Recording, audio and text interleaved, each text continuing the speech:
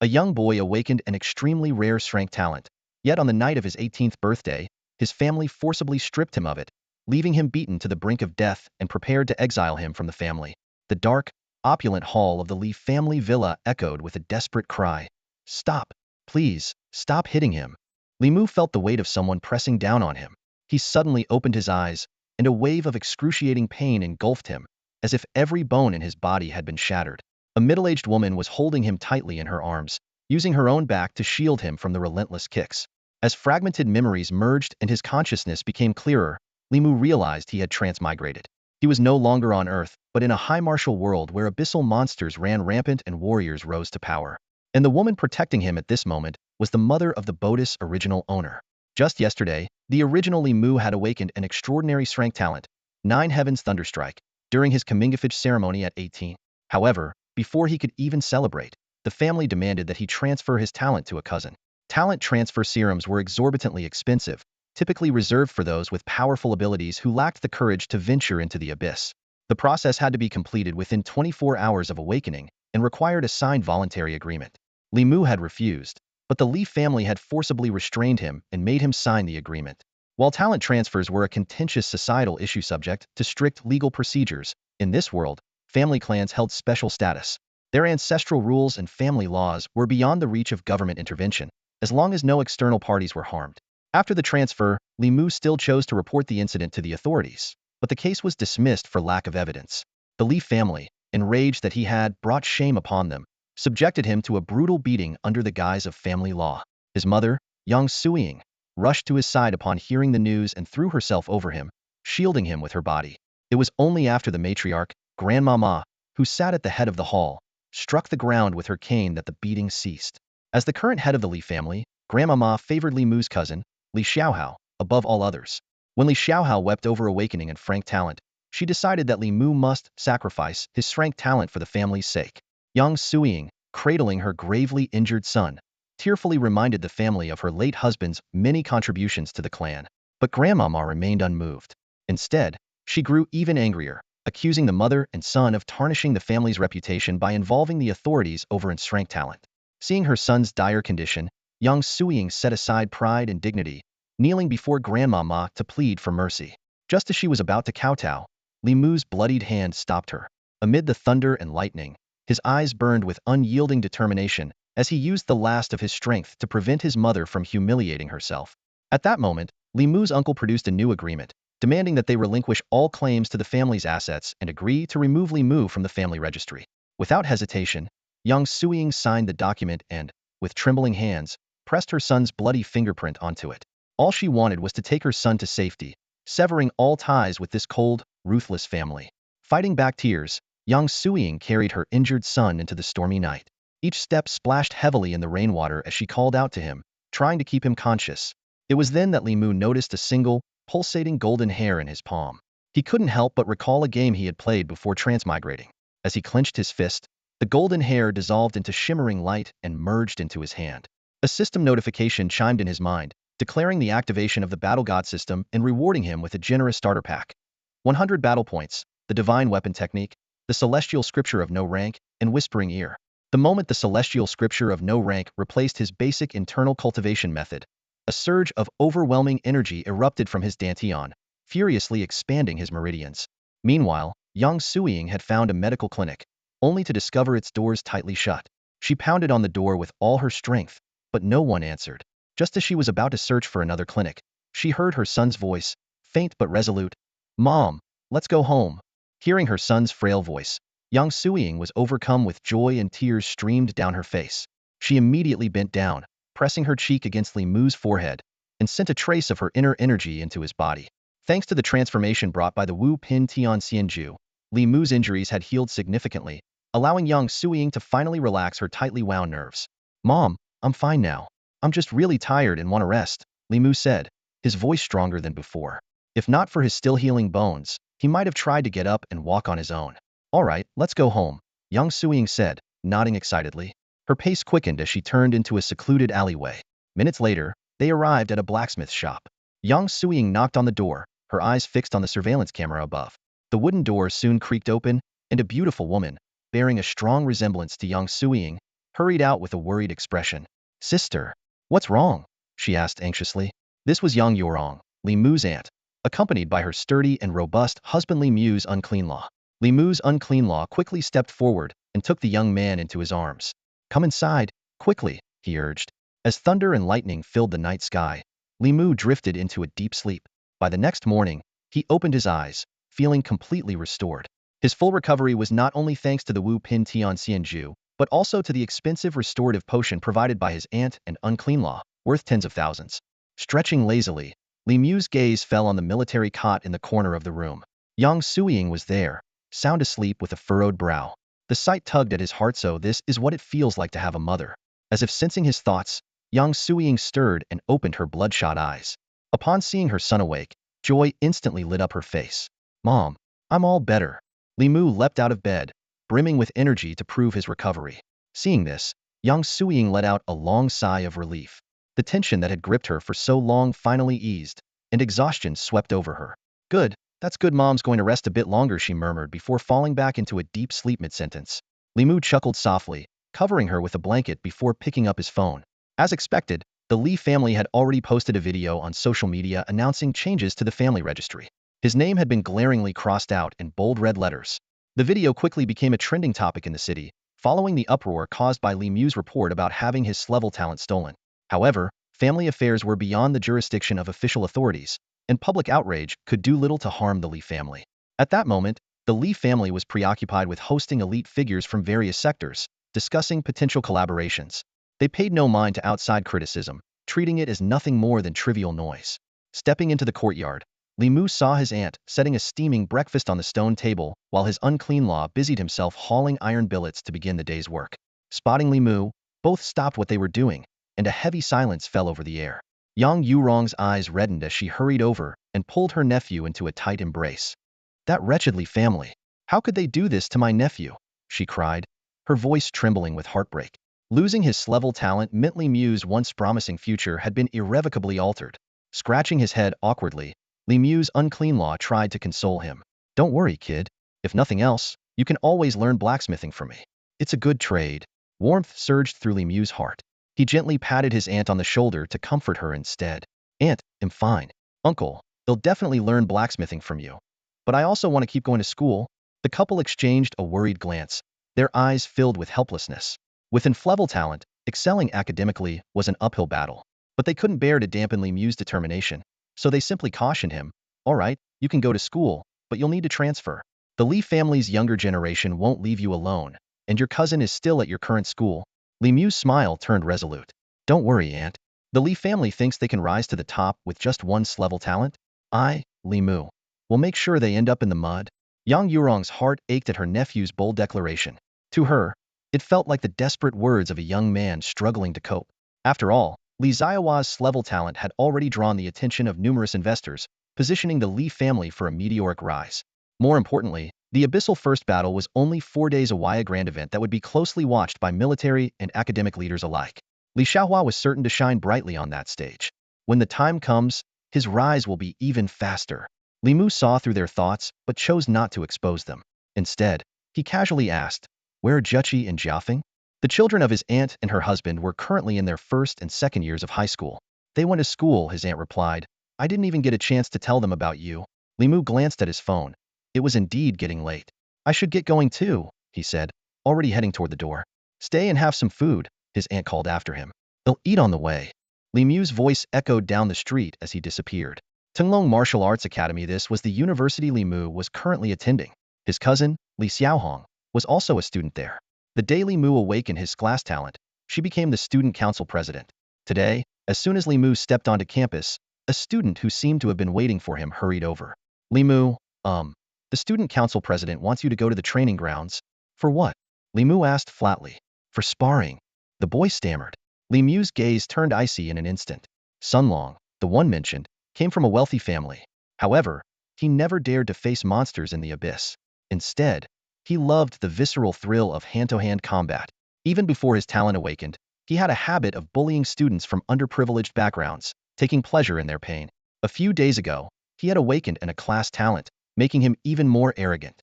Li Mu hadn't expected Li Xiaohong to align herself with him so quickly, abusing her authority to provide him with human punching bags. Fine, Li Mu sneered, striding toward the training grounds. At the training grounds, a crowd of senior students had gathered in a circle. In the center, Sun Long was mercilessly beating a sparring partner. Although this sparring partner had been stronger than Sun Long before their respective talent awakenings, he had only awakened 2 days ago, and the boost from his talent hadn't fully manifested yet. Despite this, he dared not fight back. Around them, other sparring partners stood with grim expressions, yet none dared to intervene. After all, the student council president controlled the distribution of external donations for cultivation resources that were crucial for students from low-income families. When the boy who had led Li Mu there reported to Li Xiaohong, she turned and spotted Li Mu. A twisted smile spread across her face. She quickly walked over to him, leaning in to whisper in his ear, "Well, look who's recovered so quickly. Listen up, my boyfriend specifically wants to fight you. Make sure you struggle a bit, don't just stand there. Otherwise, he won't enjoy it. And if you ruin his fun, he'll make sure you regret it every single day." As she finished speaking, she patted Li Mu on the shoulder, her eyes filled with a sadistic satisfaction, as if she had already won. Ever since Li Mu's fall from his class status, many male students had been itching to trample the former prodigy, relishing the sense of domination. Sun Long had demanded to fight Li Mu, and Li Xiaohong had promised to arrange it. She hadn't expected Li Mu to actually show up today, but here he was.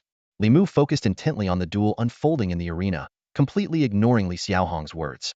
On the battlefield, Sun Long was showcasing his great ability, Flame Fan.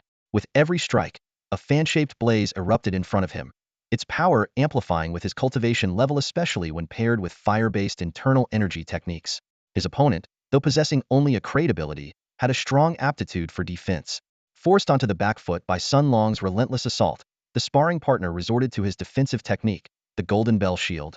The thick, shimmering barrier absorbed every fiery blow Sun Long threw at it, neutralizing the force of over a dozen flame-laden punches. Frustration crept across Sun Long's face as his repeated attacks failed to break through.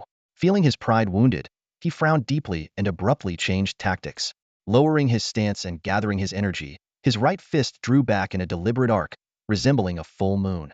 It was the unmistakable prelude to the devastating, armor-breaking fist. "Stop! Don't do it!" the sparring partner shouted in alarm, his voice tinged with panic.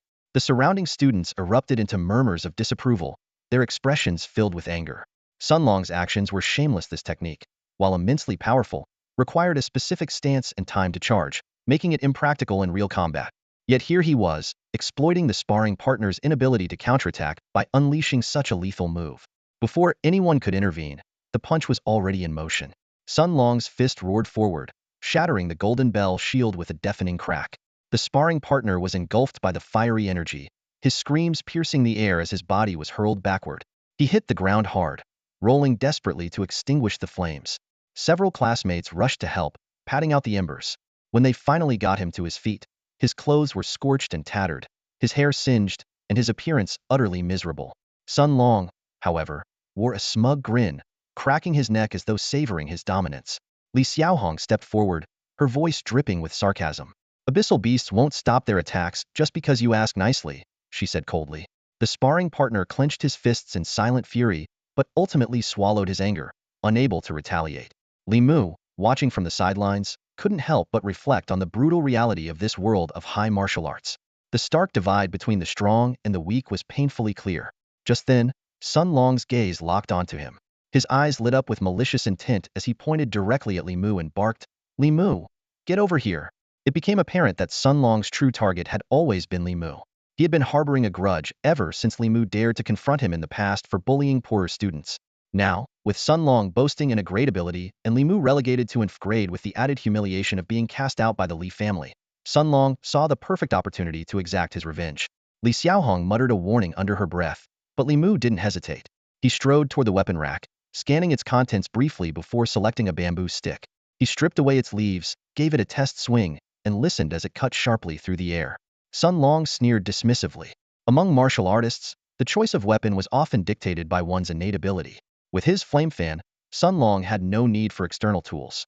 Back in the arena, Li Mu subtly infused the bamboo stick with 50 points of divine weapon technique, increasing its weight to a solid 50 pounds. Though his cultivation at yellow rank, first grade, allowed him to lift it, wielding it with agility was another matter. Without hesitation, he spent 30 victory points to learn mountain bearing technique. The mountain-bearing technique granted the strength of 1 tiger and 3 bulls, a legendary power described as 10 bulls to a tiger, 10 tigers to a dragon, bearing mountains, overturning seas, and shaking the heavens. As the surge of strength coursed through his body, Li Mu felt a terrifying new potential. If he could get a solid grip on Sun Long, he was confident he could tear him apart with sheer force.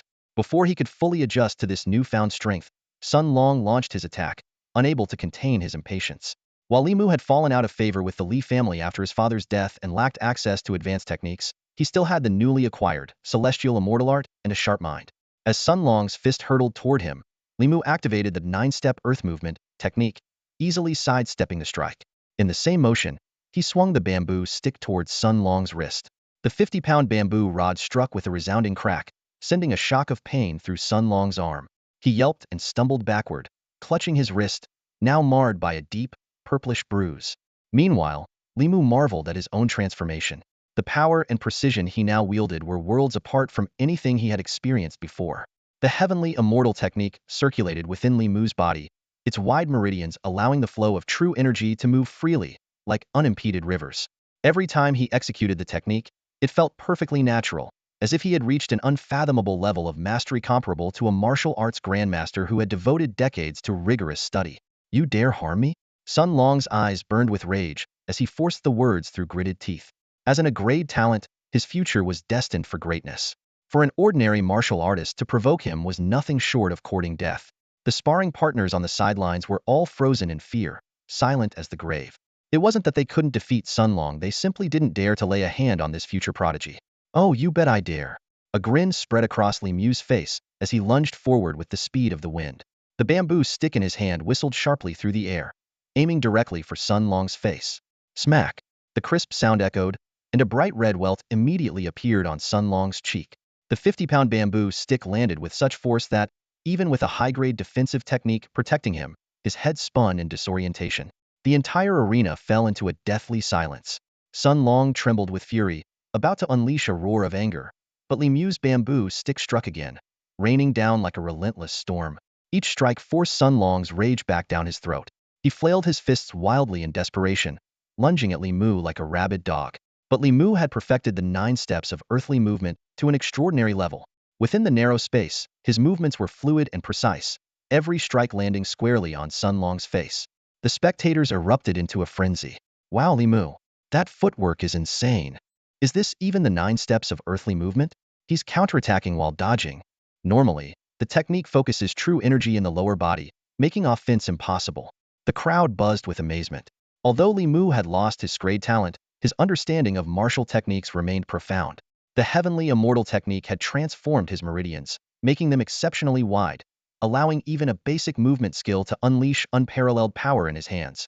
Sun Long had become nothing more than a living target for Li Mu to experiment with. His face was now swollen and bruised, with no unscathed spot remaining. "Li Mu, stop it. Stand still this instant." Li Xiaohong's sharp voice suddenly cut through the chaos.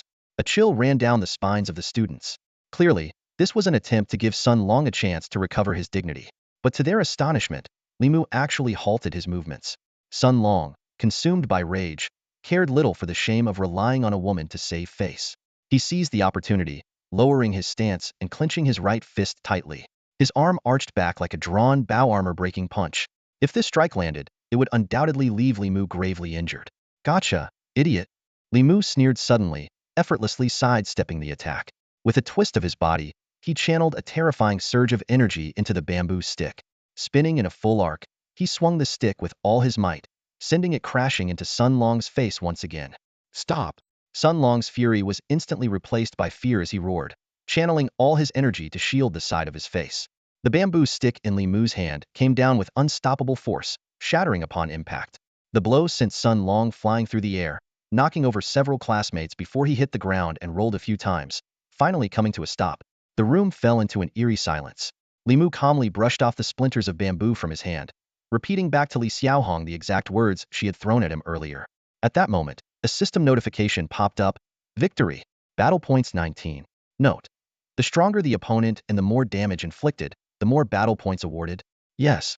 A sudden cheer erupted from the crowd, breaking the silence. Though it quickly faded, it ignited the atmosphere. More and more students raised their fists, cheering, "Well done." They no longer feared Sun Long's retaliation. Meanwhile, Sun Long's mind was blank. Blood trickled from his ears, and the ringing was so intense he couldn't hear anything around him. His face was grotesquely swollen, resembling a purple-black pig's head, with fresh blood seeping from his injuries. The humiliation was overwhelming, swallowing him whole. Li Xiaohong, who had been frozen in shock, finally exploded. She screamed as she stormed up to Li Mu, yelling, "Who gave you permission to fight back? Who told you to retaliate? I told you to stand there and take it, and you ignored me?" She raised her hand to slap him, but Li Mu was faster. Smack! Li Mu slapped her across the face with such force that a tooth flew out.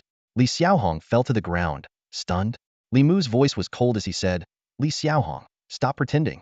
Weren't you the one whispering in my ear earlier, telling me to show my true strength and teach Sun Long a lesson? Don't use me as your pawn and then act all innocent."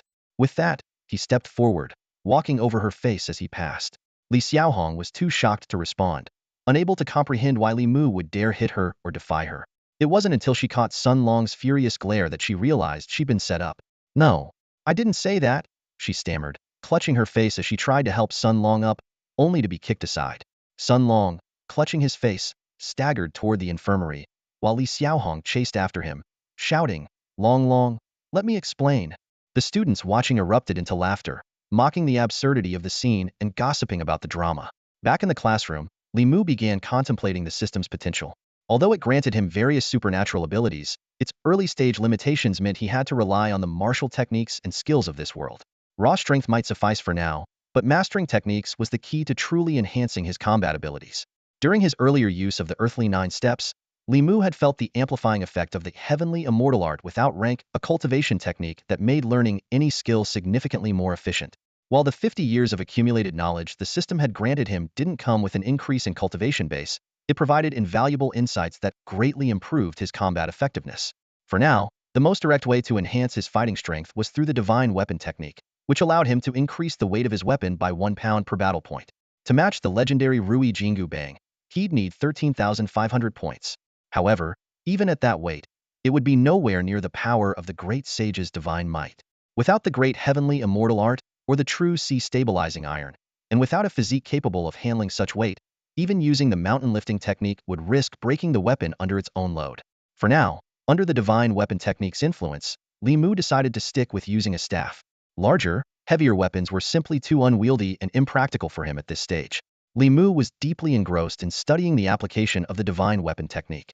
Small weapons couldn't fully utilize its potential, whereas the Battle Saint system was far better suited for long weapons like staffs. Li Mu, Li Mu. A male classmate burst into the classroom, panting heavily and pointing downstairs. "The dean wants to see you." Li Mu smiled calmly, as if he had been expecting this. After what had happened yesterday, leaving Sun Long beaten so thoroughly he knew Sun wouldn't be able to attend the Abyss training tomorrow. In this world, a warrior striving to become strong must eventually face the abyssal creatures. The education system was tightly integrated with the military structure, making the Abyss training a pivotal moment after awakening one's talent. Following the 3-day training was the Abyss first battle. Even with preparation, the mortality rate was alarmingly high. Yet this brutal trial was indispensable for maintaining a fighter's courage and honing their combat skills. Only those who stood out during the Abyss first battle could truly be called strong. Such individuals would attract attention from all sectors, bringing prestige to themselves and their schools. As Li Mu made his way to the dean's office, he noticed a growing crowd of students watching him. Dean Liang Hai sat stiffly behind his desk, his sharp gaze fixed on Li Mu as he entered. "Dean." Li Mu closed the door and stood calmly in place. Liang Hai stared at him in silence for a full minute. Sensing something was off, Li Mu discreetly activated the recording function on his phone. Phones in this world had been enhanced by space-related talent users, enabling spatial imaging without needing to point the device directly. However, the recording range and clarity varied. "Li Mu, do you realize the difference in value between you and Sun Long?" Liang Hai finally broke the silence. "No, I don't," Li Mu replied with an indifferent shake of his head. "You clearly can't accept reality." Liang Hai sneered. Li Mu internally mocked him just 2 days ago, when Li Mu awakened his class talent. This same dean spent half an hour in his office reminiscing about the importance of mentorship. Now, he was lecturing Li Mu about value differences. Liang Hai raised 2 fingers. "I'm giving you 2 options. First, apologize to Sun Long and Li Xiaohong and find a way to earn their forgiveness. Second, leave the school immediately. This is your final." "I choose the second." Li Mu interrupted him decisively. Liang Hai glared at Li Mu for a long moment, but Li Mu stood his ground, unwavering. I said I choose the second. Please issue my expulsion letter as soon as possible, I'm in a hurry. And he truly was. He needed to make a name for himself as a student in the Abyss First Battle. It was the only way to catch the attention of the high-ranking officers in the Abyss Suppression Army. In this world, power and influence were essential to survival. Now that he had gained the Battle Saint system, it was time to rise boldly and honorably, not continue living as a mere stepping stone for others. Liang Hai's face contorted with fury before he let out a cold laugh. Picking up his phone, he barked into it, Grade 12, Class 9. Li Mu expelled immediately. The person on the other end seemed to question him, but Liang Hai's voice rose several octaves in rage. No need for approval. Do I not even have this authority? I said expel him. Send the letter over now. After hanging up, Liang Hai leaned back and smirked mockingly. As your teacher, consider this your final lesson. Every choice comes with consequences. Oh, by the way, Blackwater High across the street is still recruiting field, take anyone. Moments later, a staff member from the student records office arrived with a folder and the expulsion letter. Without even glancing at it, Liang Hai waved dismissively. Take your letter and get out. Li Mu said nothing. He grabbed the documents and strode out of the office, heading straight across the street to Blackwater High. Hmph High School stood tall in the morning light, with a striking banner hanging prominently at its main gate. Today's transfer promotion. All tuition and fees waived. Special enrollment gifts for students at post-stage rank 1 or above. The slogan made it feel more like a supermarket sale than a school. As a relatively new institution established less than a decade ago, Hmph High School consistently ranked at the bottom of various evaluations. The principal, lacking strong connections or resources, faced relentless suppression from elite schools, deterring talented students from enrolling. With limited access to educational funding, the school found itself trapped in a vicious cycle that it struggled to break. Li Mu stood at the gate, his eye twitching slightly before stepping inside. As a martial artist at the late stage of the Yellow Rank's first tier, he was determined to claim the promised enrollment gift. In this world, where martial prowess reigned supreme, warriors cultivated 4 life veins: heaven, earth, mystic, and yellow ranked from highest to lowest. Each vein was further divided into 9 tiers, with the first being the lowest and the 9th the highest. After years of arduous training, Li Mu had finally reached the late stage of the Yellow Rank's first tier. In the martial arts training system, students in their first and second years of high school primarily focused on internal energy cultivation and general techniques. However, progress was heavily influenced by innate talent, and most students stagnated at the first tier. The true turning point came in the latter half of the third year, during the talent awakening phase. High-potential students could experience rapid breakthroughs in their cultivation within days of awakening. For third-year students, the early stage of the first tier was the norm, while the late stage marked the top performers. Advancing to the second tier signified exceptional talent, and reaching the late second tier placed individuals among the elite. The gatekeeper enthusiastically directed Li Mu toward the school's registration office. The campus felt unusually empty, with only faint noises from the teaching buildings and the training grounds breaking the silence. The enrollment process at the registration office was surprisingly smooth. Upon learning of Li Mu's rank, the department head personally conducted his assessment and assigned 2 staff members to assist him, determined not to let this rare talent slip away. Within just 8 minutes, Li Mu had received his school uniform, badge, and all necessary materials. The warm reception was no coincidence. While the neighboring Tenglong High School boasted hundreds of students at the late stage of the first tier, Hmph High School had fewer than 60 martial arts students at the same level. The department head handed over Li Mu's items with a broad smile. Li Mu, here are your uniform, badge, and student card. You've been assigned to Class 7 in the third year, and your homeroom teacher is Zhao Qingshan. Additionally, you can select 1 entry-level martial technique, and we've credited 10,000 yuan to your student card, which you can withdraw anytime. I recommend consulting your homeroom teacher for advice on choosing your technique. Thanking the staff, Li Mu left, inwardly impressed by Hmph High School's generosity. A martial technique alone was worth at least 10,000 to 20,000 yuan, and with the added cash, the enrollment gift was undeniably enticing. Martial techniques, like spiritual artifacts and weapons, were classified into 8 levels of quality: basic, superior, refined, special, rare, celestial, divine, and divine rare. Each technique embodied the genuine insights of powerful warriors, leaving no room for deception, as any falsehoods could result in severe consequences. Li Mu, who was currently strapped for cash and facing his first battle at the Abyss in 3 days, found the timing of this technique offer perfect. Skipping the meeting with his homeroom teacher, he headed straight for the library. Under the watchful eye of the librarian, Li Mu carefully browsed through the options. His heavenly immortal art was already an irreplaceable internal cultivation method, and his earthly 9 steps sufficed for movement techniques for now. However, his combat skills were limited to basic close-quarter techniques like armor-breaking punch, steel-slicing kick, and gale fist. Since he had decided to specialize in staff combat, he needed a corresponding staff technique. Although staff users were relatively rare among martial artists, there were plenty of experts proficient in spear techniques, which shared some similarities. Flowing cloud triple strike is a fundamental martial technique that can be applied to both spears and staffs. Li Mu entered the training room, sat cross-legged, and began to delve into the profound mysteries of this technique. The essence of this technique lies in a unique method of leveraging force to consecutively swing a long staff to attack an opponent. By channeling true energy into the weapon, each strike sends a shockwave through the target. The three swings are interconnected, with each subsequent strike amplifying the power of the previous one, culminating in the most formidable third strike. While it can be repeatedly executed in combat, the sequence of strikes is overly predictable, making it easy for seasoned fighters to anticipate the next move. As such, it is not ideal for duels between martial artists, but is most effective against abyssal creatures. However, with the enhancement of the celestial art of boundless grades, Li Mu's comprehension of the flowing cloud triple strike advanced by what seemed like 50 years in an instant. His understanding of the technique reached an unfathomable level, akin to that of a martial arts grandmaster who had devoted half a century to its study. Through his innovations, the technique was no longer confined to 3 strikes. It could now extend to 5 or even 7 consecutive strikes, with the sequence of attacks becoming so unpredictable that even experienced fighters struggled to discern its trajectory. In his hands, this staff technique had evolved into a living, breathing martial art.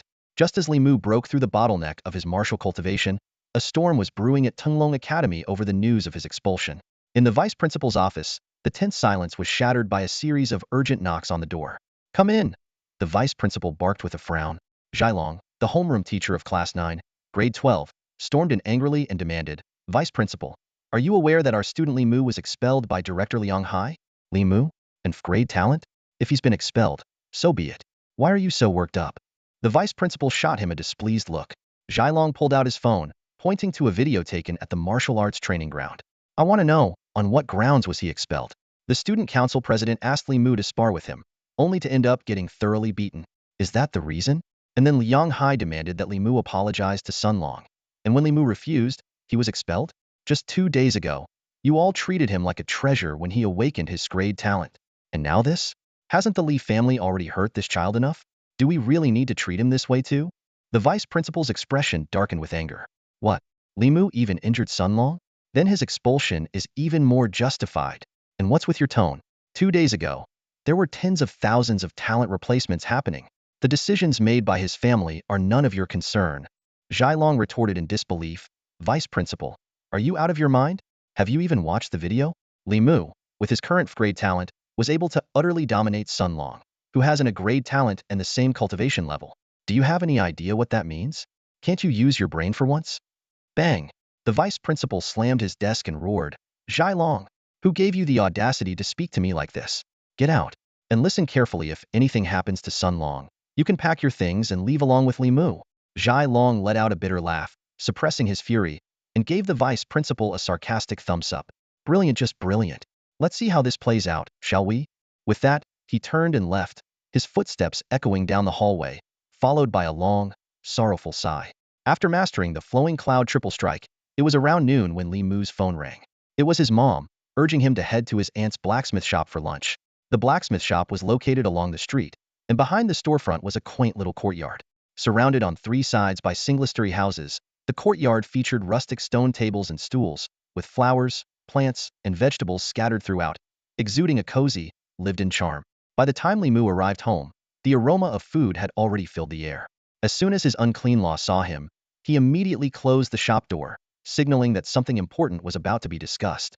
Chen Jieqi and Chen Jiafeng came out to greet him. Both wore troubled expressions. Chen Jieqi, a year younger than Li Mu, was the epitome of a gentle and graceful young woman. Her reddened eyes betrayed that she had been crying. Chen Jiafeng, though 2 years younger than Li Mu, was already tall and lanky, with bright, intelligent eyes and large ears. Normally the most animated of the group, even he seemed unusually subdued today. The events of the past few days had weighed heavily on them. Just 2 days ago, they had been proud of Li Mu for awakening and strength talent. Yesterday, the devastating news came that his talent had been stolen. This morning, they learned he had been expelled from the family. "All right, stop pouting," Li Mu said, pinching Chen Jiafeng's cheek with a smile. "Let me tell you a secret, me talent is even more powerful now." "Liar." Chen Jiafeng pouted, tears welling up in his eyes again. "Believe it or not, you'll see during the Abyss trial," Li Mu said confidently. His mention of the Abyss trial caught his aunt's attention, and she gasped audibly. Yang Suying rushed out from the kitchen, still wearing her apron. The atmosphere grew tense. While it was possible to forego the Abyss trial, Li Mu's determination was unwavering. Entering the Abyss with frank talent was nearly a death sentence, and no one dared to persuade him otherwise. I know what you're all thinking, Li Mu said, trying to reassure them. But my frank talent is truly unique. It might have mutated during the transfer, and now, I'm different. At Li Mu's request, his unclean law retrieved a heavy black iron staff from the shop. To everyone's astonishment, Li Mu twirled the staff effortlessly and then casually stored it into his ear. The display left his aunt visibly shaken, and even his mother was stunned. A storage ring? Someone asked. No, this is a built-in ability of my talent, Li Mu explained. This demonstration quickly lifted the spirits of his cousins, who began peppering him with questions. Over lunch, when Yang Suying suggested that she and Li Mu move out, the entire family strongly opposed the idea. His aunt, especially emotional, said, "When you were with the Li family, I worried about you every day. Now that you're finally back, we sisters need to stick together." And so, Li Mu and his mother settled into the 2 rooms on the west side of the courtyard. The next morning, the Abyss Fortress entrance was bustling with activity. It marked the start of the military training, and over 100 years ago, this very spot had witnessed the sudden appearance of numerous massive sinkholes across the world.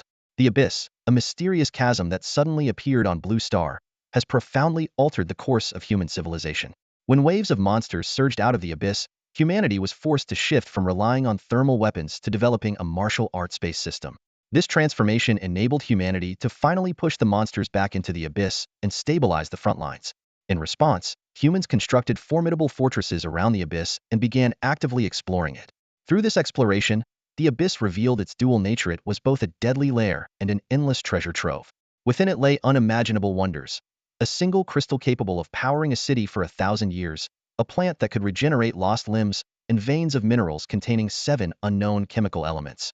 However, the monsters within the Abyss were equally terrifying, their power and horror continually surpassing humanity's understanding. The most astonishing revelation was that after a century of exploration, humanity's knowledge of the Abyss might amount to less than 1. This figure suggested that the Abyss was vastly larger than Blue Star itself, its hidden secrets beyond comprehension. At the entrance to the Abyss, humans established Ironhand City. This circular city radiated outward from a central fortress, with intricate networks of overpasses and air rails crisscrossing the landscape. The city became a hub for all industries related to the Abyss and martial artists, trading markets, potion factories, weapon manufacturing, energy facilities, and even military bases. Suspended elevators and manned airships moved ceaselessly, transporting martial artists heading into the Abyss. Yet, in the original owner's memory, this particular entrance to the Abyss was merely a low-level one. At 8 a.m., the dedicated train from Hmph High School arrived punctually at the Fortress Square.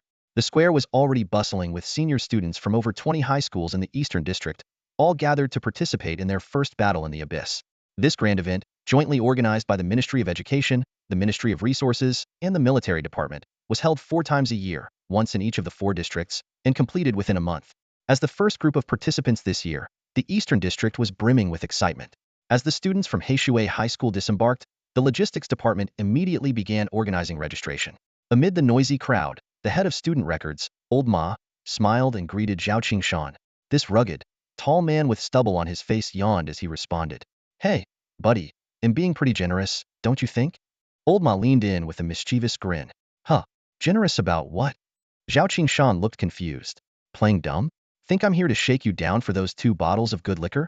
I assign Li Mu to you purely out of the goodness of our pure friendship," Old Ma said, patting Zhao Qingshan's chest. The 2 bantered back and forth, only to discover that Li Mu, a latest-stage yellow-rank martial artist who had transferred in just yesterday, had failed to report as required. Old Ma's face immediately turned pale. "That little brat don't tell me he scammed me just to get the enrollment gift package. This doesn't feel right," Lao Ma muttered to himself, frowning. "He's already one of our students. Then what are you standing around for? Go find him," Zhao Qingshan urged, his tone filled with urgency. Right. Lao Ma snapped out of his daze and immediately began scanning the crowd for Li Mu.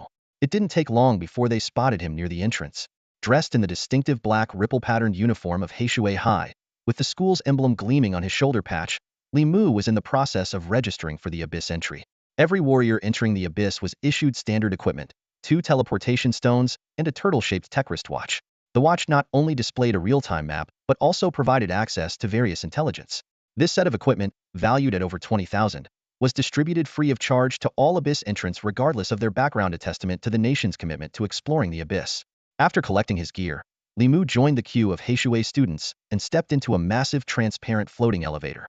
By the time Lao Ma reached the spot, the elevator had already begun its descent into the depths of the Abyss. That was Li Mu? Zhao Qingshan asked, his face a mix of confusion and disbelief. Yes, that's him. Never mind, they'll be back tonight. We'll talk to him then. Lao Ma sighed, pulling Zhao Qingshan away. Contrary to its ominous name, the Abyss wasn't shrouded in complete darkness. As the elevator descended, Li Mu could clearly see the fortress below, a miniature city mirroring the fortifications on the surface. Around the edges of the fortress stood dense military formations, and the glow of various teleportation arrays flickered like stars. Looking up, the Abyss's ceiling resembled a vast black curtain, with only the circular skylight at the entrance allowing light to filter through.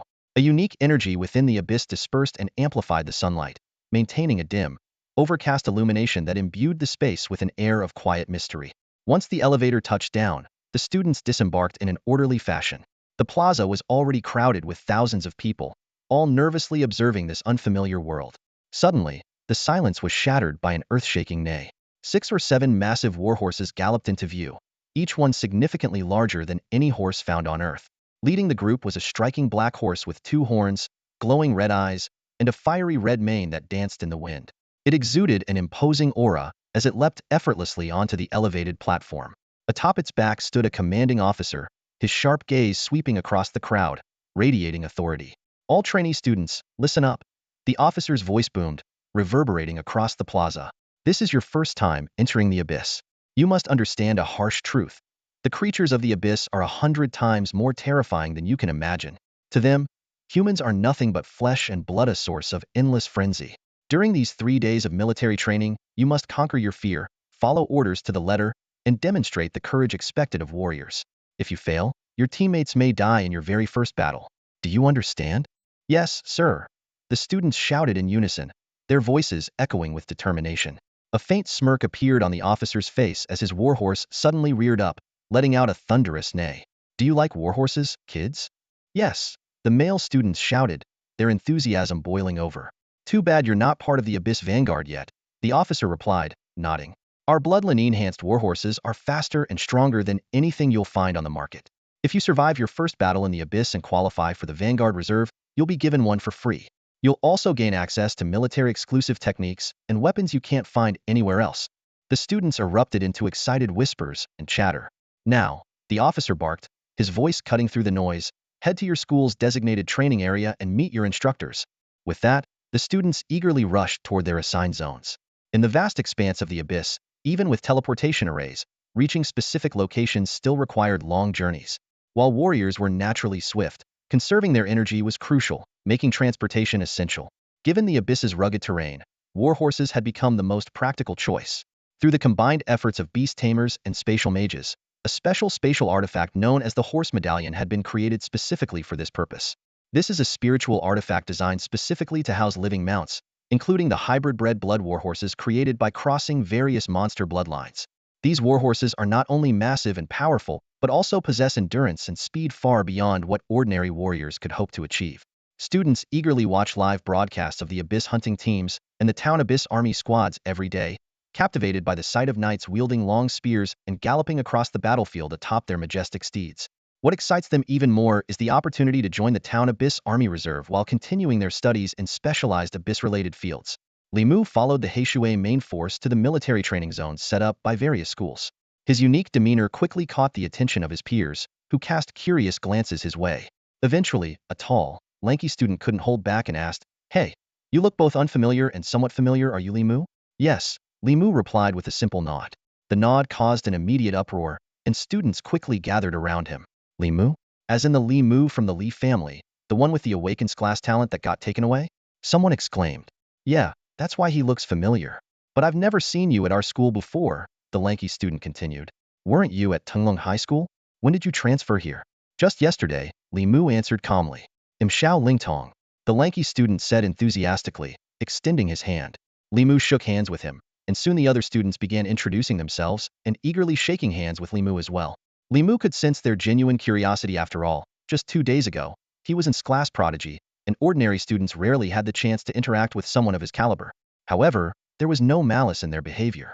While a few tried to inquire about the specific traits of his class talent, Nine Heaven's thunder movement, others quickly stepped in to stop them, knowing it was a sensitive topic for Li Mu. As they talked, the group arrived at the military training zone's central plaza. Standing at the front were three young men in military uniforms.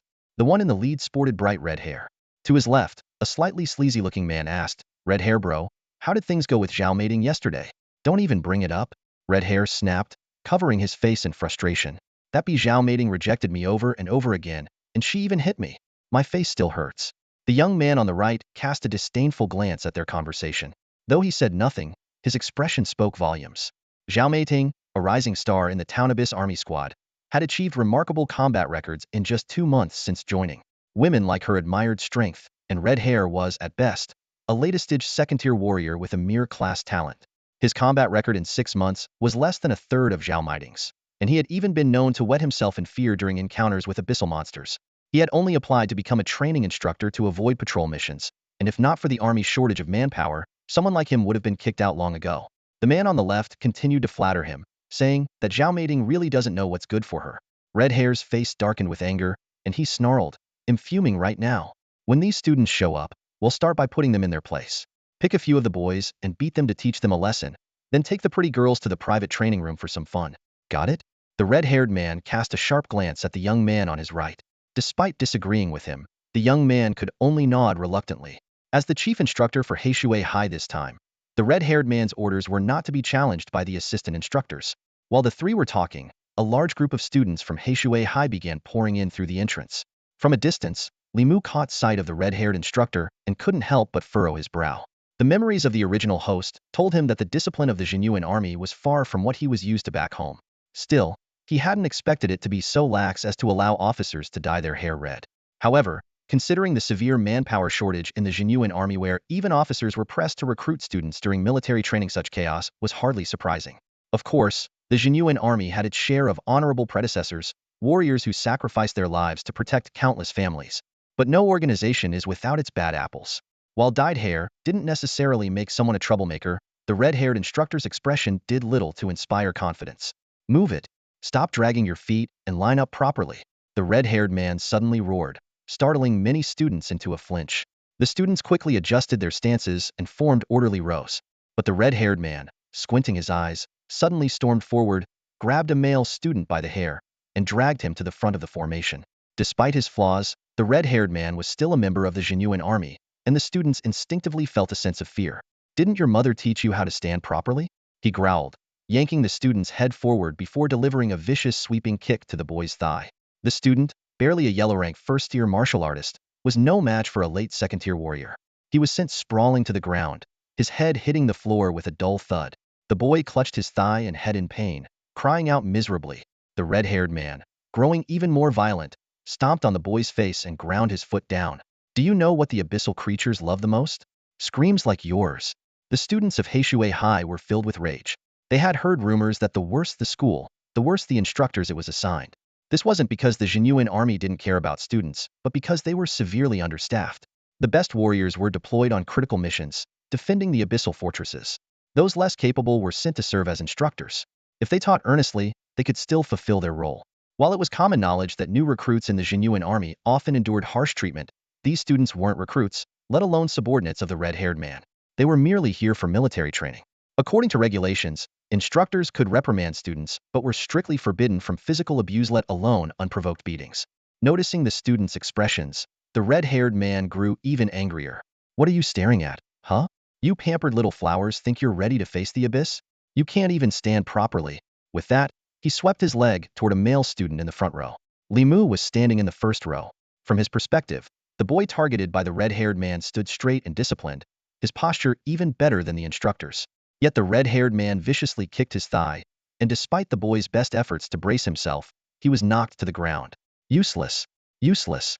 the red-haired man snarled, kicking down one male student after another with increasing aggression. The air was filled with cries of pain.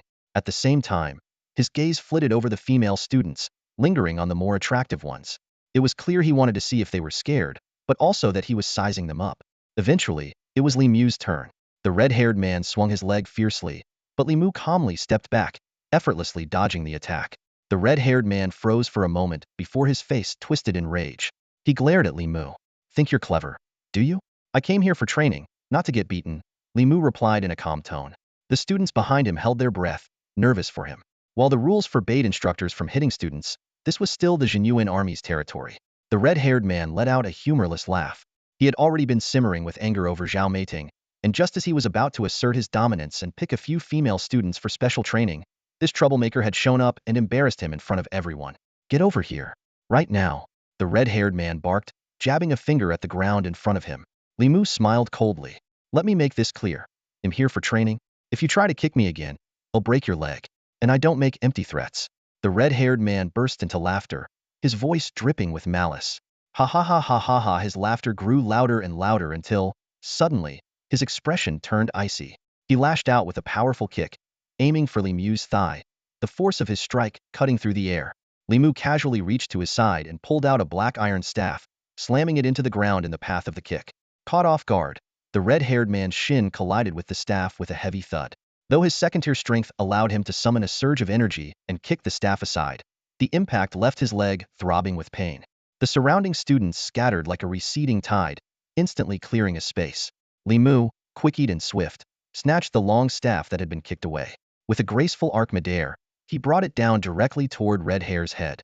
Red Hair reacted swiftly. At some point, a long blade had appeared in his hand, and he swung it upward to meet the descending staff. As their weapons clashed, a surge of energy rippled through the air, and the force from the blade disrupted the trajectory of Li Mu's strike. Without a moment's pause, Li Mu pivoted and unleashed a second strike, sweeping horizontally with the staff. This attack came with such ferocity that Red Hair barely managed to block it in time. Before he could regain his footing, Li Mu's third strike lashed out like a bolt of lightning. Red Hair braced himself to take the blow directly, but the impact sent a sharp pain through his hand, and blood began to seep from his palm. It was then that he realized, with a jolt of alarm, that Li Mu was using the legendary technique known as the flowing cloud triple shock. Just as the thought, 3 strikes are over, flitted through Red Hair's mind, Li Mu's fourth strike came whistling through the air, the sound sharp and piercing. Red Hair's face paled as he raised his blade with both hands to block, but with a resounding crack, the long blade shattered in two. What filled him with even greater despair was the sight of Li Mu's expression cold and unyielding as the fifth strike was already descending upon him. Flowing cloud fifth shock. The staff moved like a rainbow streaking through the air, distorting the space in its wake, aiming directly for Red Hair's right leg. Weaponless and unable to evade, Red Hair could only watch as the strike landed. A sickening crack echoed as his knee bent at an unnatural angle. With a thunderous crash, Red Hair fell to the ground, clutching his shattered leg and writhing in agony, his screams filling the air. Li Mu smoothly retracted his staff, a faint smirk playing on his lips. He wasn't here to be bullied. Transported into this foreign world, he had no intention of tolerating what he had endured back on Earth, where the weight of work, debt, illness, and heartbreak had suffocated him. Now, with the Battle Conqueror system in his possession, he was determined to live a life of purpose and strength. A system notification appeared before him. Victory. Battle points earned, 31. The entire scene left the students of Blackwater Academy utterly stunned. An unranked martial artist had just broken the leg of a second-rank instructor during military training. Alarms blared as a high-ranking officer, wearing the insignia of the Wolf Guard, arrived on the scene with a squad of patrol guards. His sharp features and commanding presence silenced the crowd. Not a single student dared to even breathe too loudly. Some trembled in fear. This officer's rank was so high that even the school principal would show him the utmost respect. Meanwhile, Red Hair, supported by 2 assistant instructors, struggled to stay upright, his body trembling from the pain, tears and snot streaming down his face. His gaze fixated on his grotesquely twisted leg, and with gritted teeth, he pointed a shaking finger at Li Mu. Wolfguard Chin. This student disrespected authority and defied military discipline. I was giving instructions, and he suddenly attacked me. The piercing scream of the red-haired man echoed through the air, his bloodshot eyes filled with malice and resentment. The officer shifted his gaze to Li Mu, but before he could speak, a voice from the crowd interrupted. Xiao Lingtong stepped forward and shouted, "No, sir. Officer, it was this instructor who attacked without reason." Li Mu was only defending himself. As soon as these words left her lips, the students of Heishui High erupted, their voices rising in unison. That's right. He was the one who started it. Please investigate the truth, officer. Silence. All of you, shut up. The red-haired man roared furiously, clearly unprepared for so many students to openly testify against him. Smack. A resounding slap landed across the red-haired man's face, delivered by the officer of the Zhenyuan Army's wolf guard. Shouting like a madman, "What kind of behavior is this?" The officer barked before turning to his adjutant. "Pull up the surveillance footage from here." "Yes, sir." The adjutant immediately pulled out his phone and began to operate it. The red-haired man's face turned as pale as ash. Surveillance? This place had surveillance? If he had known that earlier, he would never have acted so recklessly. His previous confidence stemmed from rumors that even officers had engaged in similar misconduct, with the victim's female students too frightened to speak out due to fear of losing their reputation or facing the overwhelming power of the Zhenyuan Army. The students of Heishui High also began glancing around, searching for the surveillance cameras. They had worried about the lack of evidence, fearing that if the officer sided with the red-haired man, they would be powerless. When the officer finished reviewing the footage, his eyes burned with fury. He turned coldly to the red-haired man and ordered, "Find out who authorized this scum to become an instructor." A patrolling guard immediately left to carry out the order. The red-haired man trembled violently, a dark stain spreading across his pants. The officer continued, his tone icy, "Send him, along with the surveillance evidence, to the Department of Justice." At the mention of the Department of Justice, the red-haired man's remaining leg gave out, leaving him utterly paralyzed with fear. Two assistant instructors attempted to take him to the medical unit, but the officer's sharp voice stopped them. "Take him directly to the Department of Justice." Despair overtook the red-haired man. In this world of advanced martial arts, medical technology was indeed highly developed. Severed limbs could be reattached within a certain time frame. However, medical resources were scarce and would never be wasted on someone like him. Once the instructors escorted the red-haired man away, the officer turned to Li Mu. "What's your name?" "Li Mu," he replied. The officer showed no sign of recognition and asked directly, "Just now, did you use the flowing cloud triple shock technique?" Yes. "Why were there 5 shocks?" "Self-taught breakthrough," Li Mu answered calmly. The officer nodded approvingly, then addressed the gathered students. "Take out your phones and start recording." Once everyone was prepared, he spoke solemnly. "I am Zhenyuan of the Zhenyuan Army's Wolf Guard. I need your assistance. Would you accompany me?" Li Mu quickly understood Zhenyuan's intention. By having the students record this moment, he was making it clear that he wasn't here to cause trouble but had a legitimate purpose. Such transparency earned Li Mu's trust, and he readily agreed. After instructing his subordinates to reorganize the instructors, Zhenyuan led Li Mu to a steel fortress with the words "General Martial Arts Research Department" etched above its entrance. The guards at the door stood at attention and saluted as Zhenyuan explained their purpose. "I'm here to see Minister Song and Professor Su." After a brief moment, they were informed that both officials were in a meeting and asked to wait. As they stepped into the research department, Li Mu immediately grasped Zhenyuan's motive. The facility was filled with civilians dressed in casual attire, and the walls displayed an extensive list of martial arts techniques, including the flowing cloud triple shock. The techniques housed here were the accumulated insights and contributions of practitioners who had systematized their experiences into codified knowledge. This is a significant base for the mass production of basic-level techniques for the Zhenyuan Army. Zhenyuan led Li Mu through a wide corridor and stopped in front of a meeting room. A neatly dressed assistant quickly approached them, apologetically speaking to Zhenyuan in a low voice. "Qin Langwei, the minister is currently in a meeting. Please wait for a moment." Zhenyuan simply nodded silently and stood as straight as a statue, his demeanor cold and unyielding. This detached attitude irritated Li Mu, who couldn't help but voice his frustration. "Qin Langwei, shouldn't you at least ask for my opinion first?" Zhenyuan was taken aback. "Didn't you already agree?" "I agreed to come with you, but I didn't agree to all your arrangements," Li Mu replied, shaking his head in exasperation. Zhenyuan was momentarily at a loss for words, realizing he was indeed in the wrong. The assistant standing nearby watched their exchange with wide-eyed disbelief. Zhenyuan quickly shifted the topic, asking, "Then let me explain what this place is. Do you know anything about it?" "Just a little," Li Mu replied, gesturing that his understanding was limited. Zhenyuan took a deep breath, his expression growing serious as he explained. "The casualty rate in the Abyss War has always been alarmingly high. Students like you have the advantage of a structured education before heading into the Abyss. But many warriors, for various reasons, leave school prematurely. Some join the Zhenyuan Army with barely any knowledge beyond basic internal energy techniques.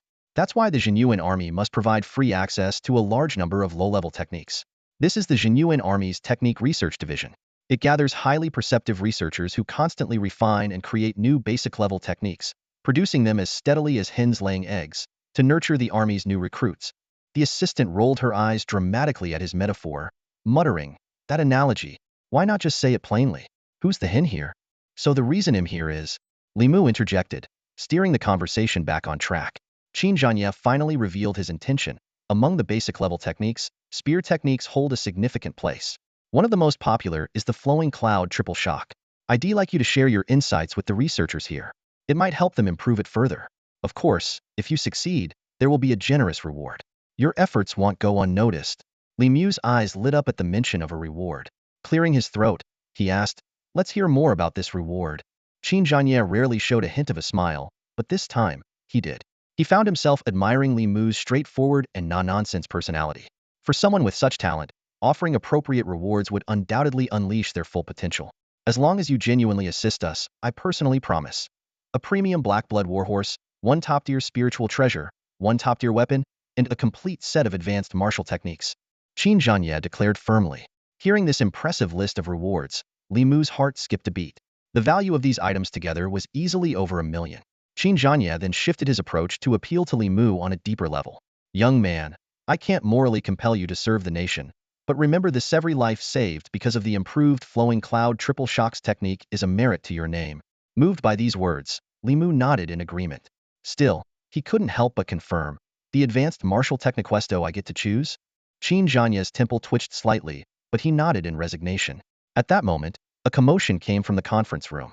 An assistant quickly reminded him, Qin Langwei, please proceed inside.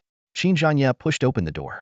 Inside the simple conference room, a long table was surrounded by attendees, many of whom were preparing to leave through the back door. At the head of the table, a few plainclothed middle-aged officials were also packing up their belongings. Leaders, please wait. Qin Zhanye's voice echoed through the room. He fixed his gaze on one of the middle-aged men. Minister Song, I'll keep this brief. This young man here just demonstrated the flowing cloud quintuple shocks. I've brought him here specifically to meet you. The words, flowing cloud quintuple shocks, caused an immediate stir in the room. Minister Song scrutinized Li Mu carefully. Qin Langwei, are you certain? Please review the footage. Qin Zhanye connected his phone to the conference room's large screen and played a video of Li Mu breaking the red-haired man's leg. When the fourth and fifth shocks unfolded on the screen, the entire room erupted. An elderly professor, Professor Su, excitedly requested the footage to be replayed several times.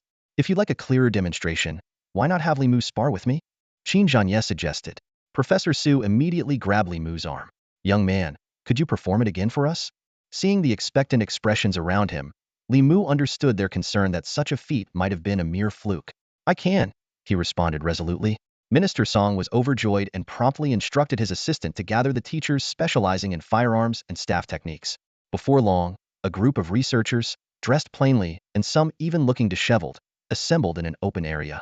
There were at least 60 or 70 of them. Qin Zhanye drew his long blade and signaled for Li Mu to begin. Li Mu retrieved a black iron staff from behind his ear and launched into action. Each strike he executed far surpassed conventional understanding of the flowing cloud staff technique. When he unleashed the fourth strike, everyone present gasped audibly. The fifth strike was even more astonishing. It forced Qin Zhanye to take half a step back. Impressive, kid. Do it again. Qin Zhanye exclaimed in admiration. Li Mu performed the sequence once more. Professor Su, overwhelmed with excitement, raised both hands and shouted, watch carefully this time. The researchers rubbed their eyes vigorously, afraid to miss even the slightest detail. As Li Mu observed these researchers, tirelessly dedicated to refining martial techniques, he suddenly grasped the depth of their commitment. Though he was capable of executing 7 shocks, he decided to demonstrate only the 6th for now to avoid overwhelming them. Li Mu swung his iron staff once more, completing the 3rd strike of the flowing cloud triple shock. But instead of stopping, he unleashed a 4th and 5th strike in a completely unexpected manner. As the 5th strike descended, Qin Zhanye, who had been preparing to withdraw his momentum, was caught off guard when Li Mu executed a 6th strike. At that moment, Qin Zhanye felt his scalp tingle. There was actually a 6th strike. Realizing the gravity of the situation, Qin Zhanye immediately cast aside his previous underestimation. His aura surged explosively, and a faint golden glow enveloped his long sword as he hastily raised it to block. A deafening clang echoed as Qin Zhany's prized sword collided with Li Mu's black iron staff. To everyone's shock, the supposedly indestructible iron staff shattered upon impact, fragments scattering through the air. The terrifying recoil sent Li Mu flying backward, while even the highly skilled Qin Zhanye was forced to retreat 3 steps. The entire crowd fell into a stunned silence. Li Mu looked down at his trembling right hand, his entire arm completely numb. He sighed inwardly, realizing he had overestimated his body's limits. The combination of his 50-pound divine weapon technique with the 100-pound iron staff, though wielded effortlessly thanks to his mountain-bearing technique, ultimately placed too much strain on his body. Despite the impressive power it unleashed, his physical endurance simply couldn't keep up. Qin Zhanya, meanwhile, was utterly astonished. As a warrior on the verge of reaching the 9th rank of the yellow tier, he should have been leagues above this young first-rank fighter. Yet this youth had managed to force him back several steps. The sheer power of such an attack was nearly incomprehensible. Excellent! Excellent! Qin Zhanya exclaimed with unrestrained excitement. He turned to address Minister Song and the others. Did you see that? How much did you grasp? Minister Song, equally thrilled, spun around to observe the instructors. To his amazement, they were all completely engrossed, mimicking the movements of an imaginary staff or spear, muttering to themselves as if entranced by the brilliance of the technique. Professor Su, smiling warmly, approached Li Mu. Young man, I have a favor to ask. Please speak. Li Mu responded respectfully, bowing slightly. Would you be willing to come inside and discuss this further with us? Professor Su asked earnestly.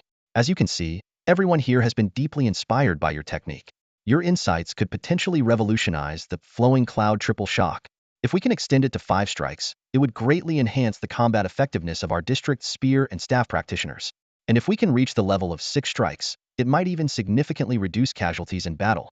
By the end of his plea, Professor Su was so moved that his voice trembled, tears welling up in his eyes. This would be a monumental contribution, my boy. He'll personally ensure you receive military honors for this. Li Mu glanced at Qin Zhanya, who nodded solemnly. With a faint smile, Li Mu replied, why not? Professor Su, overjoyed, clasped Li Mu's hand firmly, and the two walked side by side into the research department. Behind them, Minister Song led the group of instructors, all still captivated by the martial display. They entered the conference room together, while Qin Zhanya waited outside. For over 3 hours, the room alternated between bursts of laughter and moments of contemplative silence. Eventually, Assistant Liu emerged with Li Mu. Behind them, the instructors lay sprawled across the room, utterly exhausted from their intense practice, some even fast asleep. Though visibly tired, Assistant Liu's eyes sparkled with energy. He explained quietly to Qin Zhanya, my apologies, Wolfguard. Minister Song and the others overexerted themselves while practicing and have completely worn themselves out. They'll need several hours of rest before they recover. Turning to Li Mu, Assistant Liu's gaze was filled with admiration. Li Mu, you are a ancient century prodigy in staff techniques. Li Mu responded humbly, you flatter me, Assistant Liu. Compared to the great masters who create martial techniques, I am but a speck of dust. He was fully aware of his position. The respect and praise he received stemmed largely from the difficulty of enhancing existing techniques and the researcher's appreciation of the intricacies involved. However, he also understood the limitations of this accomplishment. This technique, after all, could only impact this military district and its practitioners. Even with tireless effort, they could only produce a few hundred sets of the flowing cloud triple shock in a month. How many lives could these techniques save? While the insights gained from the flowing cloud quintuple shock could be passed on to other technique developers, the power of the martial art would inevitably diminish with each layer of transmission, eventually becoming ordinary. This was the fundamental challenge of martial techniques in Huaxia's system, and the reason why techniques were more precious than spiritual treasures or weapons. Unless a method could be found to widely disseminate and implement improved techniques across all military districts, this achievement would fall short of being truly transformative. Assistant Liu quickly interjected, there's no need to be so modest. Improving an existing technique is often far more challenging than creating a new one. The path of refining martial techniques is long and arduous, but even the smallest progress is worth every effort. Li Mu couldn't help but admire their unwavering dedication. After exchanging a few more words, Assistant Liu personally escorted Qin Zhanya and Li Mu out of the research department. Standing at the doorway, watching until the figure disappeared into the distance, Qin Zhanya finally turned back inside. With a smile, he asked Li Mu how he felt. Li Mu, playfully digging at his ear, joked, I just feel like my ears are empty now. Ha ha ha, you rascal, I'll make it up to you with a weapon. Qin Zhanya laughed heartily, his booming laughter echoing through the hallway. His adjutant, following closely behind, looked surprised Qin Langwei hadn't laughed this freely in a long time, and today was already the second time. Without wasting any time, the decisive Qin Zhanya led Li Mu straight to the military supply division. The division was divided into 3 main sections: the weaponry zone, the spiritual treasure zone, and the martial arts zone. Li Mu chose to start with the spiritual treasure zone. The scale of the spiritual treasure zone left Li Mu in awe. Towering shelves on both sides were filled with countless treasures, ranging from ordinary grade to top-tier spiritual treasures. Soldiers from the Zhenyuan Army moved through the aisles like shoppers at a bustling marketplace. Each spiritual treasure was clearly labeled with its price, but instead of currency, the The prices were listed in contribution points and merit points.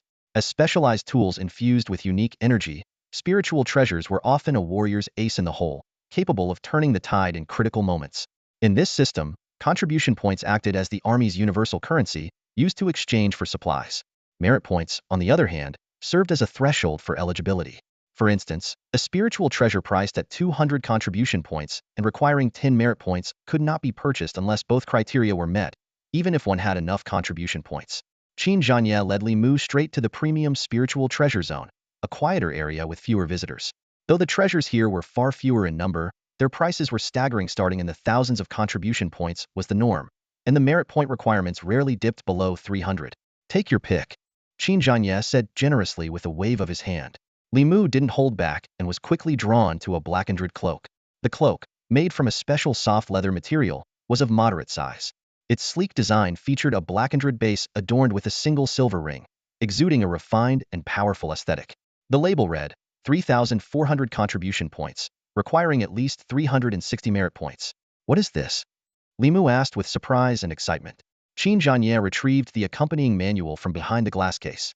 A size-adjustable cloak. It's warm, durable, and can adapt in size at will. Its most unique feature is its ability to grow stronger, absorbing energy from its wearer's battles and enhancing itself over time. He hesitated for a moment before adding, although it's a growth-type treasure, its effects seem a bit limited for something of this caliber. Are you sure this is what you want? Li Mu nodded firmly. There was an enigmatic energy radiating from the cloak, and its design was exceptionally striking. Growth-type spiritual treasures were a gamble. They could either surpass their initial value or fall short. But for someone like Li Mu, who possessed the ability to refine and modify treasures, simply liking it was reason enough. Qin Zhanya didn't press further. He opened the glass case and gestured for Li Mu to proceed. Li Mu carefully lifted the cloak with both hands. Its texture was smooth, and a faint, peculiar energy seeped into his body as he held it. Draping it over his shoulders, the cloak fit perfectly. When left to fall naturally, it lightly covered his shoulders and arms. With a slight tug, it could wrap around his entire body. He gave the cloak a flick, and it instantly billowed outward, extending several meters behind him before retracting back under his control. The display momentarily stunned Qin Zhanya, who silently admired the young, tall, and strikingly handsome prodigy before him. In his mind's eye, he could already envision Li Mu as a battle-hardened warrior, long spear in hand, cloak flowing in the wind, charging fearlessly across the abyssal battlefield. Come on, it's time to choose your weapon, Qin Zhanya said with a nod of approval, his tone filled with encouragement. As Qin Zhanya led Li Mu away from the Lingbao district, every accomplished member of the Zhenyuan Army along the way saluted them with the army's standard gesture of respect. The two soon arrived at the weapons division, where Li Mu made his choice with surprising speed. Among the entire array of weapons, only a single premium staff caught his attention. This staff was crafted from tungsten steel, with intricate patterns etched into its midsection. Its ends gradually thickened, adorned with slightly raised carvings of thorns and floral designs. The overall appearance exuded a powerful sense of strength. Since the emergence of the Abyss, humanity had refined the classification of weapon metals. From basic iron and steel to crystal iron, crystal steel, and even dragon crystal iron and dragon crystal steel. These became the primary materials for weapon forging. Most weapons were made by combining multiple metals, incorporating alloys, elements, and high-energy metals. The primary material of a weapon determined its characteristics. Higher steel content meant greater hardness, while higher iron content enhanced flexibility. At Martial Arts University, the forging department held a prestigious position, and skilled blacksmiths were highly respected in society. Li Mu swung the staff a few times, finding it remarkably well-suited to his grip.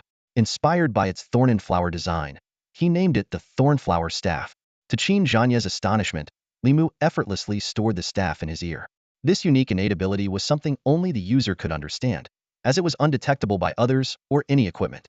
Among martial artists, it was an unspoken rule that probing too deeply into such abilities was considered crossing the line. Next, they arrived at the martial arts technique section. Qin Zhanya generously allowed Li Mu to select two top-tier techniques, as Li Mu had only chosen one weapon, converting the allowance for a second weapon into technique selection. Li Mu picked a defensive technique called Dragon's Roar Resonance and an offensive one named Iron Cutting Strike. However, he decided not to use them immediately, opting to wait until all his rewards were collected.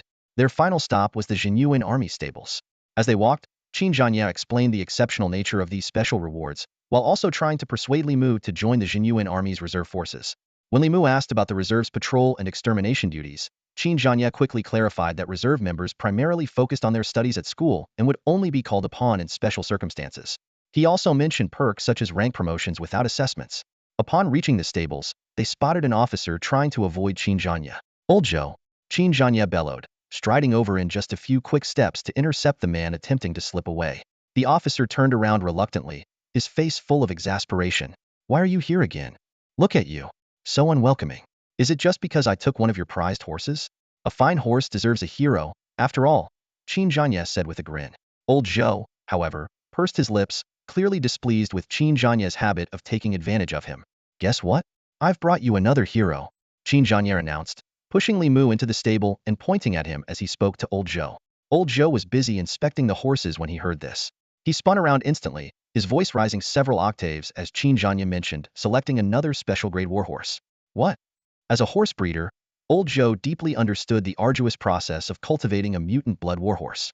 The lengthy breeding cycle, the high mortality rate. Every successfully trained warhorse represented countless hours of their painstaking effort. In his eyes, these meticulously bred steeds deserved to shine under the spotlight at commendation ceremonies, awarded to distinguished soldiers for their meritorious service. This not only celebrated the soldiers' achievements but also brought recognition and resources to the stable. But last time, Qin Zhanya had already used his special military exploits as leverage to claim one of the prized warhorses, leaving Old Zhou resentful to this day. Every encounter with Qin Zhanya stirred up those lingering frustrations. Now, seeing him bring along a young man to pick another horse, Old Zhou was on the verge of losing his temper. Sensing the tension, Qin Zhanya quickly leaned in and whispered something into Old Zhou's ear. A glimmer of interest appeared in Old Zhou's eyes, though he still looked skeptical. You're not pulling my leg, are you? Just this kid? Hey, don't underestimate him, Qin Zhanya said with a grin. Even Minister Song and Professor Su can't stop singing his praises. If he puts in a good word for us in front of them someday, it'll carry way more weight than anything I could do. Right, Li Mu? Li Mu nodded with a smile, his eyes brimming with anticipation. Initially, Qin Zhanya had only promised him a premium-grade warhorse. Now, it seemed the offer had been upgraded to a special-grade one. Old Zhou appeared intrigued. Gaining the attention of Minister Song and Professor Su would indeed be a rare opportunity for the stable. He let out a begrudging huff. Still, you can't just waltz in here and demand a special-grade horse. This kid isn't your illegitimate son, is he? Huh. If he were my son, I'd be laughing myself awake every night, Qin Zhanya joked. Old Zhou's eyes darted thoughtfully before he finally relented. All right, come with me. There's a newly trained special-grade warhorse, but, well, it has a slight flaw. Under Lao Zhou's guidance, Qin Zhanya and Li Mu stepped into the stables. The sight before them was breathtaking. Rows of warhorses stood neatly on either side, each exuding an imposing aura and showcasing unique traits. Some had twin horns reminiscent of mythical beasts, others had shoulder bones protruding like mountain ridges. Some bore razor-sharp beaks glinting coldly, while others had claws under their hooves that gleamed with a deadly edge. These extraordinary warhorses were bred through the genetic fusion of various monstrous creatures. As Lao Zhou bantered with Qin Zhanya, he enthusiastically introduced Li Mu to the 4 elite breeds of warhorses currently developed by humanity. Luyao, known for its unmatched endurance, Gaia, famed for its robust physique, Ingzhan, excelling in extreme speed, and Guisho, specialized in combat support. His tone carried a deep sense of pride as he recounted the arduous process of breeding these remarkable creatures. Before long, the 3 arrived at a heavily guarded area, where 9 horse stalls were being watched over by assigned personnel. Just as one of the guards was about to lock the gate, Lao Zhou suddenly shouted, "Hold on, don't close it yet." The guard turned back at the sound, but at that very moment, a thunderous neigh erupted from within the stable. The doors burst open with a resounding crash, sending the guard flying several meters. A jet-black warhorse charged out, its front hooves raised high as it let out a piercing cry before bolting toward the distant racetrack like an arrow loosed from a bow. Damn it, it's loose again. After it, several guards gave chase, but they were quickly left in the dust. Qin Zhanya scowled. Lao Zhou, is this what you call a good horse? Lao Zhou raised his chin confidently. Instructor Qin, since when did you lose your eye for quality? This is a top-tier special-grade horse. At just 2.5 years old, it's in its prime. Originally a premium-grade horse, it underwent a mutation that elevated it to special grade. Unfortunately, the mutation also made it incredibly difficult to tame. Before Qin Zhanya could finish suggesting they switch to another horse, Li Mu had already sprinted forward like an arrow, shouting, "They'll take this one." In that moment, Li Mu finally understood the obsession ancient generals had for legendary steeds. The horse before him was a vision of pure magnificence. Its sleek, jet-black coat gleamed under the light, Twin horns jutted sharply from its head, its shoulder bones were prominently raised, and streaks of silver ran through its mane. Its crimson eyes glowed like two lanterns in the dark. A powerful desire to conquer surged within Li Mu. Gritting his teeth, Qin Zhanye followed closely and quickly caught up to the horse. Grabbing its mane, he dug his heels into the ground, leaving deep furrows in the dirt. Seizing the opportunity, Li Mu leapt onto the horse's back, only to be violently thrown off. Undeterred, he got up and tried again, repeatedly mounting and being thrown, his body covered in dust but his resolve unshaken. Finally, during one attempt, inspiration struck. Li Mu tore off his cloak and used it to cover the horse's head. Instantly, the horse's agitation subsided, leaving only the sound of its heavy breathing. When Li Mu cautiously removed the cloak, the black horse, though still uneasy, no longer struggled as fiercely. "It's the cloak!" Qin Zhanye exclaimed in excitement. The cloak seemed to radiate a strange energy, forming a connection with the horse. Li Mu gave a gentle nudge to the horse's side, and it immediately galloped forward. This black horse not only possessed the endurance of Liu Yao and the strength of Gaia, but also surpassed the speed of the swift Ingzhan breed. After galloping for over 10 minutes, even without the cloak, the horse seemed to have accepted Li Mu. At last, it came to a steady halt in front of Qin Zhanye. Li Mu's hair was blown into a messy tangle by the wind, making him look like a super saiyan, yet an uncontrollable goofy grin was plastered across his face. "You've thought of a name, right?" Qin Zhanye asked teasingly. "Yao Gu," Li Mu declared decisively, slapping the horse's neck. Qin Zhanye nodded in approval at the response. Although old Zhou looked reluctant, he still handed the horse's registration tag to Li Mu, reminding both Qin Zhanye and Li Mu, "If you get the chance, put in a good word for our stable." After exchanging a few more pleasantries with old Zhou, Qin Zhanye and Li Mu left the stable. Both of them were on horseback, strolling leisurely while letting Li Mu's new horse get accustomed to the environment outside the stable. This scene happened to be witnessed by two women, Li Xiaohong and Li Mu's cousin, Li Lan. The two were close, and after venturing into the abyss earlier, they had been captivated by the warhorses ridden by the officers. During their lunch break, they had inquired about the location of the military stables, thinking that, with the current influence of a Li family, they could probably pull some strings and purchase a military horse. However, just as they arrived at the entrance of the stable, they saw Li Mu riding out alongside Qin Zhanye, who wore military insignia, both chatting and laughing. How is that bastard casually chatting with a high-ranking Wolf Guard officer? And riding such a fine horse too? Li Xiaohong hissed through gritted teeth. She was still harboring a grudge against Li Mu for slapping her, which had left her missing a tooth. She had been planning to have someone teach him a lesson, but yesterday she was busy appeasing Sun Long, and today's military training had delayed her plans. Li Lan shook her head thoughtfully. Could it have something to do with his father? Back in the day, his father fought for the family and killed plenty of abyss creatures. Maybe he knew some officers in the Abyss Suppression Army, and they're now looking out for Li Mu. That must be it, Li Xiaohong exclaimed, suddenly enlightened. Otherwise, they wouldn't have made an exception and sold him a horse. But where did that dog get the money? As far as I know, he's dirt poor. Who cares? Li Lan waved dismissively, her gaze shifting to the stable entrance. Let's call home and explain the situation first, then we'll go pick out our horses. Exactly. Li Xiaohong smirked smugly. If that broke loser can buy a horse here, all we need to do is flash our family name, and they might even give us each a horse for free. With that, the two strode confidently toward the stable entrance, only to be stopped by two guards. Halt! One of the guards barked, standing tall as he drew his saber to block their path. Military stable. Students are not allowed. Li Xiaohong gave a self-assured smile and spoke confidently. We're from the Li family in East District. The guard furrowed his brow, scrutinizing the woman in front of him with a wary gaze. His stance remained defensive, his grip on his weapon unwavering. It was the instinct of a soldier, courtesy for the respectful, but no compromise when faced with arrogance. Don't you understand? We're from the Li family in the East District. We're here to pick out a couple of horses. Li Xiaohong's tone was laced with impatience. The guard's voice turned cold immediately. Military horses are not sold to civilians. They're only exchanged for contribution points and merits. Li Xiaohong's anger flared, and she pointed at the departing figure of Li Mu. That lowly trash Li Mu can buy a horse here, but we can't? Apologies, but Li Mu's horse wasn't bought. It was a gift from the military. The guard's lips curled into a mocking smile. Why? Even Li Lan couldn't hold back and shouted in protest. There's no need to explain that to you. I'll say this one last time, step back. The guard's voice grew icier, and two other soldiers closed in, their gazes sharp as blades, exuding an unmistakable aura of menace. Reluctantly, Li Xiaohong and Li Lan retreated. The guard turned and resumed his post without another glance.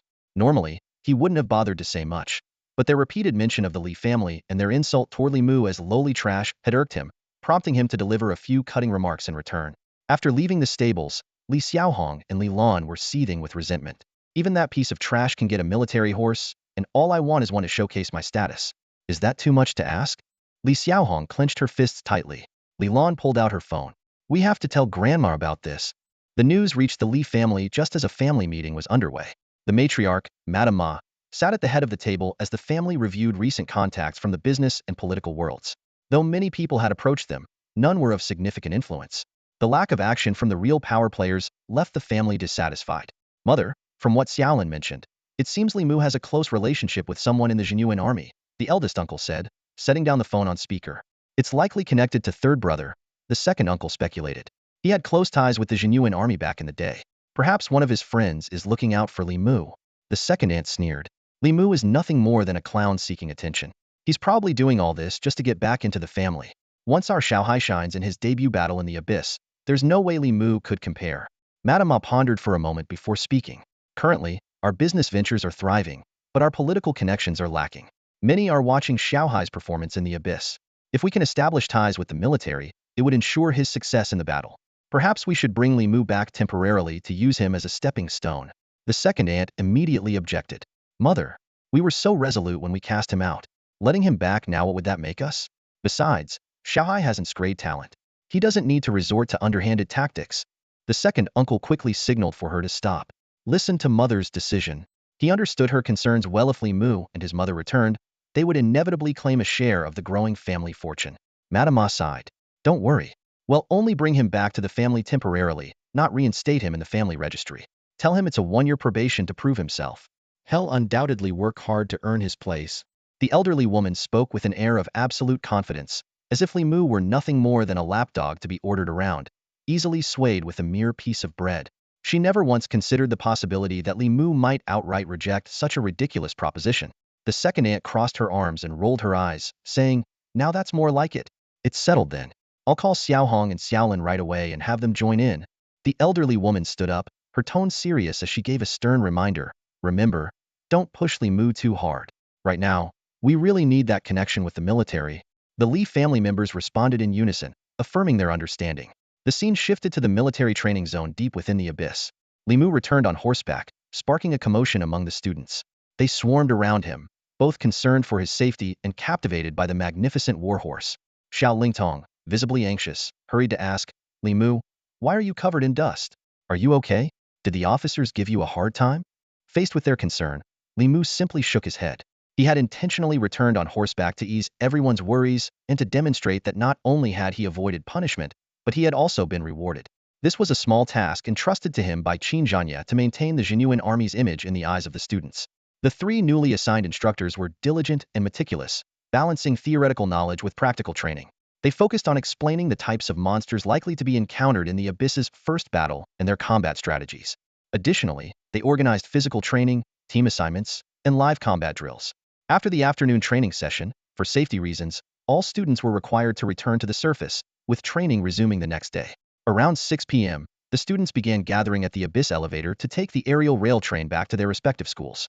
On the return train, Li Mu chose to sit cross-legged in meditation to avoid any probing questions from his peers. Seeing him enter a meditative state, the others redirected their attention, discussing his cloak and warhorse instead.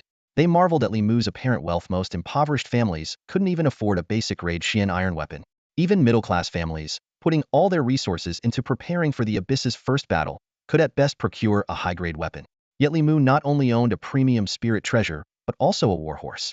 What they didn't know was that Li Mu also possessed a premium weapon and 2 high-grade cultivation techniques. The value of techniques far surpassed that of weapons or spirit treasures at the same level. While weapon materials could be scavenged from the Abyss, cultivation techniques required inheritance, each one embodying the lifelong dedication of a martial artist. Holding the cultivation technique stone, Li Mu began to comprehend the first defensive skill, Dragon's Roar Resonance. As he completed this comprehension, he couldn't help but marvel at the wonders of the Heaven Immortal Manual. It added the equivalent of 50 years of insight to any technique. Even with 50 years of dedicated practice, most individuals wouldn't achieve such a profound understanding of ordinary or advanced techniques. And for low-grade techniques like Flowing Cloud Triple Shock, most people would replace them within a few years, let alone persist for 5 or 6 decades. Through the Heaven Immortal Manual, it was as if the quality of any learned technique was elevated. Take Dragon's Roar Resonance as an example. It was an advanced version of the basic defensive technique, Golden Bell Shield. Unlike the stationary Golden Bell Shield, Dragon's Roar Resonance could instantly deploy a shield by channeling true energy with a shout. The shield not only absorbed damage but could also detonate with a dragon-like roar, delivering a countershock effective skill that combined offense and defense. With the added 50 years of insight, Li Mu had already mastered the ability to absorb external damage to strengthen the shield. Upon detonation, it consumed 80 less true energy, and the countershock effect became significantly more powerful. Most importantly, he no longer needed to shout to activate it. He could now deploy the skill instantaneously in combat. This was the terrifying power of the Heaven Immortal Manual. Afterward, Li Mu retrieved the second high-grade technique, Iron Cleave Style, and continued his meditation. The iron cutting technique, as a top-tier martial art, stands out due to its unique nature. It is not an offensive move but rather a special method of channeling internal energy true qi. By infusing a large amount of true qi into a weapon, it can unleash devastating damage. Its classification as a top-tier technique is largely attributed to its exceptional ability to compress true qi, directly enhancing its potency. Despite its immense power, this technique has a significant drawback. After charging up, the speed of the attack decreases drastically, and during the charging process, no attacks can be launched. As a result, the iron cutting technique is predominantly used by sword and blade wielders, while spear users rarely adopt it. Given that spear users are not known for their speed, further slowing them down would leave them highly vulnerable. However, these weaknesses pose no threat to Li Mu. In the future, he plans to acquire the Immobilization divine ability, which will allow him to freeze his opponents in place, giving him ample time to strike. The only challenge is that unlocking this ability requires 200 battle points, while he currently has only 70. On the bright side, thanks to the augmentation of the Heavenly Immortal technique, Li Mu has developed a deeper understanding of the iron cutting technique. He can now channel even more true qi into his weapon and maintain it for a longer period, meaning he can charge up in advance and ensure that his first strike delivers an explosive level of power. As Li Mu delved into the essence of the iron cutting technique, a surge of energy erupted within him. The Heavenly Immortal technique began to operate on its own, as if the comprehension of two top-tier techniques had provided it with ample nourishment.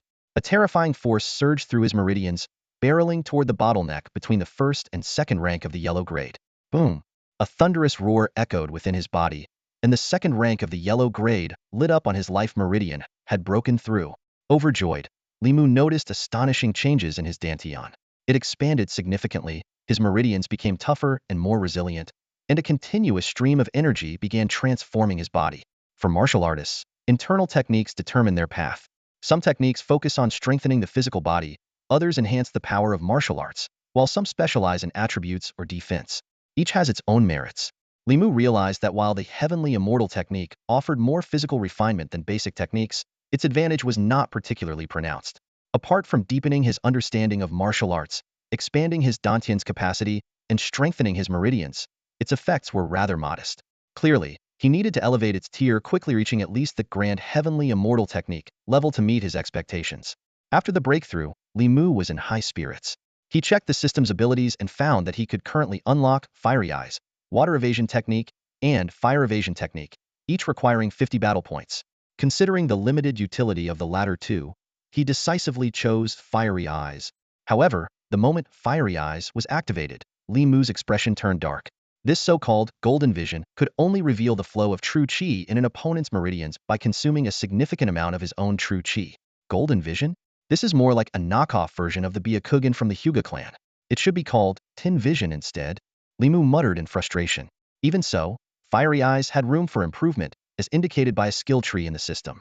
Unlike Mountain Carrying Technique and Divine Weapon Technique, which had quantifiable upgrades measured in pounds for the former and cattle units for the latter, Fiery Eyes lacked such metrics and instead offered branching upgrades.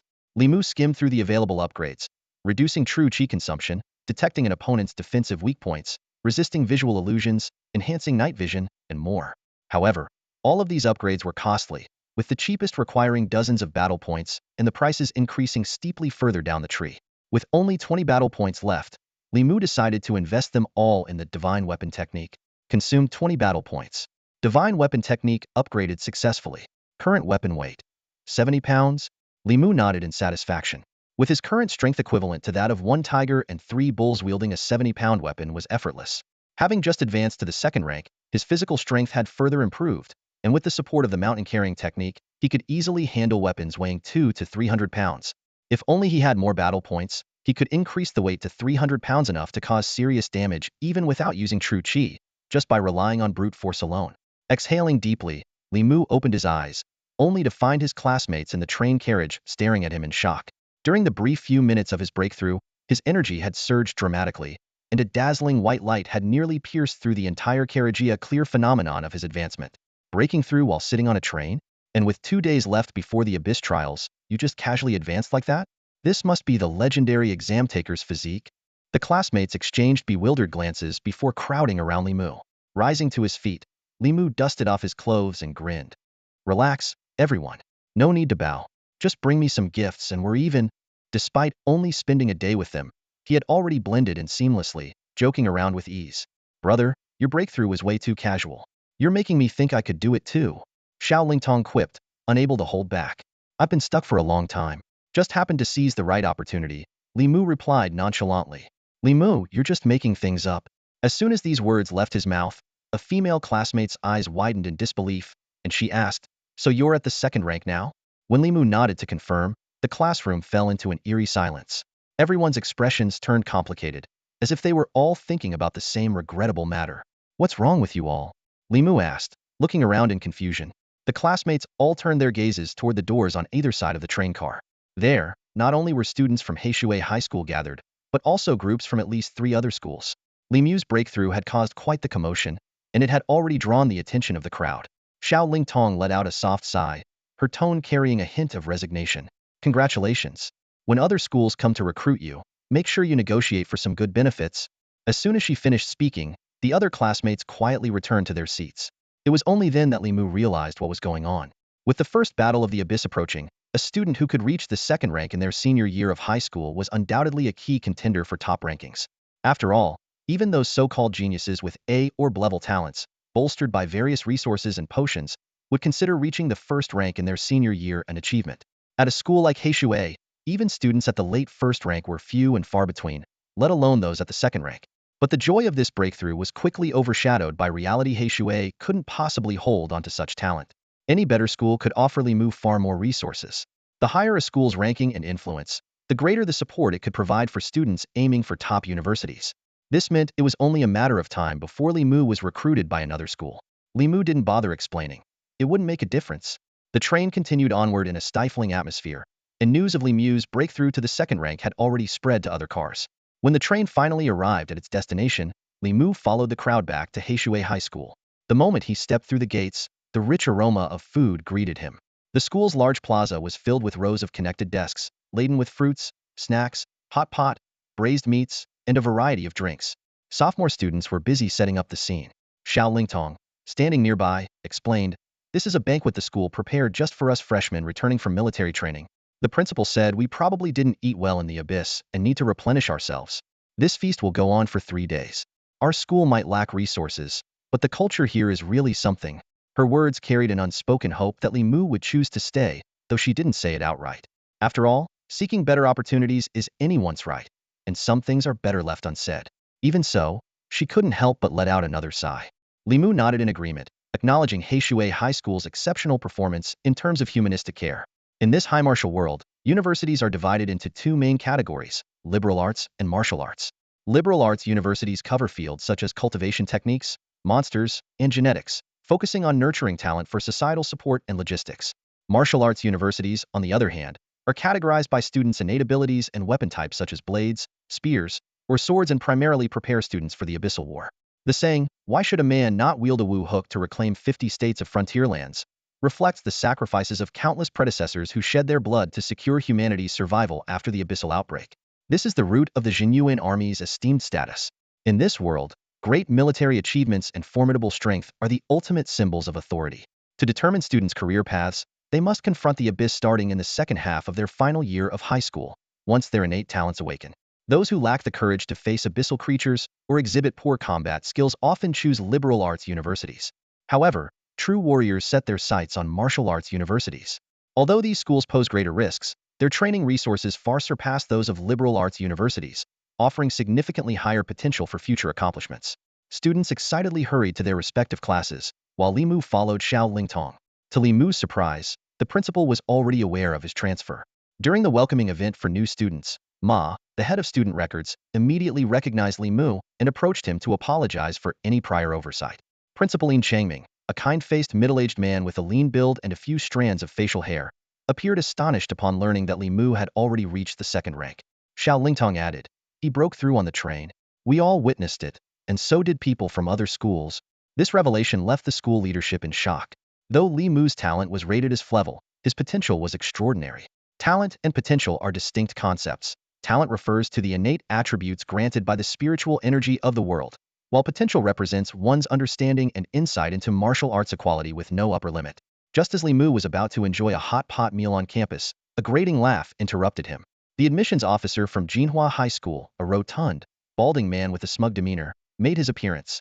Representing a prestigious T1 level school, his arrogance visibly soured the mood of those from Hmph High School. "What are you doing here, Sun Tong?" Yin Changming asked, frowning. A portly man curled his lip and shifted his gaze to Li Mu. "Of course, I'm here to recruit talent." He puffed out his chest and introduced himself. "Hello, Li Mu. I am Sun Tong, the admissions director of Zhenyuan High School. I heard you recently broke through to the second rank of the Huang tier. Zhenyuan High School is willing to offer you a spot. If you join us, you'll immediately become a second-tier honor student." "Sun Tong, that's going too far." Yin Changming's face darkened as he interrupted angrily. "Sure, Hmph High School may not compare to yours, but if you're going to poach someone, at least show some decency. A second-tier honor student without any resources? If that's the case, Hmph High School will go all out, even if it means exhausting everything we have, to compete with you." Sun Tong sneered at his words, his eyes filled with disdain. "Resources? Huh. Zhenyuan High School is part of the top tier in the Eastern District. The prestige of being a second-tier honor student at our school far outweighs a few measly resources. What do you have to compete with me?" He paused briefly before adding, "If Li Mu performs well, he could earn resources in the future. Besides, his grade talent was taken, and he was expelled by the Li family. Honestly, how many schools besides Zhenyuan would even consider taking him?" The arrogance in his tone was unmistakable. To him, someone with Hmph grade talent, even after breaking through to the second rank, wasn't worth investing resources in. At most, they could be used as a pawn to boost rankings in the abyssal trials. Yin Changming and the others were left speechless, their fists clenched in frustration. It was a harsh reality. The title of a second-tier honor student at Zhenyuan High School, while superficial, indeed carried more appeal than tangible resources. Ultimately, the leaders of Hmph High School could only swallow their anger and let out a heavy sigh. Sun Tong laughed triumphantly and gestured for Li Mu to follow. "Let's go, Li Mu." Yin Changming, a middle-aged man, stood humiliated in front of everyone. He lowered his head in silence, his body trembling with anger. He dared not lash out, knowing that if Li Mu ultimately chose Zhenyuan High School, his outburst would only make him a laughingstock. Moreover, he had to consider the students and teachers watching behind him. At that moment, a scoff broke the tense silence. Everyone turned toward the sound, only to see Li Mu shaking his head slowly. His voice was cold as he said, "It's laughable how any random school these days dares to call itself part of the top tier." The crowd fell into stunned silence, their eyes fixated on Li Mu in disbelief.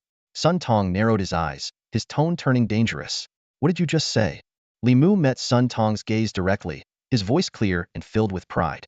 "Recruiting someone in front of our school leaders? That's disgraceful and shows you lack any sense of integrity. Sending someone like you, someone who reeks of arrogance with a so-called prestigious title to negotiate with me? That shows how self-important your school is. Knowing my grade talent, yet failing to recognize the significance of me breaking through to the second rank? That shows how short-sighted you are. Someone as shameless, self-conceited, and narrow-minded as you dares to claim they could be my mentor? Ridiculous." Li Mu let out a faint scoff, yet it landed like a heavy hammer, plunging the scene into dead silence.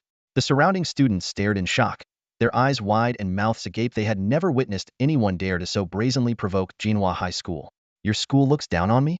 Looks down on my school? In my eyes, your so-called prestigious school is nothing but garbage." Li Mu's words were firm and resounding. "What did you just say?" Sun Tong's face turned livid with rage, his teeth clenched as a sudden surge of intimidating aura emanated from him. Boom. Yin Changming and Zhao Qingshan stepped forward simultaneously, positioning themselves protectively in front of Li Mu. The school leaders standing behind them exuded a collective pressure, instantly suppressing Sun Tong. While Hmph High School struggled with limited resources and enrollment due to real-world challenges, its teaching staff was undeniably formidable. Sun Tong owed his position as Zhenyuan's admissions director to connections rather than competence. His skills couldn't even rival Zhao Qingshan's. The oppressive presence of 5th and 6th rank martial artists filled the air, forcing the surrounding students to retreat in fear. Sun Tong gritted his teeth, aware that escalating the situation further would be unwise. Pointing a trembling finger at Li Mu, he spat venomously. A worthless outcast disowned by the Li family. Do you really think Heishui High School can protect you forever? Sun Tong. In Changming's expression darkened. Let me warn you, inter-school competition can be fought openly and fairly. But if you dare to play dirty with my students, they'll fight you to the bitter end. Sun Tong sneered coldly. In Changming, save your empty threats. He turned his gaze to Li Mu. Li Mu, you probably don't know why Zhenyuan High School has risen to where it is today. Listen carefully. If I don't revoke your student status within 10 days, they'll change my surname. Once you're expelled from school, let's see how I deal with you. As for you, in Changming, this isn't over. Li Mu had long heard of Zhenyuan High School's connections. Backed by a powerful conglomerate, they had risen swiftly through immense financial resources and a vast network of influence. Their reach extended into various industries, and they had even begun eyeing the Zhenyuan Army. However, the Zhenyuan Army was not so easily swayed. As the saying went, no external pests can infest a full grain sack. The military and the second-generation elites were already locked in fierce competition for power. Any outsider attempting to interfere was courting disaster. Oh, you must be quite capable then? Li Mu asked, feigning surprise. Don't you dare mock me, boy. Your arrogance will come back to haunt you. Keep acting tough. I hope you can keep it up. Sun Tong sneered, jabbing a finger toward Li Mu before turning to leave. At that moment, the sound of horse neighs echoed down the long street, followed by the thunderous clatter of hooves. A dozen majestic warhorses galloped through the dust, sending pedestrians and vehicles scrambling out of the way. Within Iron Hand City, only the Zhenyuan Army was permitted to ride horses on the roads, a privilege reserved for them alone. Not only were warhorses faster than most vehicles, but the soldiers were also accustomed to riding them during battles in the abyss, making them more agile and efficient during urban missions. As the cavalry approached, each rider wore the combat uniform of the Zhenyuan Army. Leading the group was a young officer with a single star on his shoulder, signifying his rank as a junior wolf guard. Most onlookers assumed this was just routine military business, but to everyone's astonishment, the riders reined in their horses at the gates of Heishui High School and dismounted in perfect unison. The junior wolf guard strode briskly toward Li Mu, performing a precise knightly salute. His left hand clasped behind his back, his right fist pressed against his chest before slicing outward like a blade to rest parallel to his hip.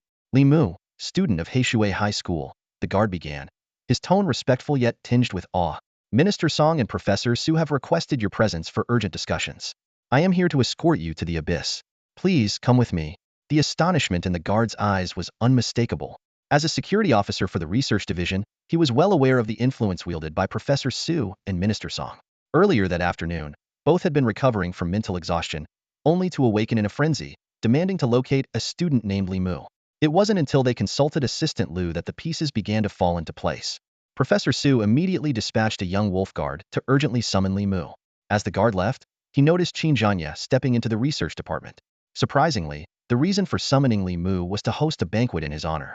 This came as a shock, given that both Minister Song and Professor Su were known for their frugality, dedicating nearly all their time and energy to the study of martial techniques.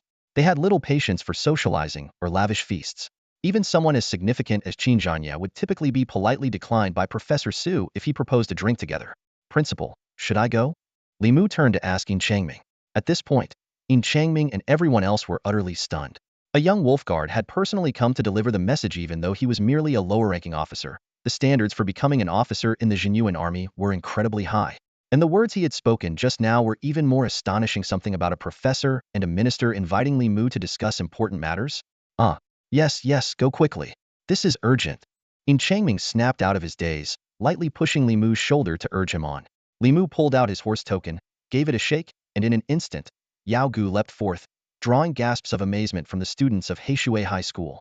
This majestic black horse with its silver mane, dual horns, and imposing presence was truly extraordinary.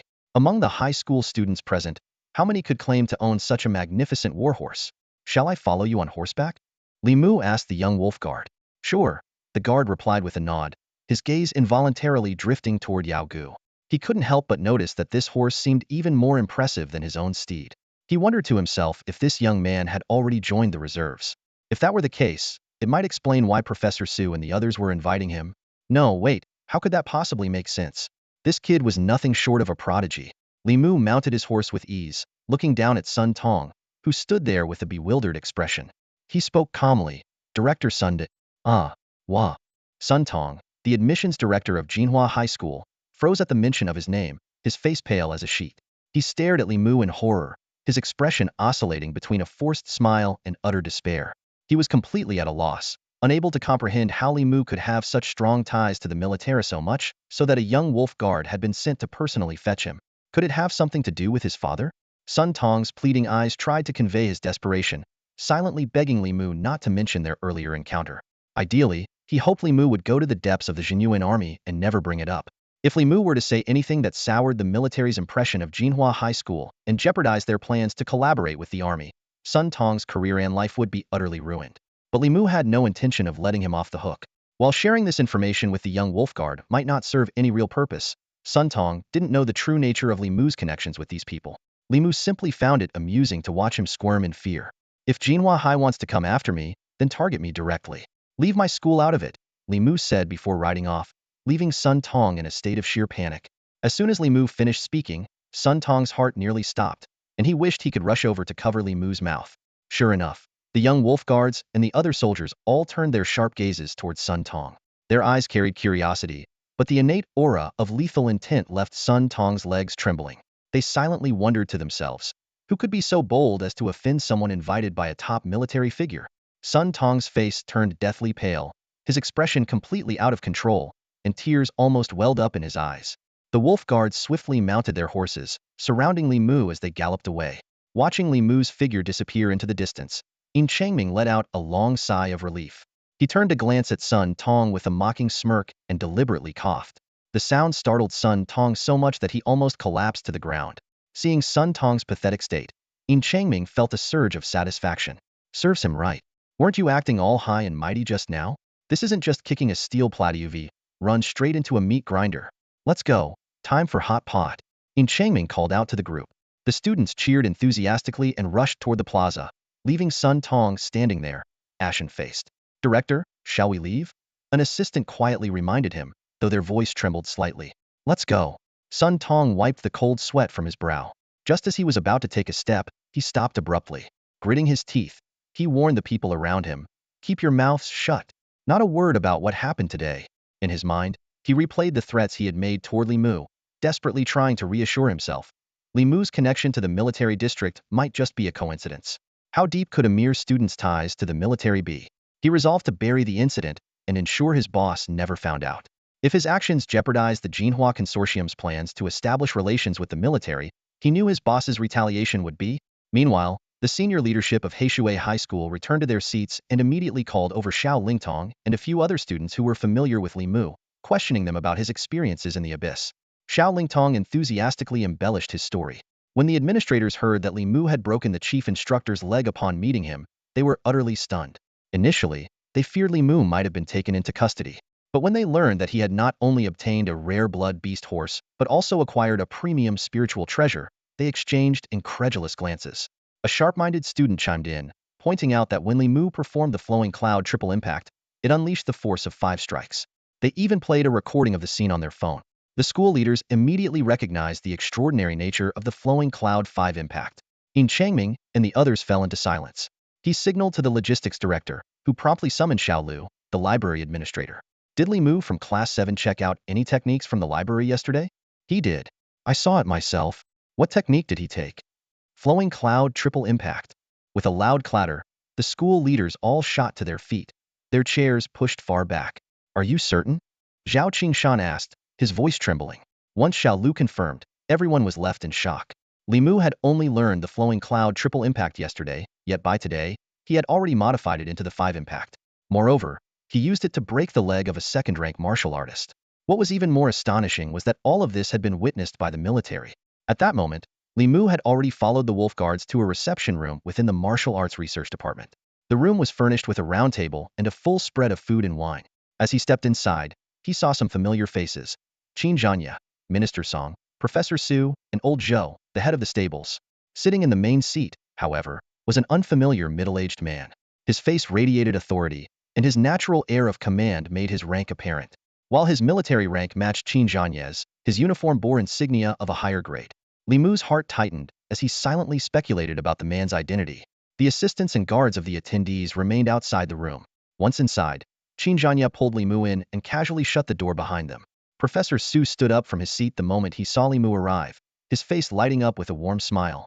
"I'm so sorry to call you over this late. I hope I didn't disrupt anything important," he said apologetically. "No, not at all," Li Mu quickly responded, stepping forward to gently press Professor Su back into his seat. As the eldest in the room, Professor Zu's gesture of standing made Li Mu feel an immense sense of pressure. Qin Zhanya immediately introduced the man seated at the head of the table to Li Mu. "Li Mu, let me give you a proper introduction. This is Wang Longqing, the deputy commander of our military district." Hearing this, Li Mu's heart skipped a beat. He instantly performed a perfect knight's salute. The deputy commander, ranked fourth in the chain of command, was a figure of immense authority, almost untouchable to most. For someone like Li Mu, merely a student, this was a rare and humbling encounter. Even Principal Lin Changming, if present, would tread carefully in such company. The structure of the Zhenyuan Army was highly organized, beginning at the smallest level with 5-person squads. 5 squads formed a platoon of 25 soldiers, 4 platoons made a company of 100, and 10 companies constituted a battalion of 1,000 troops. Typically, a military district comprised 10 battalions, totaling around 10,000 soldiers. However, in response to more challenging abyssal threats, some districts expanded to include 11 or 12 battalions, or even more. The command hierarchy of a military district was as follows: district commander, deputy commander, chief commander, and deputy chief commander. Positions such as battalion leaders, instructors, and chief guards could be held by senior wolf guards, while the deputy chief commander was the highest position attainable for an upper wolf guard. To advance further, a minimum rank of lesser tiger marquis was required. For someone like Wang Longqing to achieve the rank of deputy commander as an upper wolf guard was already a remarkable feat. Any further promotion, such as to district commander, would necessitate a rank of upper tiger marquis at the very least, and often a lesser dragon general.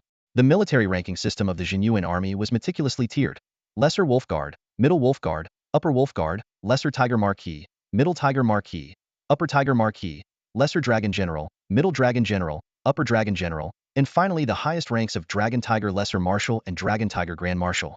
District commanders of large military districts could hold a rank as high as upper dragon general. When multiple districts formed a corps, with forces ranging from tens of thousands to over 1 million, the commander had to hold the rank of dragon tiger marshal. "Please, have a seat," Wang Longqing said with a warm smile, gesturing for Li Mu to sit down. The decision to assign someone of Wang Longqing's rank to oversee the first abyssal battle of students showed how much the military valued the operation.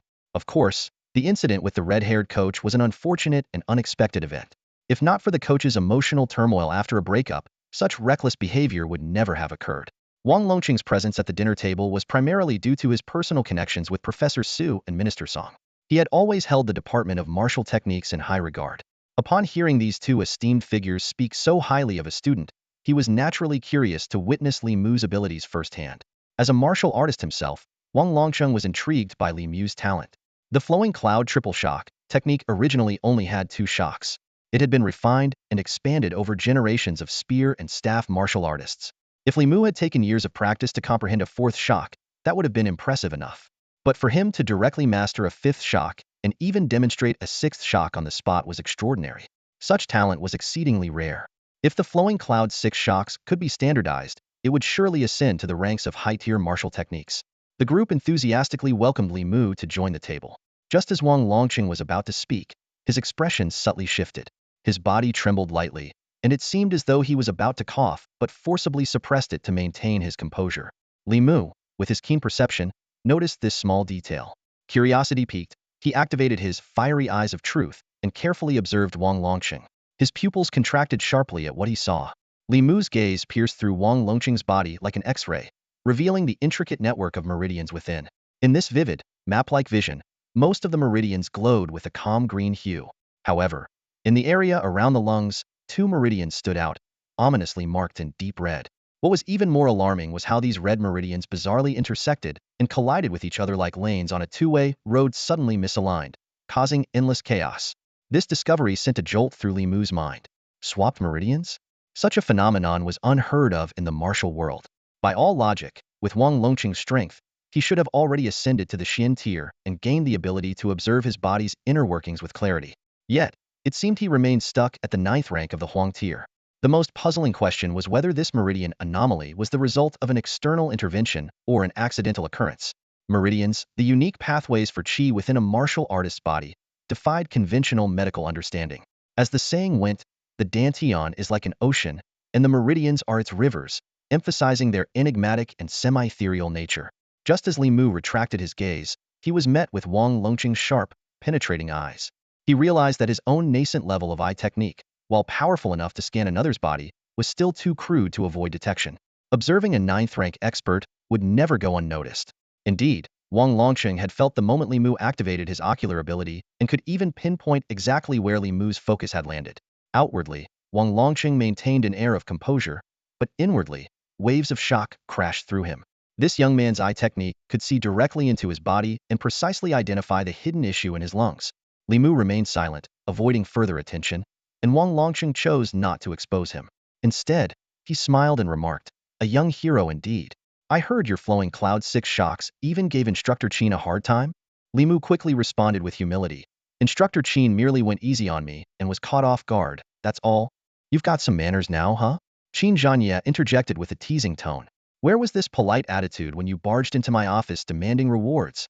He then turned to Wang Longqing and reported, "Commander, I gave this kid 2 superior tier techniques, a top-grade spiritual treasure, a fine weapon, and even a premium warhorse I managed to snag from old Zhou." Hearing this, old Zhou nearly leaped out of his seat in protest, but quickly plastered on a smile. As the lowest-ranking official present, sharing a table with esteemed figures like Professor Su, Minister Song, and Commander Wang Longqing was an honor he dared not jeopardize. Wang Longqing, fully aware that Qin Zhanya was using this opportunity to settle accounts, nodded. "Fine. The rewards are all approved. The more pressing matter is the merit evaluation." He turned to Professor Su and the others. "How is the research on flowing cloud 5 shocks progressing?" Minister Song promptly answered, "We're making good progress. It's still classified as a common tier technique. While the difficulty of cultivation has increased, even those with average aptitude should be able to master up to flowing cloud 4 shocks." Wang Longqing gave an approving nod. "Among the 12,000 soldiers in our district, at least 3,000 gun and staff users could benefit from flowing cloud 5 shocks. If it reduces casualty rates, the value of this technique will only continue to rise." As the meal continued, the conversation shifted toward Li Mu's past. Naturally, the topic of his steer talent being forcibly taken and his expulsion from the Li family came up. Qin Zhanya was incensed upon hearing this, while Minister Song and Professor Su expressed their deep sympathy. Yet, in a nation like Huaxia, where powerful family clans held sway over much of the country, such injustices by a single family like the Li clan were, unfortunately, all too common and often left unchallenged. The Zhenyuan Army cannot rashly interfere in the Li family's internal affairs, as doing so would provide larger families with an excuse to criticize them, putting the military in a passive position. However, if the Li family were to provoke them first, that would be an entirely different situation. This ongoing power struggle between the military and influential families has a long history. After the meal, Li Mu rose to take his leave. Wang Longqing said, "Coincidentally, I'm heading home as well. Let me give you a ride." Li Mu, knowing Wang Longqing likely had something important to discuss, found it difficult to refuse. Outside, Wang Longqing's personal military vehicle, a rugged, heavy-duty armored car, was waiting for them. The adjutant was behind the wheel, while Li Mu and Wang Longqing sat side by side in the back seat. The vehicle sped along the elevated highway, and the interior was steeped in silence. "What have you noticed?"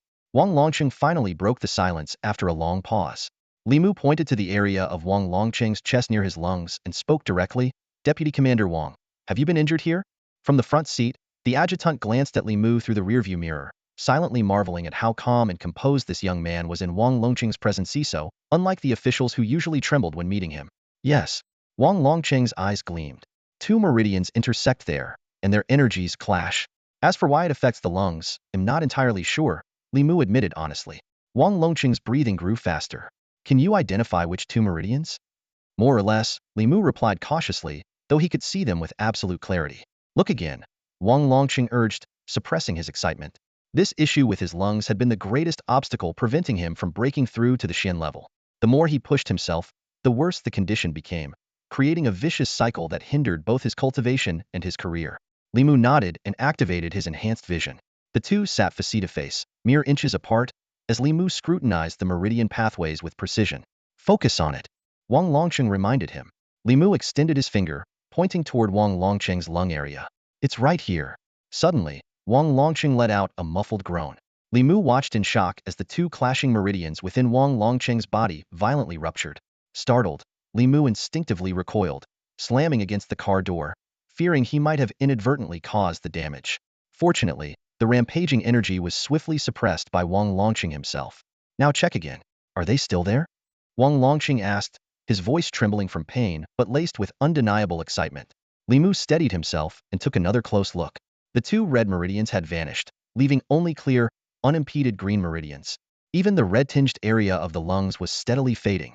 A chill ran down Li Mu's spine. Self-detonating meridians? That was an unbelievably extreme method. Li Mu shook his head, signaling that the procedure was complete. Wang Longqing let out a long sigh of relief.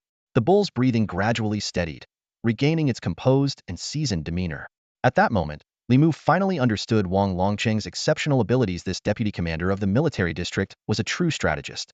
He had skillfully leveraged Li Mu's fire eye vision to pinpoint the exact locations, fully aware of the danger posed by the two damaged meridians, but unable to locate them on his own.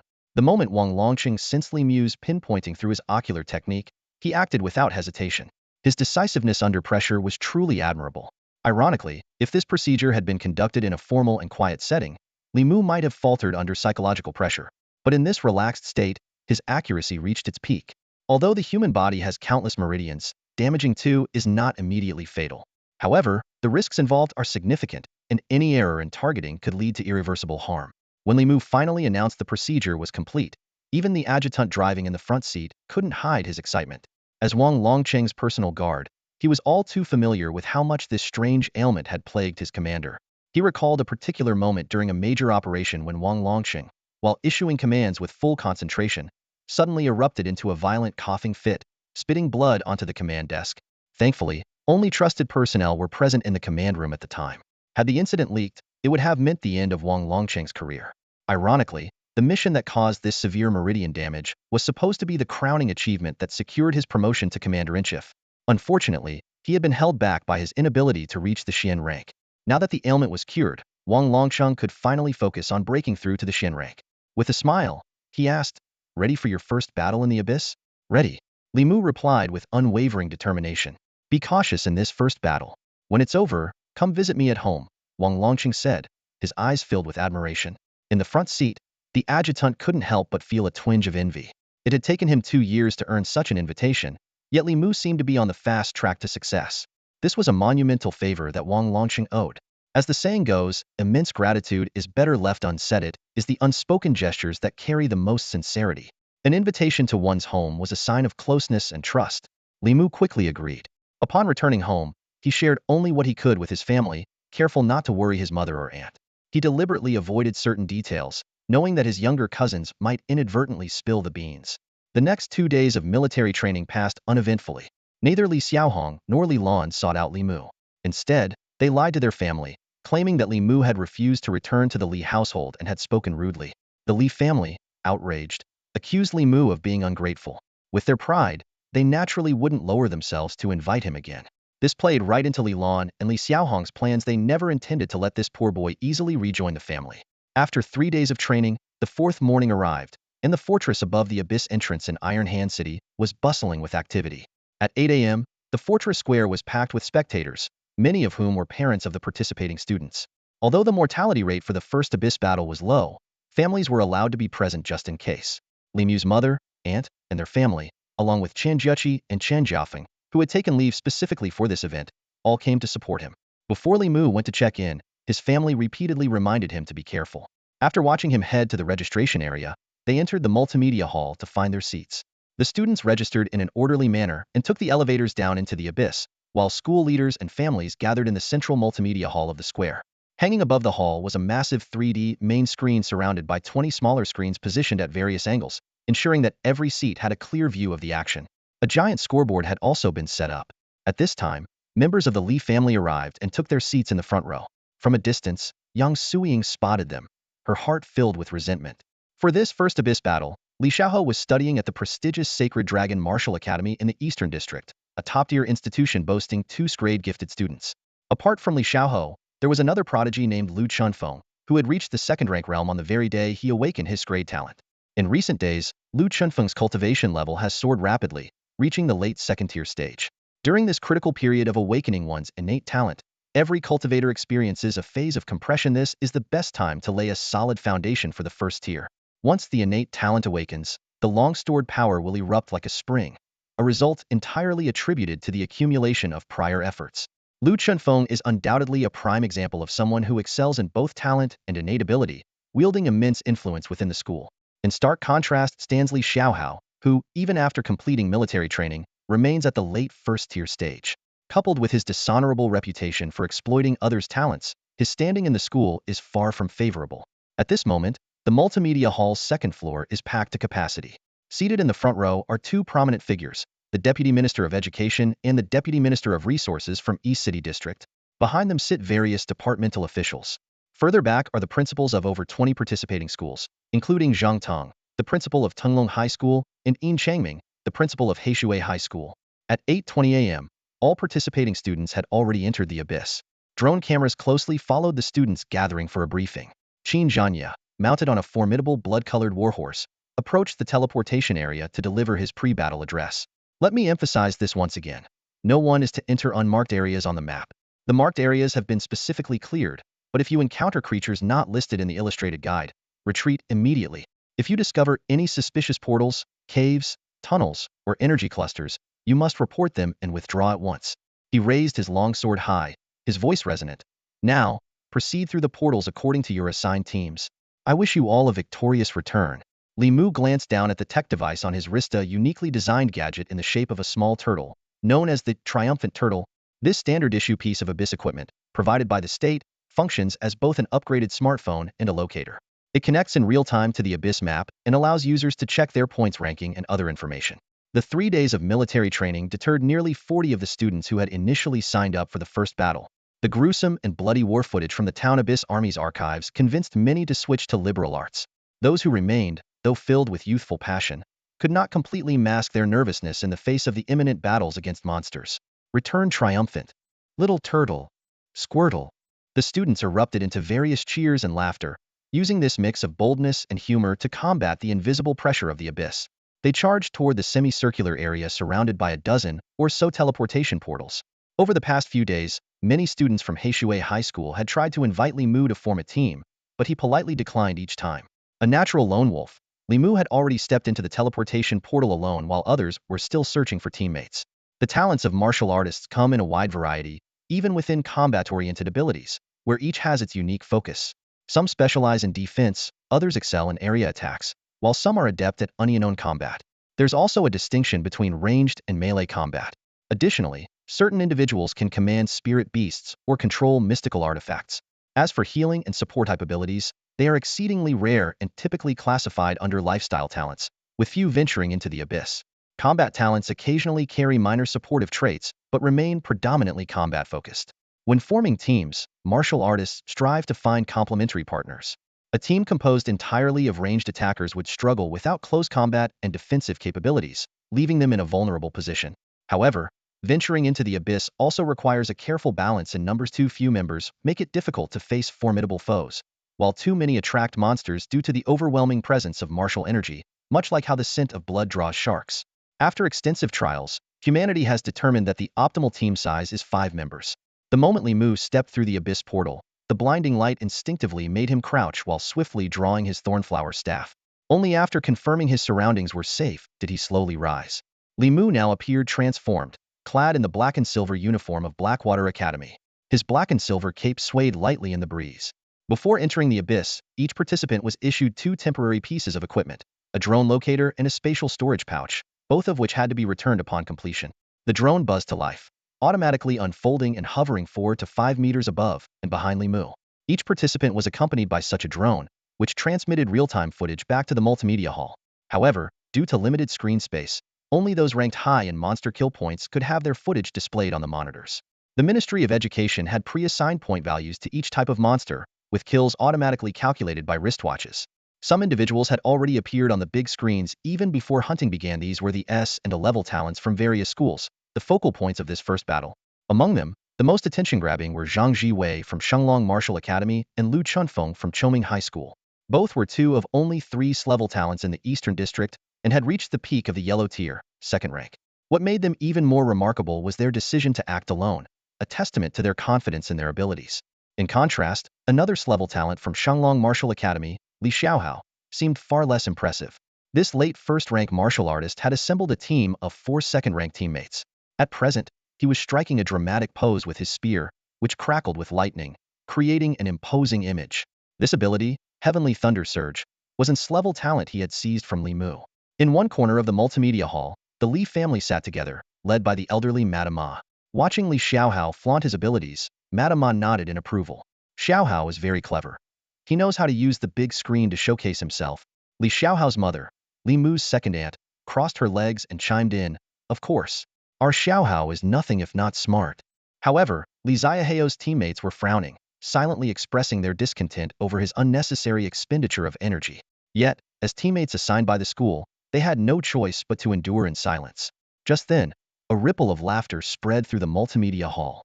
The live statistics of participants from each school had just been released, and when compared to the enrollment numbers for the training camp, the data revealed the number of deserters from each institution. While other schools had at least 100 or 200 participants, Blackwater Academy had only 66 students enter the abyss, the sole school with fewer than 100. The leaders of Blackwater Academy turned red with embarrassment, their expressions awkward. Chen Jiaqi and Chen Jiafeng were busy explaining the education system to Yang Suiying and Yang Yorong. Chen Jiafeng, visibly anxious, jumped up and exclaimed, Auntie, this is bad. Our cousin's school has the fewest participants. Although Li Mu had hinted at such a possibility when he transferred schools, no one expected the situation to be this dire. Yang Suiying nodded silently, her palms nervously wiping against her thighs. A mother's heart is always filled with worry.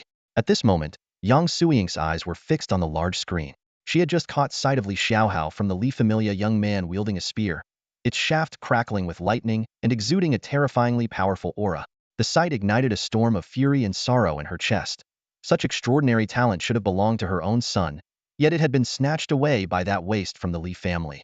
Meanwhile, her precious son was left with Hmph grade talent, forced to face the terrifying abyssal monsters. Mom, look over here. Her son's voice interrupted her thoughts. Yang Suiying, noticing her own face turning pale, shot her son a glare before kicking at him. You little brat, get lost. I can figure this out, she snapped. But right after, she grumbled. Now tell me how to see your cousin's screen. Chen Jiaqi, standing nearby, patiently explained.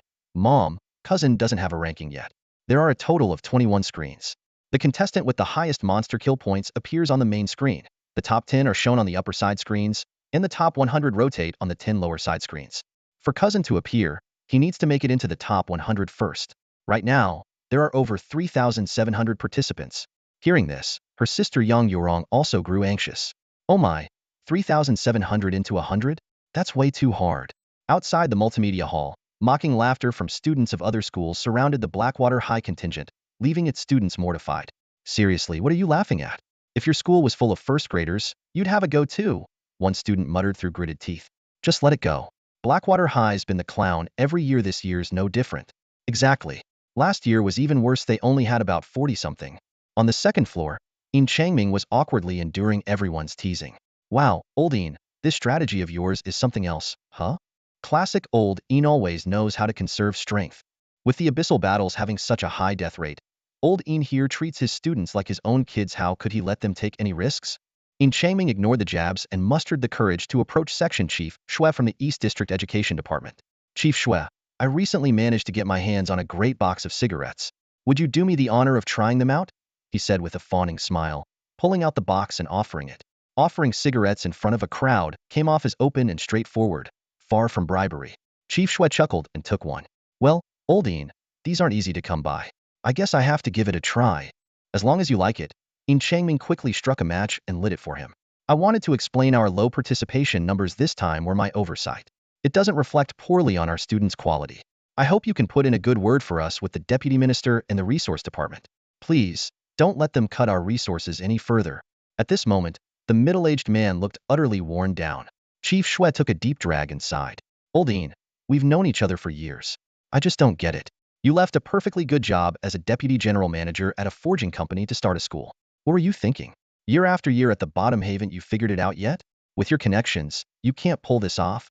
Listen to me, just close up shop. In Changming could only respond with an awkward smile, his eyes drifting back to the glaring 66 on the big screen as he let out a long sigh.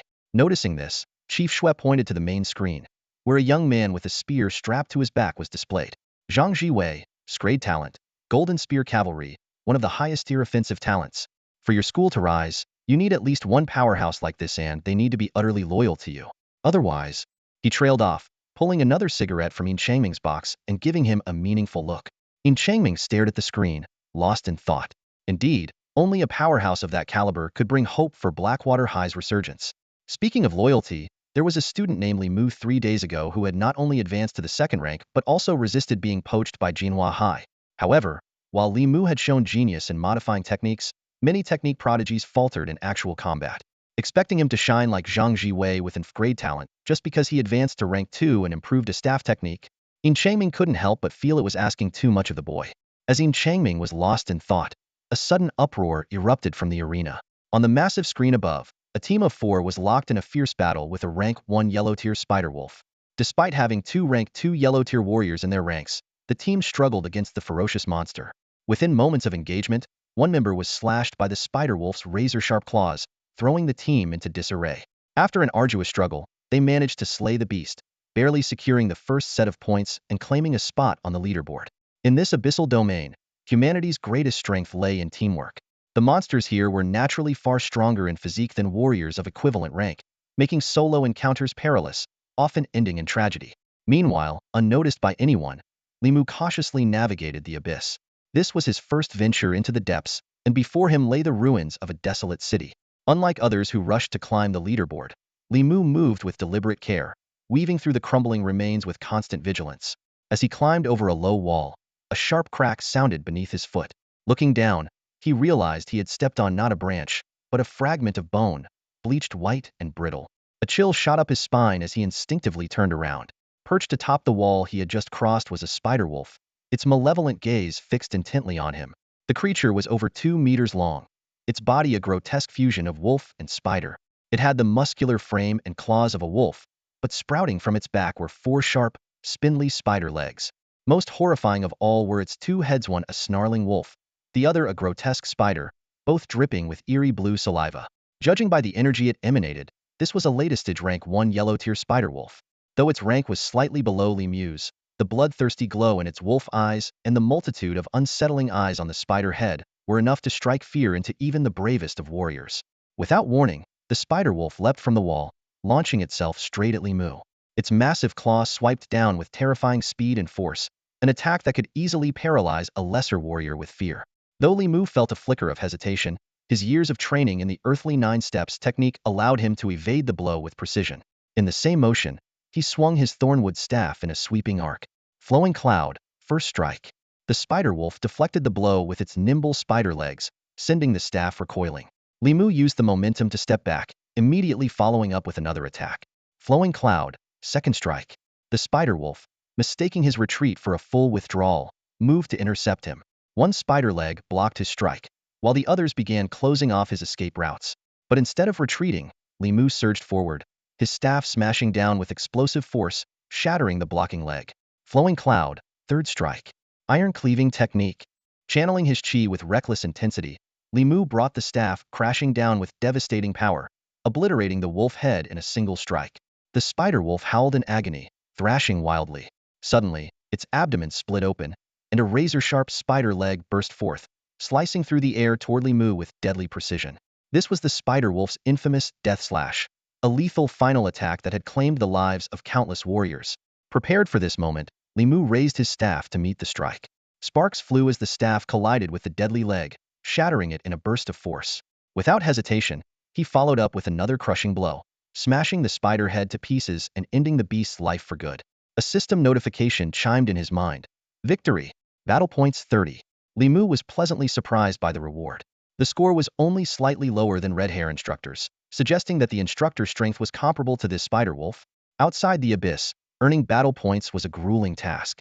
But here, every monster slain brought not only points but also invaluable combat experience, allowing warriors to rapidly advance their cultivation. This was why students from martial academies often graduated at rank 5 or 6, while those from liberal arts schools rarely advanced beyond rank 2 or 3.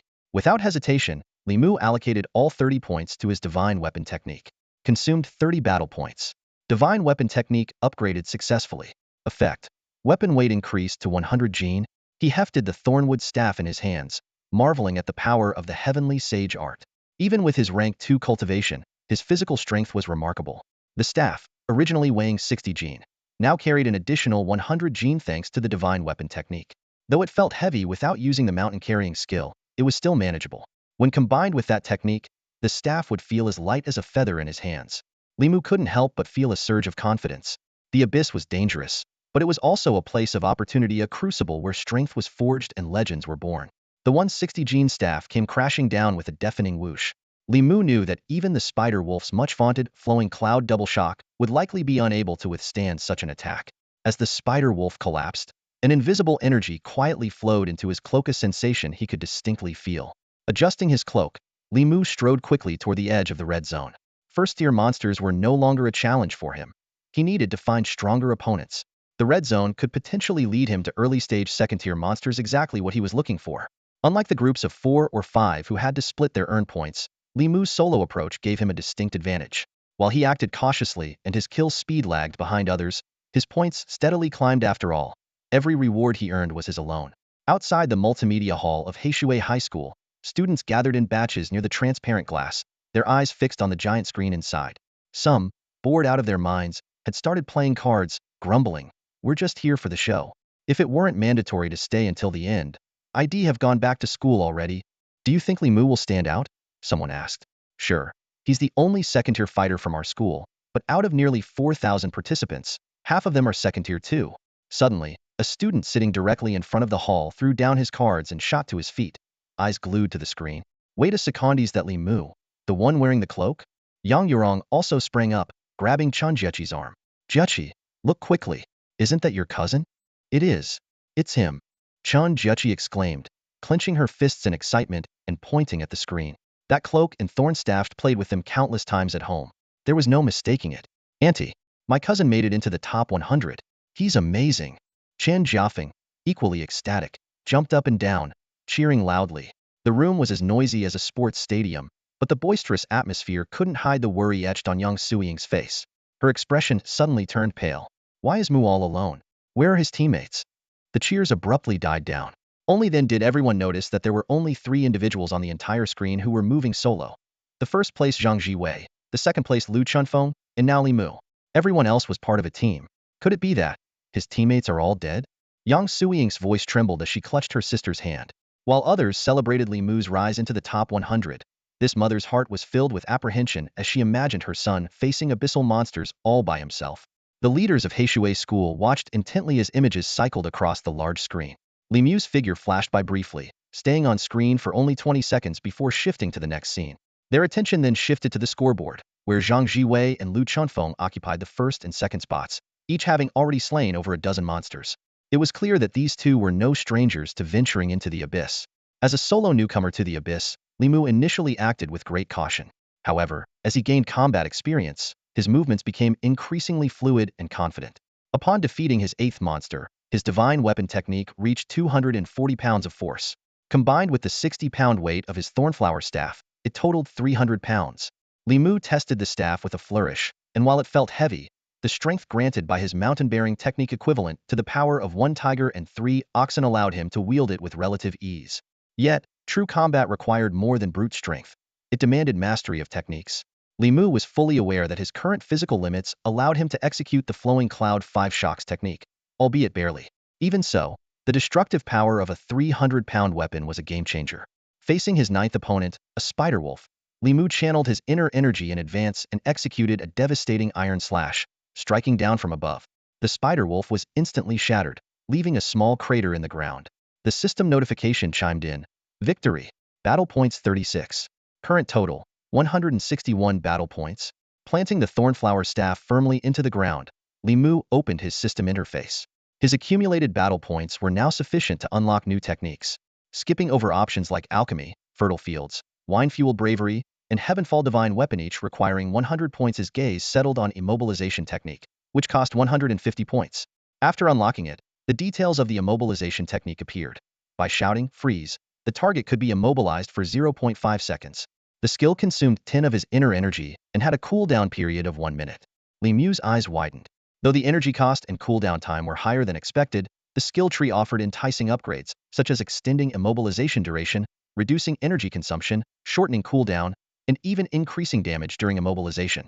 As Li Mu prepared to head toward the red zone, His name had already climbed onto the permanent display in the multimedia hall's top 11 leaderboard. The scoreboard now read, Li Mu, 1496 points, ranked 11th.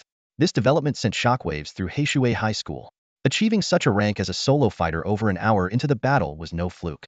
The students of Heishui erupted in thunderous cheers, their voices so loud that the glass panels of the multimedia hall seemed to hum from the vibration.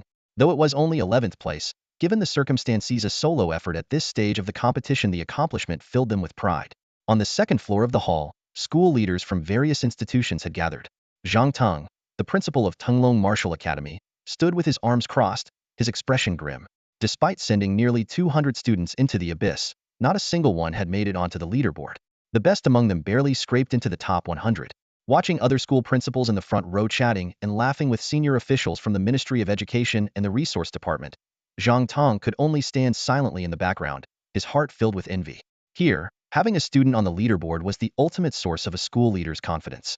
It wasn't until someone pointed it out that Zhang Ting noticed the changes on the scoreboard. Hey, Zhang, look. Li Mu has made it into the top 11. Isn't he that student from your school? Hearing this, Zhang Ting immediately scanned the 11 large screens. In no time, he spotted Li Mu's figure. A delighted smile spread across his face. Haha, that's right. He's the one from our school who had his talent reassigned just a few days ago.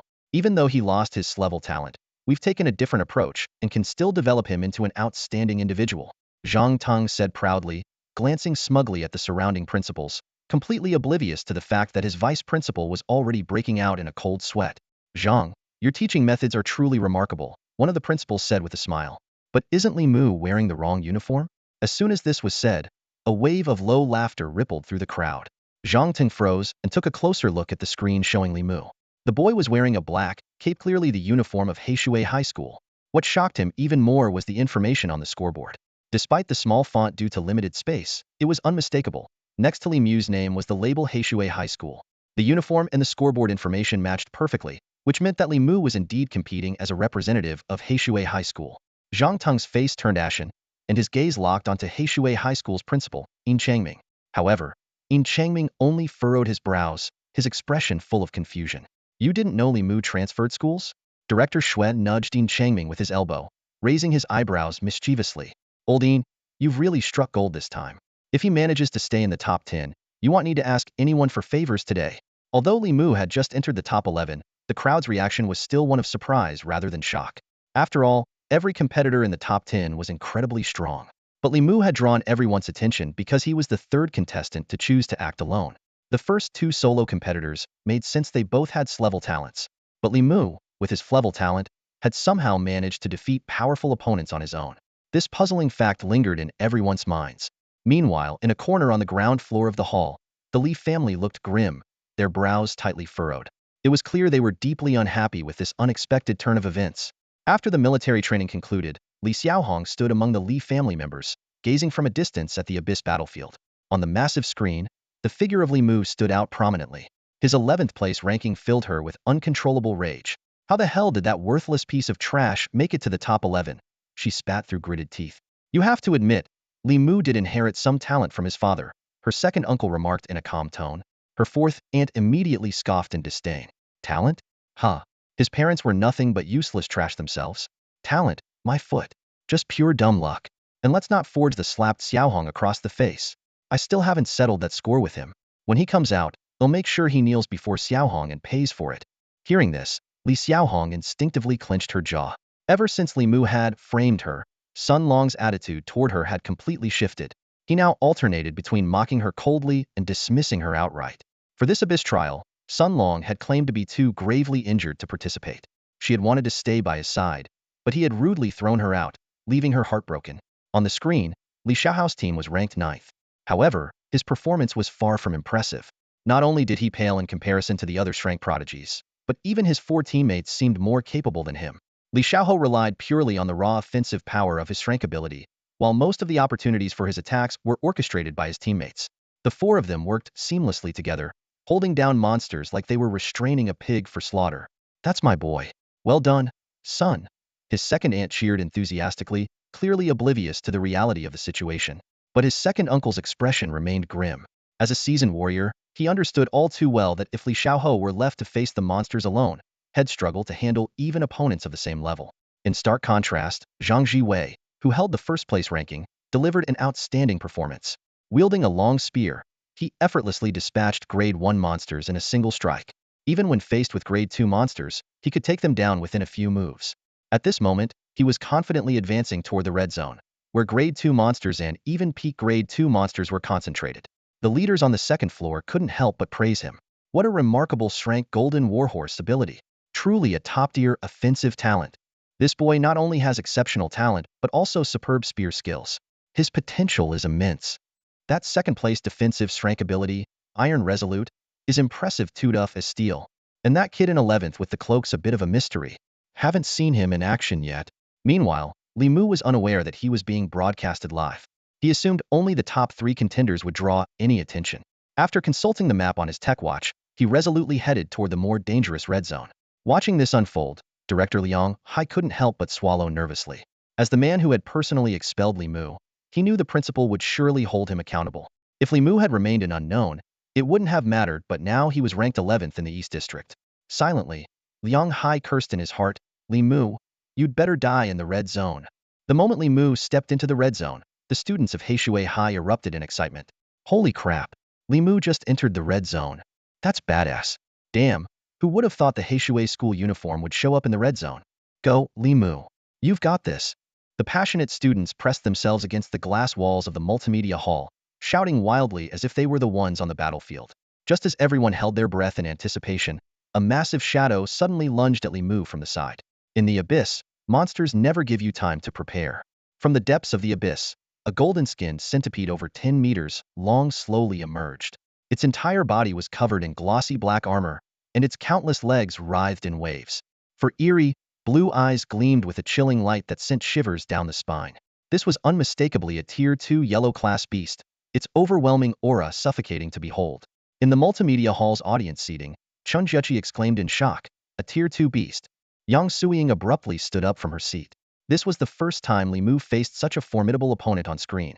A stark contrast to the usual scenes of other teams struggling for half a day. The battle erupted in an instant. A thick, golden shield materialized in front of Li Mu as the golden-skinned centipede lunged with a vicious bite. The shield shattered under the immense impact, sending golden light scattering everywhere. The shockwave from the explosion flipped the centipede over, momentarily throwing it off balance. Seizing the opportunity, Li Mu infused his thorn staff with the power of the iron-cutting strike, causing the weapon to emit a faint green glow. Just as the centipede barely regained its footing and prepared to counterattack, Li Mu uttered a low command, "Freeze." The golden-skinned centipede froze in place for an instant, though to the audience, the immobilization seemed no longer than a fleeting moment of distraction. Even during this brief pause, its head instinctively emitted a layer of golden radiance as a defense. This was its unique ability as a golden-skinned centipede, concentrating golden energy at the point of impact to significantly boost its defense, making it nearly impossible for warriors of the same rank to break through. Coupled with its bizarre ability to rear up on its hind legs, it was a notoriously tricky opponent among Tier 2 beasts. However, against the iron-cutting strike, imbued with 300 kilograms of force, this golden defense was utterly futile. Crack! A crisp, shattering sound echoed as the thorned staff smashed through the golden barrier and embedded itself into the centipede's head. The tremendous impact caused its massive body to fold at an unnatural angle, its head slamming heavily into the ground. Instant kill. The stunning scene left the second floor of the multimedia hall, reserved for VIPs, in complete silence. The previously lively chatter among the crowd ceased as everyone held their breath. The Deputy Minister of Education abruptly straightened in his seat, while the Deputy Minister of Resources shot to his feet.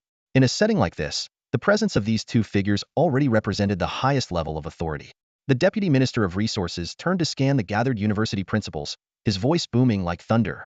"Where is the principal of Heishui High School?" In Changming was caught off guard when his name was suddenly called, and he jolted as if struck by lightning. Quickly regaining his composure, he stepped forward, standing respectfully in front of the Deputy Minister of Resources. "Present, sir. I am In Changming, the principal of Heishui School," he declared. The Deputy Minister of Education turned to face him, his gaze scanning In Changming up and down with a warm smile forming on his face. Meanwhile, the Deputy Minister of Resources pulled In Changming closer, speaking eagerly, Come, quickly tell me about this student in detail." The primary purpose of the Abyss First Battle is to discover talent and then nurture it, the Deputy Minister of Resources said seriously. If the Education Ministry and the Resources Ministry only cared about innate talent, We wouldn't need to hold the Abyss first battle at all. We could just select the naturally gifted and train them. But the reason we host this event is to reevaluate and identify those who may not seem extraordinary at first, but have the potential to become truly formidable warriors. He continued, take someone like Sun Long, for instance.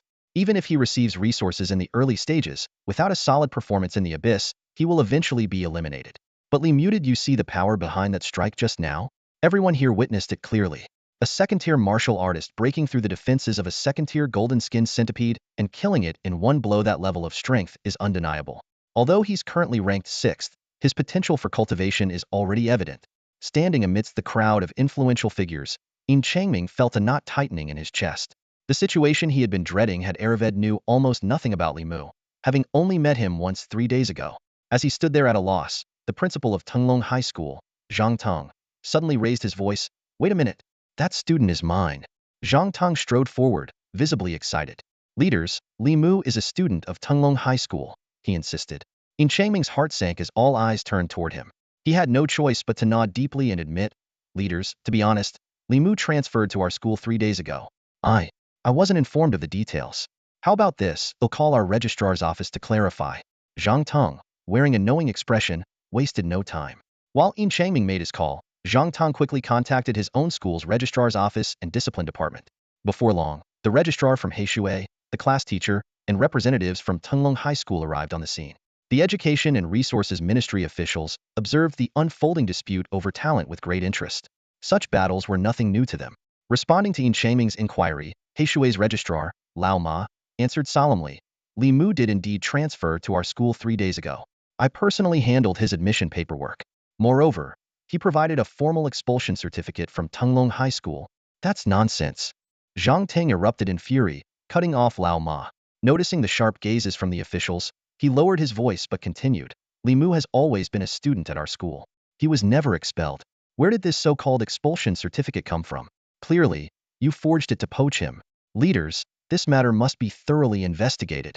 As Zhang Ting vehemently defended his stance, the attention of everyone present shifted behind him. The vice principal and head of discipline from Tunglong High School stood pale-faced, beads of cold sweat forming on their foreheads.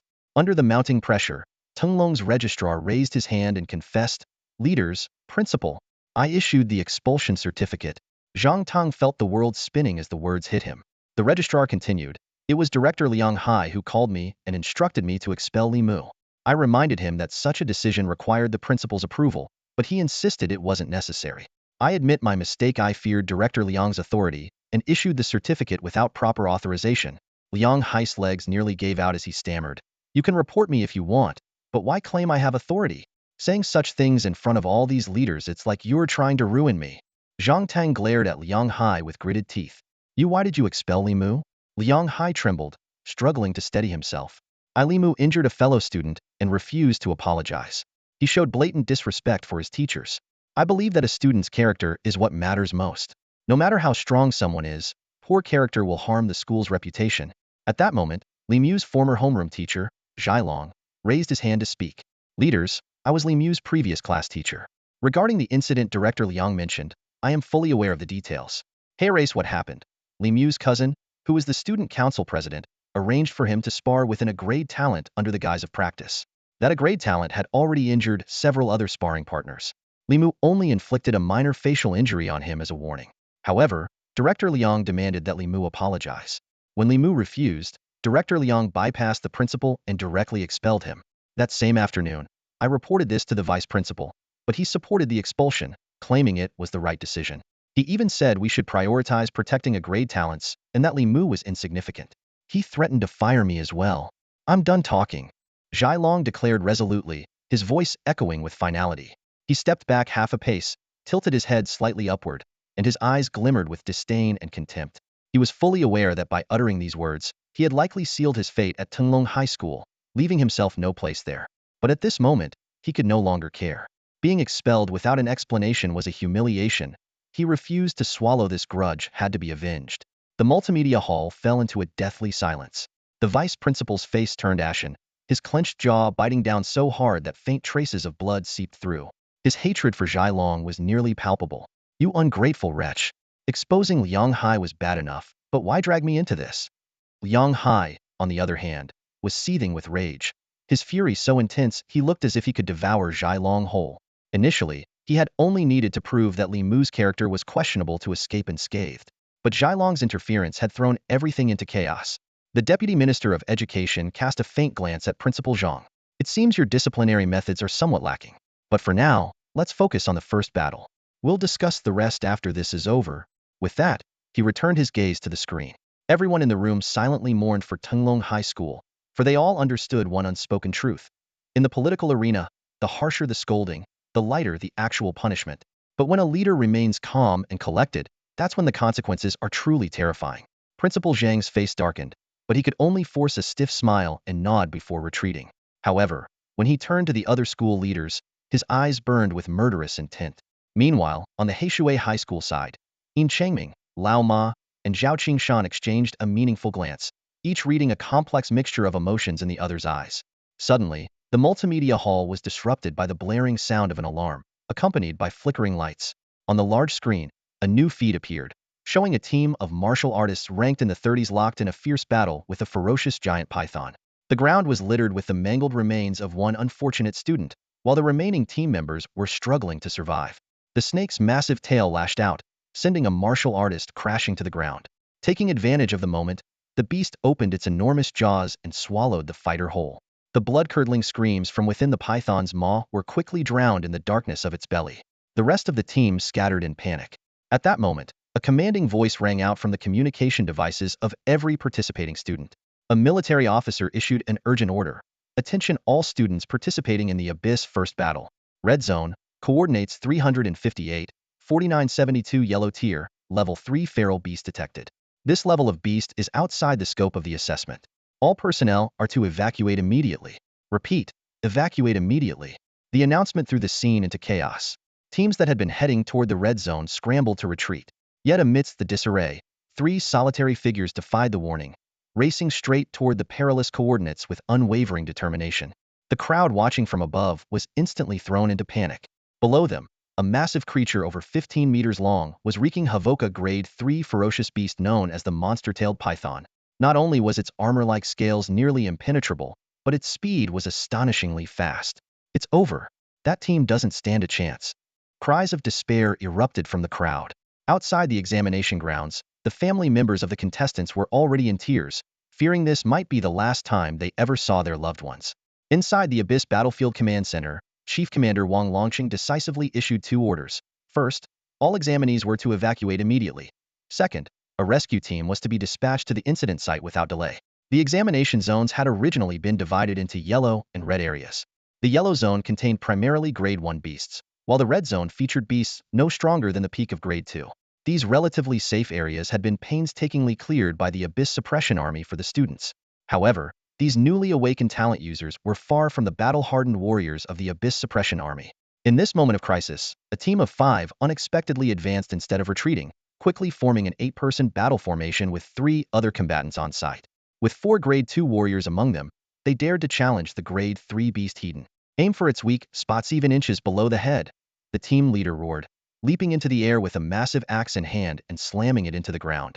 The impact caused the earth to tremble, sending a shockwave that momentarily disrupted the python's movements. Seizing the opportunity, 2 warriors lunged forward, a sword and a blade targeting the creature's vulnerable neck. Clang! Clang! Their weapons struck the gleaming scales, only to rebound harmlessly. The monster-tailed python remained unscathed and lashed out furiously with its enormous tail. "I'll block it!" shouted a towering warrior, charging forward with a protective white mist shield enveloping his body. Yet, the shield shattered on impact, and he was sent flying, coughing up blood midair. Only then did they realize the extent of their overconfidence. But it was too late to retreat. Now disrupted energy flow would severely delay the activation of their teleportation stones. The warrior who had been struck was still struggling to get up when the python's tail rose high again, descending in a deadly arc with a sharp, whistling sound. At the critical moment, a golden spear projection descended from above, piercing the python's tail with pinpoint precision and pinning it to the ground. The crowd turned toward the source of the attack, their eyes falling on a lone figure standing atop a low wall. "Zhang Jiwei?" someone exclaimed. The young man in the uniform of Choming High School was none other than the renowned class talent holder from the Eastern District. Known for his peak grade 2 cultivation in the yellow tier, he was a prodigy who might just stand a chance against a grade 3 beast. "Go. Leave this to me." Zhang Jiwei commanded in a deep voice. The others immediately understood that staying would only hinder him, and they quickly dispersed. As the golden spear projection faded, the enraged python lunged at Zhang Jiwei, its massive body writhing and shaking the ground with thunderous force. Zhang Jiwei's spear gleamed with golden light as he skillfully engaged the beast in combat, his techniques precise and fierce. In the multimedia hall, everyone held their breath as they watched the scene unfold. Just as they were marveling at Zhang Jiwei's prowess, someone suddenly cried out in alarm, "Wait, what's that?" On the right side of the battlefield, an even larger shadow was rapidly approaching a second monster-tailed python. This one stretched nearly 20 meters in length, exuding an even more terrifying aura. It was clearly at the peak of Grade 3. Zhang Jiwei was preparing to unleash his ultimate move when he failed to notice the new threat flanking him. With a resounding bang, the second python's tail struck him, sending him flying through the air and spewing blood. While he could contend with one Grade 3 python, his injuries now left him with no chance against two. The twin beasts rampaged across the battlefield, their violent tail strikes leaving craters in their wake, turning the entire area into a chaotic, trembling wasteland. Barely managing to swallow a healing pill, Zhang Jiwei dodged desperately between the two flailing tails, his movements growing increasingly strained. Meanwhile, the multimedia hall erupted into chaos, with cries and shouts filling the air. "Damn it, there are two of them." The principal of Choming High School stomped his foot in alarm. Even Zhang Jiwei, an class esper, struggled to hold his ground against the two massive pythons. The situation was dire, prompting the Deputy Minister of Education to immediately contact the Abyss garrison for reinforcements. Within the Abyss, Zhang Jiwei darted desperately amidst the terrifying whip-like strikes of the python's tails. His stamina was rapidly depleting, and it was clear he wouldn't last much longer. Just as despair loomed, a thunderous voice tore through the chaos. "I'll lend you a hand." A colossal figure launched into the fray like a cannonball. Standing nearly 2 meters tall with a physique as broad and solid as a door, it was none other than another class esper from Choming High Lu Chunfeng. As he surged into action, his school uniform tore apart, revealing a body chiseled with rock-like muscles. Charging like a tank, Lu Chunfeng barreled through the onslaught of the python's tails and reached Zhang Jiwei's side. As one python's tail came crashing down, he didn't retreat but instead stepped forward, raising his arms high with a bellow. "Bring it on!" The clash reverberated like the sound of metal striking metal, sending shockwaves through the battlefield and kicking up a cloud of dust. Thanks to his class ability, Thousand-Fold Iron, Lu Qinfeng's arms, glowing faintly with a protective aura, remained unscathed. However, his legs were driven deep into the ground, buried up to his knees, leaving him immobile. "Give me a hand. I'm stuck," Lu Chunfeng shouted, fending off another python's attack while calling out to Zhang Jiwei.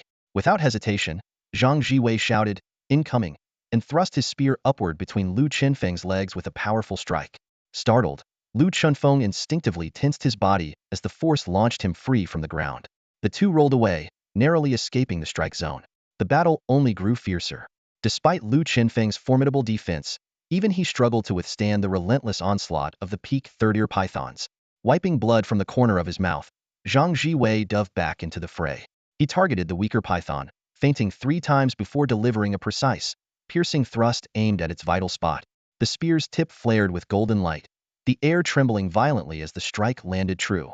The wounded python let out an eerie wail, provoking the other to a frenzy. Its eyes burned red with fury as it turned its full wrath on Zhang Jiwei. Realizing the danger, he abandoned his spear and attempted to retreat. But the enraged python opened its massive jaws, unleashing a terrifying suction force that tore up the very ground. Lu Chunfeng anchored himself by digging his limbs into the earth, barely holding his position. Zhang Jiwei, however, was caught in the pull, swept up and tightly coiled by the python midair. Despite his roar and the golden light emanating from his body, which sliced through the python's scales, he couldn't break free. Lu Chunfeng tried to rush to his aid, but the other maddened python blocked his path. Just as Zhang Jiwei was about to be devoured, the sound of galloping hooves shattered the tension. A jet-black warhorse with a shimmering silver mane surged into view. Atop it rode a young man, clad in a billowing black cloak, gripping an iron staff. Standing upright on the horse mid-stride, he leapt into the air like a missile aimed at Zhang Jiwei. "Duck," he commanded, his voice calm yet decisive, as the iron staff swung in a devastating arc. Between experts, a single glance is enough to understand intent. Zhang Jiwei swiftly ducked, narrowly avoiding a fatal strike. At the same time, Li Mu's spiked club smashed down hard on the massive serpent, producing a dull, resounding thud. The force of the blow shattered the serpent's tough scales, leaving a gruesome, bloody indentation on its body. Seizing the brief moment when the serpent recoiled in pain, Zhang Jiwei grabbed the spiked club, unleashing a surge of inner energy. Li Mu used this momentum to pull Zhang Jiwei free from the serpent's grasp.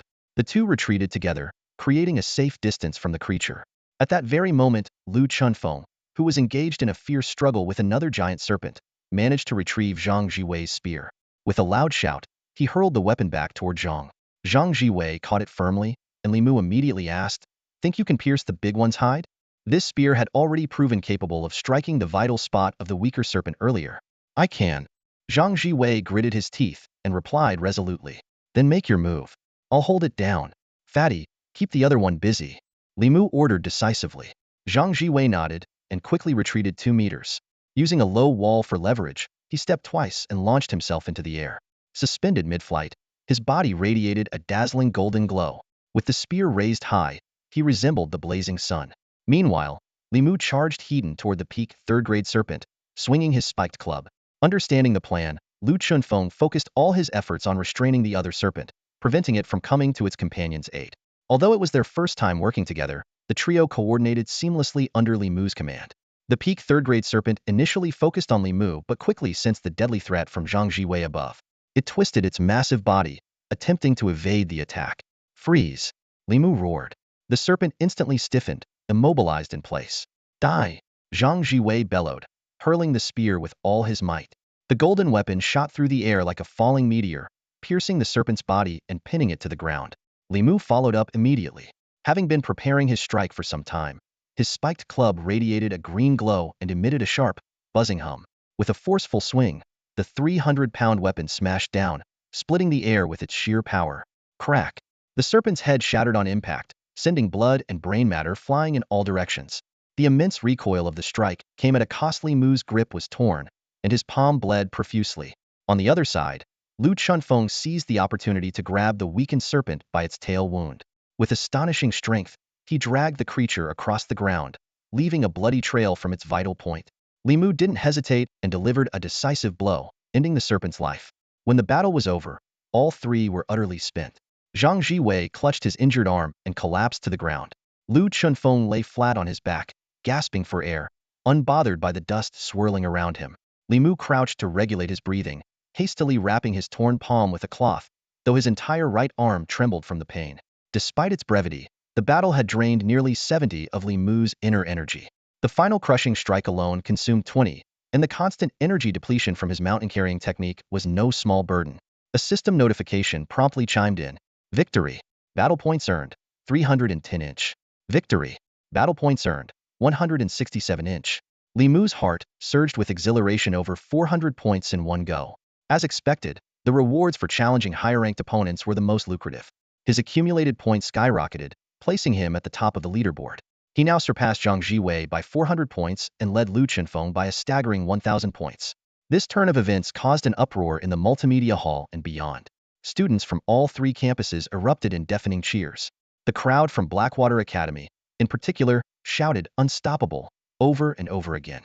Inside the hall, Chen Jiafeng was so ecstatic that he nearly jumped onto the ceiling, pumping his fists and shouting, "My cousin's a legend." Meanwhile, Yang Suiying was moved to tears. Moments earlier, they had assumed Li Mu's wild charge was an attempt to flee the danger zone. Little did they know he was heading straight into the battle with the peak third-grade serpent, a revelation that left Yang Suiying both astonished and overjoyed. On the battlefield, Li Mu's performance captured everyone's attention. Not only did he successfully rescue and class talent, but he also demonstrated seamless teamwork with his companions, taking down 2 third-grade giant pythons in succession. This remarkable achievement far exceeded everyone's expectations. At that moment, the drone's camera cleverly split the screen. The main view focused on the intense combat scenes of Li Mu and his team, while the secondary view zoomed in on Li Xiaohao, who had already been teleported back to the safety zone. Li Xiaohao sat there smugly, checking the scoreboard on his tech smartwatch. Although he couldn't see the live battle, the rankings were clear. His team ranked 7th, and he personally ranked 31st. The moment he saw the results, his expression darkened. What made it even harder for him to accept was that the top spot in both the team and individual rankings was occupied by a name that made him grit his teeth in frustration: Li Mu. In the multimedia hall, Li Xiaohao suddenly jumped up in a fit of rage, hurling curses that everyone could hear. The audience shook their heads in disappointment. This so-called prodigy with class talent paled in comparison to the top contenders in cultivation, courage, combat skills, and character. The members of the Li family were left with grim expressions of embarrassment. In this first battle of the abyss, 3 young heroes showcased their brilliance. Zhang Jiwei risked his life to successfully rescue 8 classmates. Lu Chunfeng remained calm under pressure, joining forces with Zhang Jiwei to fight off fearsome beasts. And Li Mu, the most dazzling of all, not only saved Zhang Jiwei's life, but also led his team to slay 2 third-grade beasts. The Li family members couldn't help but feel a pang of regret. How glorious it would have been if these honors had belonged to their Li Xiaohao. 3 class talents sweeping the top 3 rankings should have been a tale of legend. Yet, reality struck harshly. An class talent like Li Mu stood shoulder to shoulder with 2 class talents, not only claiming the first-place position but also earning their immense gratitude. Meanwhile, Li Xiaohao's mere 31st place ranking seemed glaringly unimpressive against the backdrop of Li Mu's brilliance. Damn it, why isn't Xiaohao in first place? Second aunt slammed her fist against the chair in fury. That shameless Li Mu stole Xiaohao's spot. Madame Ma's face turned ashen. With Li Xiaohao's performance, he wouldn't even draw the military's attention, let alone their recognition. In stark contrast, Li Mu's dominant display was bound to catch the military's eye. At this thought, she struck her cane heavily on the floor. Daong, find a way to stop Li Mu later. I want to personally invite him back to the Li family. Mother, you mustn't. Li Mu's eldest uncle quickly interjected. How could you lower yourself to invite Li Mu? What has he done to deserve such an honor? Silence. Madame Ma scolded sharply. Xiaohong and the others have already failed to bring him back. If I don't step in, who else in the Li family can get this done? She let out a heavy sigh, lamenting the fact that she had to bow her head to Li Mu. Yet, for the sake of the bigger picture, she had no other choice. The second floor of the multimedia hall fell into a brief silence. Suddenly, the Deputy Minister of Resources slammed the railing and shouted, "Good. Well done." Even the usually stern-faced school leaders couldn't help but applaud in excitement. The scene was truly breathtaking. Zhang Jiwei had been on the brink of death, only to be saved by a perfectly timed strike from Li Mu. While Zhang had successfully drawn the giant python's attention, its incredible defenses were undeniable. Zhang's desperate, golden-tinged attack barely scratched its surface. Yet, Li Mu shattered its scales with a single swing. Even more astonishing was the seamless coordination that followed among the 3. Compared to the seasoned warriors of the Zhenyuan Army, their techniques might seem raw, but one must remember they were just students venturing into the abyss for the first time. To display such combat prowess was nothing short of genius. Lu Chunfeng's near-invincible physical defense, Zhang Jiwei's masterful spear techniques and terrifying attack power, and Li Mu's unbelievable capabilities and level talent, who managed to unleash attacks second only to Zhang, all while demonstrating battlefield composure and unpredictable combat strategies. Li Mu not only used himself as bait to create an opening for Zhang, but also managed to fatally strike the python after immobilizing it. Most notably, his commanding shout of "Stop!" had gone unnoticed in the chaos of battle, but the seasoned onlookers caught it clearly. Li Mu had immobilized the python for half a second with just his voice. What kind of mysterious technique was this? Commanding reality with words? How could this possibly be within the abilities of inflevel talent? In Changming was too overwhelmed to speak.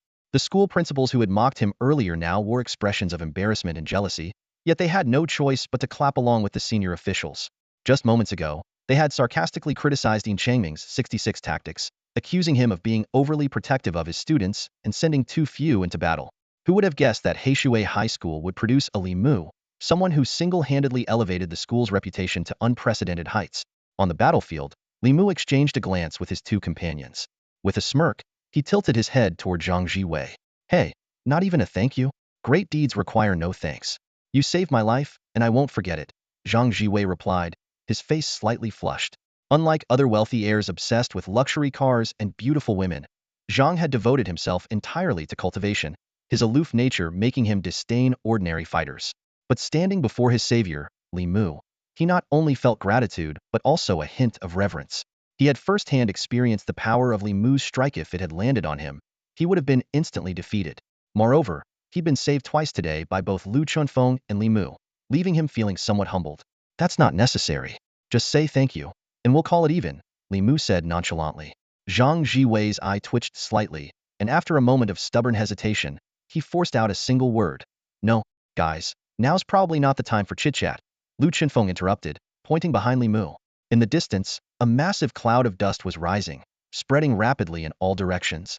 Within the haze, countless giant pythons slithered toward them, forming a dark, writhing mass that sent chills down their spines.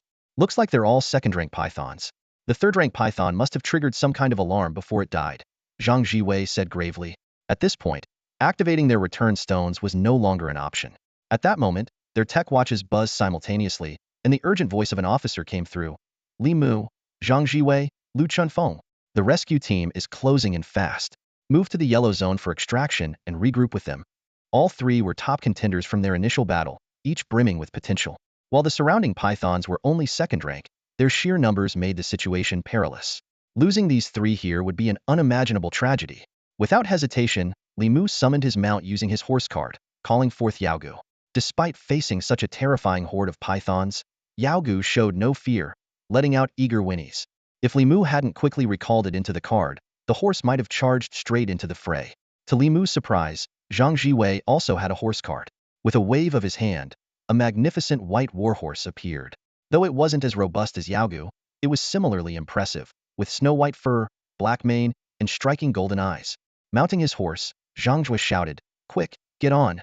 The white horse instinctively turned its head to glance at Lu Chunfeng's imposing figure. Its golden eyes visibly widened. Lu Chunfeng easily weighed over 300 pounds.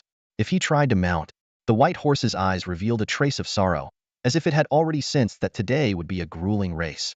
Lu Chunfeng noticed the horse's mood and burst into hearty laughter. "Don't worry, my friend. Let me race with you." Before his words had fully landed, he clapped both hands forcefully on the rumps of the two horses. The white horse neighed sharply and instantly shot forward like a white comet. The warhorse under Li Mu wasn't about to be outdone, surging ahead and overtaking the white horse in moments. At that very instant, Lu Chunfeng took a deep breath, and his entire frame swelled by half a size, his body glowing with a faint blue aura.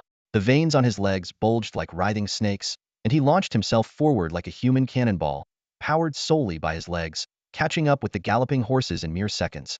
"What the hell?"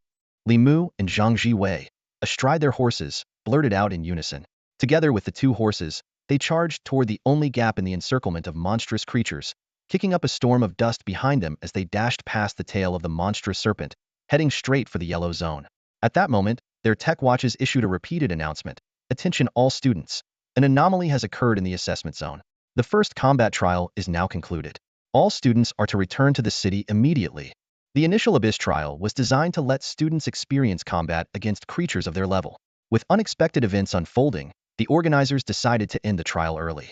After sprinting several miles, the trio encountered a rescue team heading straight toward them. These soldiers, clad in the distinct uniforms of the Abyss Suppression Army, rode light horses and carried an air of sharpness. As they passed Li Mu and his companions, their piercing gazes swept over them. With just a glance, Li Mu felt his heart tighten. Most of these soldiers were second-tier fighters, while the squad leaders were third-tier. The palpable killing intent emanating from their bodies spoke of seasoned warriors who had weathered countless battles. Meanwhile, in the command hall of the Abyss Suppression Army, Wang Longqing and Qin Zhanya were watching the footage of the trio. A knowing smile appeared on their faces. Wang Longqing murmured meaningfully, "True talent can never be hidden." The three of them continued running for dozens of miles before finally stopping. Zhang Jiwei dismounted and put his horse away, while Lu Chunfeng collapsed onto the ground, utterly exhausted, gasping for air. He pulled out a teleportation stone and waved it at the other two. "Hey, use mine. Just give me a moment to catch my breath, and we'll return together." Li Mu nodded in agreement. After all, a spare teleportation stone cost a hefty 3,000 bucks. The teleportation stone essentially served as a portable portal, but it required the user's energy flow to stabilize before it could be activated. Under calm conditions, it took 20 to 30 seconds to initiate, while in combat, it could take 3 to 5 minutes and the user had to remain within the designated area. Lu Chunfeng crushed the teleportation stone, and a glowing formation appeared on the ground ahead. Supporting himself with both hands, he turned to Li Mu with a sheepish look. "Brother Li Mu, I need a favor." "Huh?" Li Mu looked at him, puzzled. "Can you hit me with a stick?" Li Mu's head was filled with question marks as he stared at the scene in front of him, utterly baffled. Lu Chunfeng, however, leaped up like an excited child, his face plastered with a mischievous grin. "Hee, just one strike.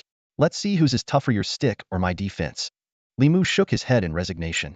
He had long heard of Lu Chunfeng's reputation as a battle maniac, particularly his near-obsessive dedication to honing his defensive skills. With a top-tier defensive talent and mastery of advanced defensive techniques, even fighters of the same or higher ranks found it nearly impossible to break through his defenses. "Use the same strength as that strike earlier. Come on, I can't wait." Lu Chunfeng grew even more animated, immediately dropping into a horse stance, ready for action. Zhang Jiwei, observing this, spoke calmly. "Lu Chunfeng, I suggest you think this through." He gave Li Mu a meaningful glance as he spoke. Maybe another time. I'm not interested right now, Li Mu replied flatly. Students aren't allowed to fight during the first abyss battle. If I actually hurt you, it just caused trouble. Ah, come on. Don't be so stingy, brother. You can't even spare me one strike? Lu Chunfeng's face fell, his eyes pleading as he looked at Li Mu.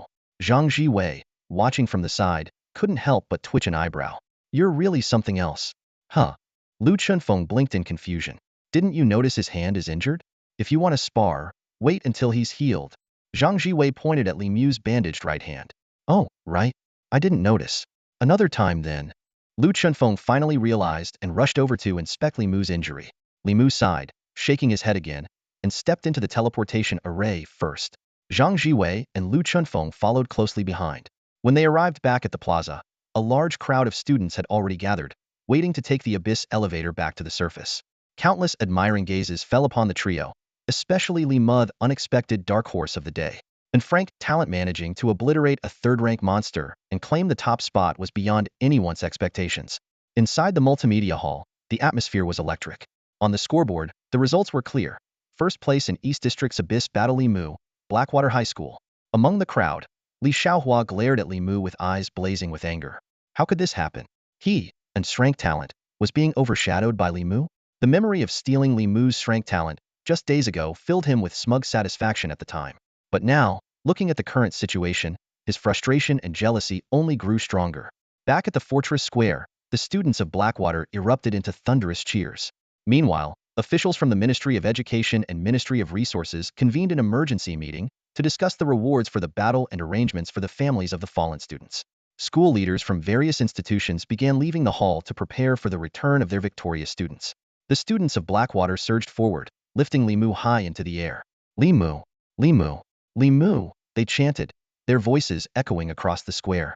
Li Mu could only smile wryly as he covered his ears, though it didn't stop him from being tossed into the air again and again. Who would have thought, before today, that their school would claim the top spot and catch the attention of both the Ministry of Education and the Ministry of Resources? At this moment, Li Mu was undeniably the hero of Blackwater High School. Yang Suying and a few others, however, remained composed. For them, as long as Li Mu returned safely, it was enough. Once the students finally set him down, Yin Changming approached with a smile. Come on, the leaders from the Ministry of Education and Ministry of Resources want to meet you. Li Mu raised an eyebrow in curiosity. Typically, after securing a rank, students would return to their schools to celebrate, with rewards distributed within 3 days. He quickly sent a text to his mother before following Yin Changming into the multimedia hall. In the second-floor conference room, the heavyweights who had just wrapped up their meeting were engaged in quiet conversations. In addition to the leadership team from Blackwater High School, there were also senior members from Tunglong High School and a few other principals who had stayed to watch the excitement. The moment Li Mu noticed the presence of Tunglong High School's representatives, he immediately understood the situation and couldn't help but glance at Liang Hai, who was drenched in cold sweat. Liang Hai looked utterly disheveled, with strands of wet hair clinging awkwardly to his forehead, making him appear particularly pitiful. Li Mu, this is the Deputy Minister of Resources, and this is the Deputy Minister of Education. Yin Changming introduced him formally. While both deputy ministers held equivalent ranks, the Ministry of Resources carried significantly more influence. Li Mu respectfully greeted each of them in turn. The Deputy Minister of Resources, known for his straightforward personality, strode forward and gave Li Mu a hearty pat on the shoulder, his eyes glinting with admiration. Not bad. Your skills have truly impressed me. However, I've got a small question for you. Please go ahead, Minister. Li Mu nodded respectfully, his demeanor composed and proper. Given the absence of the main minister, he appropriately addressed him as Minister. The Deputy Minister pointed towards Zhang Tang and asked, Principal Zhang Tang here mentioned that you were previously at Tunglong Academy. Is that true? Yes, Li Mu confirmed succinctly. Hearing this, Zhang Tang immediately became emotional, his tone tinged with reproach. Li Mu, you really are something. Back when you were at Tunglong, did I ever treat you poorly? Why didn't you come to me if there was an issue? His emotions were mixed with frustration, recalling the recent roller coaster of events. The academy had been overjoyed to gain one's level and won a level talent, and Tunglong seemed poised to rise to new heights. But the very next day, Li Mu's level talent was gone. Though furious, Zhang Tang had accepted it as an internal matter within the Li family and resigned himself to the loss. He had stopped paying attention to Li Mu, to the point of being completely unaware that Li Mu had been expelled for several days. At this moment, Director Liang Hai quickly chimed in, his tone ingratiating. Exactly, Li Mu. You've got such a temper. I admit I may have handled things poorly, but I'm still a teacher, and I have to maintain some dignity. That's why I might have been a bit harsh with you. Be understanding. Don't be so stubborn, and come back to our school. As he spoke, he kept winking at Li Mu, his expression contorted, with a mix of threat and pleading in his eyes. The Deputy Minister of Education, observing this, gave a light rebuke before turning to Li Mu with a kind expression. It's all right, just speak honestly.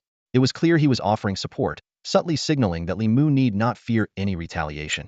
Calmly, Li Mu pulled out his phone, opened a video, and handed it to the Deputy Minister of Resources.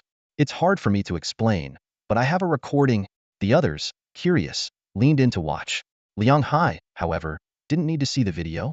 Just hearing the audio was enough for him to recognize the Siniat was the recording of him expelling Li Mu. Damn it! He cursed inwardly. How did this kid think to record me back then? His legs went weak, and he could barely stand. In the video, Liang Hai's aggressive voice soon rang out. Li Mu, do you even understand the value difference between you and Sun Long? I'm giving you two choices. Senior Class 9, Li Mu, bring me his file. Expel him. No need for approval. Don't tell me I, Liang Hai, don't even have this authority. I said expel him. Right now. Across the street, Blackwater Academy is desperate, taking in anyone and everyone.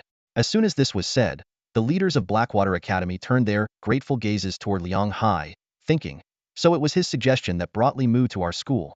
Zhang Tang, on the other hand, was so furious he wished he could tear Liang Hai apart, cursing inwardly, you bastard, are you a spy sent by Blackwater Academy? The most ironic part came at the end of the video, with Liang Hai's final words, people must always pay the price for the choices they make. Was this lesson vivid enough for you? After watching the video, the Deputy Minister of Resources fixed a cold, piercing gaze on Liang Hai, a faint, icy smile tugging at the corner of his lips. If the phone in his hand didn't belong to someone else, it might have already been hurled at Liang Hai's face.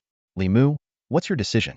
Tell me, and I'll make it happen, declared the Deputy Minister of Education with resolute authority. His tone carried a commanding force. If Li Mu spoke, he could immediately arrange for him to attend any school. Li Mu answered in a steady voice, although I've only been at Hmph High School for 4 days, the only attack technique I've mastered so far was provided by them. They also gave me 10,000 yuan to prepare for military training in my first battle. My achievements today wouldn't have been possible without their support, so I choose to stay. While there was a mix of truth and falsehood in his words, they directly put Zhang Ting in a precarious position. The only attack technique he knows was from Hmph High School? This statement drained the color from Zhang Teng's face.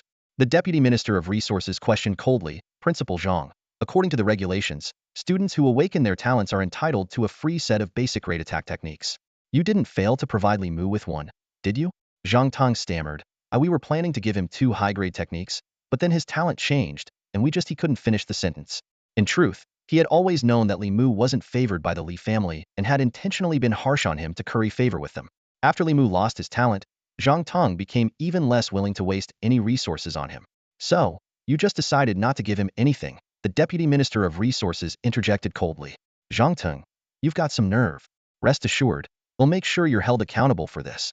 Hearing this, Zhang Teng's vision went black, and he fainted on the spot. The other school leaders scrambled to catch him. Unimpressed by the spectacle, the 2 high-ranking officials snorted dismissively and left the multimedia hall with their entourage. The rest of the crowd quickly followed to see them off. Out in the square, the Deputy Minister of Resources offered a few words of encouragement to Li Mu before driving away. Only then did the leadership of Hmph High School breathe a collective sigh of relief. They exchanged glances, each feeling as though they had lived through a lifetime in just one day. Their school, long stuck at the bottom of the rankings, had unexpectedly gained a prodigy like Li Mu ahead of the abyssal battle. Before military training had even begun, he had broken through to the 2nd level, outshining 2 splash geniuses and claiming the top spot. Neither Zhenyuan High School nor Tunglong High School could lure him away. It was as if the heavens had taken pity on Hmph High School, blessing them with this extraordinary young man. Principal, teachers, my family is over there. I'll head over now, Li Mu said, pointing to Chen Jiafeng and Chen Jieqi, who were waving excitedly in the distance. Of course, go on, Yin Changming said with a smile, adding, oh, and don't forget about tomorrow morning school celebration. You're the star of the event. Got it, Li Mu replied, raising a hand in acknowledgement. As he approached his family, Li Mu was struck by a surreal feeling. In front of him were his mother, her eyes slightly red, his lively younger cousins, his uncle giving him a thumbs up, and his aunt, overwhelmed with joy and tears. This hard-won familial warmth felt both strange and familiar to him. Mom, I told you not to worry, Li Mu said, jogging up to Yang Suying.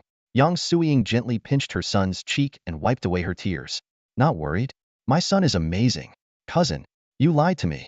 You didn't even tell me you had a rare blood warhorse. Chun Jiafeng exclaimed, clinging to Li Mu's arm in mock protest. Only then did Yang Suiying remember the warhorse. Son, did you buy that warhorse? Or was it issued to you as part of joining the Zhenyuan Army reserves? Mom, are you against me joining the Zhenyuan Army? Li Mu was surprised that his mother was aware of this. Not at all. Yang Suiying shook her head. Follow your own path, and I won't interfere. Actually, your father wanted to join the Zhenyuan Army back in the day, but the Li family wouldn't allow it. They were short-sighted, afraid that the profits from exploring the abyss would have to be shared. They sacrificed his future for immediate gains and ultimately ruined his life. This was news to Li Mu. In his memories, his father, Li Qianfeng, had devoted himself to the Li family, laying the foundation for their rise. But his father's brilliance had also caused the family to ascend too quickly, leading outsiders to claim that the Li family's success rested solely on Li Qianfeng, with the rest being nothing but incompetent freeloaders. From that moment on, the entire Li family harbored deep resentment toward Li Mu and his family. On the surface, they thrived by relying on Li Qianfeng's influence and the profits brought by the abyss, steadily expanding their family business. However, after Li Mu's father passed away, they immediately regarded Li Mu and his mother as thorns in their side. Li Mu's aunt sat to the side, her tone tinged with regret. If your father had joined the Zhenyuan Army back then, he would probably be an officer by now, and his fate would have been completely different. She had always held great admiration for her brother-in-law. As they spoke, Yang Suiying's expression suddenly changed, her gaze fixed on something behind Li Mu. He turned around to see Madame Ma, leading a large group of the Li family members toward them. Their faces were filled with arrogance, especially the second aunt, who stared at Li Mu with a cold, venomous glare, her teeth clenched in anger. Li Mu turned back around, a faintly amused smile playing on his lips. Madame Ma stopped a short distance away, both hands resting on her cane. Though she was only in her 60s and had no issues with her mobility, she felt that using a cane added to her aura of authority. After all, in her mind, the Li family had been operating for over a decade and had built up some semblance of prestige. Li Mu, are you blind?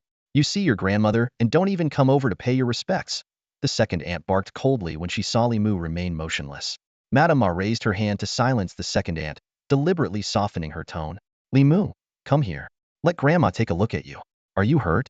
Li Mu looked at her, the amusement in his smile deepening. Well, what a spectacle. Li Mu, what do you mean by that? His eldest uncle demanded harshly.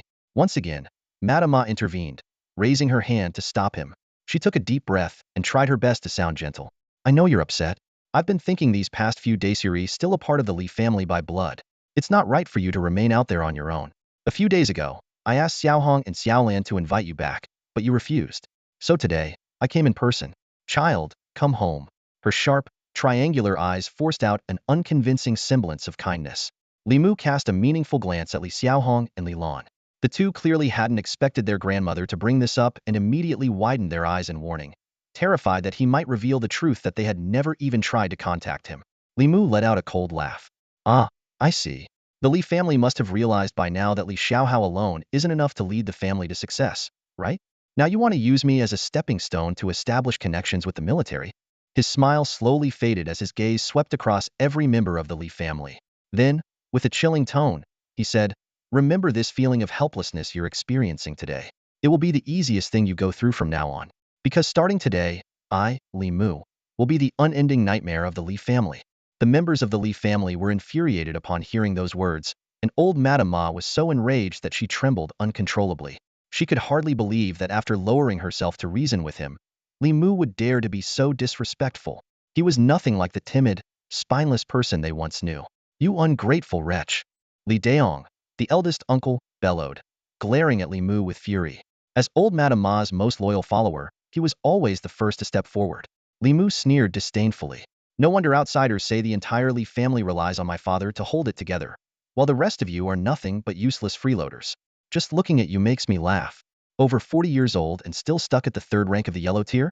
Your head must be filled with nothing but garbage. Besides shouting, what else can you do? If you've got the guts, come and teach me a lesson.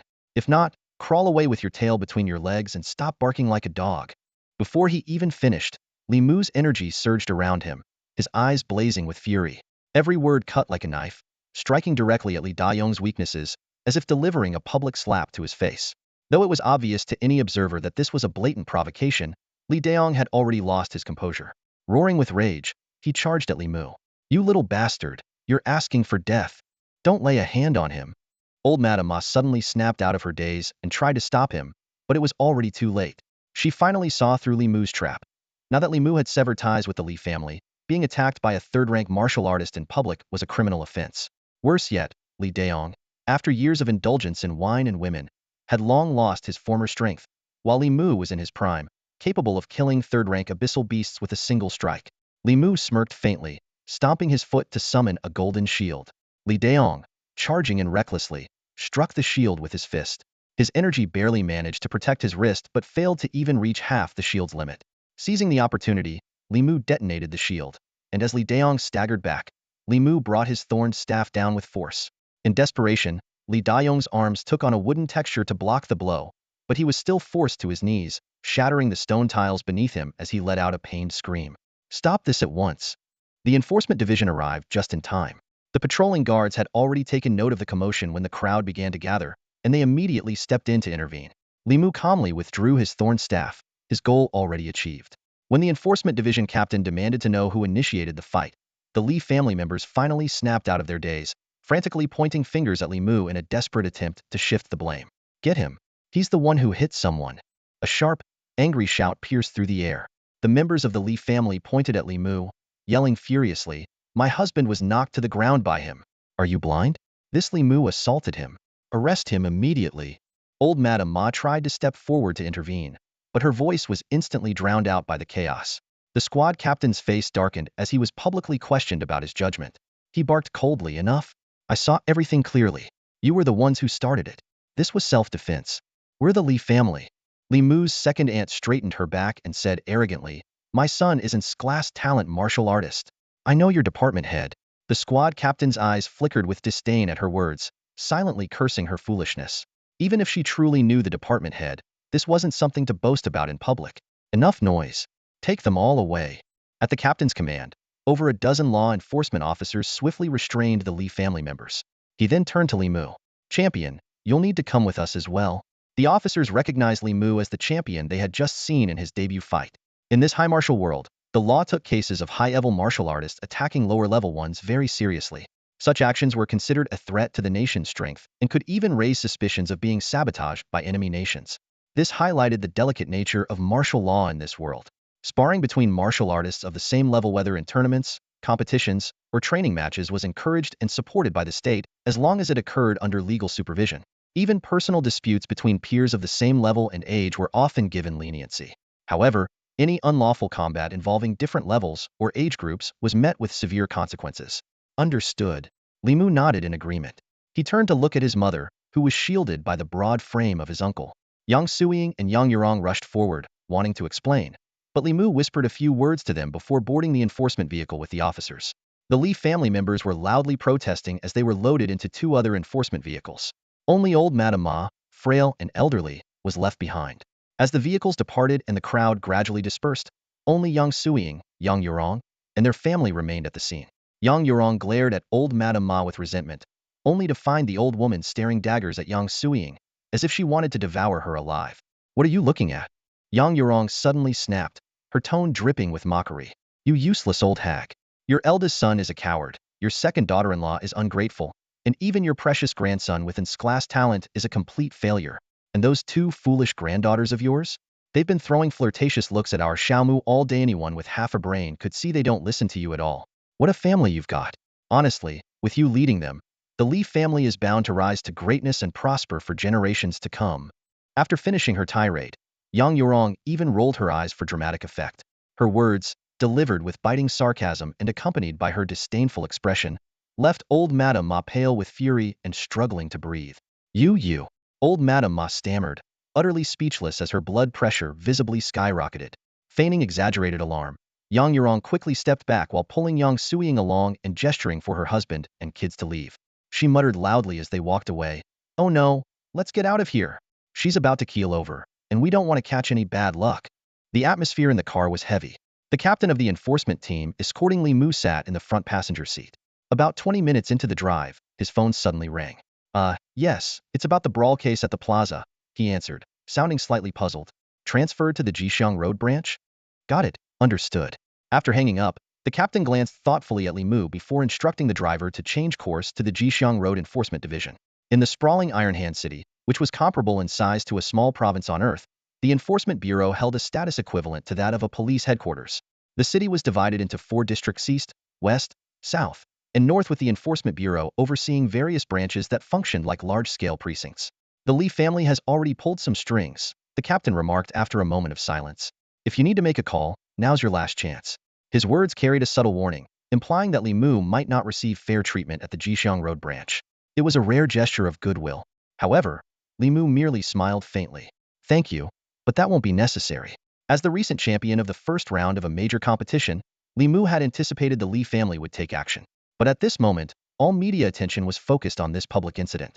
Li Mu was confident that if he remained detained at the enforcement division for more than 3 hours, the media would surround the place. Even with their extensive connections, the Li family wouldn't dare to harm him under such intense scrutiny. If the enforcement division dared to resort to extrajudicial methods, Li Mu wouldn't hesitate to step in front of the cameras with visible injuries and expose the entire situation. Coupled with the plaza footage, a headline like "First-round champion subjected to torture" would undoubtedly land the leadership of the Jixiang Road branch in hot water. After that, anyone targeting him would have to think twice about the consequences. It was a risky gambit, a move that traded injury for injury. But while it would harm both sides, the blow to the Li family would be far more devastating. The car soon arrived at the Jixiang Road Enforcement Division. As Li Mu got out, he noticed reporters approaching from a distance. This didn't surprise him. Ever since the class talent reassignment incident during military training, reporters had been eager to interview him. The other members of the Li family were escorted in separate vehicles. Their attitudes had grown noticeably more arrogant, especially his second aunt, who coldly mouthed at him, "You're finished." A few laid-back enforcement officers strolled out of the branch to take over from the escort team. One of them, who appeared to be the leader, scrutinized Li Mu and barked, "What are you staring at? Get inside." As one officer shoved Li Mu forward, the screech of brakes pierced the air. A military vehicle came to an abrupt stop in front of the enforcement division. The license plate alone made the officers on site immediately tense up and stand at attention. From the front passenger seat emerged a stern-faced military officer, Zhang, the adjutant to Wang Longqing. After briefly presenting his credentials, he said only 6 words, "I'm taking Li Mu with me." "Yes, sir." The enforcement leader snapped to attention and saluted, visibly nervous. "Are you hurt?" Adjutant Zhang asked Li Mu. "I'm fine," Li Mu replied, shaking his head. "Get in the car," Zhang instructed, personally opening the door for him. The scene left the Li family dumbfounded, especially his second aunt. Her carefully laid plans for revenge had instantly fallen apart. She gritted her teeth, realizing that Li Mu's father's connections were far more formidable than she had imagined. The enforcement officer who had shoved Li Mu earlier now stood frozen, too terrified to even breathe loudly. Meanwhile, Li Mu's second uncle, now filled with unease, began contemplating more cautious strategies for dealing with him in the future. Watching the military vehicle disappear into the distance, the law enforcement officer wiped the cold sweat from his forehead. The original order had been to teach Li Mu a lesson, but the imposing presence of the military vehicle sent to pick him up made him grateful he hadn't acted rashly. Inside the vehicle, Li Mu sat on a leather seat. Once the car merged onto the elevated bridge, he finally spoke. "Deputy Officer Zhang, what's the matter?" "Good news," Zhang replied flatly, then added, "The commander is hosting a celebration. When we heard you had a confrontation at the square, I was sent to bring you over." Li Mu nodded and took out his phone to reassure his mother, Yang Suying, that he was safe. The car continued its journey toward the military residential district where Wang Longqing resided, eventually stopping in front of an upscale hotel. The entrance was lined with various official vehicles, not luxury cars, but still striking in their presence. Deputy Officer Zhang led Li Mu straight to the banquet hall on the 2nd floor. At the elegantly decorated entrance, several tables were occupied by sharp, capable-looking individuals. As Zhang entered with Li Mu, the previously lively atmosphere abruptly quieted, only to be followed by a chorus of greetings. While many were curious about the high school student accompanying Zhang, no one dared to voice their questions, given Zhang's authoritative demeanor. Passing through the outer tables, they approached the main banquet area. At the center were 5 round tables, with the largest one positioned prominently in the middle. Wang Longqing was seated there, engaged in light-hearted conversation with the guests. As Li Mu scanned the room, he couldn't help but feel astonished. Most of the attendees were officials frequently seen in the news, primarily from the law enforcement and commerce departments. The individuals seated at the entrance tables were likely their deputies and assistants. As they neared Wang Longqing, Li Mu immediately sensed an overwhelming aura dominating the room. It was clear Wang Longqing had broken through to the Xin-level realm. This was indeed a moment worth celebrating, especially for someone of his stature. Not hosting a banquet would have raised suspicions, and even this relatively modest gathering was impressive in its own right. The officials present discreetly observed the unexpected appearance of the high schooler. The head of the Jixiang Road Law Enforcement Division instantly recognized Li Mu and was stunned. Just then, Wang Longsheng, seated at the main table, smiled warmly and waved toward Li Mu. Come, sit next to me. Li Mu walked briskly forward, his face beaming with excitement. Congratulations, Commander Wang, on stepping into the Xian rank. At this moment, Wang Longqing truly seemed like a completely different person compared to when he was still at the 9th grade. A natural aura of authority emanated from him, sending chills down the spines of those around him. He let out a hearty laugh and personally pulled out the empty chair next to him. Have a seat. You've been making remarkable progress lately. During the military drills this morning, you were still at the 1st grade, but by the afternoon, you had already broken into the 2nd. And your stunning debut in the 1st battle truly extraordinary.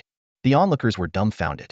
Since the banquet began, that particular chair had been deliberately pushed under the table by Wang Longsheng, and no one dared to sit in it. Now, he was personally inviting a high school student to take the seat and chatting with him so warmly. It was utterly baffling. While it was clear from their conversation that this young man was the champion of the Abyss's 1st battle, no previous champion had ever been treated with such honor. After all, Wang Longsheng was the deputy commander of the military district. Amid their shock, the crowd discreetly reached out to their assistants for more information. Soon, Li Mu's identity was revealed was the young man from a prominent family who had recently been stripped of his strength talent. Yet, his connection to Wang Longsheng remained an enigma. Wang Longsheng, however, was in high spirits. Thanks to Li Mu's assistance in identifying 2 damaged meridians, he had decisively abandoned them, allowing him to successfully break through to the Xian rank. This breakthrough all but secured his marquee rank, and made his promotion to commander merely a matter of time. To someone like you, it must seem like child's play, Li Mu said humbly.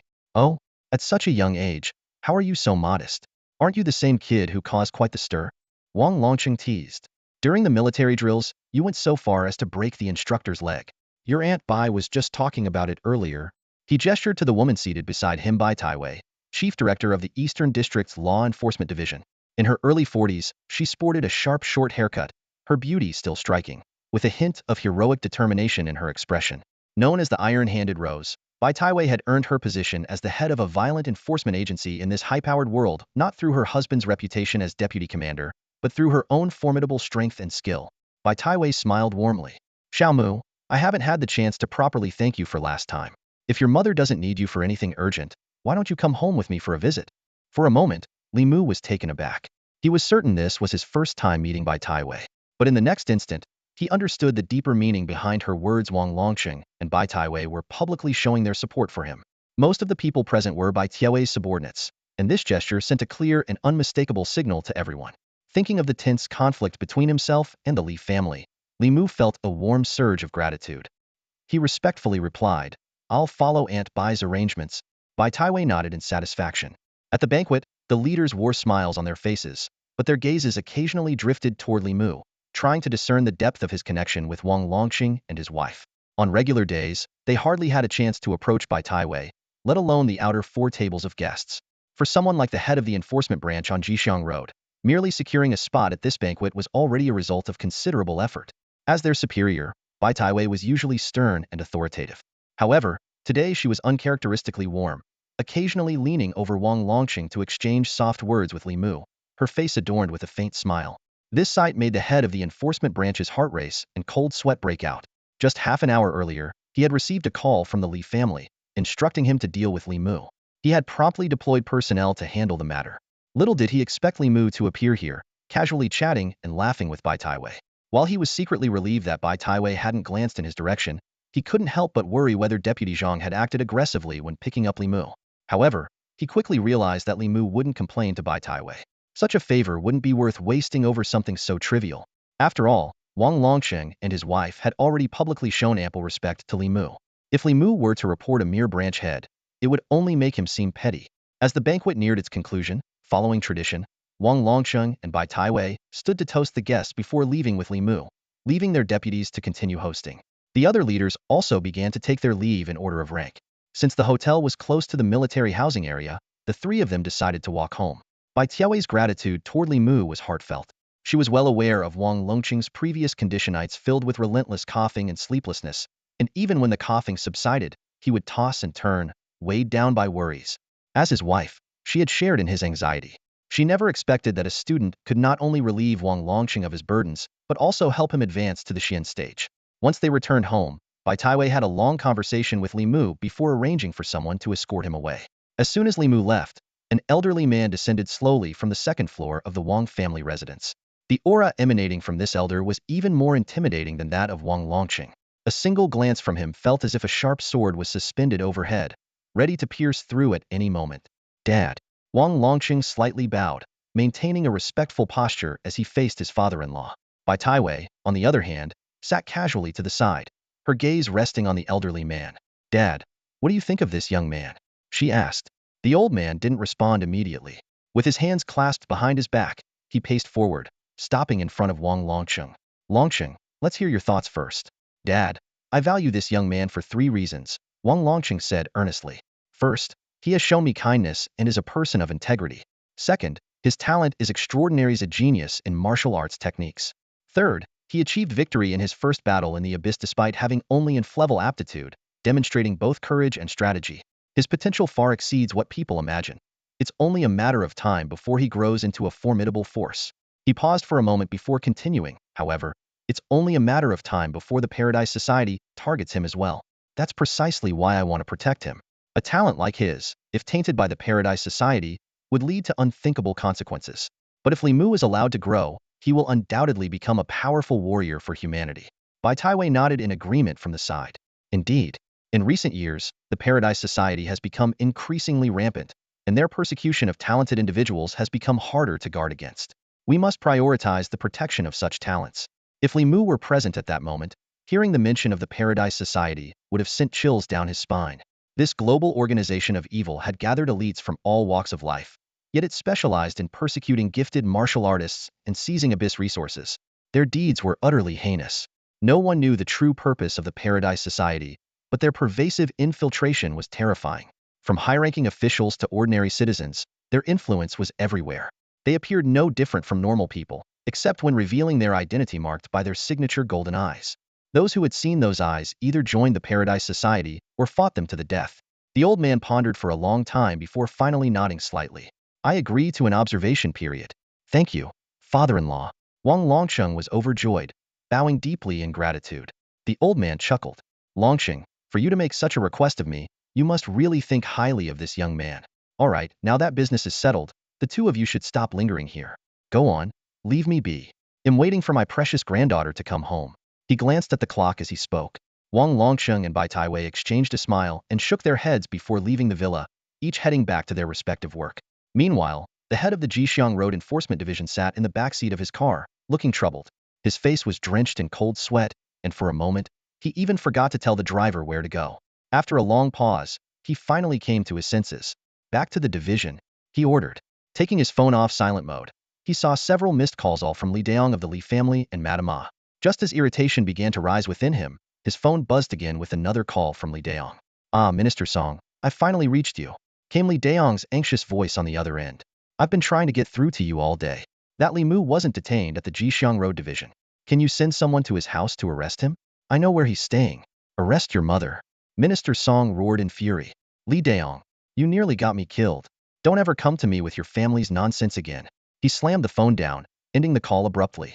While he didn't dare offend the wealthy but foolish Li family, this was one favor he no longer dared to accept. At the same time, Li Mu had returned to the blacksmith shop. Hearing that her son was safe, Yang Suying finally let out a sigh of relief. His aunt, however, was unusually excited. Hmph, as if they'd dare trouble the champion of the first battle. The higher-ups and the media are all watching. My nephew is amazing. Tonight, we're having a feast. Come on, sis, let's go shopping. Though nearing 40, his aunt had a lively and spirited personality, which her children had clearly inherited.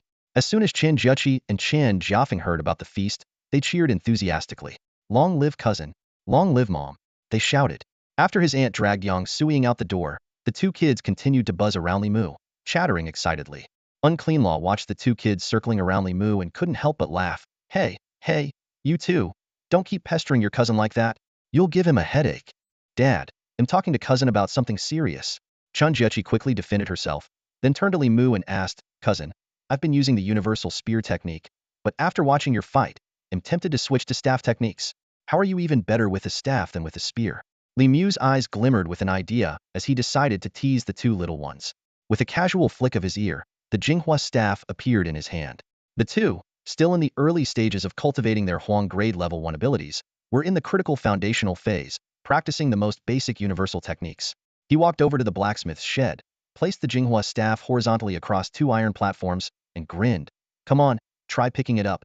The two kids instantly lit up with excitement and dashed forward, eager to try their hand at this champion's weapon. Yet, as soon as they grabbed it, the staff didn't budge an inch. Huh. Whoa. Why is it so heavy? Big sis, let's do it together. Chun Jiafeng suggested. The siblings joined forces, using every ounce of strength they had, but despite their combined effort, the 300-pound staff barely rolled a lit light was impossible to lift. Even their unclean law was intrigued by the scene. Well, nephew, what's the secret behind this weapon? Let me give it a shot, the unclean law said, rolling up his sleeves and stepping forward. Go, Dad. The two children immediately switched to cheering for their father. Being a former blacksmith, the unclean law was no stranger to physical strength. Though his cultivation was only at the second level, his raw power was remarkable. Gripping the Jinghua staff tightly, the veins on his arms bulged like writhing snakes as he finally managed to lift the staff. However, before the cheers could fully erupt, he had to drop it heavily to the ground, causing a slight tremor. This weapon is so heavy. No wonder it could crush a giant python with one strike. The unclean law stared at the Jinghua staff in astonishment. Nephew, do you really keep this thing in your ear? Li Mu nodded with a smile, stepped forward, and effortlessly picked up the staff. With a casual twirl, he spun it into a dazzling flourish. The three onlookers, having now experienced the staff's weight firsthand, were left speechless as they watched him wield it with such ease. Cousin, show us a move. Chun Jiachi exclaimed, turning into an instant fangirl. Seeing his younger cousin so excited, Li Mu readily agreed. All right. With a loud shout, he flicked the Jinghua staff into the air with his toe. As it landed back in his hands, he began performing a simplified version of the flowing Cloud 5 shocks technique, infused with his own understanding. His movements were bold and powerful, each strike accompanied by a gust of wind that stirred up clouds of dust. The two kids cheered non-stop, and even the unclean law couldn't help but join in, feeling genuine pride for his nephew, who had once lost his grade talent but was now proving his strength. As he performed, Li Mu discreetly activated the system and began gradually increasing the weight of the staff using the divine weapon technique. 300 pounds was nothing compared to the legendary Rui Jingu Bang, so he set himself a modest goal: 500 pounds. Slowly, he added weight to test his limits. From the 488 battle points he had earned from his first victory, he invested 88 points. The staff's weight increased to 328 pounds, bringing the total to 388 pounds. However, as he executed the third move of the flowing cloud technique, he suddenly felt an unbearable soreness and pain throughout his body. The younger cousins were still cheering, but they soon noticed Li Mu abruptly stop mid-move. He leaned on the staff with one hand, clutching his back with the other, grimacing as he hobbled toward the house. Cousin, are you okay? They called out in concern. Without turning around, Li Mu sucked in a sharp breath and replied hoarsely, I pulled my back. After returning to his room, Li Mu was soon visited by Chan Jiafeng and Chan Jiechi, who brought him the bruise ointment from their uncle. Taking the medicine from them, he sent the two away under the pretense of needing rest. In truth, he hadn't actually sprained anything, but performing the flowing cloud triple shock technique had indeed left him feeling physically drained. The weight of 388 pounds seemed to have surpassed his limit. Not only was his body struggling to handle it, but even his mountain-bearing technique had reached its threshold. While the strength of 1 tiger and 3 oxen could easily lift 400 pounds, using it to execute martial techniques was proving more difficult. He opened the system interface and carefully examined the techniques he had mastered. Heavenly Immortal Art Unranked enhances understanding of one's cultivation method by 50 years, broadens the dantian, strengthens meridians, and allows for smoother execution of techniques. Ear Concealment enables storing divine weapons in an ear space, allowing for continuous cultivation at one of the normal speed. Divine Weapon Technique grants additional weight to weapons, currently able to increase by up to 328 pounds. Mountain Bearing Technique boosts strength to the level of 1 tiger and 3 oxen. Binding Technique shouting the word bind immobilizes a target for 0.5 seconds, consuming 10 of true energy with a cooldown of 1 minute. Fiery Eyes reveals the flow of true energy in an opponent's meridians, but consumes a significant amount of true energy. After pondering for a while, Li Mu concluded that auxiliary techniques like the binding technique and fiery eyes were sufficient for now. His immediate priority was to enhance his cultivation level and physical strength. To achieve this, there were only two paths: body refinement techniques and body refinement pills. His attention shifted to alchemy. Although, in his memory, The great sage wasn't particularly skilled in alchemy. He had frequented the alchemy lab of Taishang Laojun. Perhaps years of consuming elixirs had given him unique insights into medicinal ingredients. The system also contained many unfamiliar techniques, such as blessed field technique, drunken might, and heavenly descent weapon. The alchemy technique required only 100 victory points to unlock, so Li Mu purchased it without hesitation. The system description indicated that the alchemy technique allowed him to craft celestial pills by following recipes and gathering the required ingredients. However, system recipes could only be used through the system and were inaccessible to ordinary people. Opening the alchemy technique skill tree, he saw that each node represented a pill recipe, divided into 3 categories: Qi for cultivation enhancement, technique to boost technique power, and body for physical refinement. Currently, only the inferior bone tempering pill, under the body category, was active. Unhappy with this option, Li Mu spent another 50 victory points to unlock the next recipe: the low-grade body stabilizing pill, which required Tier 3 demon blood, steel lotus, and crane craygrass. He quickly calculated the cost of the ingredients. Tier 3 demon blood was relatively affordable, costing only 2,000 to 3,000 for a small vial, but steel lotus and crane craygrass, rare hybrids of terrestrial and abyssal plants, were much more expensive. Their low yield and long growth cycles meant they could cost around 20,000 each on a good day and as much as 30,000 each on a bad day. The total cost for a single pill was roughly 50,000, and 2 pills would amount to a staggering 100,000.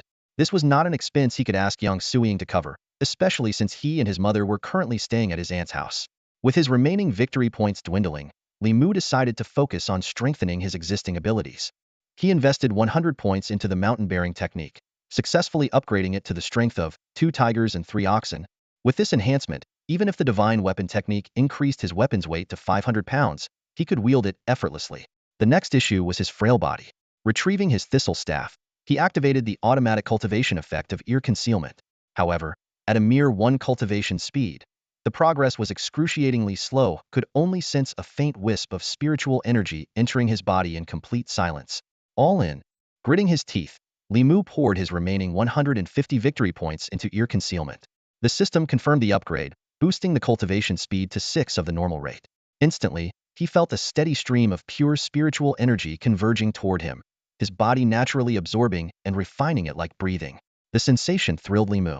For ordinary martial artists, cultivation required guiding spiritual energy into their bodies through internal techniques, forging their dantian, spiritual si, and physical form, much like athletes enduring tedious physical training. This was why many chose to venture into the perilous abyss to battle monsters, as it not only accelerated their cultivation but also offered moments of enlightenment. But now, Li Mu could simply sit quietly and continuously grow stronger. Looking at his now empty victory points, Li Mu felt an intense urge to dive back into the abyss and hunt a few more monsters. The points were just never enough. That evening, the family enjoyed a warm and harmonious dinner together. After a tiring day, Li Mu went to bed early. The next morning, the gates of Blackwater High School were swarmed with reporters. A group of tabloid reporters had gathered near the school gate.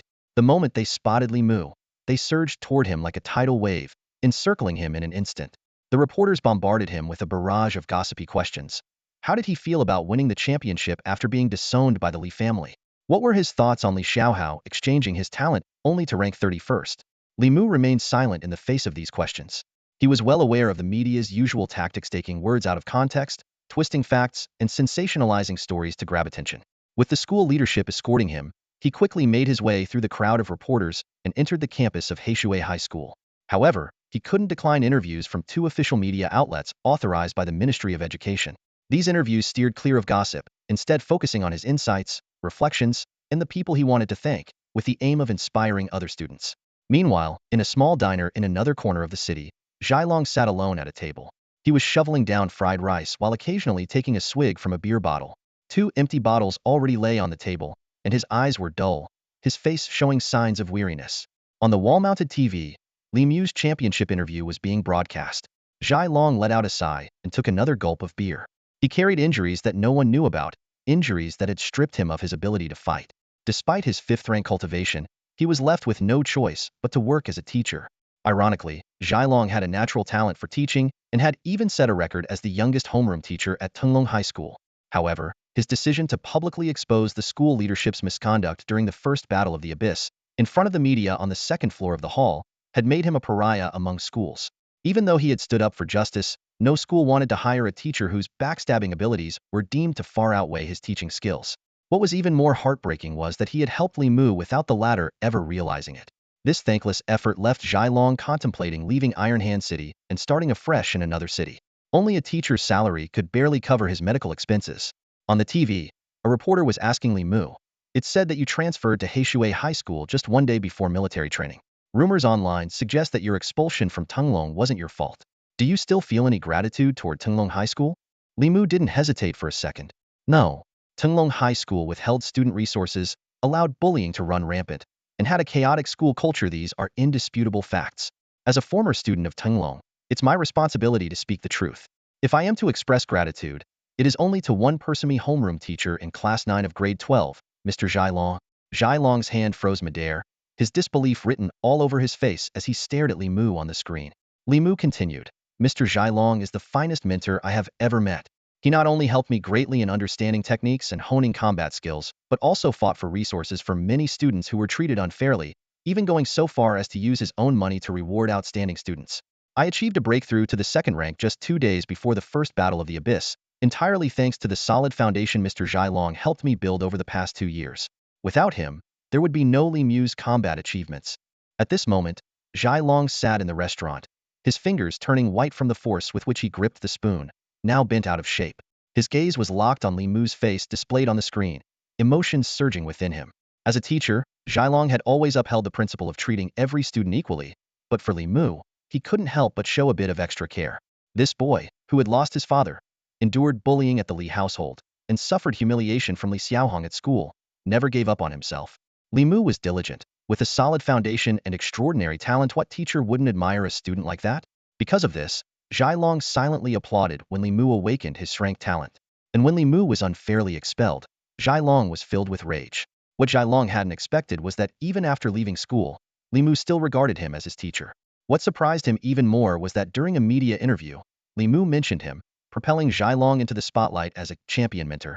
But to Zhai Long, the title didn't matter. What mattered was that Li Mu still remembered him. The boy whose destiny as a genius had been stolen didn't lose his way. Instead, he proved to the world with his championship victory that even without inscrutable talent, one could still rise to greatness. Zhai Long put down the deformed spoon, glanced around to make sure no one was watching, and used his rough hands to rub his stubbled chin. His eyes were already red. He nodded repeatedly, for a long, long time, until a proud smile appeared on his face. Then he called out to the owner, "Boss, another bottle of wine." Meanwhile, at Heishui High School, Li Mu had just finished his interview and seen off the reporters. Only then did Principal Lin Changming say to him, "Ah, Li Mu, you mentioning it in the interview reminded me I'd almost forgotten. That teacher you talked about, is he the one with a buzz cut, square face, thick eyebrows, and big eyes?" Li Mu nodded in confusion. "Yes, that's him. That man once spoke up for you in the second-floor multimedia hall. Back when Liang Hai was making excuses, he was the one who stood up and exposed the lies of both Liang Hai and the vice principal. But he didn't stay long and left before I could tell you about it." Lin Changming looked a bit guilty. At the time, he had just assumed it was an internal conflict at Tenglong High School, thinking Zhai Long was merely taking the opportunity to go against the dean and vice principal. He hadn't realized Zhai Long was standing up for Li Mu. Li Mu was stunned. "So you're saying, Teacher, Zhai might have already resigned?" Lin Changming nodded to confirm. A sense of urgency gripped Li Mu. His initial intention for mentioning Zhai Long in the interview was to help secure a good position for him, as he had a hunch that Tenglong High School was on the decline. By giving Zhai Long the title of champion mentor, Li Mu hoped it would make his future career path smoother. And Zhai Long certainly deserved it. Every word Li Mu said in the interview came from the heart. Zhai Long's teaching skills exceeded those of most educators, and his care for his students was genuinely unmatched. Do you happen to have his contact information? If he's willing, we could ask him if he'd like to teach at our school." Lin Changming offered, seeing Li Mu's low spirits. However, he wasn't entirely confident. Despite Heishui High School having produced a champion in the first battle, the school as a whole was still relatively weak. Even with its rising ranking and increasing resources, achieving comprehensive improvement would take time. Whether Zhai Long would be willing to join and face the challenges was uncertain. "I'll ask around later," Li Mu replied casually, though he had already made up his mind. If Zhai Long had indeed lost his job because of him, Li Mu would make that call no matter what. However, he had already thought of an even better opportunity for Zhai Long than being a teacher, just needed to see if Zhai Long would accept it. Seeing this, Lin Changming said no more and instead smiled. "By the way, there's some good news waiting for you since the interview. Your championship rewards have arrived. Let's go. I'll take you to claim them." Li Mu immediately perked up, but what excited him even more was what followed. The rewards for winning the Abyss first battle left him utterly speechless. A cash prize of 1 million, a 20 cubic meter storage ring, a large bottle of spiritual essence liquid, a high-grade cultivation manual, and 5 Abyss return stones. Though the number of items was limited, each was incredibly valuable. Just the spiritual essence liquid and the storage ring alone were worth 6 to 700,000 each, and spiritual essence liquid was a rare commodity, often unavailable for purchase. As for the 20 cubic meter storage ring, its practicality and capacity made it a treasure in its own right. After claiming his rewards, Li Mu attended the celebratory gathering at Hshui High School. However, with so much on his mind, he only half-heartedly participated before heading straight to the herbal market. He had initially thought he could gather all the ingredients in one trip, but after visiting 3 herbal markets and spending over 130,000, he still hadn't managed to get everything he needed. Li Mu returned to the school's training room and chose a private space to begin his secluded cultivation. He carefully laid out the materials he had purchased for his practice, starting with a vial of spiritual essence. The nearly 200 milliliters of liquid shimmered faintly under the light. Without hesitation, Li Mu drank it all in one gulp. To his surprise, the sensation of the essence entering his body was completely different from what was described in the ancient texts. It felt as though the top of his head had transformed into a massive funnel, drawing in an endless torrent of spiritual energy, flooding into his body like a breached dam. Even more astonishing, a visible vortex of spiritual energy began to form above his head. This is insane. Li Mu was momentarily stunned, but quickly regained his composure. Thankfully, he practiced the unique heavenly immortal technique, which had no rank. If he had been using a conventional method, he doubted it could withstand such an overwhelming influx of energy. He couldn't help but wonder if this extraordinary absorption phenomenon was a unique aspect of the heavenly immortal technique. Clearing his mind of distractions, Li Mu focused entirely on circulating his cultivation technique, channeling all his efforts into refining the surging energy within him. 2 full hours passed before the flow of spiritual energy into his body subsided. Only then did he slowly open his eyes, the brilliance in them now subdued and restrained. Haha, Li Mu couldn't help but laugh out loud. In just 2 hours, his cultivation had skyrocketed from the early stage of the 2nd tier to the peak of the 2nd tier, even brushing against the threshold of the 3rd tier. And to think he had only broken into the 2nd tier 3 days ago. Typically, advancing from the 1st to the 2nd tier required a year or 2 of accumulation. To make such a leap in just 3 days would surely leave others dumbfounded. Feeling the surging true energy within him, Li Mu estimated his current strength. He was confident he could now take on a 3rd tier peak level giant python in an unknown fight. Excited by his progress, he retrieved his alchemy materials and activated the system's alchemy function. The materials disappeared instantly, leaving behind some residue, and the system promptly produced 2 dark-colored pills. System notification: low-grade body reinforcement pills 2. Eagerly, Li Mu consumed both pills at once. The pills dissolved instantly in his mouth, but only then did he notice a line of small text beneath the system notification. Low-grade body reinforcement pills. Enhances muscle and bones, fortifies the body, temporarily boosts vitality, with a strong invigorating effect. Consume sparingly to avoid excessive internal heat. Wait, what? Li Mu froze in disbelief. After reading the instructions, Li Mu felt a surge of heat engulf his body, and his mind involuntarily conjured up some unspeakable images. Instinctively, he ran his fingers through his hair, gripping his scalp tightly in an attempt to calm himself down. The 2 pills he had ingested began to take effect, sending waves of fiery, itchy sensations through his bones and muscles. Clenching his fists, Li Mu could feel an unprecedented sense of power coursing through him. As an ordinary person from Earth, it was the first time he truly experienced what it meant to wield strength. The solid and invigorating feedback from his body filled him with a newfound confidence. No wonder they call it the body fortification pill, Li Mu thought to himself, marveling at how much tougher his body had become. However, he immediately felt a bit awkward for using the word tough in this context, and quickly shook his head in an attempt to dispel the stray thoughts. Pushing open the door to the training room, Li Mu was about to find a spacious area to test his Zhenghua staff. Judging by his current state, he reckoned he could easily handle not just 388 pounds, but even 500 pounds. However, the moment he stepped out, he nearly collided head-on with someone. A faint, elegant fragrance wafted by as the figure in front of him hastily took 2 steps back. Looking closely, he saw a tall, slender young woman. Though dressed casually, she had the emblem of Hshui High School pinned to her shoulder. This was Lin Yuya, the president of the Senior Student Council, who had performed a dance at the school festival earlier that day. Her bright, expressive eyes, delicate features, and stunning figure made her unforgettable. Li Mu, Lin Yuya began nervously, I need to talk to you. I was worried about interrupting your training and wasn't sure how to reach you. Sorry, I almost bumped into you. As she spoke, she unconsciously bit the corner of her lip, adding a touch of shyness to her demeanor. Li Mu struggled to suppress the restless energy surging within him, his brow furrowed and veins bulging on his arms. In a hoarse voice, he asked with difficulty, Lin Yuya, I just want to ask, why are you wearing black stockings to school? Huh? Lin Yuya blinked, momentarily confused, then glanced down at her legs. Oh, these? They're for the performance earlier. And they're not stockings, they're thigh-high socks, see? They only go a little above the knees. Nothing on the thighs. She tilted her head in confusion before noticing Li Mu trembling and his face flushed.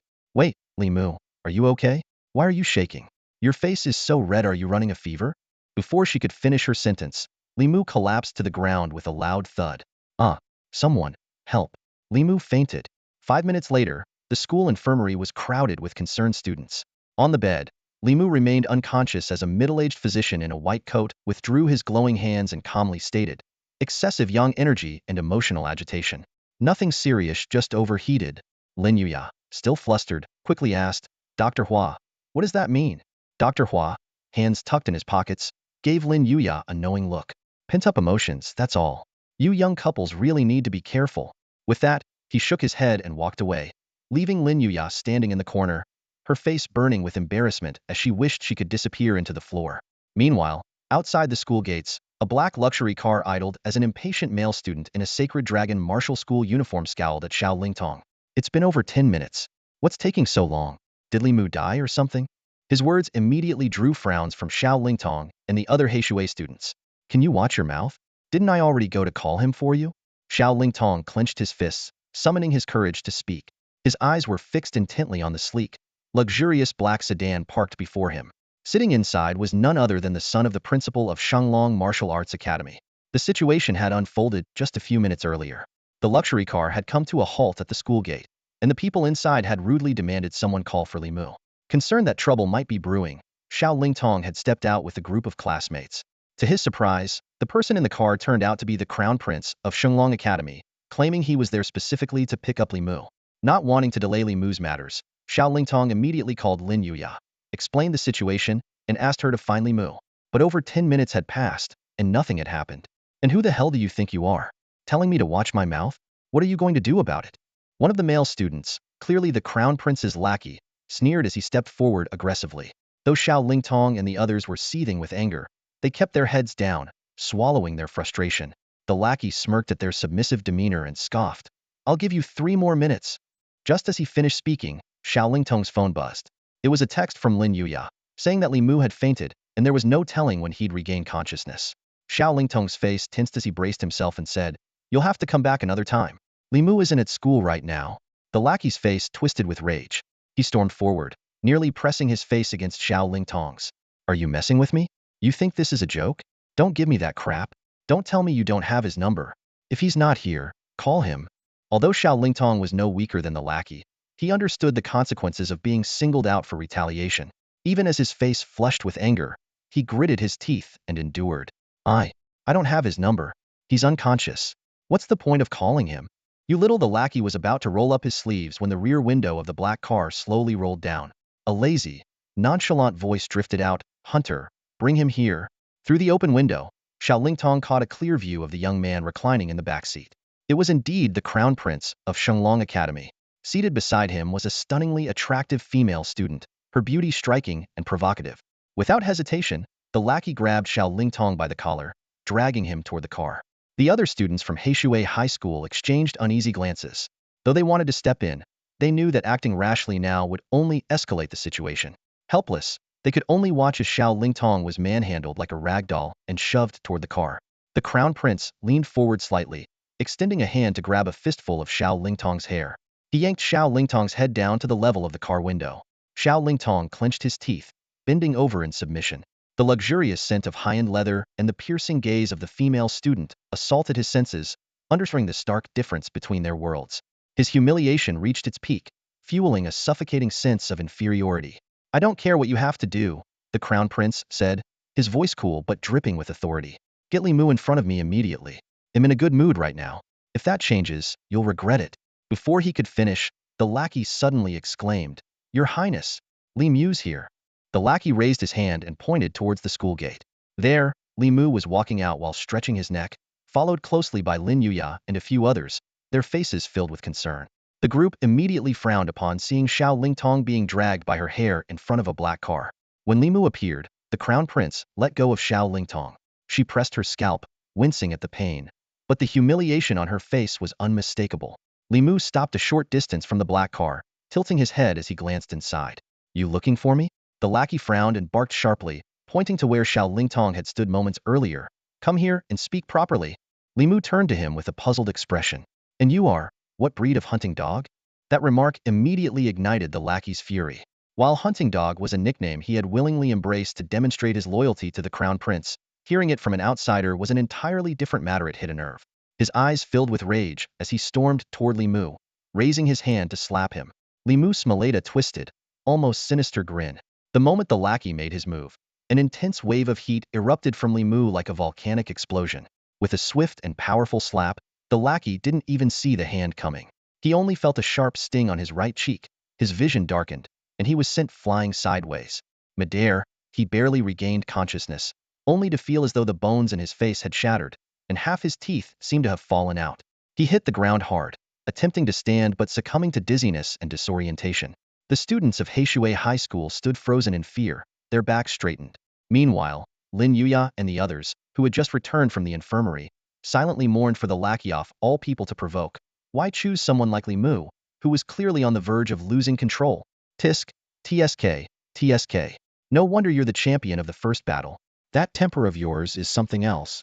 The back door of the black car opened, and a tall figure stepped out, a young man known as the Crown Prince of Shenglong Martial Arts School.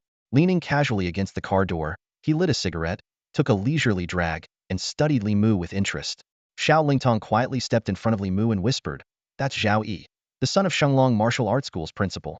People call him the Shenglong Crown Prince. He's basically royalty for students like Usher to the top high school in East District. Not bad.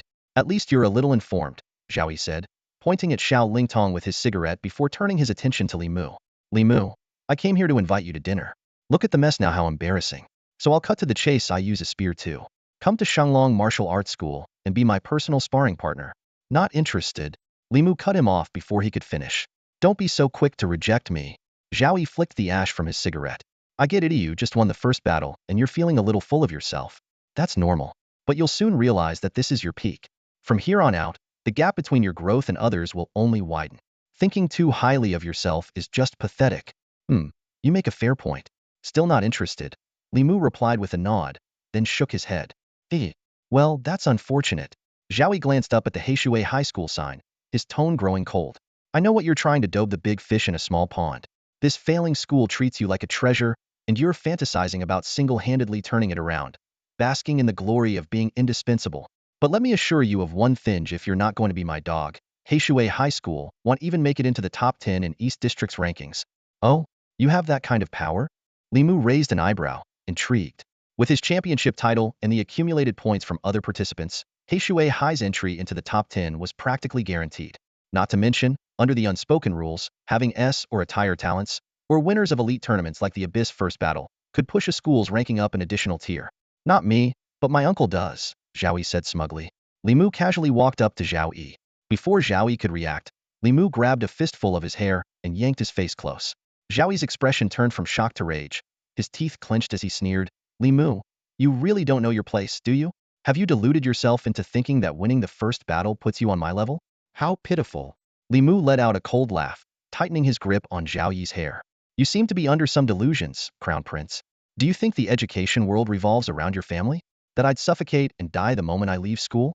That I'd kneel and beg you just because Blackwater High might fail to make it into the top 10 resource rankings? He spoke each word deliberately, his hand tightening further, jerking Zhao Yi's head back and forth. I just can't figure it out. Why should I fear a spoiled little second-generation official like you? What can your family's power possibly do to me? Zhao Yi trembled all over, rage burning inside him. In that moment, he finally understood where Li Mu's confidence came from. While his own family wielded immense influence in the Ministry of Education and the Ministry of Resources enough to make most students treat him with fawning respect, it was all because they relied on the school system. But Li Mu was different. With his combat abilities, he could easily join the Zhenyuan Army directly. He had no need to bow to the so-called Crown Prince of the Sacred Dragon. Breaking free of Li Mu's grip with a sudden burst of strength, Zhao Yi glared at him with venomous eyes. Fine. We'll see about this. He knew there was no chance of winning against the champion of the first battle, and staying any longer would only humiliate himself further. His anger seething, he stormed back to the black luxury car and sped off, leaving even the hunting dog lying on the ground behind. The crowd from Blackwater High watched the entire scene unfold, utterly shaken. They couldn't help but wonder, who was the real villain here? Li Mu's arrogance seemed to surpass even the crown prince's. Yet, beneath their confusion, many secretly admired him. This was true justice, unrestrained and fearless. Someone with such boldness and disregard for others' opinions couldn't possibly be plagued by inner demons or trivial worries. Especially Xiao Lingtong, who felt a warm surge in her heart. She realized that Li Mu's actions today were all for their sake. He didn't have to offend Zhao Yi like this, but he had stepped in because Zhao Yi had humiliated her. Not only did Li Mu stand up for her, but he also redirected all of Zhao Yi's fury onto himself. Seeing Xiao Lingtong looking at him with teary eyes, Li Mu walked over, put an arm around her shoulders, and led the group through the school gates. The other students followed closely behind. Lin Yuya, clearly worried, asked, "What if Zhao Yi's threats aren't empty? What if it really affects our school's resource ranking?" Li Mu shrugged nonchalantly. "Well, that's Principal Yin's problem to deal with. Let's hope he can weather the storm." His words struck like a bolt of lightning, leaving everyone frozen in place. They stared at Li Mu's carefree figure, marveling at his complete indifference to others' concerns. Xiao Lingtong, however, burst into laughter at his nonchalant attitude. In truth, Blackwater High's ranking wouldn't change at all without Li Mu. And even if it did, so what? The worst that could happen was a few mocking comments from outsiders about their arrogance. Nothing more. After school, Li Mu didn't head straight home. Instead, he went directly to Zhai Long's residence. He was all too familiar with this place. Zhai Long often invited students over for meals and drinks in the past. The sound of knocking echoed, and the door opened. Standing inside was Zhai Long, disheveled and unkempt. He froze for a moment upon seeing who it was. "Mr. Zhai," Li Mu greeted respectfully, bowing slightly. "A Li Mu." Zhai Long snapped out of his daze, glancing awkwardly back into the room. It was clear he wasn't planning to invite Li Mu inside. Noticing Zhai Long's less than ideal state, Li Mu smiled and said, "Still sticking to the old traditions? I'm here to freeload a meal." Zhai Long chuckled and shook his head before stepping aside to let Li Mu in. The room was a mess, with half-packed luggage scattered everywhere. Various bags, big and small, were strewn across the floor. Li Mu knew Zhai Long had a small spatial ring, but even that couldn't hold half of these belongings. "Where are you planning to go, sir?" Li Mu asked. "I'm heading to Linyuan City," Zhai Long replied flatly. Li Mu immediately understood. Zhai Long had likely offended the school by standing up for him, leaving no other institution willing to hire him. Despite Li Mu's attempts to speak highly of him during interviews, it seemed Zhai Long had lost the will to continue teaching. "Sir, I have a favor to ask." Li Mu began recounting his experience at the Zhenyuan Army's Techniques Division and how they were in desperate need of talent. The pay is much better than teaching, and it's a stable position. The Zhenyuan Army's healthcare is also excellent. It could really help with your condition. Seeing how hard Li Mu was trying to find a solution for him, Zhai Long smiled warmly and patted his shoulder. "No need to convince me. My mind is made up. My illness is something only I can deal with. I'm heading to Linyuan City for that very reason." Li Mu frowned, remaining silent for a long moment before sighing. "When do you leave?" "The airship departs at 7. I've got an hour and a half left. Then you've got to treat me to one last meal," Li Mu said with a hint of stubbornness. "Haha, all right. Let's have a drink together." Zhai Long laughed, amused by Li Mu's defiant attitude. "The restaurant downstairs will do. You finish packing, and I'll head down first," Li Mu said before dashing out the door. Zhai Long watched him leave with a wry smile. That kid didn't even offer to help pack. But then again, maybe it was for the best. If he started crying in front of me, it'd just be awkward. The teacher and student shared a hearty meal and drinks at the restaurant. Afterward, Li Mu personally escorted Zhai Long to the airship terminal. As they said their goodbyes, Zhai Long waved with a smile. "If you ever find yourself in Linyuan City, give me a call." Li Mu suddenly stepped forward and gave Zhai Long a big hug. "I will." Zhai Long was momentarily stunned before gently patting Li Mu on the back of his head. "Good kid. Take care of yourself, and may your future be bright." Li Mu nodded and took a few steps back. Without saying more, Zhai Long turned and boarded the airship. Seated by the window, Zhai Long watched as Li Mu's figure grew smaller and smaller on the ground below. A look of contentment spread across his face. Only when Li Mu was out of sight did he turn his gaze away. Just as he leaned back into his seat, he felt something unusual in his jacket pocket. Reaching in, he pulled out a bank card with a note attached, listing the PIN. The amount? 500,000 yuan. The note carried just 5 words, "Wishing you a full recovery." Zhai Long's rugged, square face crumpled as he clutched it tightly with both hands, trying to hold back his emotions. yet tears still slipped through his fingers. Meanwhile, Li Mu stood on the ground, watching the airship disappear into the horizon. He let out a long breath before turning to head home. Around 10 that night, he lay back on his bed, contemplating whether he should make a trip to the abyss tomorrow. The effects of the 2 low-grade body-fortifying pills were evident, could clearly feel his physical strength improving. Li Mu silently calculated his own strength. With the enhancement of the carrying mountain technique, giving him the power of 2 tigers and 3 oxen, he was confident he could easily handle 500 pounds of weight. However, he had already exhausted all his battle points, and even the tussle with the hunting dog earlier in the day hadn't been recognized by the system as a valid fight. His heavenly immortal art had already reached the peak of the 2nd tier and was on the verge of breaking through. Abyssal monsters had become his only hope for in the midst of battling them. He might achieve a breakthrough to the 3rd tier. That would undoubtedly raise the weight limit of his divine weapon technique to 800 pounds. As Li Mu was contemplating this perfect plan to kill 2 birds with 1 stone, a gentle knock came at the door. When he opened it, he saw his mother, young Suying. She stepped into the room, closing the door behind her, her expression hesitant. "Son, I want to discuss something with you and get your advice." Li Mu quickly brought over a chair. After sitting down, young Suying, with a faint trace of worry on her face, said, "The 2 of us have been staying at your aunt's house for quite a while, and it's really not ideal. I've mentioned a few times about moving out, but your aunt always refuses, and she won't even take rent. She says the help I give around the house is enough. But the truth is, we're struggling financially right now, and I've been thinking about starting a small business at least to cover groceries and utility bills. Over time, your uncle might start having opinions about us staying here."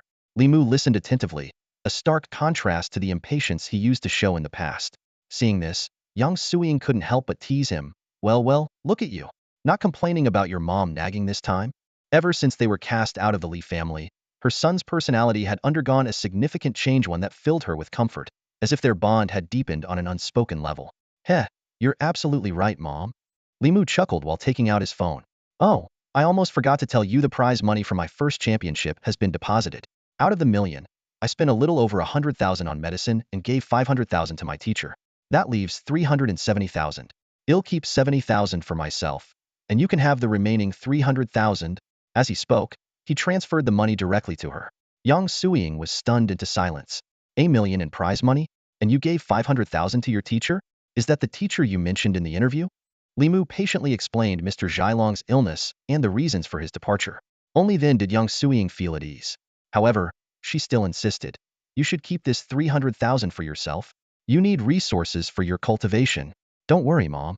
I can earn money on my own now. You'll feel more at ease knowing you have some funds in hand."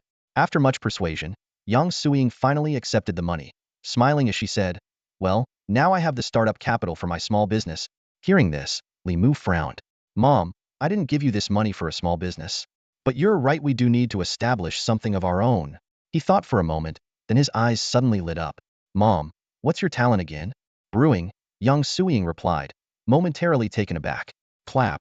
Li Mu slapped his hands together, his eyes lighting up. "That's it, brewing. Mom, haven't you always wanted to open a traditional-style tavern?" he said excitedly. "You used to say that if you hadn't married Dad and become a housewife, you'd be ruling the brewing world by now." Yang Suying's face turned bright red as she awkwardly rubbed her hands. "Actually, Mom might have exaggerated a bit back then. I do have a knack for brewing, but it's just a level. I almost didn't make it into college. If it weren't for me being a little pretty and chasing after your dad, you wouldn't even exist." Li Mu froze in place, completely stunned. Yang Suying, however, was lost in the sweetness of her memories, her expression softening. "Back in college, your dad was the genius heartthrob, always surrounded by pretty girls. But your mom here had some tricks up her sleeve, just a few homemade breakfasts, and I had him wrapped around my finger. I was so smug back then, flaunting it in front of those other girls." She flashed a sly smile. "Later, I found out your dad had secretly been crushing on me all along. He was just too shy to say it. He told me himself." "Mom, is it possible?" Li Mu interjected, pouring cold water on the moment. "That dad only said that to save your pride? You little brat." Yang Suying pretended to be angry, giving Li Mu a playful flick on the forehead, though her eyes sparkled with laughter. Even if what Li Mu said was true, it only meant Li Qianfeng loved her even more. She continued reminiscing. "By his 2nd year in college, your dad had already become a 6th-rank martial artist and was on the rise. He started spending all his money on me. My talent was in medicinal wines, which is a tricky field. The brewing process requires all sorts of herbs and materials, and the costs are huge. If it weren't for your dad's financial support, I wouldn't have been able to pursue it.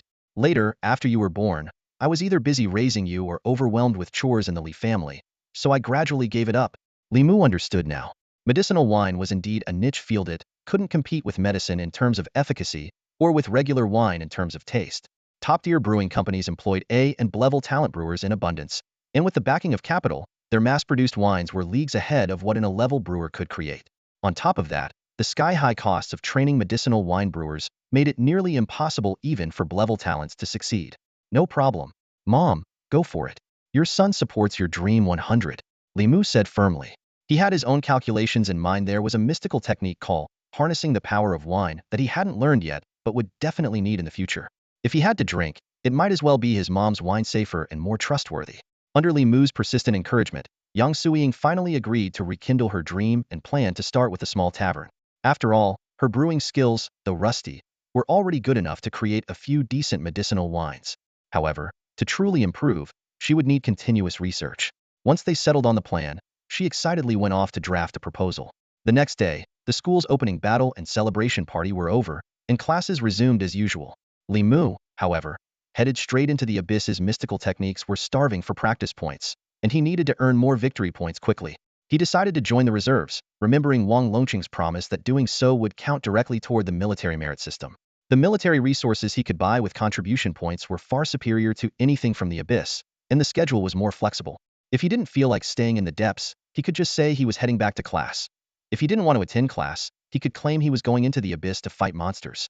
School was just a front to avoid being officially conscripted into the Abyss Guard and bound by military law. Meanwhile, in the conference room at Hmph High School, the school leadership was staring at the public rankings displayed on the big screen.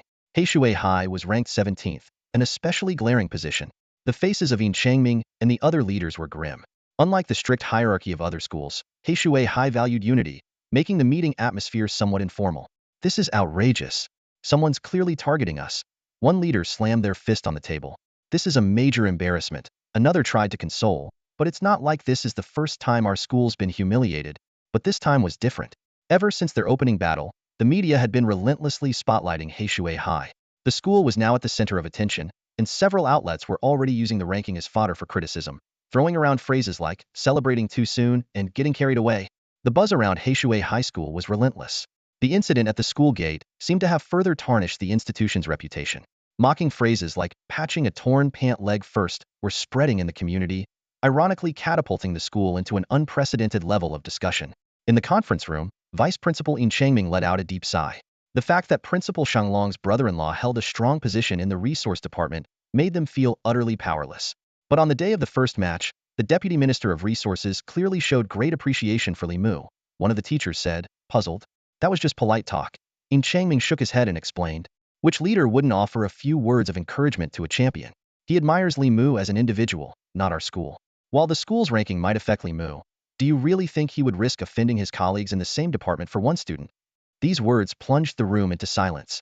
Their earlier hopes of leaping from a Tier 4 T4 school to Tier 2 T2, or even Tier 1 T1, now seemed like a distant dream. At best, they could barely reach the threshold of T3. As for the elite T0 tier, Iron Hand City only had 4 such schools, 1 per district. Unconsciously, everyone's gaze turned toward Shenglong Marshal School.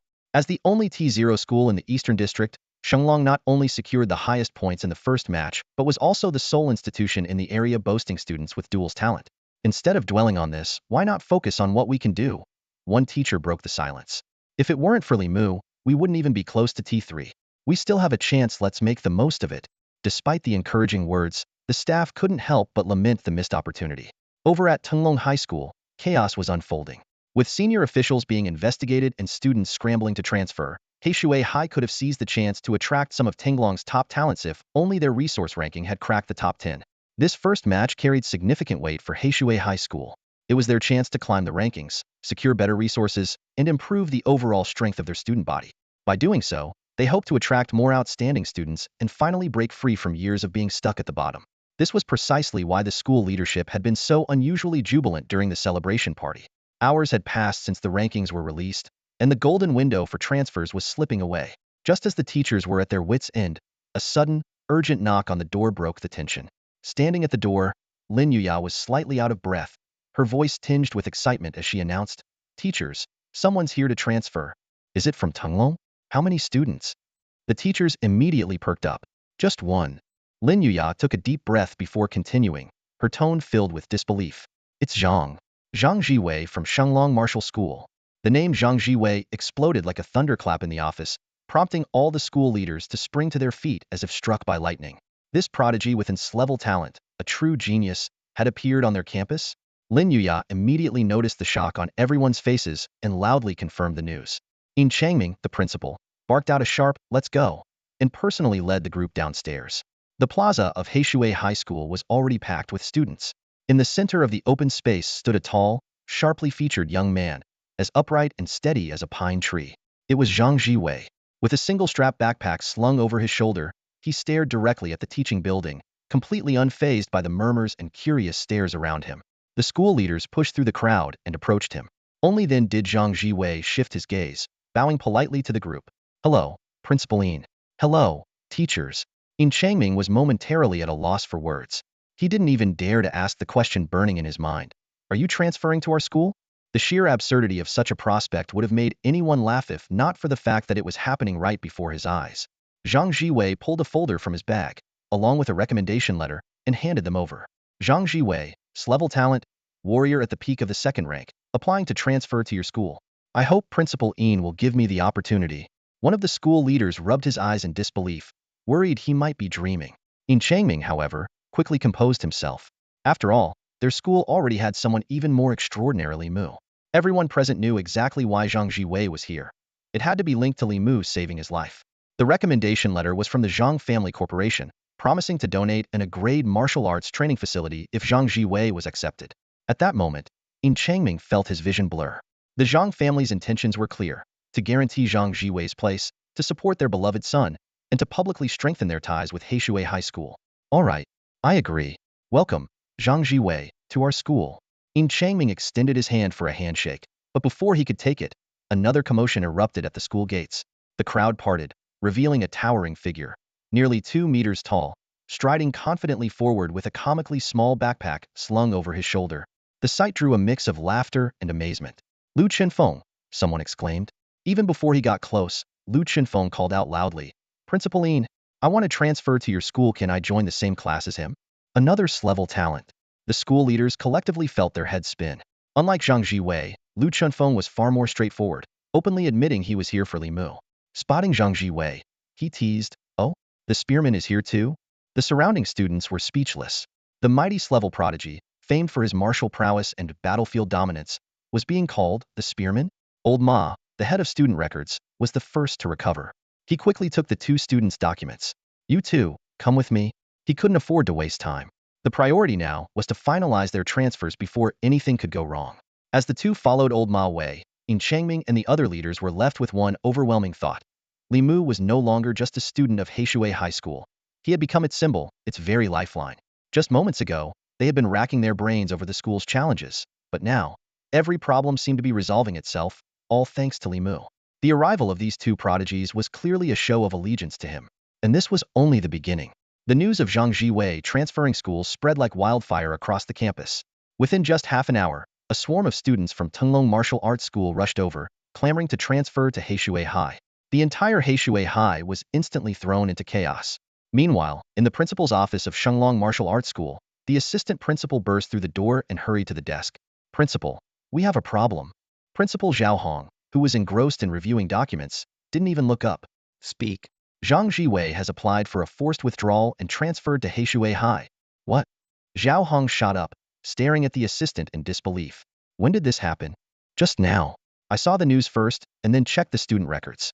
Zhang Jiwei directly submitted the breach of contract and the penalty fee to the Academic Affairs Office. The assistant handed the news report to Zhao Hong.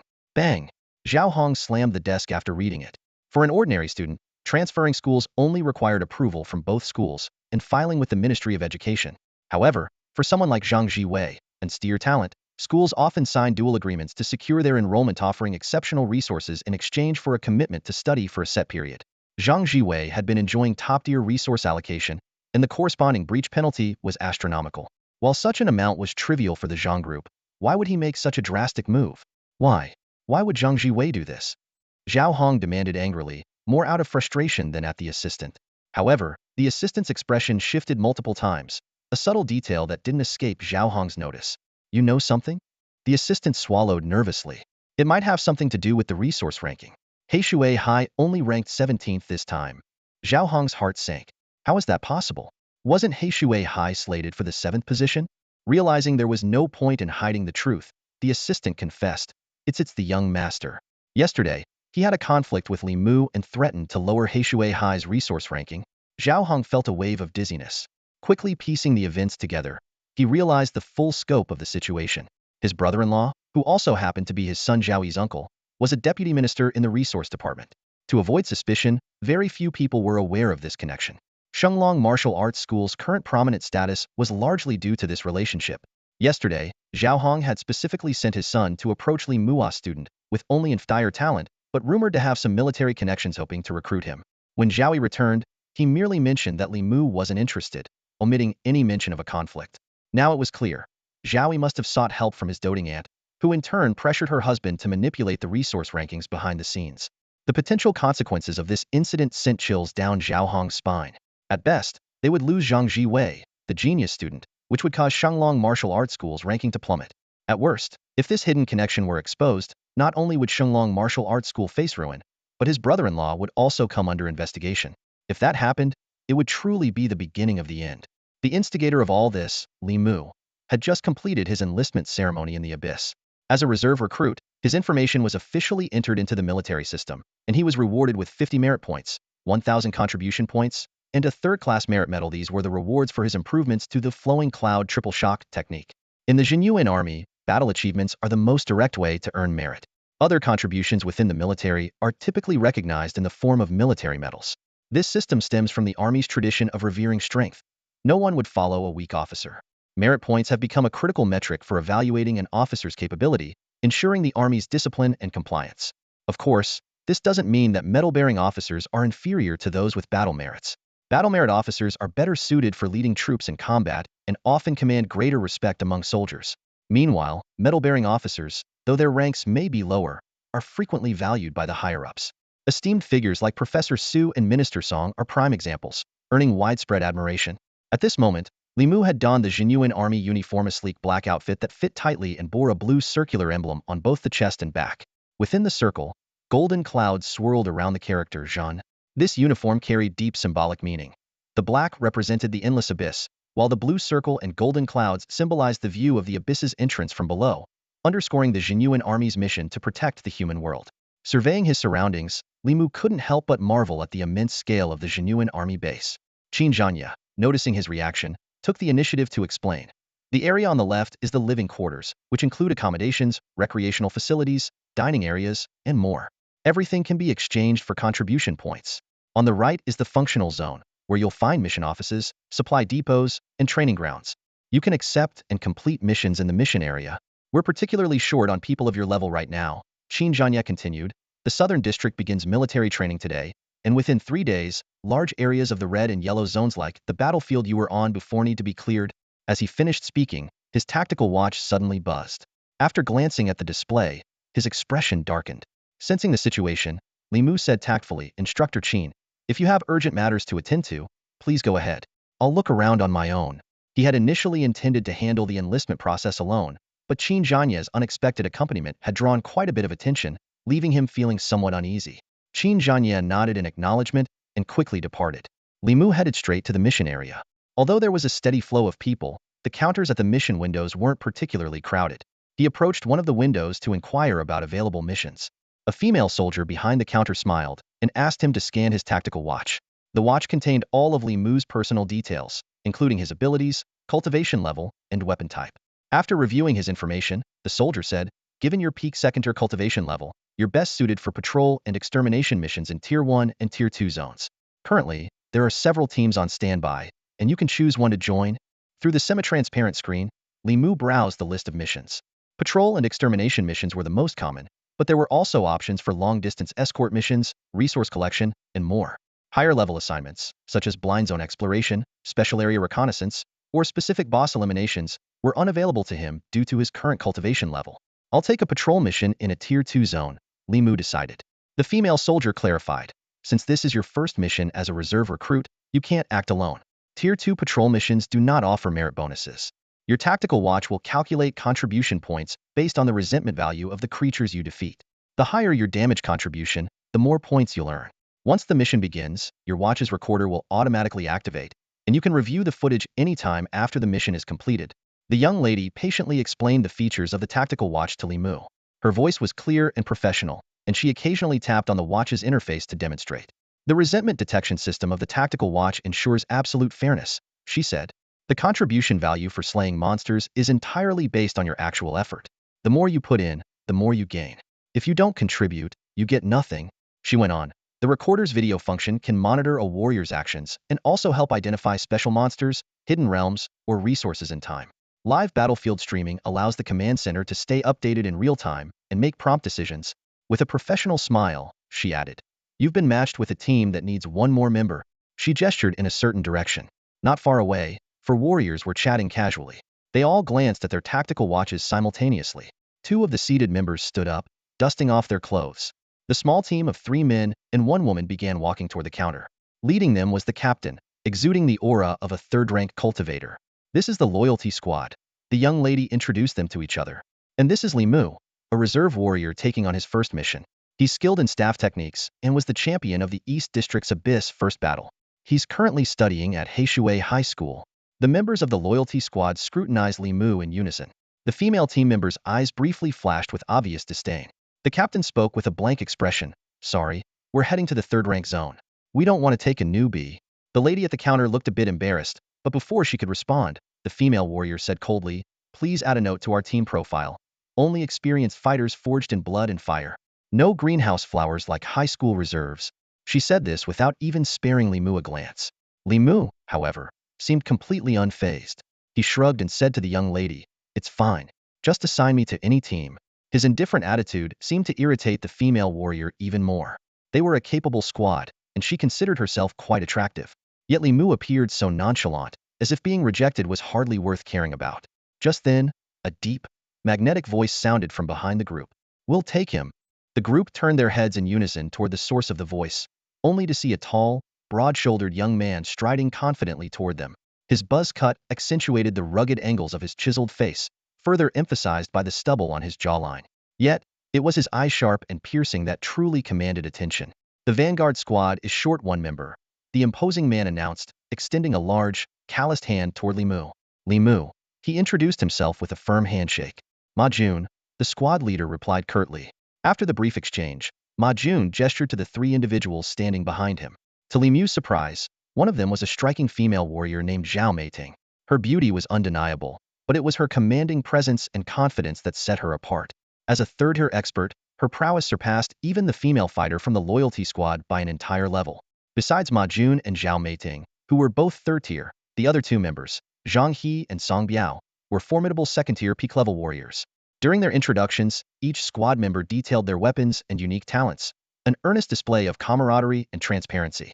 Impressed by their sincerity, Li Mu agreed without hesitation to join the Vanguard squad.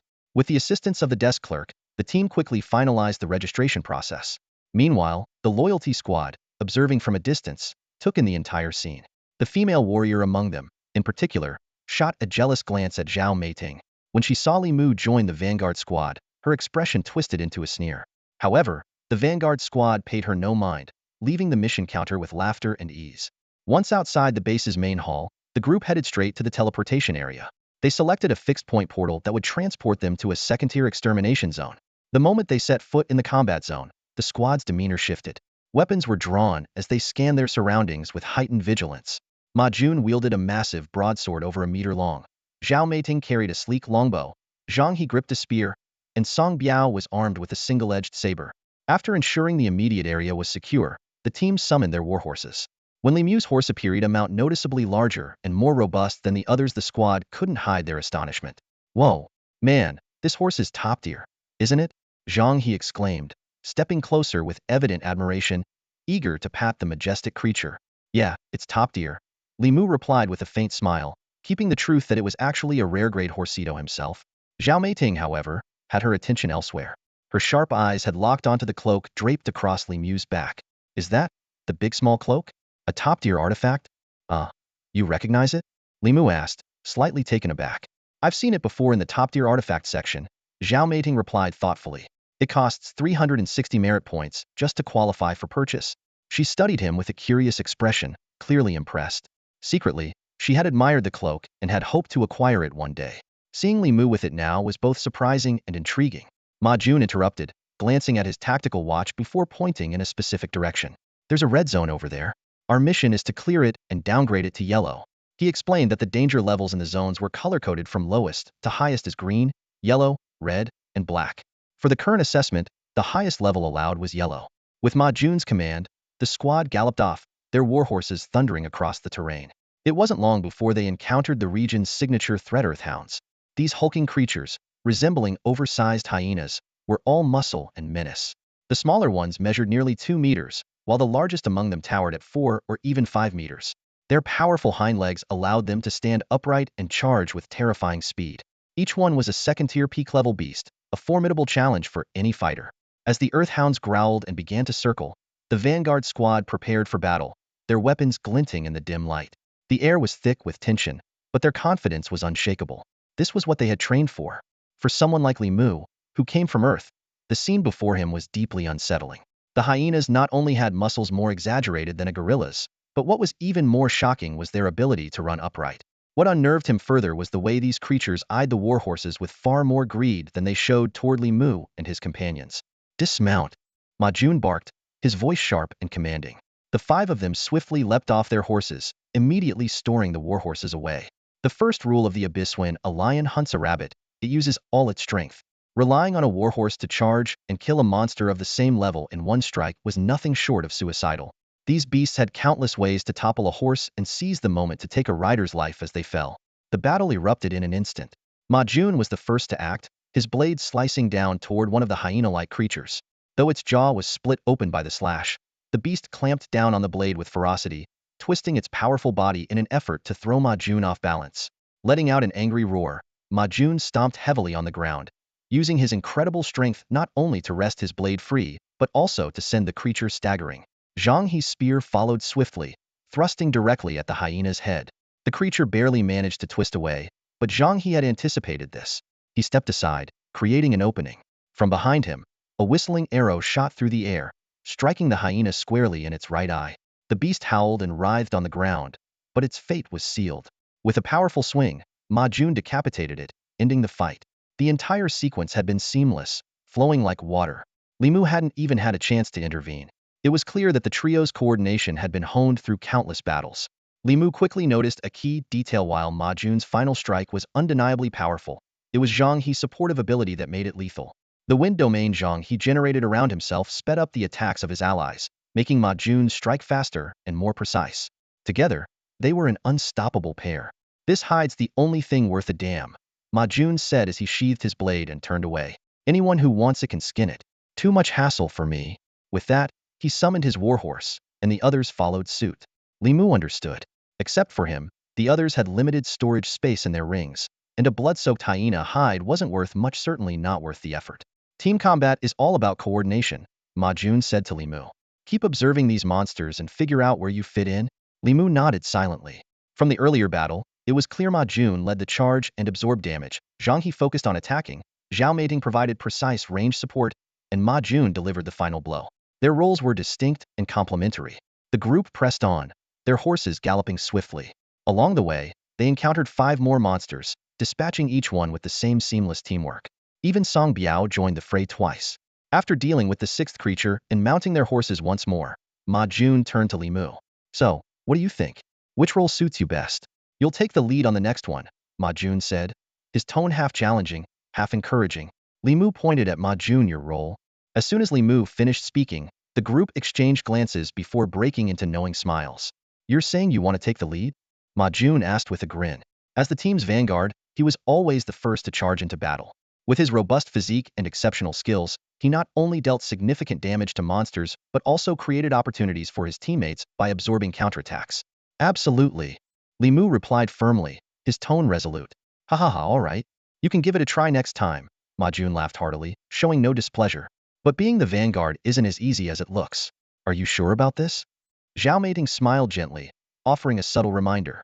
Although no one showed any sign of underestimating him, They all suspected that the champion of the Abyss tournament might have been dazzled by Ma Jun's commanding presence. This guy is braver than he'll ever be. Song Biao chuckled. As a fighter skilled in agile Hitandran tactics, he was well aware of the dangers of being the vanguard. It wasn't just about dodging, and weaving it meant facing the most ferocious attacks he'd. Not long after, the team encountered their 7th Monstera massive earth hound nearly 3 meters tall, at the peak of the 2nd grade, far larger than anything they had faced before. It seemed on the verge of breaking through to the next level. Stand back. Ma Jun was just about to tell Li Mu to let him handle it, when he saw Li Mu shoot forward like an arrow from a bow.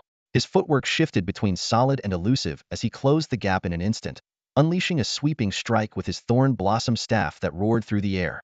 Ma Jun followed closely behind, ready to assist, but what he witnessed made his scalp tingle. The earth hound lunged with its jaws wide open, only for its razor-sharp teeth to be obliterated by the sheer force of the thorn blossom staff. Its skull caved in, its neck twisted grotesquely, and the powerful shockwave sent a circular plume of dust rippling across the ground. The massive beast didn't even have time to complete its pounce before it collapsed with a thunderous crash. The scene fell into a stunned silence. After 6 or 7 seconds, Ma Jun broke the stillness with a trembling voice. That was the iron cleave, wasn't it? He knew the technique well. It was too slow for him, and had once been bitten on the thigh trying to use it against an earth hound. But Li Mu's iron cleave? It was as quick as lightning. Gifted talent? Li Mu replied nonchalantly, using his go-to explanation as he brushed it off. Geez, bro, if you keep this up, we're just going to look like dead weight. Zhang He exclaimed dramatically, running his hands through his hair in mock frustration. I didn't expect it to go down so easily, Li Mu said with a shrug. He'll try not using the iron cleave next time. Taking advantage of the moment, he allocated the 36 battle points head just earned to enhance his divine weapon art. 36 battle points consumed. Divine weapon art successfully upgraded. Divine weapon art adds weight to your weapon. Current weight, 364 pounds. The 4 teammates simultaneously gave him exasperated looks, their faces subtly lined with helplessness. The soldiers of the Zhenyuan Army watched Li Mu's performance, a hint of confusion flickering in their eyes. In this team, where practical combat strength was the only thing that mattered, judging others based on talent alone was always seen as contemptible. Yet the current situation forced them to reconsider.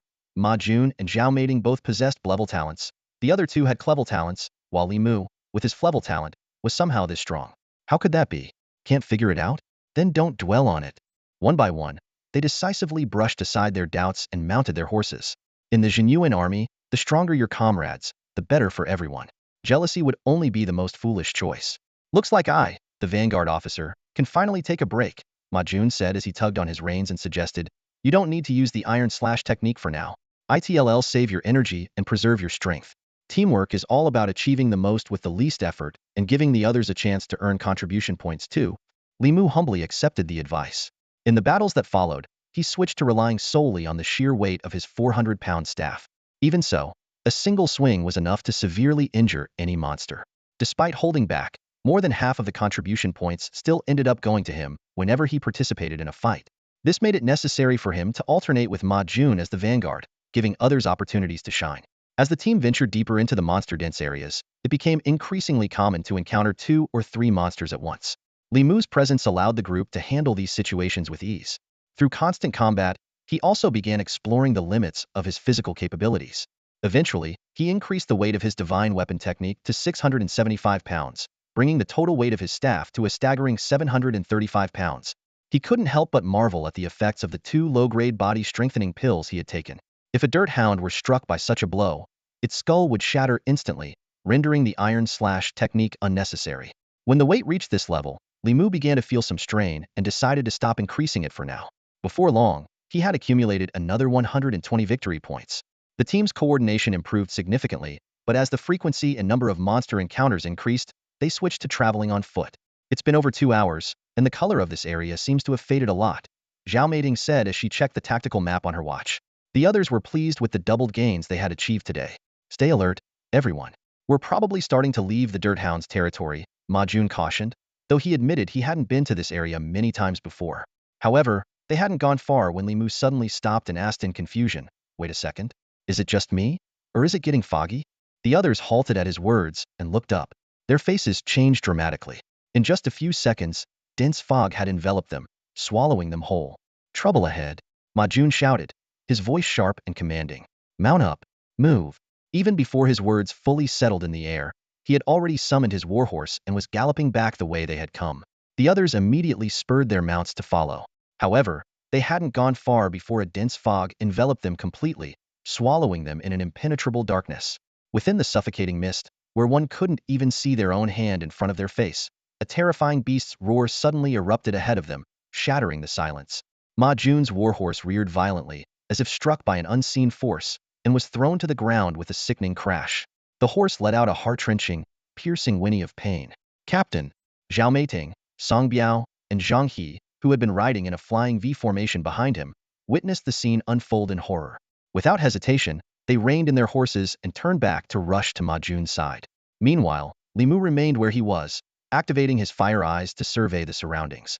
In the fog, his fire eyes functioned like a thermal imaging device, allowing him to clearly discern energy flows within a radius of several meters. Through his enhanced vision, Ma Jun and the others appeared as glowing green energy forms, and the monstrous entity that attacked them was just as vividly outlined. A massive shadow loomed ahead, savagely tearing into Ma Jun's fallen warhorse. Blood quickly spilled, staining the mist a deep crimson as the horse's anguished cries echoed chillingly. With a roar of defiance, Ma Jun drew his broadsword. Ignoring the beast's ferocious claw strike, he countered with a powerful slash, killing the creature in one decisive blow. Captain, get back on. Zhang He was the first to reach him, extending a hand to pull Ma Jun up. Grabbing hold, Ma Jun swung himself onto the saddle. But as they moved to regroup, disaster struck again. 3 more monsters lunged from the side, targeting the remaining warhorses with terrifying speed. In the blink of an eye, the beasts ripped through the horses' chests, bringing them crashing to the ground. Chaos erupted. Li Mu arrived just in time, leaping into the air as he retracted his Yaobone weapon into his horse medallion. With a single, devastating strike, he smashed one creature's skull. The others quickly dispatched the remaining 2, but their warhorses were already mortally wounded, lying on the ground in pools of blood, their breaths shallow and labored. Li Mu, take Meiting and go. Find a safe place and use the return stone. Ma Jun barked, making a swift decision. At this point, only Li Mu's warhorse was still standing. Though it was a top-tier steed, carrying 2 riders would slow its speed considerably, let alone 5. Around them, the guttural roars of approaching monsters grew louder and more numerous, their bloodthirsty howls reverberating like the wails of tortured spirits, stirring a primal fear in the hearts of the group. Li Mu scanned the area, glancing at the fallen monsters, and then at his tech watch. His expression turned grim. It's too late to run. Don't talk nonsense. Ma Jun snapped, his face contorted with rage. If one of us can escape, it's worth it. There's no need for everyone to die here in vain. That's an order. Shut up. Li Mu's voice thundered, cutting him off. Ma Jun, my merit rank is higher than yours. I'm taking command of this team now. Everyone, listen up, assume defensive formation, and move east 200 meters. Check your communicators, activate your recorders, and turn on your locators. Do it now. Per team protocol, the member with the highest merit rank could assume command during critical moments. Though Li Mu had hoped to keep his rank a secret, the dire situation left him no choice. There was no time to argue with Ma Jun. Despite his anger and confusion, Ma Jun had to comply. The other team members, shaken yet relieved to have clear direction, quickly followed Li Mu's orders. The 5 of them formed a pentagonal defensive formation and began moving eastward at a brisk pace. As they advanced, Li Mu explained, "This is a bone ghost domain, a special phenomenon of the abyss. Return stones won't work here. The fog continuously generates third-ear bone ghost monsters. They have an incredible sense of smell, but are nearly deaf. Judging by the roars, we're already surrounded. The scent of our warhorses will keep attracting them, and the blood from the dead ones will draw even more. The mist is interfering with our locator signals, but the military will work to pinpoint our position. Once they do, they can guide us out of this domain. For now, conserve your energy, hold the line, and be ready to break through when the time comes." The group finally understood the gravity of their situation. As a current academy student, Li Mu had in-depth knowledge of these phenomena, far surpassing their own limited understanding. "I'm sorry. I failed as a captain," Ma Jun said quietly as they stopped after covering the designated distance. "You've done everything right," Li Mu replied sincerely. Despite Ma Jun's lack of specialized knowledge, his loyalty and sense of responsibility were undeniable. He had been willing to sacrifice himself to ensure Zhao Meiting's escape, and his teammates had risked their lives to save him. That alone spoke volumes about his character. A chilling roar echoed through the mist, causing Zhao Meiting's heart to race. Her voice trembled as she asked, "What if the military base can't locate us?" Li Mu felt cold sweat forming on his palms. He swallowed hard and replied, "Then we just have to hold out until the mist clears. When will that be?" Zhang He asked urgently. "An hour." Before Li Mu could finish, The roars of two monstrous creatures were already dangerously close. At the same time, alarms blared in the military command center. Deputy Commander Wang Longqing strode into the room, where a staff officer immediately approached to report. A bone ghost domain has appeared in Zone Red 2. The dense mist has spread over 100 kilometers, engulfing 22 patrol squads. Wang Longqing stepped up to the command platform, his eyes fixed on the massive screen displaying dozens of live feeds focused on the mist. Without hesitation, he issued an order: relay this to all units. Rescue teams of Grade 3 and above are to stand by at the edge of the ghost mist to assist retreating patrol squads. Under no circumstances should anyone enter the mist. The Bone Ghost Domain was one of the most sinister natural disasters linked to the abyss. Within it, creatures mutated into bone ghosts under the cover of the ghost mist. The most terrifying aspect was its adaptive danger. Stronger warriors attracted correspondingly stronger monsters. If Grade 4 or 5 warriors recklessly entered, it would undoubtedly lead to catastrophic consequences. Under Wang Longqing's command, the operations center buzzed with activity. The left side of the main screen displayed information on all squads, while the central section featured 22 enlarged feeds showing the brutal battles of the squad leaders. Blood sprayed across the screens, and the harrowing combat was almost too much to bear. Commander, communication devices have been fully synchronized, a technician reported. Wang Longqing immediately addressed all squads through the microphone. This is Deputy Commander Wang Longqing. You are currently inside a bone ghost domain. Teleportation arrays and return stones are unusable within the domain.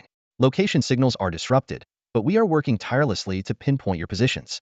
Dismount immediately and assume a pentagonal defensive formation. Keep moving and avoid areas with the scent of blood. Bone ghosts are ferocious and fast, but their defense is weak. Aim for their heads, which are their weak spots.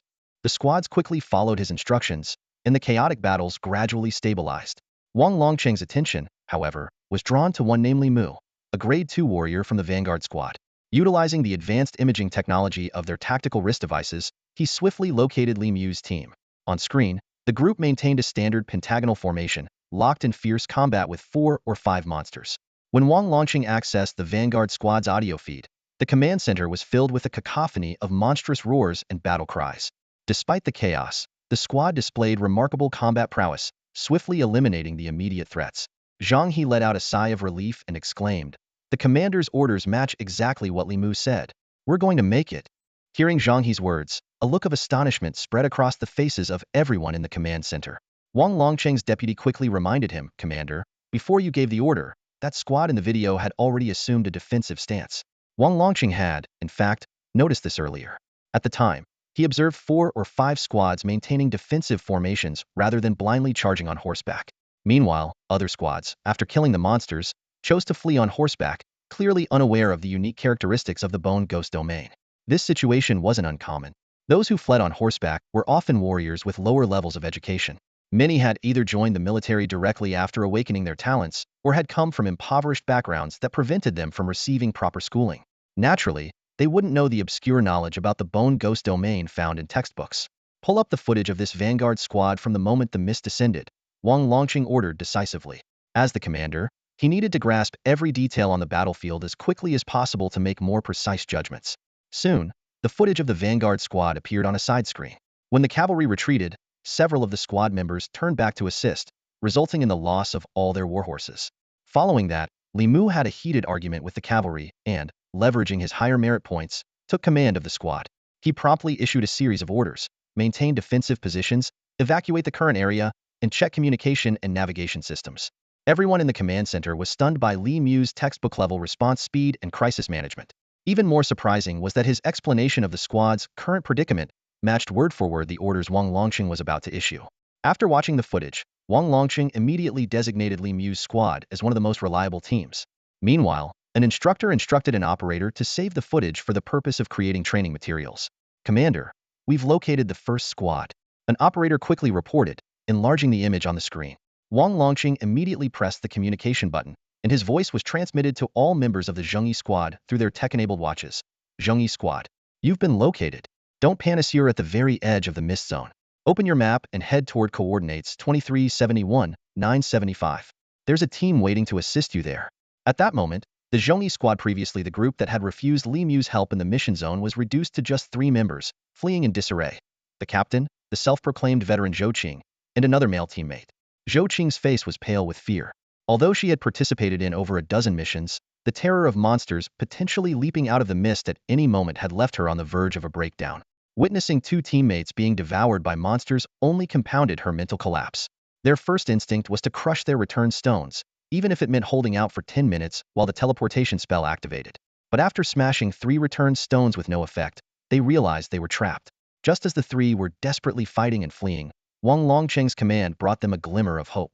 As they confirmed their direction and prepared to escape, a ghostly howl suddenly echoed.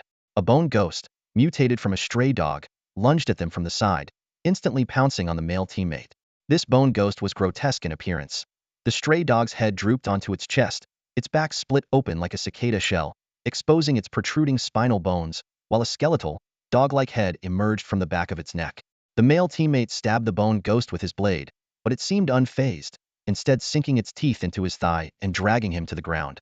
Moments later, another bone ghost burst forth from the mist, lunging toward the fallen teammate. "Help me! Help me!"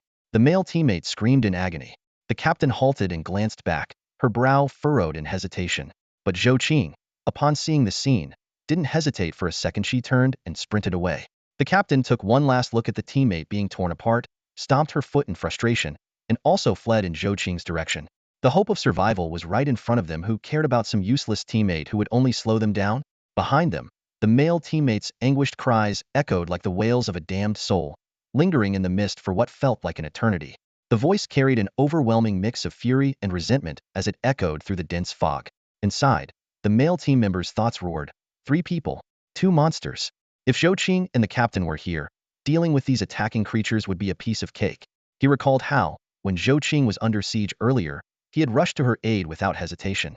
But now, in his moment of peril, they fled without so much as looking back. Everyone in the command center witnessed this scene unfold.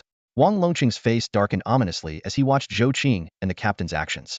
At that moment, the name Loyalty Squad seemed bitterly ironic. With teammates like these, how could anyone trust them to guard their backs?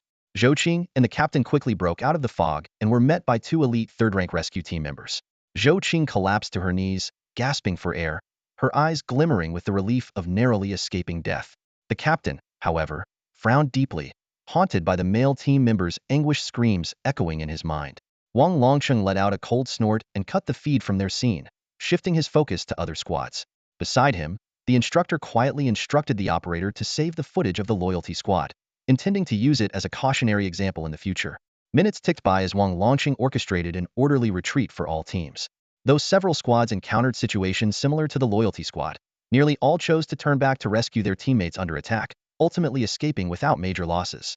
Of the 22 squads, 16 had successfully withdrawn, 4 were presumed completely wiped out, and 2 remained untraceable, likely too deep within the fog. Among the missing was Li Mu's Vanguard Squad. Meanwhile, the members of the Vanguard Squad were drenched in blood, having fought relentlessly for over 10 minutes without a moment's rest. Li Mu had just shattered the skull of a bone ghoul with his spiked club when Wang Longqing's voice came through his wrist communicator. The sound momentarily lifted everyone's spirits, but the words that followed sank their hearts. "Li Mu, this is Wang Longqing. You're too deep in the fog to pinpoint your location. Find a direction and move quickly."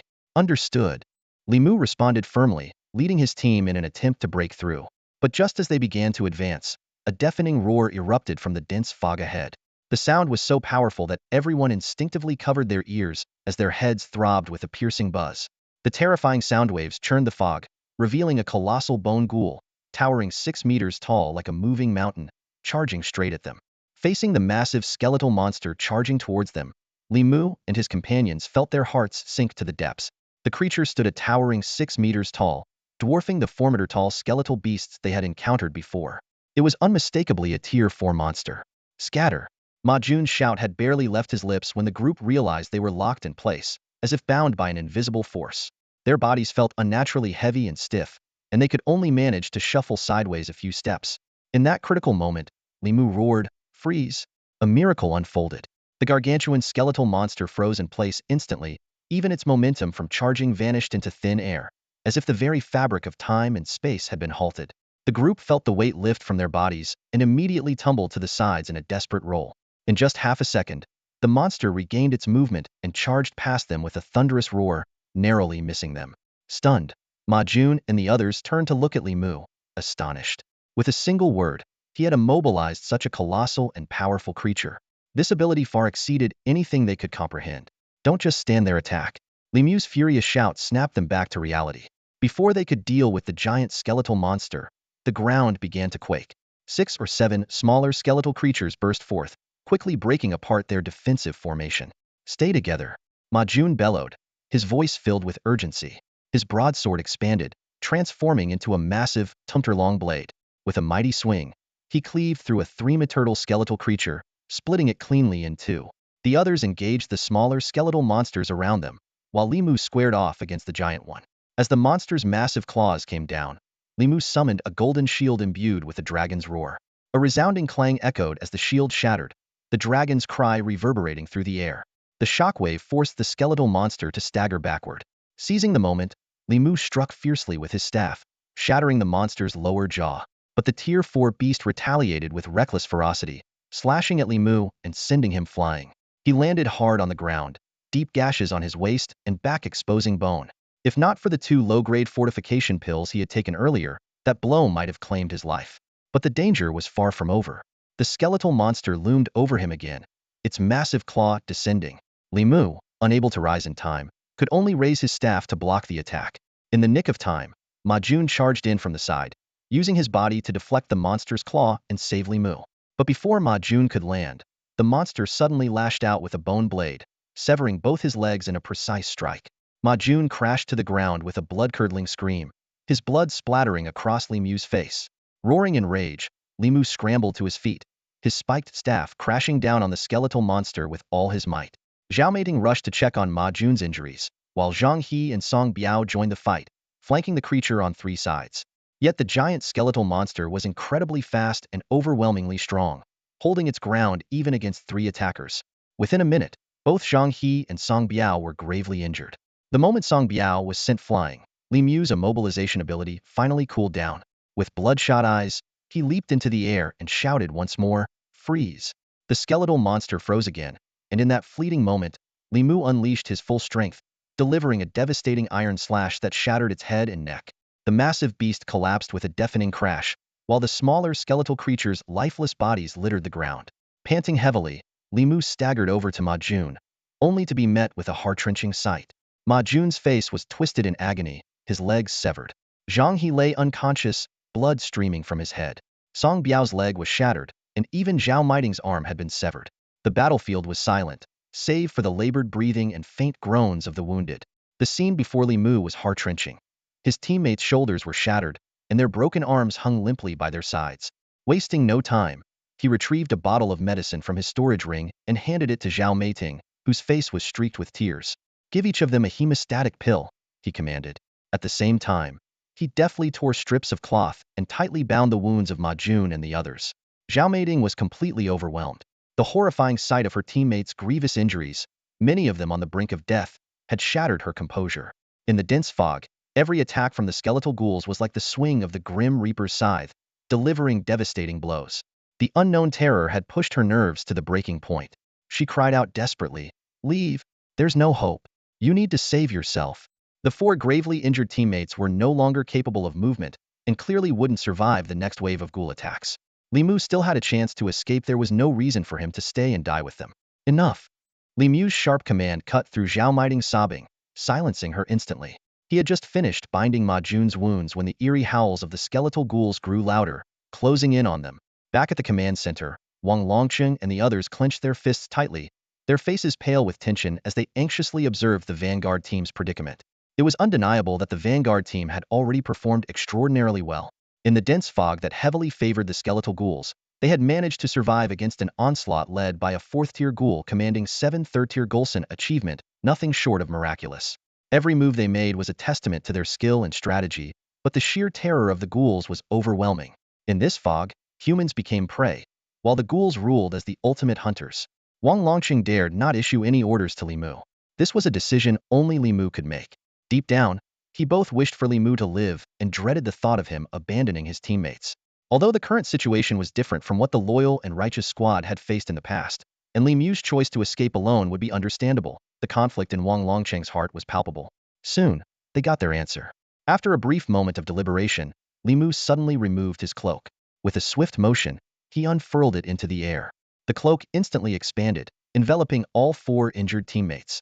Zhao Meiting and Song Biao instinctively reached out to hold it in place, their gazes filled with confusion as they looked at him. Hide under this. Cover yourselves completely and mask the scent of blood, Li Mu instructed firmly. Leaving them with those words, he opened his system interface.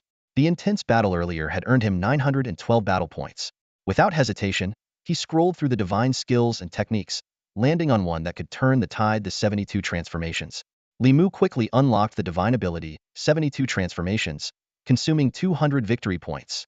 This ability allowed him to transform into any entity, gaining its traits while retaining his own strength. However, maintaining the transformation required a constant expenditure of true energy. As a skill tree-based ability, Li Mu immediately unlocked the first transformation form, mosquito form, which enabled him to transform into an ordinary mosquito. While unable to draw blood, his flying speed depended on the amount of true energy consumed. He then spent 100 victory points to unlock the shape-shifting technique and allocated the remaining 600 points entirely to the immobilization technique. Previously, the immobilization technique had been somewhat troublesome for him. It had a 1-minute cooldown period and consumed 10 of his true energy with each use. Just 2 activations earlier had already drained 20. Since entering the abyss, all of his battles had consumed only 30 of his true energy, yet now he had only half of it left, with 40 minutes remaining until the dense fog dissipated.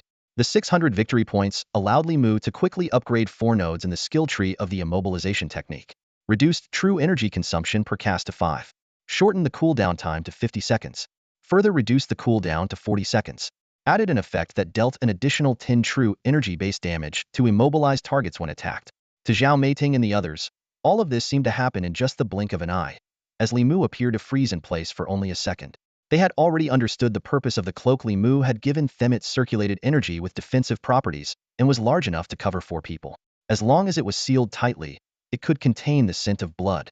Bone ghosts were extremely sensitive to the smell of human blood, but with the external scent fading away, the cloak essentially rendered them invisible in a small area.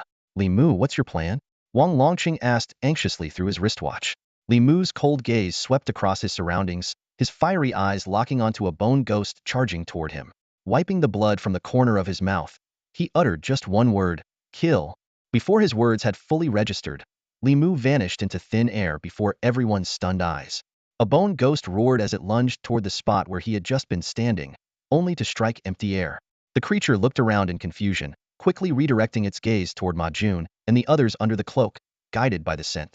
Just as it was about to launch its attack, a sudden gust of wind struck from behind.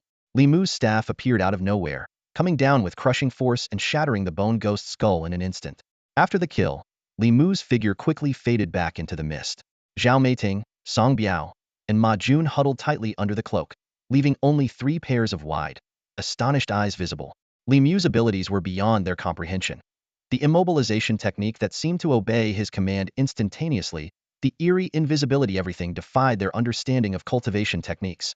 In the command center, silence reigned. Even Wang Longqing was leaning on the command table with both hands, his fierce eyes fixed on the large screen. This level of stealth ability was something even he, as a Shintier cultivator, found difficult to master, let alone ordinary Huangtier practitioners. How is this possible? I've never seen a technique like this, the instructor exclaimed in shock. It's his talent. His talent has mutated. Wang Longqing deliberately raised his voice so everyone could hear. He had already inquired about the source of Li Mu's immobilization technique after their first battle and learned it stemmed from a talent mutation. This explanation was the most reasonable and the one he needed to endorse on Li Mu's behalf. Though still astonished, those present found their doubts significantly eased. But the battle was far from over. Li Mu moved like a phantom within a 10-meter radius around Ma Jun and the others, appearing and disappearing unpredictably. Whenever a bone ghost approached, he would materialize behind it and deliver a fatal blow with his staff. Over time, the scent of blood from Ma Jun and the others was completely sealed within the massive cloak. Blood continued to seep from the wound on Li Mu's waist, and the pungent scent of blood filled the air. This smell triggered a bizarre scene. All the skeletal ghouls lunged at him as if drawn by instinct, yet they always missed, fumbling around in confusion. Whenever they spotted Ma Jun and the others, Li Mu would suddenly appear and strike with precision, dispatching them with a single blow. As time passed, the number of skeletal ghouls steadily increased: 3, 5, 10, 20. They came in relentless waves. Yet Li Mu maintained his efficient killing rhythm. Each slain ghoul released an invisible energy that flowed continuously into the cloaks draped over Ma Jun and the others. The silver ring on the back of the cloaks gradually took on a faint reddish glow. Half an hour passed, and the mist began to thin. However, the atmosphere in the command center grew increasingly tense as everyone noticed that Li Mu's movements were slowing. The instructor, his face clouded with worry, lightly pounded the table. He's running out of inner energy. The stealth must be consuming too much. That's not stealth, someone with sharp eyes corrected. He's transforming into a tiny flying insect. At this point, Li Mu was indeed at his limit. He hadn't maintained his transformation continuously, as doing so would severely deplete his inner energy. Even with his energy fully replenished, he could only sustain the transformation for 10 minutes before completely exhausting himself. Therefore, he adopted a more cautious strategy, moving through the mist, using his fiery gaze ability for just 1 second to scout, identifying targets, then transforming into a mosquito to sneak behind and launch a surprise attack. The entire transformation process never lasted more than 5 seconds. When Li Mu dragged his weary body back to Ma Jun and the others, his inner energy was completely spent. He drove his thornflower staff heavily into the ground, tore off a strip of cloth, and tightly wrapped it around the wound on his waist. At the same time, he meticulously adjusted his sleeves. Seeing this, Ma Jun and the others couldn't hide the pain in their eyes. Li Mu, Ma Jun began, his voice trembling, but Li Mu cut him off. With a resolute smile, he said, 10 minutes? This mist will dissipate in at most 10 minutes. If it doesn't, I promise I'll retreat. Although Li Mu still had the trump card of the Yaogu, it was clear he hadn't reached the point of using it yet. By now, even without his fiery gaze, he could see the dark shapes rapidly approaching through the thinning mist. Until then, stay hidden. Don't come out and get in the way. Li Mu shouted in a low voice before drawing his thornflower staff and charging forward. He had already elevated his mountain carrying technique to the strength of 3 tigers and 9 bulls. Even without the boost of inner energy, the sheer brute force of his 700-pound divine weapon was enough to send the charging skeletal ghoul crashing to the ground. However, without the inner energy's amplification, he couldn't deliver a fatal blow in one strike. He had to follow up with a second swing to completely crush the ghoul's skull. The second skeletal ghoul lunged at him immediately after. Using the same method, Li Mu dispatched it with 2 strikes. The command center erupted into a commotion. Someone, in disbelief, asked, "Is this guy seriously planning to hold out the entire 10 minutes using just raw physical combat?" As it turned out, everyone's speculation was correct. The flow of internal energy within Li Mu had weakened significantly. He was barely sustaining the operation of his mountain-bearing technique thanks to the constant replenishment of energy from his Dantian core. His powerful physique was all that allowed him to continue wielding the thorny staff in his hands. In the command room, Wang Longcheng's clenched fists turned white as he tightly gripped them. He turned to his deputy, Zhang, and issued a low, urgent order. "You go." "Understood." Deputy Zhang responded without hesitation, striding out of the command room with decisive steps. The scene sent a ripple of shock through the onlookers. For Wang Longcheng, as the commander, to dispatch his own deputy to assist Li Mu spoke volumes about how much he valued him. After all, the commander himself could not leave his post until the battle concluded. On the battlefield, the dense fog was slowly dissipating, but the bone ghoul's attacks only grew fiercer. Li Mu's combat prowess was visibly waning. What once took 2 strikes to fell an enemy now required 3, then 4, and even then, it was sometimes insufficient. When 2 bone ghouls attacked simultaneously, he was slammed to the ground and dragged across the terrain. Yet, despite this, after every skirmish, he would stagger back to his feet and return resolutely to shield Ma Jun and the others. Watching Li Mu's blood-soaked figure, Ma Jun and his comrades felt as though their hearts were being torn apart. His body was covered in wounds, his entire form drenched in blood. Whether it was his own or that of the monsters was unclear. Yet his back remained straight and unyielding. Ma Jun, desperate to help, clenched his fists repeatedly, but he knew all too well that stepping in now would only hinder Li Mu further. Meanwhile, Song Biao and Zhao Meiting had already crushed 2 return stones in succession, hoping that the fading mist would allow them to activate. But the teleportation array within the domain remained completely unresponsive. Blood had soaked the ground, and the piled-up corpses of bone ghouls began to obscure Li Mu's vision. He moved like a perfect war machine, transitioning from executing advanced techniques like the flowing cloud triple strike and earthwalking 9 steps to simply staggering forward, mechanically swinging his staff, blocking, and killing. When one of the ghouls managed to injure his eye, Li Mu retaliated with a desperate counterattack before wildly swinging his staff at emptier 7 or 8 more times. The sight left Ma Jun and the others in tears. While those in the command room felt chills run down their spines, Li Mu was now fighting purely on instinct, having lost all consciousness. At that moment, 2 towering bone ghouls, each 4 meters tall, lunged at him. Zhao Meiting, unable to hold back any longer, threw off her cloak and dashed forward. She wrapped her arms around Li Mu, whose strength had completely ebbed, shielding him with the last remnants of her green energy barrier, her back facing the incoming monsters. Song Biao and Ma Jun dragged their injured legs forward as well, grabbing their weapons and preparing for a final stand. Ma Jun even tore off the bandages on Li Mu's leg, letting the blood gush out as he roared with defiance. "Come for me! Come on!" Just as the situation seemed utterly dire, a figure streaked through the air like lightning, intercepting the two massive bone ghouls. The figure leapt high, crashing down onto one of the ghouls and smashing it to the ground. With a swift motion, they tore out its spine and wielded it as a weapon to obliterate the other ghoul in an instant. As the dust settled, Deputy Zhang stood revealed. The fog had now completely lifted. It was as if Li Mu sensed the safety of the moment his body went limp, collapsing like a marionette with its strings cut into Zhao Miting's arms. She held him tightly, her tears falling uncontrollably onto his face. "You liar, you liar. You said you'd leave if you couldn't hold on. You promised, but you lied." A little over a minute later, the rescue team arrived on horseback. Their delay wasn't due to negligence, but simply the limits of their speed. Even at full sprint, they couldn't match the pace of warhorses. However, Deputy Zhang, with his 8th grade cultivation, had far surpassed even the swiftest steed. The rescue team had just arrived at the scene when one of the members immediately crushed a return stone, intending to activate the formation that would transport the injured back to the city. However, the formation remained unresponsive, leaving him utterly perplexed. After all, the mist had already dissipated. "It's useless. This area won't allow teleportation for the next few hours," Vice Officer Zhang stated coldly. He strode quickly to Zhao Meiting, carefully hoisted Li Mu onto his back, and then issued orders to the 3 other rescue team members. "You take care of the others." The team moved swiftly, lifting Ma Jun and the other injured onto warhorses, ensuring even Ma Jun's severed legs were brought along. One of the team members noticed a spiked weapon on the ground, the thorn staff, and instinctively bent down to pick it up. He leaned forward, expecting to grab it in one motion, but was nearly wrenched off balance by an immense force. The staff didn't budge an inch. "What the?" the team member blurted out in shock, then adjusted his stance, spreading his legs for stability and gripping the staff with both hands. His veins bulged as he strained, barely managing to lift the weapon. Startled, he exclaimed, "Why is this thing so heavy?"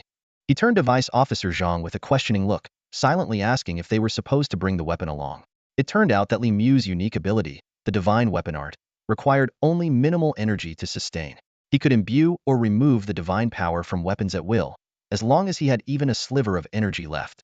Since he had fallen unconscious without deactivating the art, the thorn staff still retained its immense weight of over 700 pounds. "Give it to me," Vice Officer Zhang said, taking the staff from the team member. Even with his strength as a Huangtier level 8 martial artist, he was visibly stunned by the weapon's heft.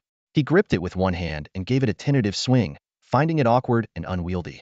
Inwardly, he marveled. Li Mu actually uses this as his regular weapon? No wonder he's as strong as a monster. Just as Vice Officer Zhang was preparing to leave with Li Mu on his back, he suddenly felt a violent surge of energy emanating from the unconscious boy. With a deafening boom, a torrent of energy erupted from Li Mu's body, shooting straight into the sky in a dazzling beam of white light. "Did he just break through?" one of the rescue team members exclaimed in astonishment. Another team member surveyed the surrounding battlefield, littered with corpses, and remarked with a mix of awe and respect, "A life-and-death battle like this really is the best chance for a martial artist at a bottleneck to break through. This is a breakthrough earned with blood and life." Meanwhile, in the command center, Wang Longsheng and the others watched the scene unfold through an aerial surveillance feed, utterly stunned. The view revealed a horrific yet awe-inspiring sight. Centered around Ma Jun's group, within a radius of 10 to 30 meters, Li Mu had single-handedly carved out a circular zone of carnage amidst nearly 200 bone ghost corpses.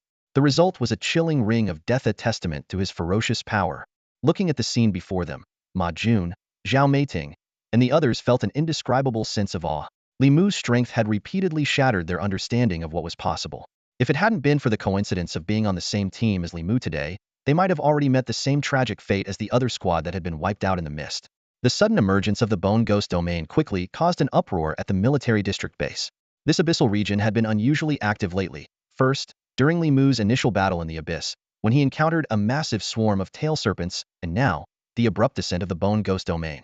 Coupled with other catastrophic incidents resulting in heavy casualties, the military leadership had no choice but to hold frequent meetings to devise countermeasures. That afternoon, Mingzhu Military District's Base 1 issued a strict directive. All Tier 2 and Tier 3 Zhenyuan Army soldiers, unless currently assigned to a mission, were required to participate in a comprehensive military conduct training program. As soon as the order was announced, training halls across the bases were packed with soldiers, who speculated about the sudden purpose of this training. The Mingzhu military district consisted of 10 bases, each housing thousands of personnel, with 600 to 700 frontline soldiers per base. Even a random gathering could easily amass 400 to 500 people. Among the attendees were Sumo, the captain of the surviving loyal squad, and his teammate Zhou Qing. Sumo's expression was solemn, while Zhou Qing's demeanor was quite different. Her face showed a mix of frustration, anger, and arrogance. As a member of the first squad to emerge alive from the Bone Ghost domain, Zhou Qing felt her status had risen dramatically. However, what infuriated her was the lack of recognition from the commanding officers. No rewards had been issued, only the standard contribution points were credited. The accolades she had anticipated, honors, medals, commendations, or even words of appreciation, were nowhere to be found. She deliberately arrived late, intending to make a statement in front of everyone. Sure enough, the moment she and Suimo entered the multimedia hall, murmurs broke out among the crowd. Isn't that the loyal squad, the first team to make it out of the Bone Ghost domain? Yeah, only the two of them survived. To be the first to escape from such a deadly battle, impressive. Walking with her head held high, Zhou Qing noticed that only seats in the back row, designated for reserves, were still available. According to the unspoken rules of the Zhenyuan Army, these reserve member students still in training usually clustered in the farthest corners. Two reserves immediately stood up to offer their seats when they saw her approaching, but Zhou Qing seized the moment to cause a scene. Who gave you permission to sit in this row? Get to the back. If there are no seats left, then stand. Her outburst was nothing more than a calculated performance to draw attention. Yet, when she noticed the anger in the eyes of the reserve soldiers, who dared not retaliate, her fury only grew stronger. Zhou Qing was seething with anger as she abruptly stood up. She scanned the group of reserve recruits around her, her gaze sharp and piercing. Wow, you all sure know how to show camaraderie, huh? Didn't you hear me tell you to stand? Her voice echoed through the room. If you're so eager to give up your seats, fine. Nobody sits then. Everyone, stand up. As a member of the first survivor squad, Zhou Qing felt particularly enraged by the disdainful looks these people had been giving her. Her fury from earlier, when she had reprimanded two useless reserve recruits, hadn't subsided, and now it was only intensifying. Suimo, standing nearby, frowned and gently tugged at her sleeve, trying to signal her to calm down. The fighters seated in the front rows turned their heads, casting puzzled glances in her direction. Didn't you hear what I said? Zhou Qing roared, her anger escalating as the group remained motionless. She pointed directly at them, her eyes wide with fury. The reserve recruits sighed helplessly and reluctantly stood up. In this situation, no one dared to speak on their behalf. They could only endure the humiliation in silence. Finally, Zhou Qing sat back down with a huff, still muttering curses under her breath. After another 10 minutes, more fighters entered and took their seats, filling the room. A group of officers entered through the front doors, and the lights dimmed. On the large screen at the front, a video compilation prepared by the command center began to play. A commanding officer stepped onto the podium, his voice resonating through the room. I'm sure all of you have heard plenty of rumors about the Bone Ghost domain. The challenges and dangers of the Abyssal War are escalating, and the need to strengthen our forces is more urgent than ever. But let me tell you this: what's even more important than improving your skills is fortifying our military discipline. His tone grew even more forceful. The Zhenyuan Army is an ironclad force where soldiers can entrust their lives to their comrades. In team-based combat, only by fostering unity, protection, mutual support, and camaraderie can we survive the horrors of the abyss time and time again. Yet, there's always a handful of useless individuals who serve as prime examples of what not to do. The officer continued, we've compiled a video based on today's operation in the Bone Ghost domain. It not only provides critical insight into the domain, but also highlights two extreme examples, one of excellence and one of failure. I want every single one of you to watch closely and decide what kind of soldier you want to be. Play it. At the instructor's command, the large screen lit up instantly. It displayed a professionally produced informational video, expertly edited to showcase various command centers from an aerial perspective, capturing a grand and sweeping view. The footage began with an eerie scene of dense fog descending, throwing squads into chaos. This was followed by a close-up of a mutated bone ghost, accompanied by a professional voiceover that explained the formation of the Bone Ghost domain and its distinct characteristics in detail. The production quality rivaled that of a blockbuster movie. The scene then shifted to a command center where Wang Longqing strode in briskly and immediately began coordinating the retreat of on-site squads. Seated in the back row, Zhou Qing's excitement grew as she anticipated her moment of glory. Beside her, however, Sumo's face had turned pale. Sure enough, the footage soon cut to a close-up of the full lineup of the Zhongyi squad. In the video, the 5-member team initially attempted to flee the fog on horseback, only to be thrown off by the Bone Ghost. Zhou Qing was the first to fall into danger, but instead of abandoning her, the other 4 members returned to rescue her, combining their efforts to fend off the bone ghost. Following Wang Longqing's orders, they regrouped to confront the creature together, but the Zhongyi squad's limited strength was no match for such a ferocious opponent. Throughout the battle, Zhou Qing's constant screams filled the air, grating on everyone's nerves. Watching this, Zhou Qing felt a surge of anger. Her sole moment in the spotlight came when she delivered the finishing blow to the bone ghost after her teammates had subdued it. But the nightmare was far from over. As they fought while retreating, Zhou Qing's screaming attracted more bone ghosts, breaking through their defensive formation. One teammate was killed instantly, followed by another. The squad fell into complete disarray, with Hmph shouting for a retreat. The bodies of two teammates were savagely torn apart by the bone ghosts as the remaining three fled in panic. After Wang Longqing confirmed the retreat point, another teammate was taken down by a bone ghost. Upon learning the escape route, Zhou Qing, without hesitation, abandoned her injured teammate and fled alone. Hmph hesitated briefly but ultimately chose to retreat as well. This segment, clearly recorded from Zhou Qing's perspective, followed her escape from the fog until she encountered the rescue team. The most disgraceful part was when Zhou Qing, sitting on the ground gasping for air, displayed a look of relief in her eyes and even allowed a faint, smug smile to creep onto her face. At this point, the video slowed down, and the camera zoomed out from Zhou Qing's smile. In the multimedia hall, soldiers turned to glare at Zhou Qing, seated in the third-to-last row, with anger and disdain in their eyes. Only then did Zhou Qing realize something was wrong. Enraged, she stood abruptly and shouted, "What are you all looking at? Didn't you see how terrifying those bone ghosts were? We fought our way out, bloodied and battered. If it were you, you wouldn't have even made it past the first wave." At the front row, the instructor frowned deeply. Recognizing the protagonist of the video, he smirked coldly and responded, "What's with the yelling?" Faced with the officer, Zhou Qing became even more brazen. "Instructor, I don't understand. We survived the bone ghost domain, one of the harshest environments imaginable, and instead of being commended, you're making me a joke in this video. I won't accept this. You can't erase my contributions." The instructor's anger turned into a mocking laugh. "Contributions?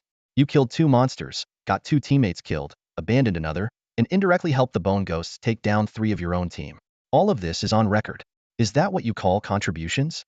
Pointing at the screen, Zhou Qing's face twisted with rage. "Didn't you see how strong those bone ghosts were? To fight like that, I doubt many squads could have done better." This remark was an open insult to the other squads, and the veterans in the front rows erupted into a chorus of curses, with insults flying left and right. The instructor, thoroughly infuriated by Zhou Qing's arrogance, sneered and said, "Fine, fine, keep watching." With that, he pressed the play button forcefully. The video resumed, showing the retreat scenes of several squads before finally delving into the main subject. The scene shifts to the perspective of Li Mu's vanguard squad. Like Wang Longqing's group, they too face a chaotic situation with their warhorses losing control, throwing them to the ground.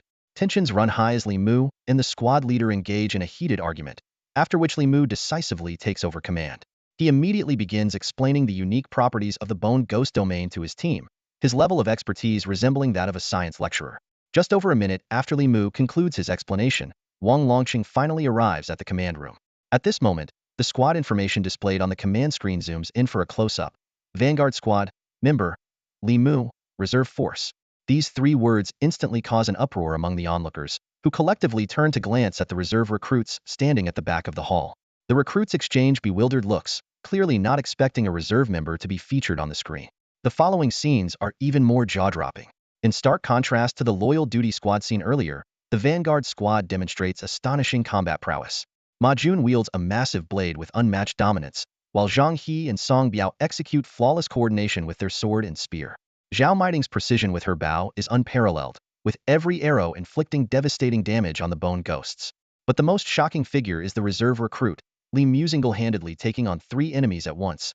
His long staff strikes with lethal precision, every hit shattering bones and tearing sinews. The disparity between the female members of the two squads is especially striking, with Zhou Qing's abilities paling in comparison to Zhao Miting's. The tension peaks as a giant bone ghost emerges. In the life-and-death battle that follows, Li Mu showcases incredible strength, delivering a decisive blow that immobilizes and instantly kills the massive creature. When his four teammates are critically injured, Li Mu covers them with his cloak before disappearing into the dense fog. At this moment, a pale-faced Zhou Qing seizes the opportunity to stand and shout, "Look, he abandoned his teammates too. That's what a reservist does." Recognizing Li Mu as the reserve member she had previously dismissed in the mission zone, she attempts to disparage him. However, before she can finish her sentence, the veterans in the front rows collectively turn to glare at her, one even issuing a stern warning. Interrupt the screening again, and I'll deal with you myself? Zhou Qing's words are soon proven utterly wrong by reality. Within the fog, Li Mu launches into a mesmerizing display of unpredictable movements, staying close to his injured teammates and eliminating any bone ghost that approaches with a single strike of his staff. As his inner energy depletes, he resorts to using his own body to shield his comrades, enduring the monster's attacks. This 10-minute blood-soaked battle leaves every warrior of the Zhenyuan Army in awe. The final moments are deeply moving. A barely conscious Li Mu continues to swing his staff, refusing to fall. Zhao Meiting rushes forward to catch him, while Ma Jun and Song Biao crawl out from under the cloak, with Ma Jun even tearing flesh from his own leg to distract the monsters. As the tragic yet inspiring music swells, countless Zhenyuan Army soldiers rise to their feet, fists clenched tightly, standing in solemn respect. When Deputy Officer Zhang arrives just in time to slay the remaining monsters and rescue the team, the hall erupts in restrained cheers. The last frame freezes on a stunning image. Li Mu, bathed in radiant white light, standing at the center of a circular barricade formed by the corpses of bone ghosts, testament to his bravery in protecting his teammates. This is what it means to be a true warrior, a true hero. As the promotional video concludes and the hall lights come back on, the instructor turns a cold gaze to Zhou Qing. You just said you fought your way through blood and earned your merits as well? He asks pointedly. At that moment, all eyes in the hall were fixed on Zhou Qing. She had just finished watching the video, her face pale as a sheet, her previous arrogance utterly gone. She had never before witnessed firsthand how other squads broke through the fog. She had simply assumed that surviving in the dense mist was already a remarkable feat. Even when she saw Li Mu's vanguard squad in action, furiously battling monsters, she merely thought their defensive tactics were well executed. But when the video showed Li Mu's final, heroic display of protecting his teammates, the sheer strength and skill he exhibited shattered her understanding of reality. The ground was littered with over 200 bone ghost corpses. How could any single person possibly achieve this? Compared to the vanguard squad, her own squad's name felt like a complete joke. At that moment, Zhou Qing's confidence crumbled entirely. Yet, it wasn't her who was the angriest, it was the 2 rows of reserve soldiers standing behind her. These young warriors were practically fuming, their eyes blazing with fury, their chests heaving as they struggled to contain their rage. Are you kidding me? I thought you were supposed to be amazing, acting like you were here to lecture us. Damn it, before the soldier could finish his sentence, one of the reserves stepped forward and slapped Zhou Qing hard across the temple, causing her to stumble backward. Although some soldiers tried to stop the one who had struck her, frantically signaling that the instructor was still present, their actions only fueled the anger further. The soldier who had lashed out shoved away those holding him back, rolled up his sleeves and shouted, "Why are you stopping me? Get her!" With that command, the reserve soldiers surged forward as one. They were truly enraged because of this woman's inexplicable orders. They had been forced to stand for nearly 40 minutes. The worst part? They had initially believed she was highly capable, only to discover she was nothing but a fool. It was like sitting in a college lecture where someone in a lab coat walks in and instructs the class to taste each other's waste. You don't understand it, but you comply, only to find out later the person was a mental patient taken away by hospital staff, leaving you with a half-hearted apology. The more they thought about it, the angrier they became. The veteran soldiers in the hall watched Zhou Qing get attacked but didn't lift a finger to intervene. Normally, they didn't interact much with the 18-year-old reserves, but now they were all covertly watching the instructor's reaction, afraid he might step in. If they could, some of them might have even joined in to land a few punches themselves. The instructor, however, acted as though he hadn't seen a thing. With a wave of his hand, he led his men out of the hall through the front doors. Zhou Qing suffered a severe beating and was sent to the ICU an hour later. After this incident, the video of Li Mu's squad was played in other bases, and his name quickly spread across half the military district. More importantly, Li Mu single-handedly changed people's perception of what it meant to be in the reserves. Overnight, reserve soldiers throughout the district were expressing gratitude to Li Mu's ancestors. Even veteran soldiers began to show them more respect, and some third-year reserve soldiers were even invited to join active squads. People finally realized that in life-and-death situations, knowledge was the key to survival. Setting aside Li Mu's almost inhuman combat abilities, his deep understanding of the bone ghost domain, and the way he initially organized his squad had bought them precious time and significantly increased their chances of survival. While not every reserve soldier could be as knowledgeable as Li Mu, their education gave them a distinct advantage over those without formal training. That evening, in the rest area of the Mingzhu Military District Command, Li Mu lay on the bed and slowly opened his eyes. He saw Wang Longqing flipping through a book nearby. "Commander." Li Mu weakly attempted to sit up, but Wang Longqing gently pushed him back down. "Don't move. I'm fine. I need to go home," Li Mu said, assessing his condition and finding it not too serious. He tried to get up again. "Relax, I've already spoken to your mom." I told her we're keeping you here for training tonight. You're physically fine, but you're severely mentally exhausted and need rest. If you went home like this, your mom would be worried sick, Wang Longqing explained with a reassuring smile. Hearing this, Li Mu finally felt at ease. His biggest concern was that Yang Suiying might worry about him. Glancing at the clock on the wall, which read 10 p.m., Li Mu felt a bit embarrassed. It's so late already. Commander, I've kept you from going home. I've already let Aunt Bai know, don't worry, Wang Longqing replied with a laugh. When it's just the two of us, you can call me Uncle Wang. Uncle Wang, Li Mu said without hesitation. He had long since come to respect Wang Longqing and Bai Taiwei as elders, especially after they had stood up for him in front of so many officials. Both of them were known to be principled and impartial, making their support all the more meaningful to him. You've made a breakthrough, you know? Wang Longqing said, looking at him. Li Mu closed his eyes, sensing the changes within his body, and a flash of joy immediately flickered in his gaze. He had broken through to the third rank of the yellow stage. He quickly opened the system interface, where the battle points were displayed 6980 points. The number made his heart race. Suppressing his excitement, he let a faint smile curl at the corners of his mouth. I can feel it. Your progress is incredibly fast, Wang Longqing remarked. Mutated talent, Li Mu replied with a calm smile. Haha, are you trying to say that being able to freeze monsters, transform into a mosquito, and suddenly appear behind them are all thanks to your mutated talent? Wang Longqing asked with a laugh. Uncle Wang, you've started anticipating my answers now? Li Mu nodded seriously to confirm. Wang Longqing chuckled, shaking his head. He stood up, walked to the table, and took out a thick stack of documents, handing it to Li Mu. Just as Li Mu was about to open it, Wang Longqing immediately warned, keep it safe and only read it when you get home. This is classified information. Under no circumstances should you let anyone else see it. Once you've read it, make sure to destroy it promptly. Although curiosity burned within him, Li Mu could only nod in agreement and store the documents in his storage ring. I've already edited your battle footage into a promotional video. Now, half of the soldiers in the Mingzhu military district know about your achievements. You don't mind, right? Actually, even if you do, it's too late, Wang Longqing said with a grin. Why though? Li Mu asked, puzzled. You fool, of course it's for military merits, Wang Longqing replied, feigning exasperation. With his hands clasped behind his back, he stood up and explained. Highlighting your deeds serves three purposes. First, it increases your influence, which helps me secure more merits for you. Second, it's worth publicizing. This will greatly aid in improving military discipline, boost team cohesion, and elevate the status of reservists in the army. And third, it enhances your reputation. In the military, reputation is everything sometimes. It's even more valuable than merits. You might not fully grasp this now, but you will in time. Li Mu nodded thoughtfully. These were considerations he hadn't thought of, but Wang Longqing had already planned everything out for him.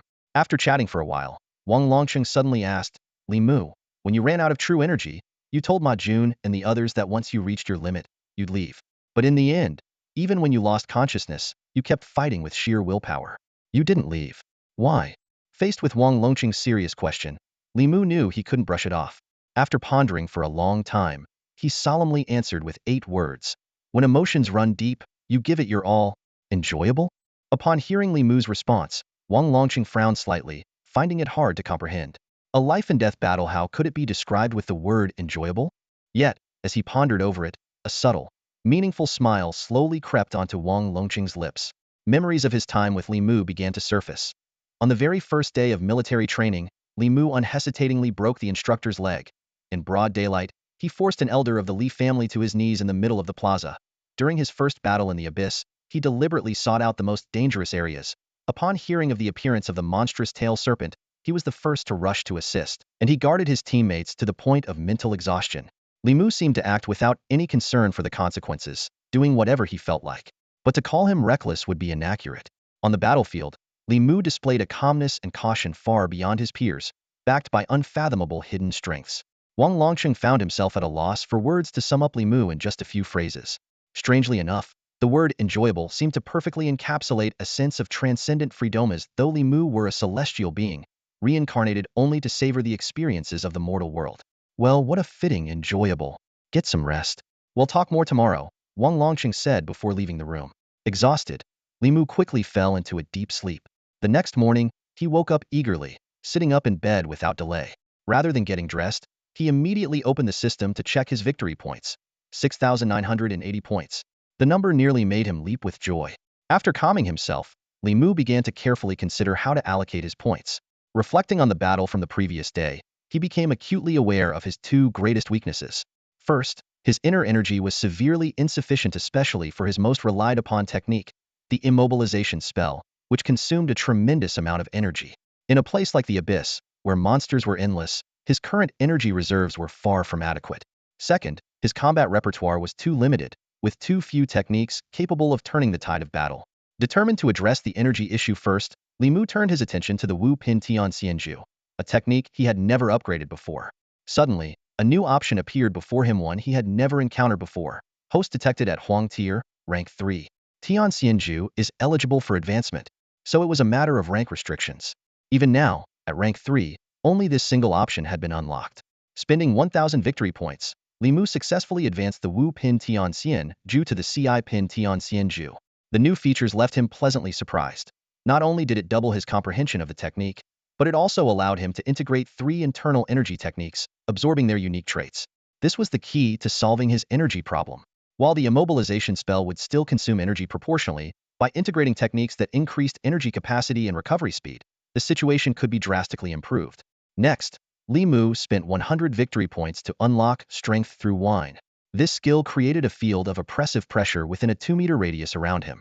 While the weakening effect varied depending on the opponent's strength, it was highly effective against foes of the same level or weaker, making it especially useful in group battles. Li Mu glanced at his remaining 5,480 battle points and decided to focus on enhancing his skills first. He opened the skill tree for borrowing power through wine and decisively activated 3 key nodes, expanding the wine aura to a radius of 5 meters, extending its duration to 15 minutes, and granting allies within the aura a speed boost. This series of upgrades cost him 400 points, leaving him with 5,080 points. Reaching for the Jinghua staff and cloak he'd prepared earlier, Li Mu weighed the weapon in his hands. He decided to invest the remaining odd points into his core combat abilities. Divine Weapon Technique and Mountain Carrying Technique were too important to neglect. After channeling 480 points into the Divine Weapon Technique, the Jinghua staff in his hand instantly became extraordinarily heavy, weighing a staggering 1,155 pounds. The sheer weight reminded Li Mu of his days on Earth, where even carrying 2 buckets of water upstairs left him gasping for breath. Next, he allocated 500 points to strengthen the mountain carrying technique, and a surge of power coursed through his body. He estimated that he could now easily handle over 1.5 tons of weight. After these upgrades, he had 4,500 battle points remaining. Li Mu's curiosity was piqued by a newly unlocked skill, Blessed Field Technique. Spending 100 points to unlock it, he experimented by channeling his spirit into the skill. Suddenly, his vision cleared, revealing an expansive realm before him. Blue skies, white clouds, soaring birds, and lush green grass. This space was enclosed by a transparent barrier and initially spanned about 10 acres. Without hesitation, Li Mu decided to expand the space further. He poured in 600 points, activating 4 additional nodes, enlarging the blessed field to 20 acres, unlocking a spiritual spring, allowing real-world creatures to enter, and further expanding the space to 40 acres. He planned to cultivate spirit herbs here for alchemy, as herbs nourished by the spiritual spring would undoubtedly be of exceptional quality. With 3,800 battle points remaining, Li Mu decided to reserve 2,000 points for emergencies. He aimed to push the Divine Weapon Technique toward its next milestone of handling 1 ton. Finally, his gaze fell on a new divine ability worth 300 points, External Avatar. Li Mu stared at the skill tree for the external incarnation, divine ability, and couldn't help but draw in a sharp breath. This ability, requiring a hefty 300 battle merit points to unlock, was currently the most expensive one on the list. Its initial effect allowed him to manifest a clone that inherited 100 of his strength and could wield both the divine weapon art and the mountain-bearing art for 1 minute. Although the clone couldn't use other divine abilities like the immobilization art for now, its power was already formidable. Gritting his teeth, Li Mu activated the next node, which cost a staggering 500 points. This upgrade granted him the ability to summon 2 clones simultaneously, with each able to cast the immobilization art once whenever the original did. The following node, however, required 1,000 battle merit points, which made even Li Mu, sitting on 3,000 points, hesitate. He decided to hold off for now, intending to adapt to his current 3rd-grade realm before focusing on enhancing the divine weapon art. Taking stock of his arsenal, Li Mu now commanded 11 divine abilities: Inferior Celestial Technique, Whisper Art, Divine Weapon Art, Mountain-Bearing Art, Fiery Eyes, Alchemy Art, Immobilization Art, 72 Transformations, Strength from Wine, Blessing Field Art, and External Incarnation. Though most were still in their early stages, this wave of upgrades filled him with confidence enough to believe he could crush any peer-level prodigy. Just then, a knock at the door interrupted his thoughts. Li Mu quickly straightened his clothes, stowed away his Jinghua staff and cloak, and opened the door to find the ever-stoic Deputy Zhang standing there. How's your recovery? Deputy Zhang asked, his tone unusually concerned. Great, feeling excellent. Li Mu stretched, his body indeed restored after a night of deep sleep. Good. Your commendation has been approved. I'm here to take you to the ceremony. Deputy Zhang turned to leave. Wait, Deputy Zhang. Li Mu called out urgently. How are my teammates? Can Ma Jun's leg be reattached? Deputy Zhang paused, his expression grim as he slowly shook his head. Without a second thought, Li Mu rushed to the military medical ward. There, he saw Ma Jun, supported by Zhang He, struggling to adapt to the two metallic prosthetics now replacing his legs. Nearby, Zhao Meiting and Song Biao were resting, their bodies wrapped in bandages. Hey, you're here. Feeling better? Ma Jun greeted Li Mu warmly, concern for his friend overshadowing his own injuries. Watching Ma Jun, like a child learning to walk, fight to maintain his balance, Li Mu felt a sharp pang in his chest. Those legs had been lost saving him. If Ma Jun hadn't thrown himself in the path of the giant bone demon's deadly strike, Li Mu wouldn't have lasted until the mist cleared. Why not reattach your original legs? Li Mu asked quietly. The room fell silent. Zhao Meiting sighed, glancing at Ma Jun with a conflicted expression. They could have, but, haha, reattaching them would take forever to heal, and the doctors said the bones would always have hidden weaknesses. Ma Jun interrupted with a hearty laugh, trying to sound nonchalant. Metal prosthetics are different, quick recovery, no lingering injuries, and if they break, I can just replace them. Once I save up enough money, I'll upgrade to an even tougher pair. Maybe I'll add boosters. I didn't lose my legs. I got rid of a liability. Though his words were meant to lighten the mood, everyone knew they were just a way to console himself. For a martial artist, a complete, flesh and blood body brought an unparalleled sense of security. Li Mu silently vowed that if he ever came across a miraculous elixir capable of regenerating limbs, he would ensure Ma Jun walked on his own legs again. Alright, let's not dwell on it. Surviving is already a blessing, and it's all thanks to you, Song Biao said, clapping Li Mu on the shoulder. Exactly. Plus, we all got an unexpected reward, 20 merit points each, and Ma Jun even received 40. Zhao Meiting added with a small smile. As soon as Zhao Meiting finished speaking, Li Mu was stunned by the scene before him. A reward of 20 merit points per person far exceeded their expectations. This honor came for a special reason: their performance had been selected as a model example for the Military Discipline Reform Initiative. Have your military merits been confirmed yet? Zhang He asked. Not yet, I was just about to go, Li Mu replied. He was preparing to go alone when the others enthusiastically insisted on joining him. Come on, we'll go with you, they said. Faced with their persistence, Li Mu gladly agreed. The group made their way to the decoration office, drawing quite a bit of attention along the way. Even if some didn't immediately recognize Li Mu's face, spotting Ma Jun and the others in the group was enough for them to identify this Rising Star Vanguard team. Veteran soldiers greeted them warmly, while the reserve recruits stood straighter and saluted Li Mu with a formal knight's gesture as a mark of respect. Although Wang Longqing had previously mentioned making them an example, the actual level of recognition they were receiving far exceeded Li Mu's expectations. By the time they arrived at the decoration office, a crowd of nearly 200 people had gathered behind them to witness the moment. This kind of turnout was rare even among the 10 major bases of the Pearl Military District, especially considering that each base housed only a little over 1,000 personnel, with many senior officers often out on missions. The number of rank-and-file soldiers at the second or third rank totaled merely 500 to 600. Award ceremonies in the military placed great emphasis on formality. In some cases, attendance at such events was mandatory, as it served as a vital form of honor and motivation. The moment Li Mu reported his identity, a military officer emerged from the decoration office, followed by a large group of officers and staff, all craning their necks to catch a glimpse of him. The officer, a burly man in his 40s, looked at Li Mu with an approving glint in his eyes. Stepping forward, he firmly squeezed Li Mu's muscular arm and asked, Kid, how old are you this year? 18. Li Mu replied, standing tall. Good. Damn impressive. The officer laughed heartily. Do you know your current rank? Li Mu shook his head, indicating he was unaware. The officer turned and retrieved an ornate box, opening it with care. A second-class Guardian medal, worth 150 merit points. Congratulations, Junior Wolf Guard, he announced solemnly. Junior Wolf Guard. The 3 words resounded through the hall like a thunderclap, instantly sparking a wave of astonishment. Applause and cheers erupted in succession, especially from the reserve recruits, whose eyes gleamed with admiration. To them, Li Mu had already become a living legend. Although Li Mu, as a reservist, was exempt from the assessment required to advance to Junior Wolf Guard, the 200 merit points threshold was no easy feat. This honor could only be earned through exceptional military achievements, and becoming a junior wolf guard at the age of 18 was exceedingly rare. Even Li Mu himself found it hard to believe. He had estimated that this mission would earn him, at most, 70 or 80 merit points. Yet the final tally had doubled his expectations. He quickly realized Wang Longqing's intentions be amplifying the accomplishments of Li Mu's squad. Wang had secured him additional merit points. After all, a soldier who risked his life to protect his comrades, fought until the bitter end, and achieved a kill count far beyond the limits of an average individual deserved to be richly rewarded. Denying him such recognition would raise questions among the other soldiers. This arrangement served a dual purpose, motivating the troops while also showcasing the fairness of their superiors. Li Mu solemnly accepted the medal, offering a precise knight salute. "Thank you, Commander." Inside the box was not only the second-class merit medal, but also the Junior Wolf Guard insignia, which bore the image of a young wolf, its expression fierce, yet tinged with youthful innocence. By protocol, it was fitting for someone of equal rank to Qin Zhanya to preside over the awards ceremony. "Go forth. I look forward to your future achievements." The senior wolf guard saluted before turning to leave.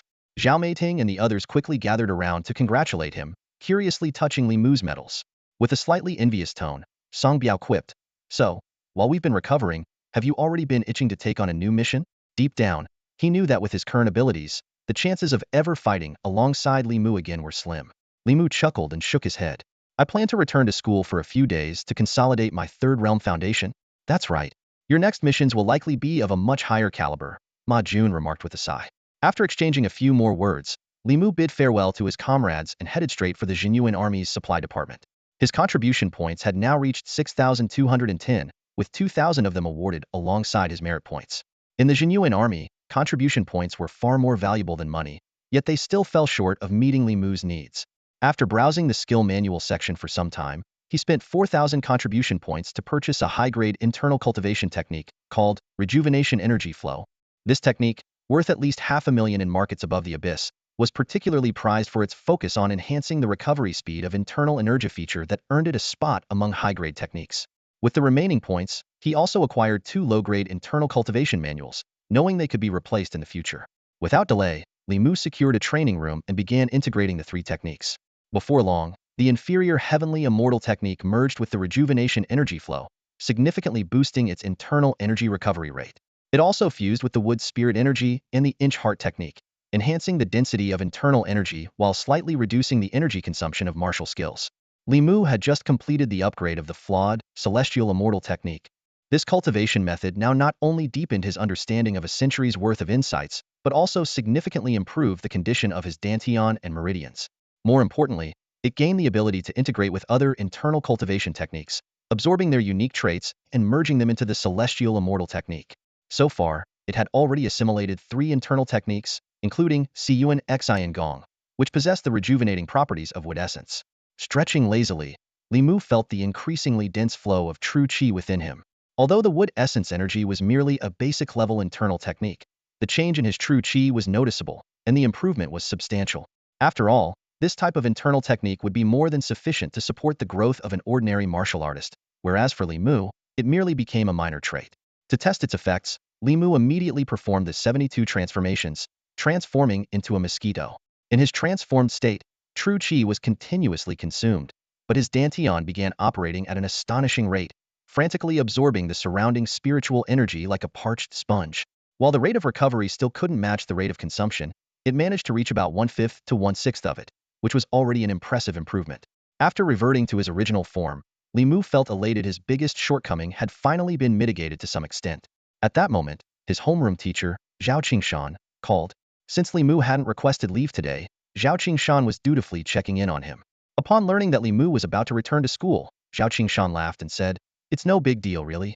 If the Zhenyuan Army needs you, just send me a text to let me know you're safe. By the way, did you hear about Zhang Jiwei and Lu Qinfeng transferring schools?" Li Mu blinked in surprise. "Huh. Looks like you didn't know," Zhao Qingshan explained. "Lu Qinfeng and Zhang Jiwei have transferred to our school. It's pretty clear they're here because of you. When you get back, you might want to meet them. The 3 of you are all exceptional talents, and maintaining a good relationship could make you a formidable force in the future." After hanging up, Li Mu scrolled through the news on his way back and quickly pieced together the story. It turned out that after Heishui High School suffered from an unfair ranking, Zhang Jiwei and Lu Qinfeng chose to show their support by transferring to the school. This move dealt a heavy blow to Shanglong High School and Choming High School, especially Shanglong. which lost the immense backing of the Zhang family's conglomerate, a devastating setback. The incident continued to escalate, drawing widespread criticism of the unfair resource rankings involving Heishui High School. The resource department was now in a tough spot. Revising the rankings would be tantamount to admitting their mistake, while refusing to do so would only intensify the pressure. If the issue persisted, the department's credibility would take a significant hit. At this thought, a faint smile played on Li Mu's lips as he imagined the expressions of Shenglong's crown prince and his uncle at this very moment. Inside the banquet hall of the Li family, a meticulously prepared feast was underway. The table was laden with exquisite dishes, yet no one dared to touch their chopsticks. The attendees wore varying expressions as they anxiously awaited the arrival of a particular guest.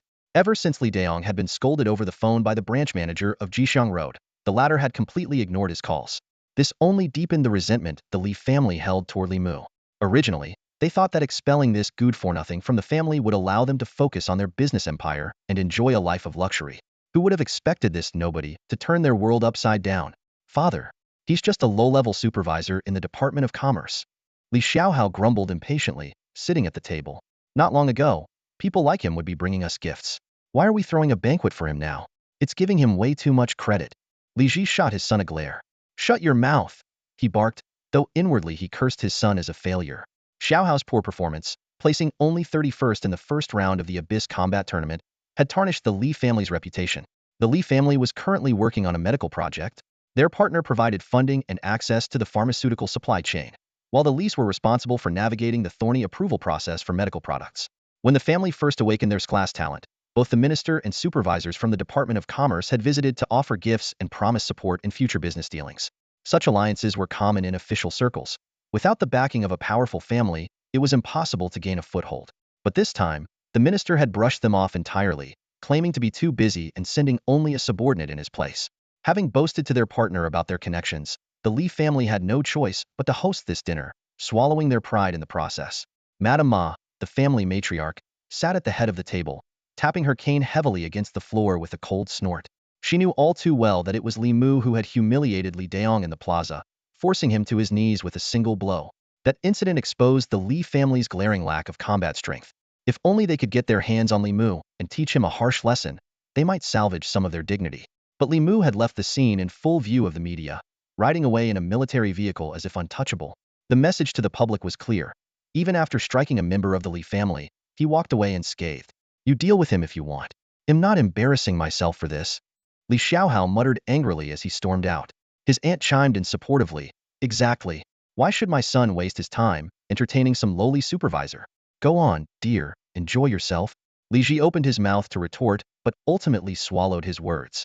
Criticizing his son now would only further undermine the fragile image of strength that he and his son were barely holding together. Not long after Xiaohao left, the butler entered, escorting a man into the room. Li Ji and Li Daong immediately stood to greet him. Supervisor Liu, welcome. We're honored to have you here. Supervisor Liu wore a polite smile, though irritation flickered beneath the surface. Oh, so you know it's an honor? Then why didn't you come out to greet me personally? And spare me the empty pleasantries. The minister is quite busy, so he sent me here to see what the Li family needs. The group quickly ushered Liu to a seat. After some small talk, they dove into the matter at hand. Upon hearing their request for assistance with the medical approvals, Liu's expression turned troubled. Oh dear, you know how strict the approval process is for pharmaceuticals, especially for pills and liquid medicines. It's really not an easy task. He paused to take a bite of food, then suddenly changed the subject. This is delicious. This dragon fragrance fish must have cost a pretty penny. What, at least 1,000, right? Li Ji's face immediately darkened at the remark. Supervisor Liu's words carried a hidden message. He opened his mouth and demanded 10 million, clearly hinting at certain conditions. Li Ji chuckled lightly and said, this fish isn't that expensive, probably 600 or 700. Supervisor Liu immediately shook the chopsticks in his hand and retorted firmly, impossible. 600 or 700 won't cut it. It's at least 1,200. In his mind, he was already scheming had a 10 million budget authorized by the minister. If he inflated the price by 2 million, he could pocket a share for himself. The members of the Li family sitting around the table caught on to the implied meaning, and each of them clenched their teeth in anger. A mere industrial and commercial supervisor. And yet when the Li family sought his help, he had the audacity to demand such an exorbitant price. Wasn't this essentially saying the Li family's reputation was worthless? Madame Ma, the family matriarch, suppressed her fury and forced an extremely strained smile. All right, Supervisor Liu truly has a sharp eye. This fish is indeed worth 1,200. Hearing this, Supervisor Liu burst into laughter, knowing the Li family had agreed to his terms. But Madame Ma's tone suddenly shifted. However, would like to ask Supervisor Liu for a small favor. Supervisor Liu set down his chopsticks and put on a fawning expression. Please, madam, go ahead. He thought to himself, 12 million isn't a small amount. As long as it's nothing too troublesome, why not help? Madame Ma took a deep breath, a glint of cold determination flashing in her eyes. There's a golden stone blacksmith shop on Hmph Street, run by Chen Jinshi and Yang Yurong. To be frank, our family's rebellious son, Li Mu, is staying there. From what I've heard, that shop has plenty of issues. I hope the Industrial and Commercial Bureau can take strict action against them. She paused briefly before adding, by the way, since Supervisor Liu enjoys fish so much, if you handle them thoroughly, we'll send you another fish worth 100. Supervisor Liu's eyes lit up. Just investigating a shop could earn him another million? The Li family's money was truly easy to make.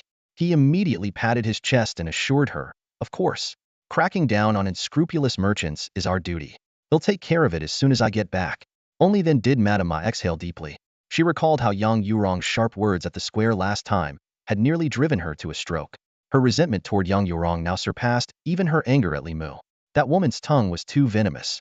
No matter the cost, she was determined to destroy Yang Yurong's business and make her suffer. When Li Mu returned to school, the entrance was already bustling with noise and activity.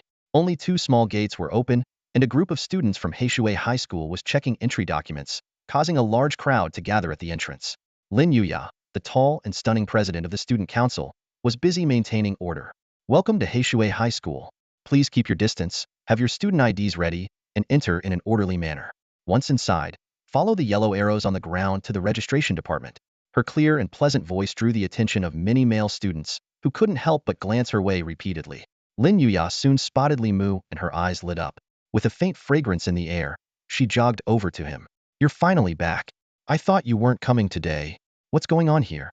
Li Mu asked, pointing at the crowd. Well, you weren't here yesterday. Zhang Jiwei and Lu Chunfeng transferred to our school. There's also a large group of students transferring from Tunglong High School. This is the second batch today. Along with students from other schools, Lin Yuya explained, her eyes shining with admiration. She couldn't help but think to herself, no wonder Li Mu dared to humiliate Zhao Yi and even joke with the principal that day. Must have had this counterattack planned all along. Are Zhang Jiwei and Lu Chunfeng on campus? Li Mu asked as he started toward the school gate. They are. They arrived early. Lu Chunfeng even made a scene this morning, wanting to challenge Zhang Jiwei to a duel when he saw you weren't here, Lin Yuya said, chuckling at the memory. She led Li Mu through a side gate into the campus. The registration department was crowded with a long line of transfer students. Hmph High School, which was originally not very large, had suddenly become overcrowded. Skipping the line, Lin Yuya guided Li Mu directly to the martial arts training field. The wide space, though spacious, was equipped with outdated facilities, with many of the training dummies showing signs of rust and decay. At the center of the field, a large crowd had formed 2 rings around a spectacle. Lu Chunfeng was facing off against 3 opponents, one using fists and kicks, another wielding a long blade, and the third holding a spear. With his knees slightly bent, Lu Chunfeng's body radiated a faint green glow. Despite the relentless attacks, he stood firm, unmoving. Ugh, this is so annoying. None of you can even break through my defense. Your attacks feel so weak, they wouldn't even scratch an itch. Lu Chunfeng complained impatiently. Suddenly, he grabbed the incoming blade with his bare hand, shattering it, and unleashed a burst of chi that sent all 3 opponents tumbling backward. From the sidelines, Zhang Jiwei noticed Li Mu's arrival and gestured toward Lu Chunfeng. Li Yiguan, you're finally here, Lu Chunfeng exclaimed, striding over with excitement. Giving people random nicknames as soon as you transfer isn't exactly polite, you know, Li Mu said with a helpless tone. You can give me one too. I don't mind. But you're not getting away today. I see you've broken through to the 3rd rank. It's time for you to finally hit me with that staff of yours, Lu Chunfeng said eagerly. Looks like you won't rest until you take a hit from it, huh? Li Mu replied with a slight smirk. A glimmer of excitement flickered in Lu Chunfeng's eyes. From Li Mu's tone, he caught a glimmer of hope. He wasn't chasing after Li Mu for a beating just because he was a martial arts fanatic. It was because of his unique talent. Only by constantly pushing the limits of his defense could he grow stronger. However, this power only worked when the opponent was at a similar or lower level of ability. If the gap in skill was too wide, it would have the opposite effect. Ever since awakening his talent, it had become increasingly difficult for him to find suitable opponents. I'll grant your wish, Li Mu nodded in agreement, and a wave of cheers erupted from the crowd. The spectators quickly stepped back, clearing a larger space for the duel. Previously, watching Lu Chunfeng spar with others failed to excite anyone after all. no one could break through his defense. But this time was different. With Li Mu stepping in, everyone's anticipation soared. Bursting with excitement, Lu Chunfeng pulled Li Mu to the center of the field.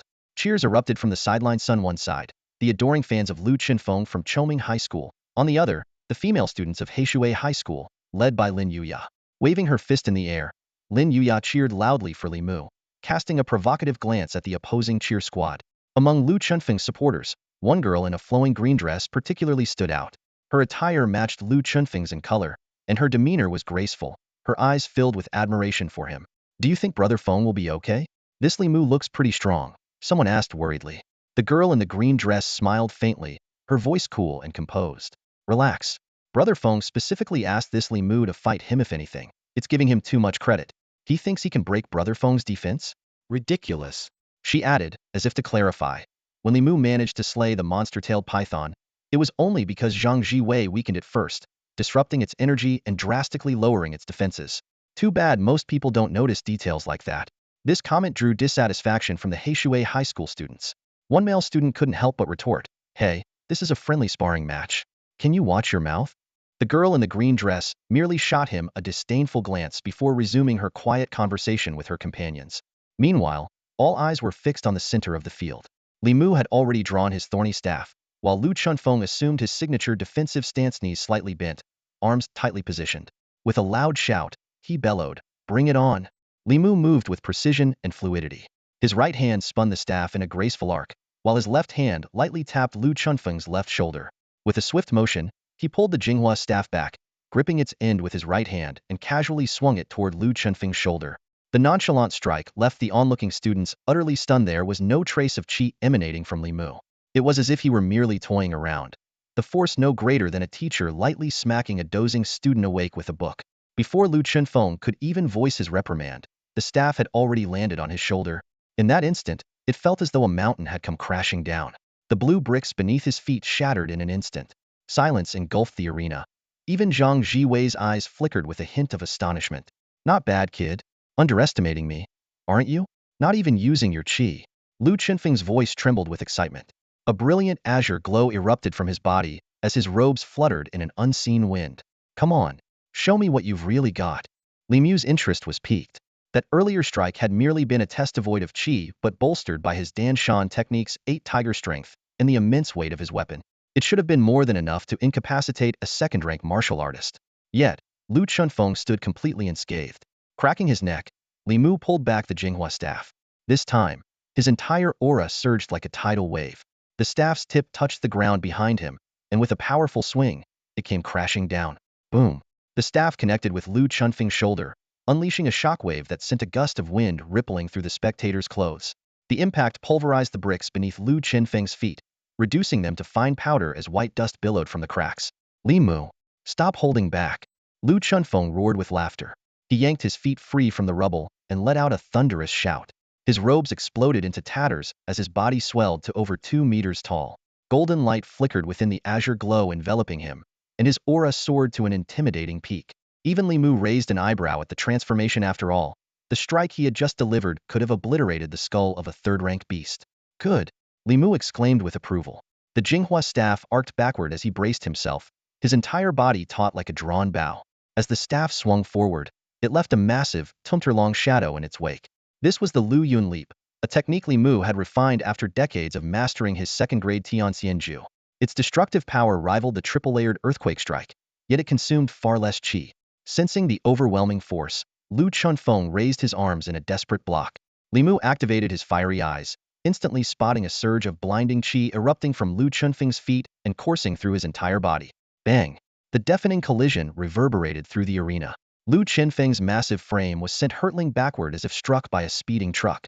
He skidded across the ground, gouging a long trench of shattered bricks, before slamming into a training dummy with enough force to warp its shape and send it flying. Dust filled the air, obscuring the aftermath. "Funga!" A girl in a flowing green dress cried out, her voice trembling with panic as she was the first to rush to his side. The other girls and the helpful classmates quickly stepped forward to offer assistance, but through the swirling dust came Lu Chunfeng's hearty laughter. He shook off the hands trying to support him and struggled to stand on his own. His right forearm was clearly fractured, yet he stubbornly pushed himself forward, his steps unsteady and faltering, though his face was alight with excitement. Step by step, he made his way to Li Mu. Using his uninjured left hand, he gave a firm thumbs up. Just as he was about to utter the word impressive, his eyes suddenly rolled back, and his massive frame collapsed forward. Li Mu reacted swiftly, darting forward and catching him just in time. Good thing he didn't use the iron slash technique. If he'd combined it with the flowing shadow strike, we might have had a real disaster today, Li Mu thought to himself. Turning to the gathering of onlookers, he called out, "Help me carry him to the infirmary." "Don't worry, he's not in serious danger's not going to die." A few male classmates immediately stepped in to help. Zhang Zhiwei joined them, remarking nonchalantly, "I told him this would happen." Li Mu shot him a speechless glance. At the back of the group, a girl in a light blue dress had been left behind. Though her face betrayed her concern, she held back, unwilling to mingle with the ordinary students due to her status. Just as she planned to wait for the crowd to disperse before leaving, a few classmates who had spoken to her earlier deliberately passed by her, loudly chatting. Good thing Lu Chunfeng respected Li Mu enough to use his strongest defensive stance. If he'd underestimated him, he'd probably be crippled by now. "You don't get it." Zhang Zhiwei was standing right there. Lu Chunfeng couldn't handle it because Zhang Zhiwei broke his energy flow first, which drastically weakened his defense. Most people wouldn't notice a detail like that, huh? The two played off each other's words, and by the end, they even imitated the tone of the girl in the blue dress. They couldn't help but burst into laughter. The girl's expression turned stony, her face pale with humiliation. She had never felt so mortified. Lu Chunfeng's injuries weren't too severe. A fractured arm was a minor issue for him. With medication, it would be healed overnight. His fainting was due to an excessive release of internal energy, which had temporarily damaged his meridians. He regained consciousness fairly quickly. When he awoke, only Li Mu and Zhang Zhiwei were left in the infirmary. Li Mu teased, "You're the one who suggested the duel. You're paying for the damage to the training grounds tiles." Sitting up, Lu Chunfeng glanced at his bandaged arm and gestured toward Zhang Zhiwei with his chin. "No need. The training ground is about to be renovated anyway. His family is footing the bill." Li Mu looked at Zhang Zhiwei in confusion. Not only had Zhang transferred to Heishui High to support him, but now his family was also funding the renovation of the training ground? That was next-level wealth. "A class," Zhang Zhiwei said casually. "Do your parents have room for an adopted son?" Li Mu asked seriously. "No," Zhang Zhiwei replied just as seriously. "All right, enough joking around. You too." Lu Chunfeng grumbled as he swung his legs off the bed, the frame creaking under his weight. Pointing at Li Mu, he said, "You gave me a real thrill. It's almost noon. Treat for lunch. Let's grab a bite and a drink." Li Mu chuckled to himself, thinking this might be a great way to save on meals in the future. As one of the top 3 students, Li Mu naturally became friends with the other 2 classmates who also possessed S-level talents. That afternoon, he called his mother, Yang Suying, to let her know he had safely returned to the ground and was preparing to have lunch with his friends. Inside the Jinsher blacksmith shop on Xingfu Street, Yang Suying smiled as she finished the call. Nearby, Yang Yurong, who was preparing lunch, asked, "Mu isn't coming home for lunch again, is he?" "That's right. He's been pretty busy lately. He said he'll be eating with those 2 S-level kids." Yang Suying replied with a smile. Chun Jinsher, her brother-in-law, who was busy quenching a piece of metal, nodded in agreement. "That's the right move. Those 2 transferred schools specifically to back him up. The resources department is under a lot of pressure right now, and the internet is buzzing with people criticizing Heishui High School." As the family prepared lunch, a commotion suddenly erupted outside the shop. The 3 of them quickly walked through the store to see 2 heavy-duty pickups parked outside, emblazoned with Commerce Comprehensive Enforcement on the sides. Nearby shop owners were scrambling to clear their storefronts, fearful of having their goods confiscated. A pot-bellied man stumbled out of one of the vehicles, reeking of alcohol. He burped loudly and, with 7 or 8 uniformed commerce enforcement officers trailing behind him, strode directly toward the blacksmith shop. "Who's the owner? Step out," he barked. Chun Jinsher immediately stepped forward. "Hello, I'm the owner," he said politely. The man, still reeking of alcohol, waved his badge in front of Chun Jinshi's face. "Commerce inspection team. Routine check," he declared. Chun Jinsher gestured toward the wall behind the counter. "All of our licenses are in order and displayed here. Who are you to decide if they're in order or not?" The man sneered. "Check their warehouse." Several officers stormed into the shop and began searching. The storefront was lined with various weapons, and there was a large warehouse in the courtyard. Before long, they returned with a report. "Team leader, we found suspicious high-value energy metals.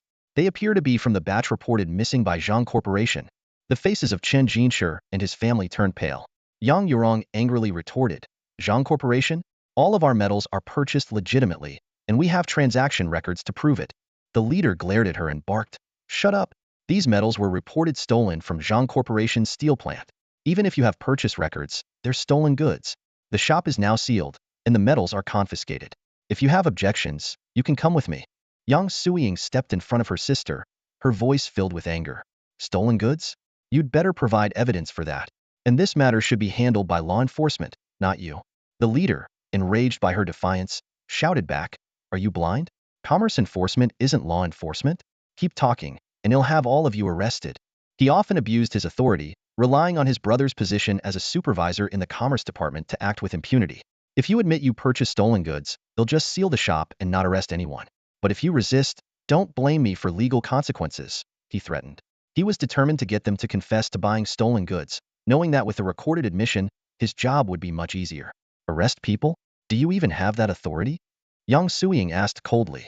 The leader flushed with anger, clearly flustered. He didn't actually have the power to arrest anyone. It was just an intimidation tactic. Her firm stance was proving to be a real headache for him. Yang Suiying's cold laugh shattered the silence in the office. Her gaze, sharp as a blade, locked onto the burly, heavy-set enforcement officer in front of her. I don't know how much the Li family paid you to be this diligent in doing their dirty work. But have you thought about this? When the truth comes out, you'll be the one facing the consequences. At worst, the Li family will get a bribery charge. But for you? It's not going to be that simple. The man's expression faltered for a brief moment before he quickly regained his arrogant demeanor. Internally, he cursed himself for almost letting this woman rattle him. This was his turf. Business enforcement was his playground, and he could do whatever he wanted. Besides, his own brother's boss was a minister. What was there to fear? So, you're still refusing to admit it? The man asked coldly. Yang Suiying keenly caught that flicker of unease. She was now certain. The Li family had bribed the business enforcement department to retaliate against them. However, it was clear they hadn't managed to buy off the enforcement bureau, which explained why the bureau hadn't stepped in. Suddenly, she bolted out of the store and shouted at the top of her lungs, Everyone, come and see. Business enforcement is framing us. They're drunk on duty, forcing us to admit to selling stolen goods. Are there any reporters here? Someone, please record this with your phones. Nearby shop owners began pulling out their phones to record the scene. The officer's face turned bright red with anger. He bellowed at the men beside him. Arrest these 3 troublemakers. How dare they challenge the authority of the law? Evidence of selling stolen goods is clear. Arrest them and seal the store immediately. The burly men moved in and restrained the 3. Chen Jinsher struggled fiercely, shoving 2 of them aside, and roared, You're lawless. Aren't you afraid of what'll happen when this all comes to light? Here, I am the law. The drunken officer slammed his hand on the table and then turned to the onlookers recording the scene. Let's see who dares to keep filming. His threatening tone made the crowd silently lower their phones. Before long, Chen Jinsher and the other 2 were forcibly shoved into the enforcement vehicle, and the door slammed shut. One of the officer's subordinates leaned in and whispered, Boss, something's off about this. We don't have the authority to detain people, and the enforcement bureau isn't backing us. What are we supposed to do with them?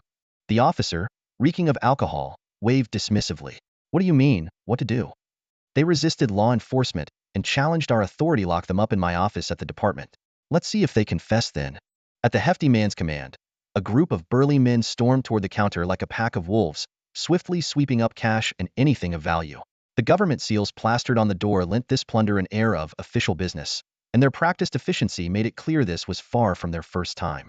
Inside a parked car, Yang Yurong glanced through the window, locking eyes with the fruit shop owner across the street. The man, who had long-standing ties with the Chen family, gave her a knowing wink. Though he wouldn't dare cross the hefty man, he understood Yang's silent plea. She was entrusting him to look after the children who would soon return. Before long, Chen Jiachi and Chen Jiafeng came running back to the storefront, school bags slung over their shoulders. Lunchtime meant home, as usual, but the sight of the government seals on the door froze them in their tracks like a bolt from the blue. Jia, are we at the wrong place? Chen Jiafeng asked, baffled. Chen Jiachi, panic-stricken, rushed to pound on the door. Mom, Dad, she shouted. The silence was deafening. Just as she reached to tear at the seals, a sharp voice stopped her. Don't do that. The fruit shop lady waved them over. The 2 children hurried into the half-open door of the fruit shop, and the woman quickly shut it behind them. Aunt Lin, what's going on? Where are my parents? Chen Jiachi asked, her voice trembling with urgency. The business enforcement officers took your parents and your aunt, Aunt Lin explained. From what your aunt was yelling, it seems to have something to do with the Li family. Chen Jiachi's hands shook as she pulled out her phone, repeatedly dialing her parents' numbers, only to hear the same automated message: they were unreachable. Tears streamed down her face as panic set in. Aunt Lin tried to calm her. Don't worry. Think carefully. Is there anyone who can help you? My cousin. Chun Jiafeng suddenly exclaimed. He wasn't taken. Was he? No, he wasn't, Aunt Lin replied, a spark of hope in her eyes. That's right, your cousin is a champion of the Abyss first battle. He'll know what to do. Meanwhile, in a lavish private room at the Cloudtop Hotel, Li Mu was clinking glasses with Zhang Jiwei and Lu Chunfeng. The hotel was one of the many properties owned by the Zhang Group, a conglomerate renowned for its three pillars of business: energy metals, pharmaceuticals, and dining. Lu Chunfeng jokingly referred to it as profiting from the elite, the average, and the abyss alike. While not the leader in any single field, the group's diversified interests supported one another, ensuring its steady dominance. After a few rounds of drinks, Li Mu found himself in a slightly awkward position. Despite activating his liquid courage ability, his tolerance remained unimpressive just 2 glasses in, and he was already feeling lightheaded. Thankfully, Zhang Jiwei intercepted Lu Qinfeng's frequent toasts, sparing Li Mu the embarrassment of drinking himself under the table. I hear you've been promoted to Junior Wolf Guard? Zhang Jiwei inquired. Word travels fast, Li Mu replied, mildly surprised. It's no secret. Even the reserves know about it, Zhang Jiwei said with a grin. You two don't plan on heading into the abyss? Li Mu asked. Who says we don't? Lu Chunfeng slammed the table in mock indignation. I've been busy preparing for a breakthrough. That monster we fought gave me insights way beyond regular training. Tomorrow, I'm joining the reserves. My dad says I'm born to be an officer. Zhang Jiwei smiled in agreement. Joining the reserves was an inevitable path for the two of them. Lu Qinfeng's father was the head of the 1st Division of the Enforcement Department, second only to Bai Taiwei. Meanwhile, for the Zhang Group to climb higher, securing support from the Abyss military was an absolute necessity. What makes the Zhenyuan Army so alluring? Zhang Jiwei was discussing this very topic with his 2 close friends. First and foremost, it was the immeasurable economic benefits. While independent martial artists also hunted abyssal creatures, their resource yields paled in comparison to those of the Zhenyuan Army soldiers. Monster carcasses, herbs, crystals, energy cores, metals. These resources were exchanged by soldiers for merit points and subsequently processed into military supplies, which then flowed back to the soldiers. The profit embedded within this industrial chain was enough to drive any faction to madness. Moreover, the rights to process these military supplies were not something ordinary factories could touch. Only military enterprises or the most elite private firms were qualified to participate. Without strong military connections, dreaming of securing such contracts was simply delusional. Then there was the unparalleled protection offered by the military. If a family could align itself with the military, even without top-tier powerhouses in its ranks, it could secure a stable foothold in the intricate web of power struggles. After all, the military districts were known to be impenetrable fortresses, and no one dared to recklessly test their limits. As for the Zhang family, its current standing was still reliant on the strength of Zhang Jiwei's grandfather. Yet, that solitary pillar was far from sufficient. Zhang Jiwei was seen as the family's hope to open the doors to the Zhenyuan Army. Just as the three were engrossed in their conversation, a knock at the door interrupted them. Come in, Zhang Jiwei called out. A floor manager entered with a broad smile, first apologizing to everyone present before turning to Zhang Jiwei. Young Master Zhang, the Deputy Minister of Commerce, Li Chengkai, and the Deputy Minister of Enforcement, Zhao Jinhe, are dining here. They noticed you were present and would like to come over to offer a toast. Zhang Jiwei's brow furrowed slightly. Lu Chunfeng muttered in annoyance, how troublesome. It was clear that Zhao Jinhe, being his father's subordinate, was here because of him. As for the Deputy Minister of Commerce, his intentions were even more transparent, currying favor with Zhang Jiwei. After all, everyone knew that this sole heir of the Zhang family had been doted on since childhood. If he wanted the stars, he'd get the stars. If he wanted the moon, he'd get the moon. If he ever decided to sell the Zhang Corporation, even his parents wouldn't object. Both men turned to look at Li Mu. Li Mu shrugged nonchalantly. Doesn't bother me. They're here to cling to you too, not me. I'm just a bystander. As he spoke, he leaned back in his chair, adopting a carefree posture. After a moment of thought, Zhang Jiwei nodded. Let them in. After all, both men were elders, and he wasn't an arrogant person. Moments later, 2 middle-aged men entered, accompanied by a few subordinates in administrative uniforms. Li Chengkai, with his square face and dignified demeanor, held a wine glass and greeted them warmly. Ah, so it truly is young Master Zhang gracing us with his presence. Zhao Jinhe, on the other hand, immediately focused on Lu Chunfeng. Young Master Lu, what happened to your hand? Who dared to hurt you? Lu Qinfeng's expression darkened. Shut up. This was from a legitimate sparring match. Though Zhao Jinhe's face flushed with embarrassment, he maintained his smile and didn't take offense. Zhang Jiwei stood up politely. I wasn't aware the 2 ministers were Hmph. Apologies. Which private room are you in? Allow me to host you today. You're too generous, young Master Zhang. We just came to share a drink with you, Li Chengkai replied with a laugh. However, before he could finish, his gaze landed on Li Mu, who was seated by the wall. His expression changed drastically as he exclaimed, "Li Lang Wei, my deepest apologies, I didn't see you earlier." His sudden shift to such respectful deference left both Zhang Jiwei and Lu Chunfeng stunned. Even Li Mu looked puzzled. "You know me?" Li Shenkai's smile grew even wider. "Of course I do. I saw you at Vice Commander Wang's banquet." Li Mu suddenly recalled the celebration banquet at Wanglong City when he broke through the Xin level. Indeed, many department leaders were present that night, but he hadn't paid much attention to them back then. Zhao Jinhe immediately chimed in, Yes, I was there too. Come to think of it, we were just talking about you at the table earlier. To become a junior wolf guard at such a young age, your future is limitless." The two leaders, upon entering, had their eyes fixed on the individuals most advantageous to their interests, completely overlooking Li Mu. However, their accompanying subordinates had already noticed him. At first, they hadn't paid him much mind after all, they hadn't even qualified to attend the Wanglong City banquet. But upon hearing titles like Deputy Commander Wang and Junior Wolf Guard, cold sweat began to drip from their foreheads. They silently thanked their luck for not having shown any hint of disrespect toward him earlier. "Ah, I see. A pleasure to meet you," Li Mu replied politely, rising from his seat with a touch of reluctance. Li Chenkai chuckled. What a fortunate coincidence to see three such outstanding individuals gathered in one private room today. Though his face was all smiles, both he and Zhao Jinhe were inwardly shaken. Memories of the special attention Li Mu received at the Wanglong City banquet flashed before their eyes. And now, here he was, a junior wolf guard at just 18 years old, a rising star in the military, a scion of a wealthy family, and a police commissioner's son, all three of them top performers in the Abyss First Battle, with unparalleled strength. This small but formidable circle of talent had the potential to shape the future in unimaginable ways. Zhang Jiwei and Lu Chunfeng quickly grasped the situation as well. A thought crossed Lu Chenfeng's mind, and he smirked before saying to Zhao Jinhe, "Hey, didn't you just ask me who injured me? Well, it was him." He pointed directly at Li Mu, even lifting his bandaged arm for emphasis. Zhao Jinhe's vision darkened momentarily. So, the one who injured Lu Chunfeng was Li Mu. He had just cursed under his breath, calling the culprit a bastard.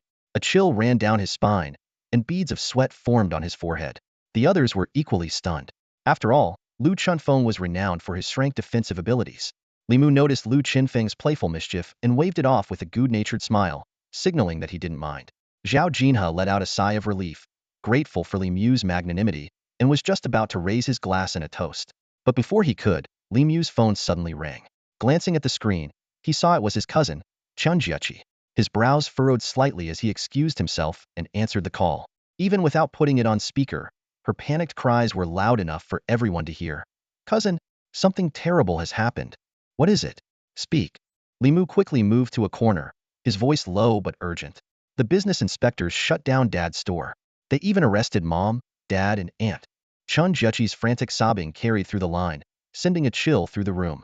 Both Li Chengkai and Zhao Jinhe stiffened, and the wine glass in Li Shenkai's hand slipped, clattering onto the table. "What did you say?" Li Mu's voice turned icy in an instant. Chun Jiachi took a deep breath, trying to calm herself. "My brother and I just got home, and the store's been sealed off." The neighbor said 2 cars from the Commerce Department came by, accusing Dad of buying stolen materials from Zhang Corporation. They said it was trafficking stolen goods and took them all away. As she spoke, Li Mu's gaze locked onto Li Chengkai with a chilling intensity. The latter felt as though he were being hunted by a predator, his seat suddenly unbearably uncomfortable. "Do you know where they were taken?" Li Mu's voice remained cold and steady. "I don't know," Chun Jiachi cried. "Stay at the fruit shop. I'm on my way." Li Mu ended the call, and the atmosphere in the room grew suffocating.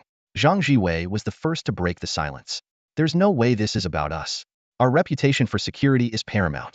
Even if something were stolen, we'd handle it discreetly." Li Mu knew instantly that this was the handiwork of the Li family, using the Commerce Department as a pawn.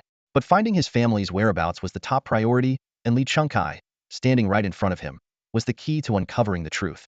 Even if he hadn't orchestrated this, the Commerce Department still fell under his jurisdiction. "Minister Li." Li Mu's lips curled into a cold smile, his tone laced with menace. "If you have an issue with me, just say so. Why involve my family? Tell me where I've wronged you, and I'll apologize to your satisfaction." The alcohol surged through Li Mu's system, and with it, his internal energy began to stir. In an instant, an invisible wave of pressure radiated outward from him, covering a 5-meter radius. This oppressive force didn't just weigh on the minds of the leaders present, it directly affected their physical state. Even a beast would falter under such pressure, its courage shaken and speed diminished. These pampered officials stood no chance. Everyone in the room felt a sudden, suffocating heaviness. Cold sweat seeped from their pores uncontrollably. They assumed it was merely the killing intent emanating from Li Mu, unaware that the oppressive force was the manifestation of his drunken domain. Officer Li. Li Chengsai's voice trembled. I had absolutely nothing to do with the arrests. But rest assured, I will handle this matter seriously and give you a satisfactory answer. His hands shook as he fumbled for his phone, hastily dialing a number. I only want to know where they are right now, Li Mu said coldly. The priority is to find them before any harm comes to them. I understand, Li Chengkai stammered, nodding repeatedly as he waited for the call to connect. Once it did, he immediately roared at the person on the other end to check the enforcement records. However, the overweight officer's illegal actions had left no trace in the records. After a long pause, Li Chengkai could only respond with a face full of cold sweat. Officer Li, there are no enforcement records. But don't worry. There are only 7 branches in the Eastern District. I'll check them one by one right away. Before he could finish, there was a loud bang. Li Mu kicked over a table blocking his path and stormed out of the restaurant, his killing intent palpable. As he left, he pulled out his phone to call Deputy Zhang. As an officer of the Zhenyuan Army, the arrest of his mother granted him the authority to mobilize the military police in the family district. Informing Deputy Zhang was merely a procedural formality. Zhang Jiwei and the others quickly followed, but by the time they reached the street, Li Mu was already mounting his warhorse. With a thunderous shout, the horse leapt effortlessly over 4 or 5 parked cars, landing on the road and galloping away with incredible speed. How am I supposed to explain this to Officer Li? Li Chengkai panicked, slapping his thigh in frustration. Zhang Jiwei snapped sharply. The Enforcement Bureau is your jurisdiction. If something truly happens, do you think excuses will save you? Get your people to investigate immediately and fix this mess as quickly as possible. If you're too late, no one will be able to save you. With that, he and Lu Chunfeng quickly got into a car to pursue Li Mu. Though Zhang Jiwei also had a horse, riding one in the city was a privilege reserved for military officers, a status he did not hold. Li Chengkai was jolted to his senses by Zhang Jiwei's words. He realized that his only chance of survival was to do everything in his power to make this right. He called Zhao Jinhe to join him in the car while simultaneously contacting each branch of the Enforcement Bureau to conduct a thorough search. Zhao Jinhe, being closely tied to Li Chengkai, knew he couldn't escape involvement in this matter. Moreover, he wanted to make a good impression in front of Lu Chunfeng. Without hesitation, he mobilized all enforcement personnel from the division. Li Mu's choice to ride a horse instead of driving was a deliberate display of his identity as a Zhenyuan Army officer. His family members were military dependents, and detaining them in the Enforcement Bureau amounted to the illegal detention of military personnel. Li Chengkai understood the gravity of the situation. Someone would undoubtedly face severe consequences today. Whether he himself would be implicated depended entirely on how well he handled the matter, and whether he could satisfy Li Mu. Li Mu galloped back to the blacksmith shop on his warhorse, the sound of hooves echoing through the narrow two-lane street. He knew Deputy Zhang was working on pinpointing the exact location, but returning to the scene of the incident was the wisest choice for now. No matter where the target was, starting from here would allow him to reach it in the shortest time possible. The blacksmith shop's door was tightly shut, plastered with glaring seals. Just then, Chun Jiafeng and Chen Jiechi came rushing out of the neighboring fruit shop. Their eyes were red, clearly shaken by the sudden turn of events. Get on. Li Mu grabbed the 2 kids and hoisted them onto the horse. Yao Gu, his steed, was exceptionally robust, carrying all 3 of them with unwavering stability, showing no signs of strain. Seeing their cousin riding a military-grade warhorse put the 2 kids slightly at ease. It signified that their cousin had earned a solid position in the Zhenyuan Army. The phone rang. It was Deputy Zhang. The Tianxin Street Commerce Administration Office. The patrol team is already on their way. Zhang added a stern reminder. Remember, don't act recklessly or cause unnecessary casualties. The priority is to root out the mastermind. Got it. Li Mu replied before hanging up. He gestured for the kids to hold on tight, then spurred the horse into a swift charge toward Tianxin Street. Only after they were gone did Aunt Lin from the fruit shop and a few curious shopkeepers step out to discuss. That Li Mu is something else, riding a military warhorse like that. He must have earned some serious merits in the army. I hope he gives those scumbags what they deserve. Meanwhile, inside the Tianxin Street Commerce Administration Office, Yang Suiying, Yang Yurong, and Chen Jinshi were handcuffed to a pipe in the office of the group leader, Lu, who was a burly man. The pipe was low to the ground, forcing the 3 of them to sit on the floor in humiliation. Outside the office, in the main hall, Lu and his subordinates were sorting through the loot they had seized from the blacksmith shop. Although business at the blacksmith shop had been modest, every transaction was worth thousands, if not tens of thousands. After all, they dealt in skilled craftsmanship. This time, just the cash from the counter amounted to nearly 20,000. Eager to please, one of the subordinates bundled 12,000 yuan and handed it to Lu. Group leader Lu, this is quite the haul. One of the lackeys fawned. Smirking with satisfaction, Lu stuffed the money into his pocket. Another, more timid subordinate voiced concern. Group leader Lu, isn't it against protocol to detain them like this? What are you afraid of? Lu sneered coldly. If the sky falls, they'll hold it up. The group leader of the Commerce Department detaining a few people is nothing. Now, go draft a confession statement. Before long, the confession statement was brought to the office. Lu knew that forcing them to confess to dealing in stolen goods was the only way to hand them over to law enforcement and wrap up this matter neatly. Have you thought it through? Are you admitting to the charges? Lu waved the confession statement in front of them. Save your breath. We're not admitting to crimes we didn't commit. Let's see how you deal with this mess. Yang Suiying retorted through gritted teeth. As a former member of the Li family by marriage, she could tell Lu was feeling guilty as desperation to force a confession proved it. Liu's face twisted with rage as he slammed the statement down in front of Yang Yorong and Chen Jinshi.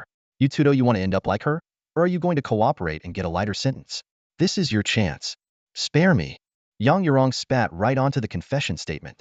He'll confess to your mother. Fine, fine, fine. Liu's anger turned into a sinister grin. He barked orders. This room's too dark. Bring me the big lamp. One of his subordinates immediately went to fetch a spotlight so powerful it could fry an egg. Just as the lamp was being brought in, Liu's phone rang.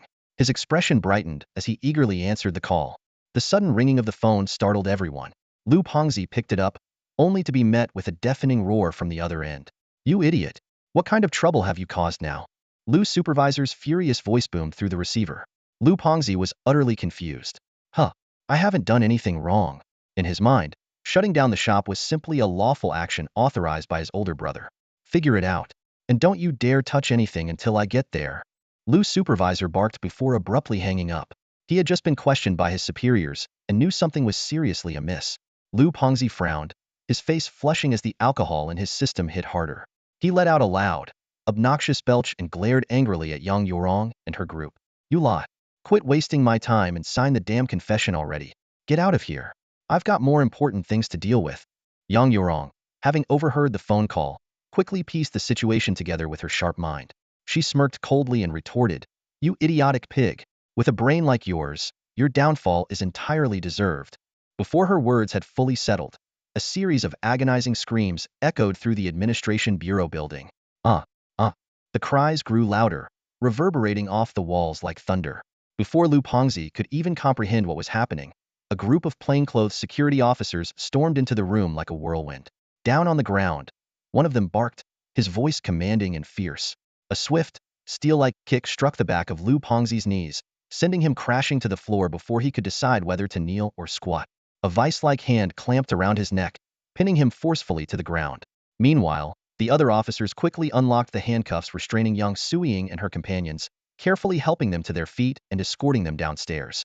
Along the way, the previously arrogant and domineering administrative enforcers were now curled up on the floor, clutching their stomachs and groaning in pain. This elite plainclothes security team was the first to arrive on the scene.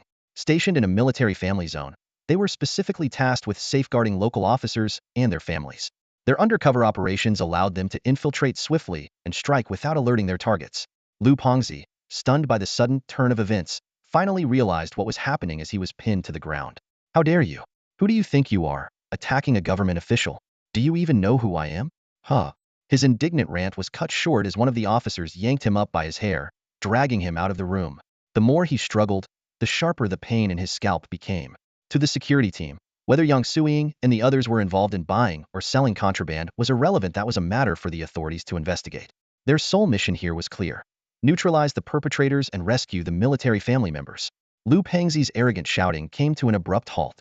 As he was dragged out of the building, the scene before him left him completely dumbfounded. His gang of followers, who had charged in so confidently, were now beaten black and blue, dragged out like discarded sacks of grain. Outside the building, Yang Suiying stood, still trying to process what was happening, when she saw Li Mu galloping toward them on horseback. Dad! Mom! With a shout, Chun Juchi and Chen Jiafeng leapt off the horse and threw themselves into their parents' arms. Li Mu quickly dismounted and approached Yang Suiying with concern etched on his face. Mom, are you okay? He asked. Yang Suiying shook her head to indicate she was fine, but Li Mu's sharp eyes had already noticed the purplish bruises circling her and her sister's wrists clear marks from being tightly bound. A surge of anger ignited in his chest. By now, a dozen plainclothes officers had escorted all the injured thugs and unresisting office staff outside, forcing them to squat against the wall. The office workers, seeing the sorry state of Lu Pengzi and his men, no longer dared to resist. In fact, they were so terrified that they assumed they had encountered a gang of audacious robbers. Lu Pengzi, however, continued to shout defiantly, "Who the hell are you people? This is the Department of Commerce, a government office. Attacking public officials, do you have any idea what you're doing?" Just as Li Mu was about to step forward and confront him, a man in white came jogging over. It was none other than Lu's supervisor, who had visited the Li family earlier. Upon seeing him, Lu Pengzi immediately cried out for help. "Brother, save me, brother." Lu's supervisor was initially taken aback, but after spotting Li Mu, he quickly pieced everything together. He knew Li Mu had connections within the Zhenyuan Army, and these disciplined plainclothes officers were clearly military personnel. It seemed Li Mu's late father's ties with the military ran deeper than he had imagined. Putting on a smile, Lu's supervisor approached Li Mu and extended his hand. "Brother Li Mu, this is all just a misunderstanding. No need to blow things out of proportion," he said, his tone conciliatory as he subtly gestured for Li Mu to show him some leniency. But Lu Pengzi, oblivious to the situation, bellowed, "Brother, have you lost your mind? He nearly killed me. How can we just let this go?" "Shut up." Lu's supervisor barked sharply at his foolish brother, fully aware that they were in no position to retaliate today. Yet when he realized Li Mu had no intention of shaking his outstretched hand, his expression darkened. "And who do you think you are?" Li Mu asked coldly. The muscles in Lu's supervisor's face twitched, and he hissed through gritted teeth, "Li Mu, don't push your luck." His voice was barely audible, clearly wary of being overheard by the plainclothes officers. "Was it your order to have them arrested?" Li Mu pressed. Lu's supervisor suddenly understood why his superiors had called earlier to inquire about the situation here. But Li Mu's confrontational tone stoked his anger. "So what if it was? Let me tell you, today." Before he could finish, Li Mu's hand shot out, delivering a resounding slap that shattered Lu's supervisor's jaw. The man crumpled to the ground beside Lu Pengzi, his vision swimming between black and white as searing pain surged through him. Lu Pengzi, in a panic, grabbed and shook him, only worsening his agony. "Mu too." Yang Suiying and Yang Yurong cried out simultaneously, worried that Li Mu might not know his own strength. You dare hit me." Lu's supervisor struggled to his feet, blood dripping from his mouth as he pointed at Li Mu, his eyes filled with disbelief. Just then, the ground began to tremble, and distant rumbling sounds grew louder. The onlookers, sensing something ominous, screamed and scattered in all directions. The streets suddenly erupted with a deafening roar of engines. To the left, more than a dozen military vehicles charged forward in a wedge formation. To the right, over 20 law enforcement cars blared their sirens, exuding an air of intimidation. And behind, a dozen warhorses galloped down the avenue, their iron hooves kicking up clouds of dust. In mere moments, the three forces had completely surrounded the scene, leaving no room to escape. Several military vehicles drove directly over the greenbelt, their wheels narrowly missing the toes of Lu Pengzi and his group. Seeing this display, Lu Pengzi's face lit up with delight. "We're saved," he exclaimed, casting a smug glance at Li Mu and the others, his eyes filled with schadenfreude. However, Manager Lu was dumbfounded. He knew perfectly well that he hadn't called for reinforcements, let alone mobilized the military. The personnel disembarking from the military vehicles and horses were all dressed in the combat uniforms of the military district garrison squad. Yang Suiying, Yang Yurong, and Chen Jinshi instinctively moved to shield Li Mu, assuming these forces had come to arrest him. To their surprise, a garrison squad captain strode forward quickly and performed a formal knightly salute to Li Mu. "Wolf Guardly, are the military dependents unharmed?" "No issues," Li Mu replied curtly. This brief exchange struck everyone present like a thunderclap, shattering their perceptions. Yang Suiying and the others were left dumbfounded, while Chen Jiafeng and Chen Zheqi's eyes sparkled with admiration. Manager Lu, on the other hand, felt as though the world had turned upside down. His brother had illegally detained a military dependent. Just then, the screech of two more vehicles braking pierced the air. Zhang Jiwei, Lu Chunfeng, and a visibly sweating Li Chengkai and Zhao Jinha arrived in haste. Upon seeing the intimidating presence of the garrison squad, everyone felt a chill run down their spines. Li Chengkai didn't waste a second. He marched straight to Li Mu and bowed deeply. "Wolf Guardly, please give me a chance. Let me handle this matter, and I guarantee your satisfaction." He knew all too well that the deployment of the garrison squad likely meant Wang Longqing was already aware of the situation. He had to act swiftly to resolve the issue before Li Mu took further action. "Fine. The opportunity is yours," Li Mu replied in a deep voice. He understood that Li Chengkai, as the head of the Commerce Department, was in a better position to uncover and deal with the culprits. Overjoyed, Li Chengkai immediately turned to his assistant and ordered, "Get Wu Zhiyo here. Contact the Sword Authority." His words struck like a death knell, Manager Lu instantly broke down. No, Minister Li. Il confessed to everything. He was trembling uncontrollably, while Lu Pengzi, only now realizing the severity of the situation, stood frozen in shock. Under Li Shenkai's relentless questioning, Manager Lu tearfully confessed, "It was the Li family bribing us. They gave Wu Zhio over 10 million yuan for pharmaceutical approvals and had us shut down their blacksmith shop as a favor. I'm willing to be a whistleblower, just please. Don't hand me over to the Sword Authority." As soon as the words Sword Hall were spoken, Manager Lu's face turned deathly pale, and his voice trembled with undisguised fear. To him, this name was nothing short of a death sentence. The Sword Hall, wielding the sword for the people, specialized in executing corrupt officials. In this high martial world, it not only carried the responsibility of overseeing government officials, but also operated like the Eastern Depot, targeting the Heavens Society and even acting without prior approval when necessary. Even corrupt officials, when faced with the Sword Hall, would rather die than fall into its hands. Li Mu silently contemplated the hierarchical structure of this institution. At the lowest level were team leaders, like the arrogant Lu Fati who flaunted his authority in front of commoners.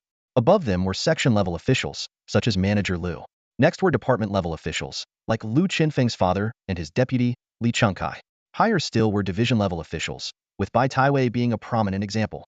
Above the division level was the hall level, though Li Mu had yet to encounter anyone from that rank. At the top was the court level, representing the central authority.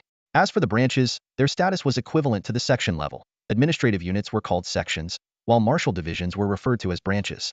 However, even among the same level, enforcement department heads often disregarded deputy directors of the Trade and Industry Bureau. Hearing Manager Lu spill everything, Li Mu sneered coldly, having finally caught hold of the Li family's misdeeds. "Do you have evidence of their bribery?" Li Chengkai pressed further. Yes, there are transfer records." Manager Lu stammered. "I'm asking for the specifics of your bribery discussions." Li Chengkai snapped sharply. Cold sweat poured down Manager Liu's face. He had indeed attended that dinner, but who would dare record it?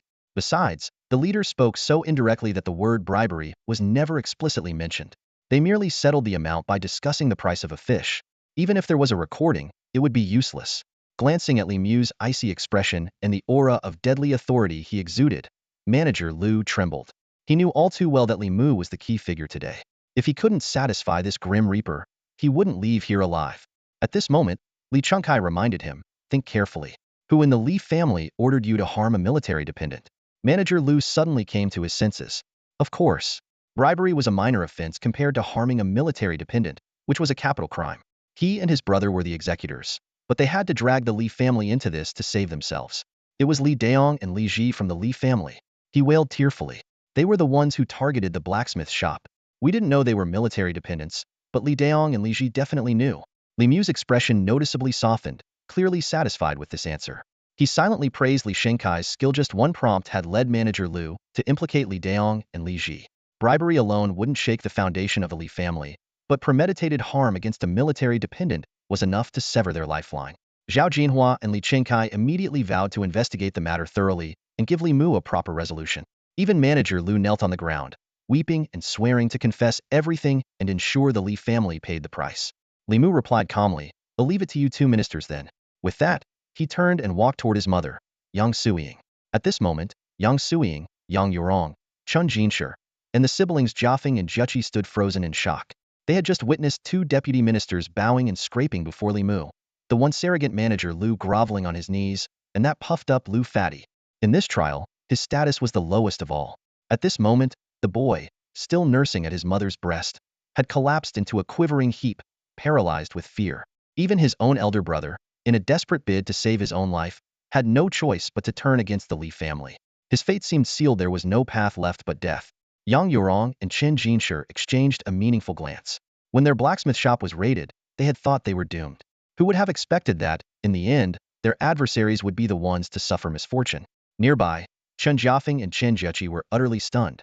Their spirits seemingly shattered. Their cousin was actually a junior officer in the Wolf Guards. "Mom, let's go home," Li Mu said softly as he gently massaged the bruises on Yang Suying's wrist.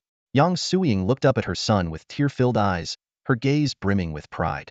Through the blur of her tears, she seemed to see the shadow of her late husband, Li Qianfeng, a young prodigy who had made a name for himself before the age of 20. With a single gesture from the captain of the security team, the guards quickly closed ranks, escorting Yang Suying and her group onto a military vehicle. Just before boarding, Li Mu turned to Zhang Jiwei and Lu Chunfeng and said, Our plans were disrupted earlier. Why don't you come by the house for a visit?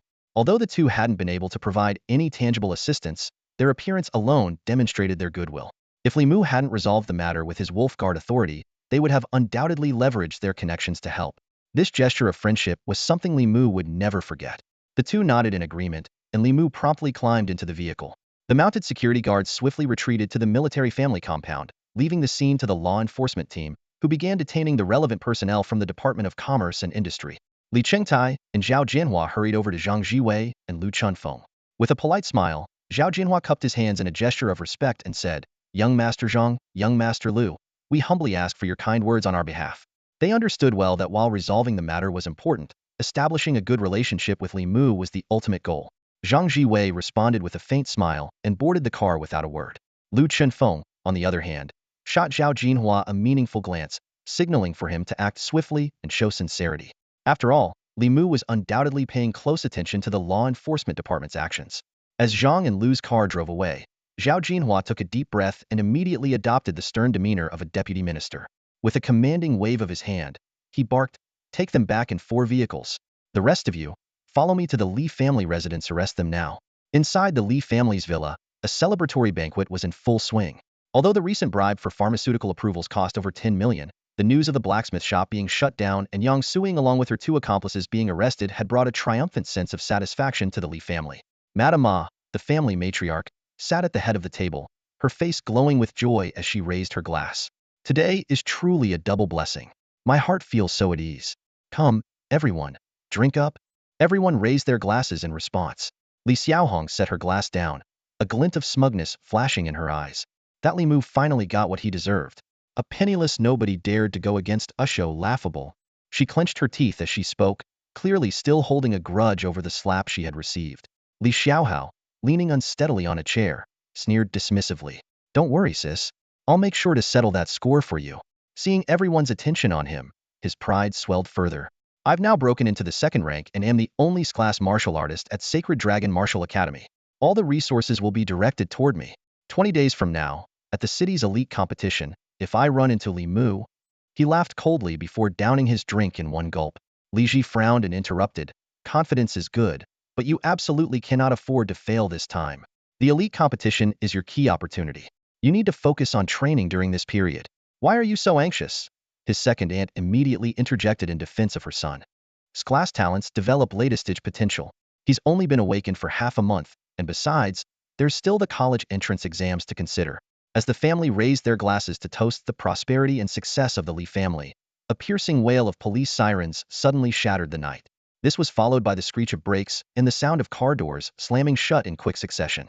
Before anyone could react, the front gate crashed to the ground with a thunderous bang. Dozens of heavily armed enforcement officers poured in like a tidal wave, surrounding the dining table with weapons drawn. Li Daong and Li Ji were immediately pressed down onto the table, their faces smashed into the dishes. "What are you doing?" The Li family members were thrown into a state of panic. Li Xiaohong and the others tried to resist but were swiftly subdued. Li Xiaohao roared in fury, "How dare you? Do you know who I am?" Before he could finish, a sharp slap sent him stumbling backward. Enraged, his aura surged as he charged at the enforcement captain, who stood smirking coldly. Mrs. Ma stood frozen in place, horrified by the scene unfolding before her. Li Xiaohao had already thrown a punch directly at the captain's chest. With a dull thud, the captain remained unmoved, his expression twisting into an even colder smirk. "Assaulting law enforcement. Arrest him too." Before the words had fully left his mouth, one of the enforcers darted forward and delivered a swift side kick, sending Li Xiaohao flying. He hit the ground hard, sprawled out like a toad, nearly retching bile. In that moment, he finally realized the truth: his self-proclaimed strength was utterly insignificant in the face of his opponent. Even worse, his punch had played right into their hands, baiting him into committing the serious crime of assaulting an officer. Just then, Zhao Jinhe strode in through the door, his gaze icy. "Li Daong and Li Ji, you are under arrest for conspiring to hire an assassin to murder a military family member." The 2 men were pinned to the ground, not even given a chance to defend themselves. Wait. Mrs. Ma's voice trembled. "We didn't do that. You can't just throw around false accusations." Zhao Jinhe let out a cold chuckle. "False accusations? Let me make it crystal clear for you: bribing the industrial and commercial department head to shut down the blacksmith shop, that was your doing, wasn't it?" Mrs. Ma's heart sank. It was clear that Director Lu had been caught. but she knew the bribe had been paid using Li Daong's account. As long as the others insisted they were unaware, the consequences wouldn't be too severe. Impossible. We would never do such a thing. Ha, the evidence is ironclad. It doesn't matter what you say, Zhao Jinhe sneered. Mrs. Ma stomped her foot in desperation. Even if mistakes were made, the blacksmith shop is home to my daughter-in-law and our relatives. This is a family matter for the Li family. Are you hard of hearing in your old age? Zhao Jinhe said with a glance of contempt. I made it very clear you conspired to harm a military family member. And since when does calling it a family matter make it so? Does Li Mu acknowledge it? Does Yang Suiying acknowledge it? A military family member? Who's a military family member? Mrs. Ma's face turned ashen. The accusation of harming someone with military ties was a grave one. Once arrested under such charges, there was little hope of release. Zhao Jinhe noted her panicked expression with secret amusement. Clearly, the Li family was unaware of Li Mu's identity. But that didn't matter. Playing dumb, are we? Li Mu holds the rank of Junior Wolf Guard, probably the highest rank anyone in the Li family has ever achieved. He paused deliberately before adding with mock regret, Oh, my mistake. I forgot you already disowned him. What a brilliant decision that was. Arrest them all and search the premises. Zhao Jinhe barked the order sharply. Worried about false accusations? Rest assured. We'll dig into every corner of the Li family's affairs before we close this case. Zhao Jinhe's words struck like a heavy blow, completely shattering Mrs. Ma. Li Mu, a member of the Young Wolf Guard? This revelation was utterly devastating to her, as if the heavens had collapsed.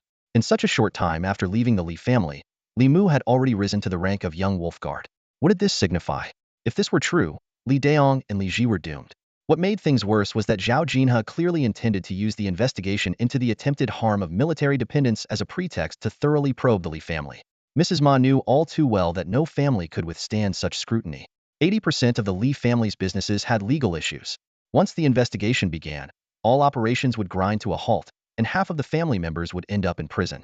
Even though she and some of the womenfolk might be considered innocent, the core family businesses were not in their hands.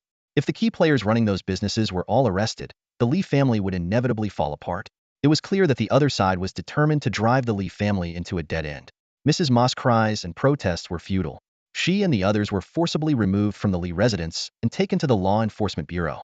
Meanwhile, back at the Jinshe blacksmith shop, several military vehicles escorted Yang Suiying and her group home, leaving the neighbors stunned.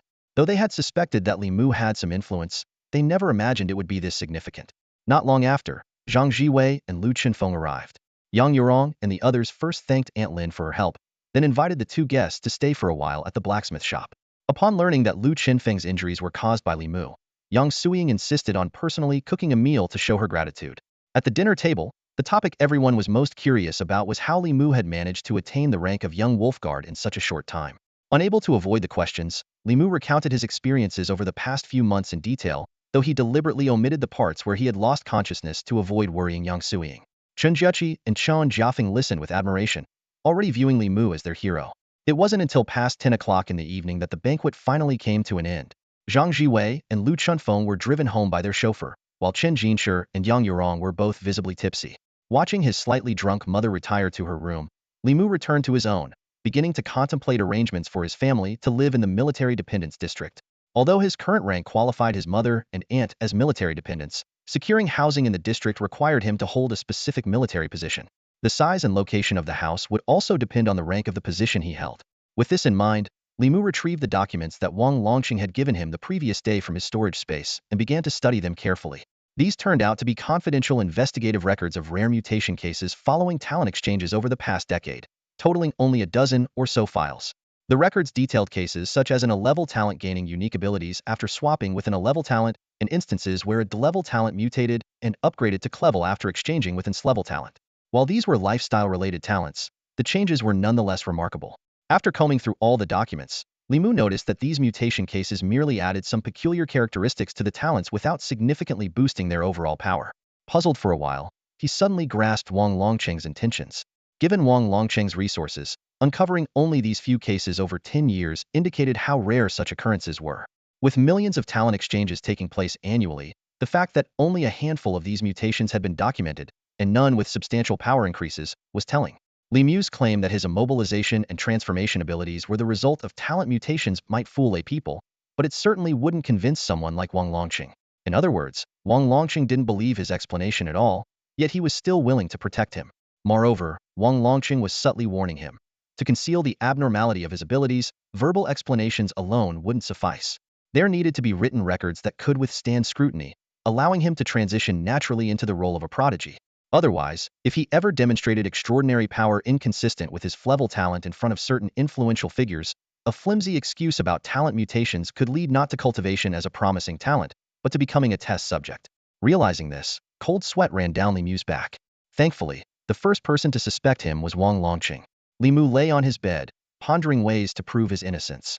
Suddenly, an idea struck him. Perhaps retesting his innate talent could provide a breakthrough.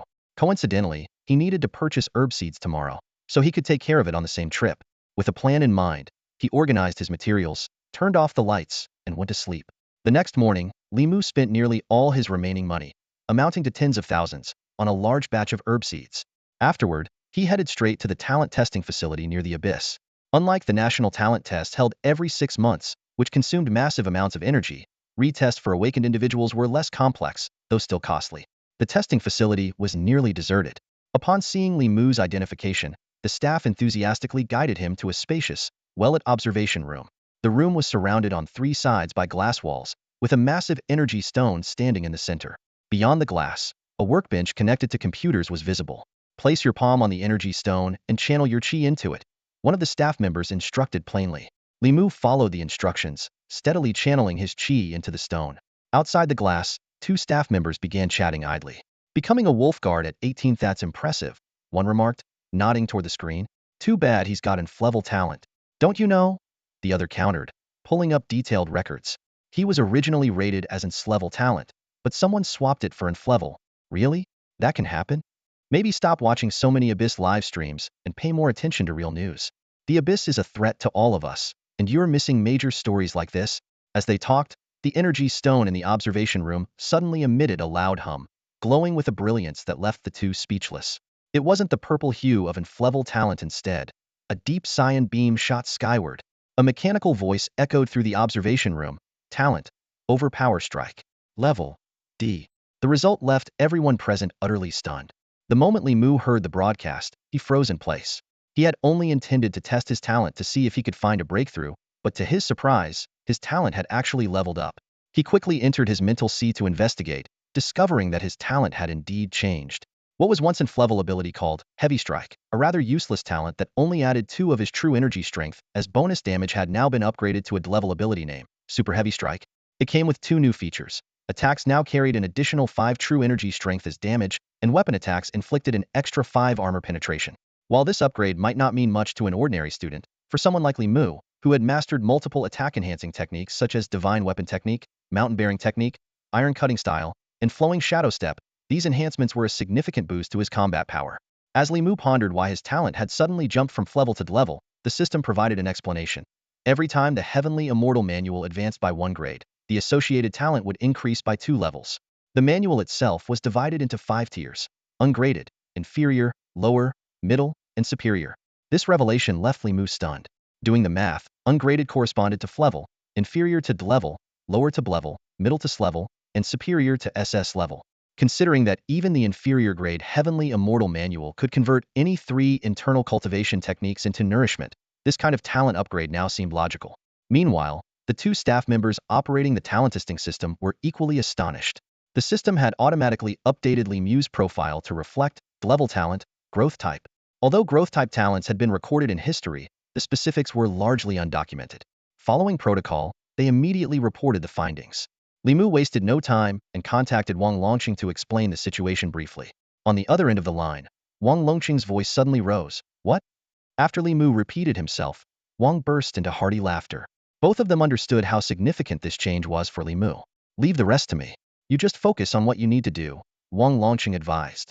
Uncle Wang, there's one more thing. Li Mu hesitated before continuing.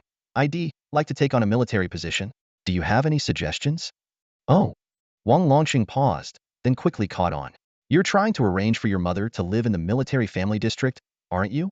Actually, I just want to contribute to the military. Don't give me that nonsense. Fine. They'll assign you a position that requires you to be stationed long-term. Will you take it? No. Li Mu replied decisively. After thinking for a moment, Wang Longqing suggested, all right, how about this? Join the martial arts research department as a consultant. It's a relaxed role but carries weight. Plus, if you have any insights into martial techniques, it'll be easier to make contributions there. After hanging up, Li Mu headed straight to the martial arts research department. At that moment, Minister Song, Professor Su, and others were in a meeting. Unlike typical workplace meetings, they were discussing substantive issues. Surrounded by a haze of smoke, Minister Song took a deep drag from his cigarette and said, "The reform of paper-based techniques for blade arts, there's no need to emphasize its importance." In the conference room of the Military Law Division, a stern order shattered the silence. All major military regions must achieve at least a 5 improvement in blade techniques. The announcement was met with a wave of hushed gasps. The attendees exchanged uneasy glances, their brows furrowed. To them, this demand was like a heavy blow. Progress on paper-based reforms of blade techniques had been stagnant for 5 years, and a 5 improvement seemed utterly impossible. If it were the staff techniques, that'd be much easier to handle, one participant murmured.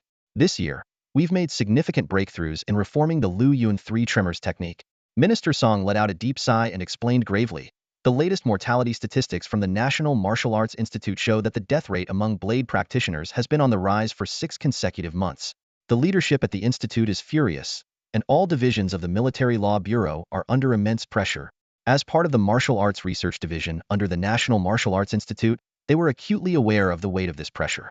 The institute, as the highest authority in the field of martial arts in Huaxia, held a unique position of both academic and military significance, bearing an undeniable responsibility for the life and death of martial artists. Martial arts techniques were passed down primarily through 2 methods. The first was through martial arts stones, where practitioners condensed their lifelong insights into a stone, allowing others to fully comprehend the essence within. The second was through paper-based manuals, where techniques were compiled into written form. However, the essence of martial arts was often difficult to articulate, let alone convey completely. While martial arts stones were highly effective, their production was extremely limited. The more advanced a technique, the rarer the stones became. Even the most basic techniques cost tens of thousands of yuan. Take the Lu Yun 3 tremors technique, for instance. Its adoption rate among staff-wielding practitioners was less than 40. This wasn't because martial artists couldn't afford it, but because the supply of martial arts stones couldn't meet demand. This is why promoting paper-based techniques was so critical. If a paper-based version of a technique could be fully understood, it would essentially grant all practitioners of the same discipline free access to it. After all, compared to martial arts stones, the cost of printing was negligible. Unfortunately, reality was harsh. Even with continuous improvements, the best paper-based techniques currently only achieve 30 of the effectiveness of martial arts stones, and only for highly gifted practitioners. For those with average comprehension, grasping even 10 of the content was considered a success. The room fell silent once more, until a knock at the door broke the stillness. The attendees frowned. Interruptions were rare in meetings of this importance. "Come in," Minister Song said. Assistant Lu entered, speaking in a hushed tone. "Minister, Li Mu has arrived." The previously displeased expressions of the attendees softened immediately. A rare smile spread across Minister Song's face. "Bring him in at once." Assistant Lu immediately turned and ushered Li Mu inside. Although Li Mu's initial intention was merely to report in and avoid interrupting the meeting, Assistant Lu was well aware of Minister Song and Professor Su's standing instructions. Any visit from Li Mu must be reported, regardless of timing. If not during a meeting, it didn't even require prior notice. Inside the conference room, about 30 key members of the techniques department were seated. Upon seeing Li Mu enter, everyone greeted him with warm smiles. Minister Song, in particular, stood up with a beaming expression and welcomed him enthusiastically. "Haha, what a coincidence. I was just thinking about you." He wasn't exaggerating.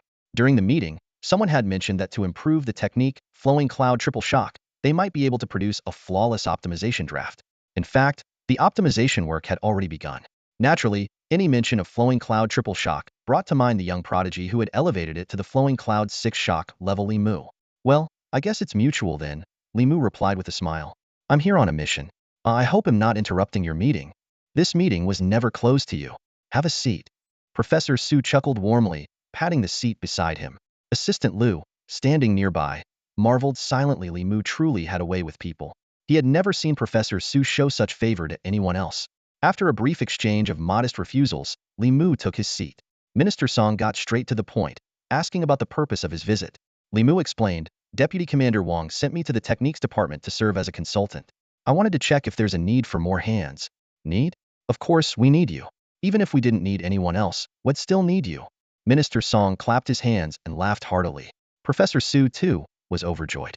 After multiple unsuccessful invitations to Li Mu, none of them had expected Wang Longqing to finally persuade him.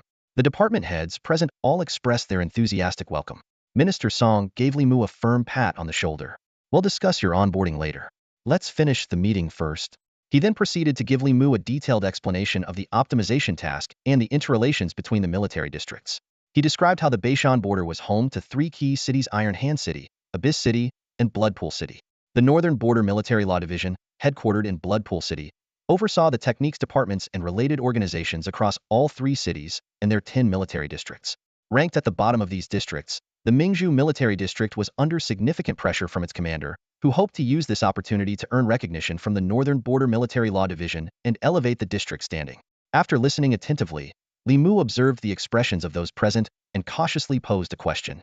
Minister Song, esteemed leaders, as a newcomer to the techniques department, am unfamiliar with its operations and classified data. May I ask a question from an outsider's perspective? Go ahead, no need to hold back. Professor Su encouraged him, clearly supportive. How challenging is this 5 optimization target for our department? As a former student, Li Mu admittedly had limited knowledge of the difficulty level associated with optimizing paper-based techniques. Extremely challenging. Minister Song's expression grew serious. Professor Su elaborated, explaining that paper-based techniques differed from mental cultivation insights. They required innovation while preserving the overall integrity of the technique. Even the slightest misstep could render the technique non-functional. Achieving no regression was already considered a success, let alone making improvements. Li Mu nodded in understanding. Since I'm now part of the techniques department, could I request a blade technique stone and its corresponding paper-based version? Minister Song had anticipated this and promptly took out the requested items, placing them on the table. Why wait until the meeting is over? We have plenty of time to assist you right now. Their high regard for Li Mu stemmed from the results of thorough evaluations conducted later on. Li Mu had only encountered the flowing cloud triple shock technique for the first time on the day before military training, yet by the next day, he had already mastered the more advanced flowing cloud quintuple shock, breaking the instructor's leg in the process. The scene left everyone present utterly astonished. In the world of geniuses, time is never the key, someone remarked in awe. What matters is an extraordinary understanding of the technique. For someone like Li Mu, the difference between a second and a month of comprehension time is essentially negligible. The world of geniuses is something we ordinary people truly can't comprehend, others chimed in. But that's Fanu can support you while you practice. Their resolve was unwavering, as if they wouldn't let Li Mu leave until he had fully mastered the technique. Li Mu shook his head helplessly and reached for the technique stone and manual on the table. The manual was unusually thin, no more than tens of thousands of words in length, accompanied by detailed diagrams of qi flow and the body's meridian system. The scene made Li Mu smile faintly. It had a distinct air of the martial arts manuals often described in wuxia novels.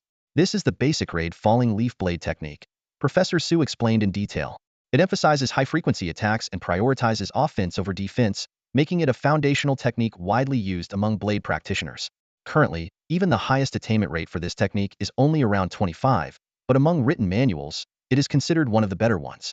Typically, martial artists learning from books can only unleash a fraction of the power recorded in the technique stone, around 10% or so. Li Mu first focused intently on reading through the manual. Then, he crushed the technique stone to begin his comprehension. With the aid of the inferior grade, heavenly immortal art that granted him a century's worth of insights, he quickly grasped the essence of the falling leaf blade technique. In his hands, this basic grade technique was transformed into an advanced grade one. Even if described in words, though some of its essence would inevitably be lost, it would still retain a quality comparable to a downgraded advanced grade technique. After about 10 minutes, Li Mu opened his eyes and once again flipped through the falling leaf blade technique. Everyone around him held their breath, afraid to disrupt his thoughts. Li Mu studied the manual carefully for a while, his brows furrowing deeper and deeper. Finally, he looked up at Minister Song and hesitated before asking, when optimizing the falling leaf blade technique, does it have to be improved based on the current version? Minister Song and the others were momentarily stunned. What do you mean by that? Li Mu flipped through a couple of pages with a resigned expression and asked bluntly, what I mean is, can we just scrap this entirely and rewrite it from scratch? Li Mu's words brought a deathly silence to the room. Everyone held their breath, too afraid to make a sound. After a long pause, Minister Song cautiously broke the silence and asked, do you have a different perspective on the falling leaf blade technique? I wouldn't claim to have profound insights, Li Mu replied humbly. But I do feel that the written version of the technique differs somewhat from my understanding. I would like to request permission to rewrite the falling leaf blade technique. His statement immediately caused a stir among those present. Minister Song, in particular, was visibly delighted. Of course. Absolutely, he exclaimed. The others exchanged curious glances, their eyes gleaming with interest. A prodigy who dared to propose a new interpretation of a technique shortly after mastering it. Such a bold and unconventional approach was indeed extraordinary.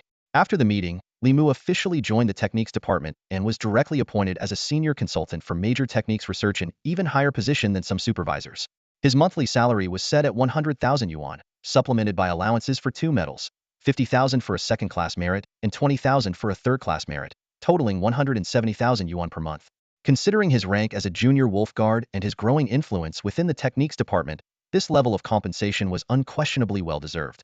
Once the onboarding formalities were completed, Li Mu returned to the blacksmith's workshop to immerse himself in the study of the falling leaf blade technique.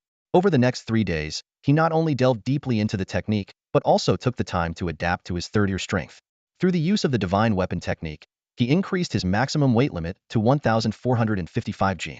Combined with the weight of the thornflower staff, he could now wield weapons weighing up to 1,505 jin. With the remaining 2,700 battle points, Li Mu carefully allocated his resources. 700 points were used to unlock alchemy, acquiring the recipes for the superior body-fortifying pill and the inferior ocean-filling pill. 200 points were spent on purchasing the copperhead iron arms ability. 800 points were used to enhance 3 skill tree nodes. And the final 1,000 points were fully invested in upgrading the whispered listening technique, boosting his training efficiency to 46 of the normal rate.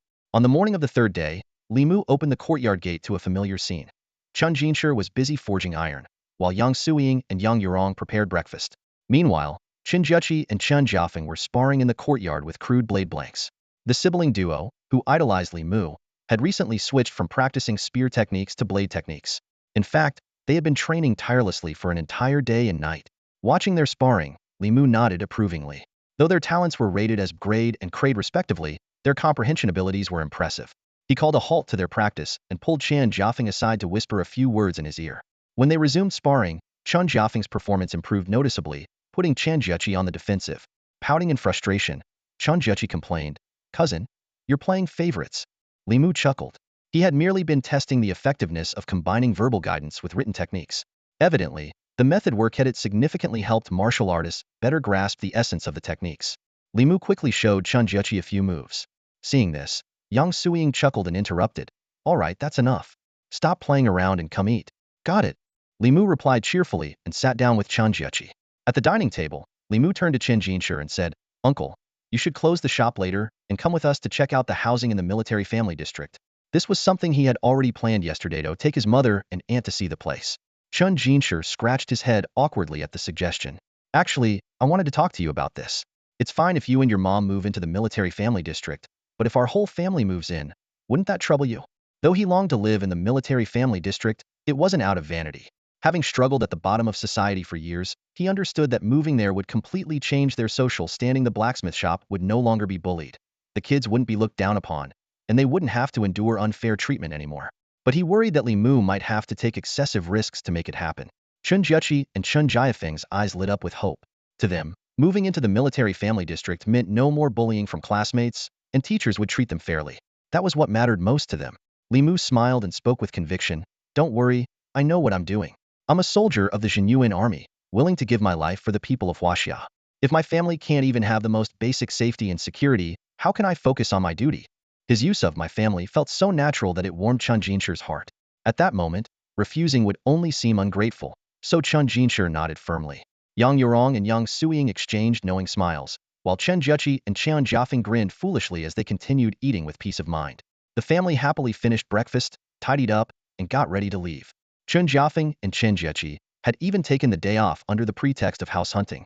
At their high martial arts academy, where 40 of the curriculum was academic and 60 was martial arts focused, taking a day off wasn't too difficult as long as their abilities were decent.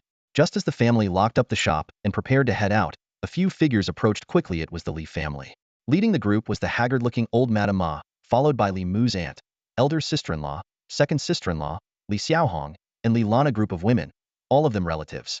6 individuals briskly approached Li Mu, their footsteps harshly breaking the stillness of the early morning air. The sound grated on everyone's nerves, prompting Li Mu and his group to frown in unison. What an inauspicious encounter to start the day. Xiaomu. Xiaomu. Madame Ma's raspy voice carried a note of desperation. The past few days of relentless running around had taken a toll on her. She looked exhausted and drained. The Li family was now in complete disarray. The relatively innocent female members had barely been released, while anyone connected to the family's business was under investigation. Convictions seemed inevitable. Particularly, Li Daong and Li Ji were under intense scrutiny for attempted harm to a military family member, with Supervisor Liu and others refusing to relent in their accusations. This charge was almost certain, and they faced at least 20 years in prison. Li Xiaohao, after resisting arrest, had been beaten to within an inch of his life and was now bedridden with severe injuries, his medical expenses already mounting into the hundreds of thousands. In these past few days, Madame Ma had spent money like water, trying to pull strings and grease palms, but she had yet to find a way to reach the real decision-makers. The Li family had hit rock bottom financially and socially. Every business under their name was at a standstill, and this once insignificant third-rate family was now completely paralyzed. The blow had left Madame Ma with an overwhelming sense of helplessness. After much thought, she could only turn to Li Mu. She had to admit, everything now hinged on him. If Li Mu were willing to step in, not only could Li Daong and Li Ji be released, but the Li family might even have a chance at revival. Xiao Mu, I know you have some misunderstandings about the family. Li Wan, his eldest aunt, spoke tearfully, her face full of grievance. Madame Ma coughed weakly in support, her eyes filled with an obviously calculated performance fixed on Li Mu. Xiao Mu, I know you're a good child. Can Grandma apologize to you? For the sake of family, can you think of a way? Your uncle and cousin have never suffered like this before, and the family business has completely stopped. Right now, you're my last hope, my good grandson. Even if I never said it before, you've always been the pride of the Li family, my child. As she spoke, Madame Ma squeezed out 2 tears for effect. Li Mu watched her display coldly, his expression indifferent as he asked, "Oh, am the pride of the family? That's odd. Wasn't that pride transferred to Li Xiaohao? What happened? Has he fallen out of favor so quickly?" The remark caused Madame Ma's face to shift colors, alternating between pale and flushed. Her expression contorted as she struggled to maintain composure. Xiaomu, I know you're upset, but I only wanted what was best for the Li family. I admit I made some poor decisions, but my intentions— Li Mu cut her off sharply. Your intentions were very clear. You favored your precious grandson Li Xiaohao, gave him the best of everything, and pinned all your hopes on him, dreaming that he'd elevate the Li family to glory and wealth. Unfortunately, Li Xiaohao, just like you, is utterly useless. Your foolishness squandered the last bit of luck the Li family had. Have you ever considered, for even a moment, the sacrifices my father made? Or the bond of blood between us? With Hmph talent, I've managed to achieve what I have now. If I had retained my Hmph talent, do you realize how much honor and glory you could have basked in? Li Mu's voice was as cold as ice, each word cutting deep. His blunt assessment left Madame Ma stunned, speechless. It hit Harif Li Mu, with only Hmph talent, had already become a promising young wolfguard. What heights could he have reached if his Hmph talent had remained? Even if she didn't love him, she could have simply exploited him. With Li Mu's sense of familial loyalty, the Li family could have soared to unimaginable heights. How had it all come to this? Li Mu's second aunt, who couldn't tolerate hearing anyone criticize her son, lashed out.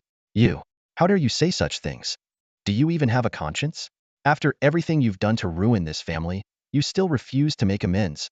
Li Mu cast her a cold, disdainful glance. To be honest, just a moment ago, I was actually considering helping you all. For a fleeting second, I felt a shred of sentimentality. But your words? They disgusted me. They angered me. So now, I've decided I won't help you. Sorry, but I'm just that emotional. He turned back to Madame Ma. Madame Ma, remember this. It's not that I refuse to help. Everything fell apart because of your second daughter-in-law. Her unnecessary words annoyed me, and now I'm in a bad mood. So your entire family will continue to pay the price for her outburst. With that, Li Mu's expression turned frosty. Without sparing them another glance, he strode off decisively. Yang Suiying, his mother, didn't even look at Madame Ma. This wasn't cold-heartedness, it was clarity. That rainy night, Yang Suiying had felt her son's life slipping away. The Li family had shown no regard for their blood ties, even seeking their deaths. Why should she and her son stoop to kindness? Yang Yorong, who had initially wanted to join in and help Li Mu scold them, realized it wasn't necessary. Her nephew's sharp tongue was more than enough. Madame Ma stood frozen like a statue, as if struck by lightning. She could only watch as Li Mu and his group walked away, too afraid to stop them. The others glared at him with burning resentment, but didn't dare utter another word. Second aunt's face turned pale in an instant. Li Mu's earlier remarks were clearly directed at her. She gritted her teeth quietly, feeling disappointed in her son for the first time. Despite having Hmph talent, he still couldn't surpass Li Mu. If her son were stronger than Li Mu, she wouldn't have to endure such humiliation. The group split into 2 taxis and headed straight for the residential area of the Zhenyuan Army families. Located about 10 kilometers from the blacksmith shop, it was connected by an elevated road, making the drive less than 10 minutes. The military family compound was heavily guarded, with sentries stationed every 10 steps and lookout points every 5. Li Mu presented his credentials and passed the security check without issue. For Yang Yurong and her family, it was their first time entering the military family compound. Feeling the solemn atmosphere, Yang Yurong couldn't help but whisper to Chen Jiafeng and Chen Jueqi, "Don't say anything unnecessary, and don't look around aimlessly." Li Mu noticed but simply smiled without saying a word. At that moment, near the entrance to the compound's garden, 2 women were waiting. The older woman was Zhong Hong, dressed in a professional property manager's uniform, exuding a capable demeanor. Beside her stood a young girl of about 18 or 19, Zhong Yanyan, also in a property management uniform, though clearly an intern. The girl had delicate features and a well-proportioned figure, but her expression betrayed impatience. "Andy, isn't this a bit much? Waiting like this feels so beneath us," Zhong Yanyan complained softly. "Quiet." Zhong Hong rebuked her immediately. "How many times have I told you? You can't speak carelessly here. I'm already bending the rules by bringing you along." Li Mu is a prodigy who became a junior wolf guard at just 18. "I wanted you to meet him. There might be a chance for a match. Behave yourself." Zhong Yanyan pouted silently. Watching her niece, Zhong Hong sighed. Working in the military family compound's property management had exposed her to many influential figures, and it seemed to have raised Zhong Yanyan's standards. While she wasn't worried about her niece finding a match, when she learned they would be receiving Li Mu and saw the words Junior Wolf Guard at 18 on his profile, Zhong Hong couldn't help but feel he was an exceptional young man. If she could introduce him to her niece, it could secure Zhong Yanyan's future. Li Mu and his group finally arrived. Zhong Hong stepped forward warmly. "Greetings, Junior Wolf Guard Li. I'm Zhong Hong, the property manager for the military family compound. I'll be handling your reception today." Li Mu responded politely and introduced his family. Zhong Hong quickly struck up an easy conversation with Yang Suiying and the others. Li Mu initially glanced at Zhong Yanyan but, seeing no introduction, paid her no further attention. This left Zhong Yanyan feeling displeased. She had harbored some admiration for this handsome and capable young man, but his indifferent glance irritated her. To her, men who appeared aloof and self-important were the most insufferable. She preferred warriors who fought valiantly on the battlefield rather than scholarly martial artists who focused on refining techniques. Adding to her frustration was her aunt's excessive enthusiasm, which only heightened her rebellious feelings. In her eyes, the title of Junior Wolf Guard was nothing special. After all, her aunt, as a property manager, interacted with middle wolf guards and senior wolf guards all the time. Zhong Hong led the group on a tour of the military family residential area with a professional demeanor. She warmly introduced the area, saying, "The security level here is the highest standard in all of Taizhou City." As they followed her through the neighborhood, stunning views unfolded. Over 60 green coverage, comprehensive medical facilities, training grounds, and leisure shopping areas. A branch of the Jade Spring River meandered through the community, adding a touch of vitality to the serene environment. Yang Yurong had already forgotten the advice she planned to give her son, fully immersed with her family in the breathtaking surroundings. Compared to ordinary luxury neighborhoods, the military family area stood out in quality. The air was filled with the fragrance of flowers, shaded by lush trees, exuding elegance and comfort at every turn. In the square, adults played with children while others strolled through the park with their pets. The buildings were all kept to 3 or 4 stories, housing only a few hundred residents, making the community neither crowded nor lacking in vibrancy. In front of a charming small building, Zhong Hong paused. "Li Langwei, I've prepared 4 different housing layouts for you, each with its unique features," she said, subtly signaling her niece, Zhong Yanyan, to open the door. However, Zhong Yanyan pretended not to notice and fiddled with her fingers. Left with no choice, Zhong Hong stepped forward herself, opened the door, and invited Li Mu's family inside. This is a duplex unit with a total area of 240 square meters. It has 6 bedrooms and 4 bathrooms, with 2 living rooms on each level. The upper floor is cozy and intimate, while the lower floor is spacious and ideal for entertaining guests.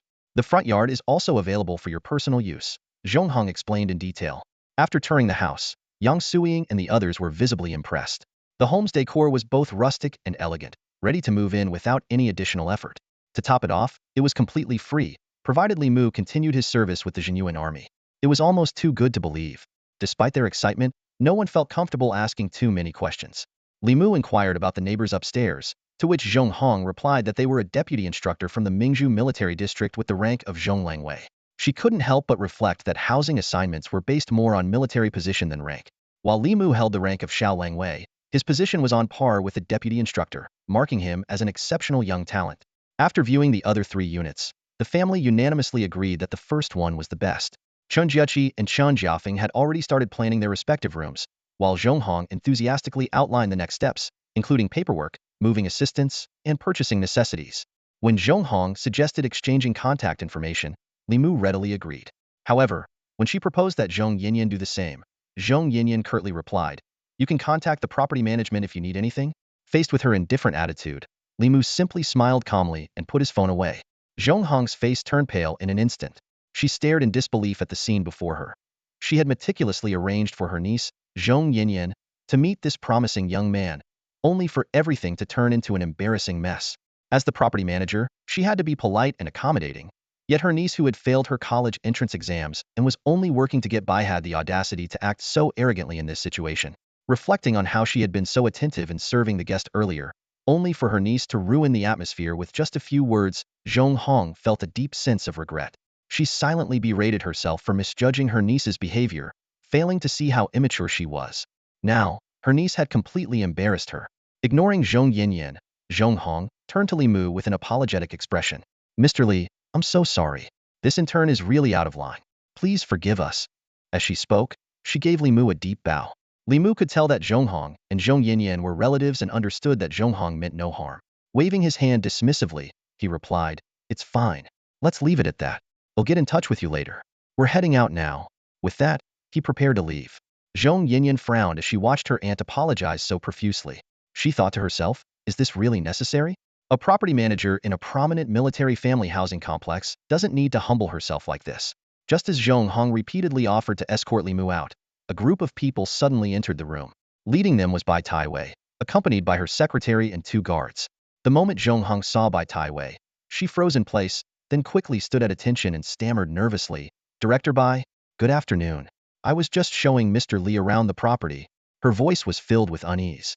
To people like her, although the officers from the Zhenyuan Army commanded great respect, it was figures like Bai Taiwei could shake the city with a single decision that carried an even more intimidating presence. In some cases, she felt Bai Taiwei's authority was more overwhelming than that of a deputy commander. Bai Taiwei gave a faint smile. "Thank you for your efforts." She then turned her attention to Li Mu, her expression softening into a warm smile. "Hello, Aunt Bai." Li Mu greeted her proactively. Bai Taiwei approached with a smile. "Aren't you going to introduce us?" Li Mu quickly began the introductions. "Aunt Bai, this is my mom, Yang Suying, my aunt Yang Yurong, my unclean law Chen Jinshi, and my cousins, Chen Jiaqi and Chen Jiafeng." As he introduced them, Bai Taiwei extended her hand to shake Yang Suying's.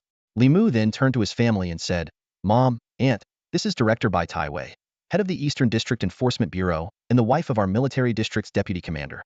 Yang Suying froze as she held Bai Taiwei's hand. Director of the Enforcement Bureau. Yang Yurong and his wife stood there, barely daring to breathe, as if frozen in place. Chen Jiaqi and Chen Jiafeng were so shocked that their mouths hung open.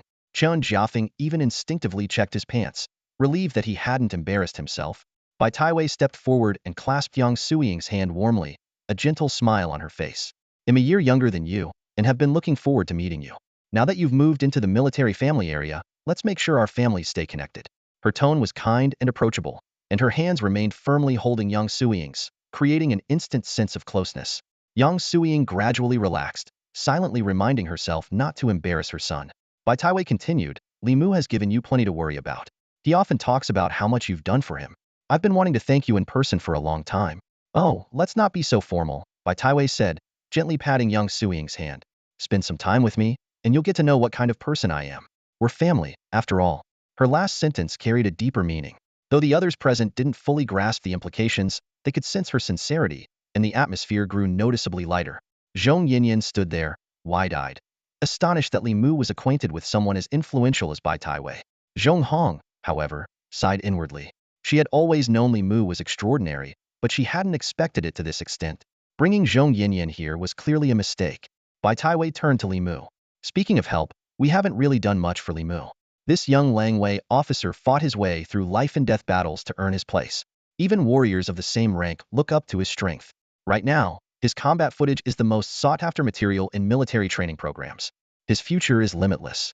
Though her praise was well-intentioned, it caused Yang Suying and Yang Yurong's faces to pale. They shot Li Mu reproachful looks, distressed that they had no idea their son had been through such peril, as he had never mentioned it. Realizing her slip, Bai Taiwei looked slightly awkward. Zhong Yinyan, on the other hand, was intrigued, her eyes lighting up. So, Li Mu wasn't just someone who gained merit through modified technique, she had genuinely faced life-and-death situations. Strong, experienced, high-ranking, a homeowner, good-looking was practically the ideal type. The only downside was his aloof demeanor, but that was a minor flaw in the grand scheme of things. Suddenly, Bai Taiwai's phone rang. She apologized. Young Jia, I'm sorry, but I need to take care of something and leave now. Please, don't worry about it. Yang Suiying replied quickly, fully aware that the division director's visit amidst her busy schedule was already a huge honor. Before leaving, Bai Taiwei reminded her, let me know when you're moving in. My husband and I will come over for a hot pot meal. Of course, absolutely. Yang Suiying nodded repeatedly. After Bai Taiwei left, Yang Suiying turned to glare at Li Mu. You little rascal. You didn't tell me anything, and now I have to hear it from someone else. That's even more nerve-wracking. Hee, sorry, Mom. My bad. I promise to tell you next time. Li Mu replied with a cheeky grin, trying to brush it off. Zhonghong, looking pale, hesitated before speaking. Lang Weili, as she wanted to plead but didn't know how to begin. Bringing her intern niece to this meeting was already a breach of protocol. Li Mu waved his hand dismissively. Manager Zhong, they'll still need your help with the moving and settling in process. Please assist with the necessary formalities. His words made it clear that he wouldn't pursue the matter any further. Zhonghong felt a lump in her throat, deeply moved, and repeatedly assured him, of course, of course. She couldn't help but admire him. This was what a true noble character looked like. If it had been an average spoiled heir, she would have been utterly ruined for offending them. But Li Mu saw no need to dwell on it. Zhonghong was competent and professional, aside from having an overly forward relative. At that moment, Zhong Yinyan suddenly spoke up, Lang Weili, why don't we exchange contact information? The manager is usually quite busy, so if there's anything you need, feel free to contact me directly, Zhong Yinyan said confidently while pulling out her phone and opening the friend request screen on her chat app. Li Mu simply smiled faintly and shook his head. No thanks. He then turned to his mother, Yang Suiying, and asked, Mom, should we look around some more or head out? Let's just head out. We're moving in soon anyway, so we can take a proper look around then, Yang Suiying replied. All right then. Thank you, Manager Zhong. See you around, Li Mu said, and with that, his family began to leave. I'll walk you out, Zhonghong quickly offered, hurrying after them. But Yang Yurong, who was walking at the back, swiftly stepped in front of Zhonghong, smiling as she said, Manager, you should focus on your work. To be honest, having you accompany us might make us feel a bit uncomfortable. She had already seen through Zhong Yanyan's intentions someone who had previously dismissed their family and now couldn't wait to get Li Mu's contact information. It was shameless, to say the least. If Zhonghong followed them, Zhong Yinyan would undoubtedly tag along, and Yang Yurong had no interest in witnessing such a disgraceful scene. Hearing this, Zhonghong froze awkwardly and had no choice but to stop, watching as Li Mu's family walked away. She sighed internally. If only she hadn't brought Zhong Yinyan today, she could have left a good impression on Li Mu and perhaps gained some favor for their family. But now, that opportunity was gone. Noticing her aunt's disappointment, Zhong Yinyan put her phone away, her face full of anger. Li Mu actually humiliated me like that. I'm a woman, and I was the one who took the initiative to ask for his contact info. He has absolutely no gentlemanly manners. Hmph, who does he think he is? Zhonghong suddenly turned around, glaring at Zhong Yinyan with gritted teeth. Zhong Yinyan, I must have been blind all this time to have thought so highly of you. I never realized how utterly clueless you are. If it weren't for your father pleading with me, with your qualifications, you'd never have even set foot in the military family housing property management. Where do you get the nerve to act like this in front of a Shalongwai? I just don't get it. Zhong Yinyan retorted stubbornly, raising her chin. You're the manager of the military family housing property. Why are you so afraid of him?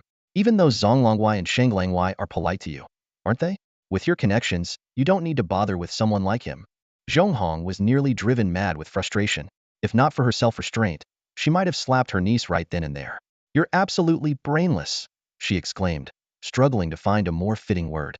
The military family housing property management is just a position assigned to top-tier property professionals by the Housing Bureau.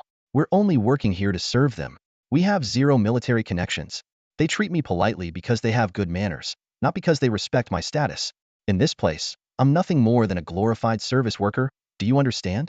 Do you even realize what kind of position a Shalongwai holds? With one word, he could have me packing my bags and out of here. Zhong Yinyan's eyes widened in disbelief, shocked at the stark contrast between her aunt's actual standing and what she had imagined. I've already been more than patient with you. Get out of my sight now and stop causing me trouble, Zhonghong declared firmly. You probably won't believe me, but today was your one and only chance. You will never have another opportunity to connect with someone as accomplished as a young Shalongwai in your entire life.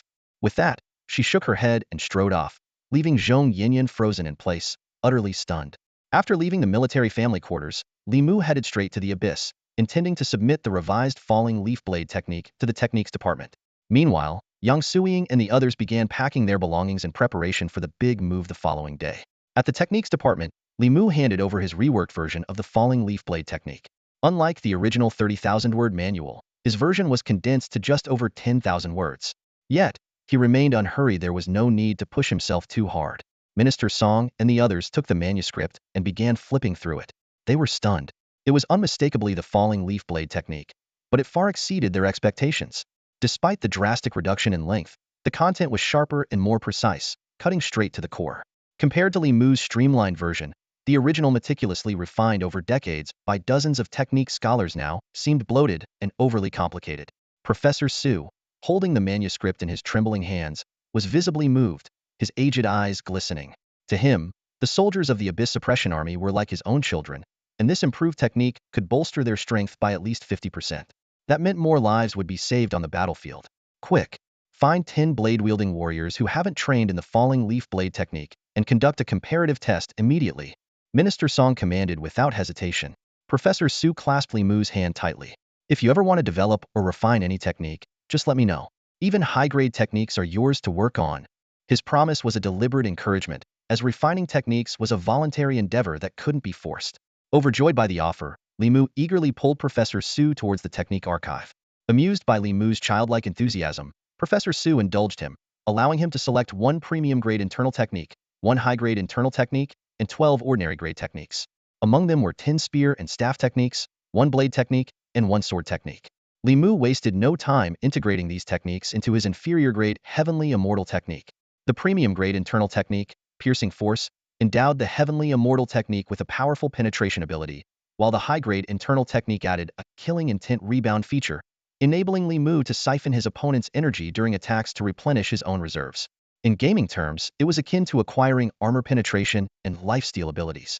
Under the enhancement of the Heavenly Immortal technique, even the ordinary grade techniques took on new life. With Li Mu's century-spanning insights, each technique was reinterpreted, stripped down to its essence, and elevated to exhibit a power far beyond its original level. When it came to staff techniques like sweeping, chopping, thrusting, and slashing, Li Mu had reached a realm of mastery. Every move he executed showcased the essence of martial arts to perfection. This was the true power of the flawed Tianxianju. At his current level, the combat techniques of this world were nothing more than embellishments to his already formidable skills. The great sage divine abilities were practically overwhelming in this realm, a force beyond comprehension. By now, Li Mu had mastered numerous divine techniques. Professor Su walked alongside Li Mu with his hands clasped behind his back, smiling as he said, "The improved falling leaf saber technique you developed needs to undergo internal testing first. In a few days, it will be reported to the Military Law Division for verification and an official strength assessment. Only then can your military merits be calculated. You'll just need to wait a little longer." "No problem, I'm not in a rush," Li Mu responded calmly. The two strolled leisurely out of the techniques department, glancing up at the abyssal dome above. Just as they were about to chat idly, a squad of guards appeared in the distance, seemingly escorting several people swiftly toward military headquarters.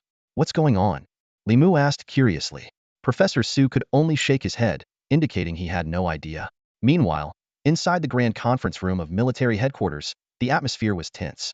Liang Huajun, the commander-in-chief of the Mingzhu military district, sat at the head of the table. Vice Commander Zhang Qing, Chief Commander Liao Feng, and Deputy Chief Commander Wang Longchengal district leaders were present. Even the lowest-ranking attendees held the status of Wolf Guard officers. Liang Huajun got straight to the point. Live crystal mines are a crucial energy resource for crafting high-grade weapons. They are exceedingly rare. The Research Institute has already sent personnel to the site and recommended conducting a preliminary survey first. What are your thoughts? He then turned his gaze to Zhang Qing. After a moment of consideration, Zhang Qing spoke with conviction. "No need for a survey. We should mobilize our forces and seize the resource quickly and decisively." However, his suggestion was met with little support. Wang Longqing immediately countered, "That's far too reckless. Many monsters feed on live crystals. A large-scale operation would only alarm them.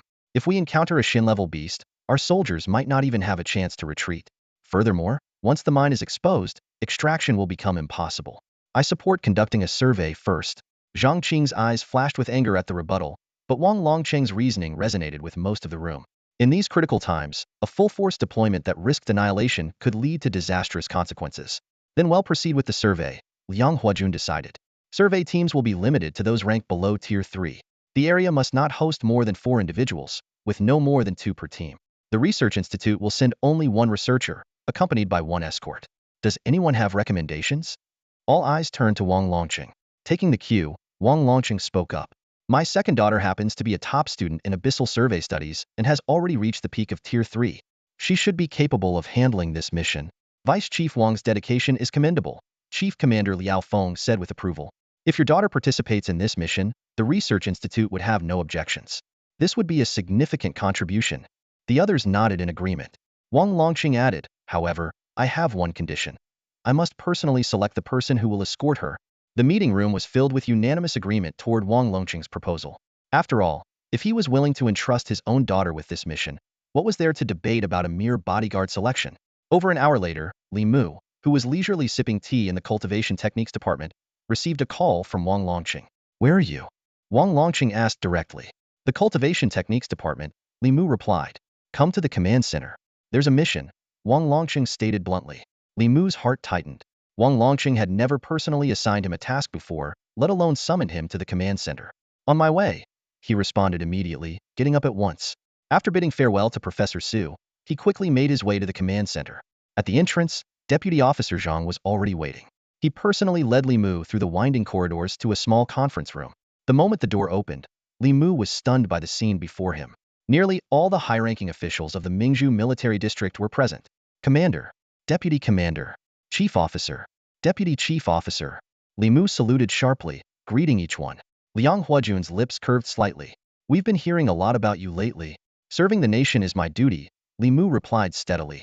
As Li Mu glanced around the room, he noticed some unusual figures among the military leaders. 3 individuals in Research Institute uniforms stood out: an older couple and a young woman he had seen before. Standing in front of Deputy Commander Zhang Qing was a tall young man who bore a striking resemblance to him. Beside Wang Longqing stood a stunning young woman. Although Li Mu had never met this girl, her features faintly reminded him of Bai Taiwei. Her autumn-like eyes carried a touch of delicate melancholy, reminiscent of Lin Daiyu. When she noticed Li Mu's gaze, she quickly lowered her lashes, a faint blush spreading across her fair cheeks. Chief Officer Liao Feng spoke with a serious tone.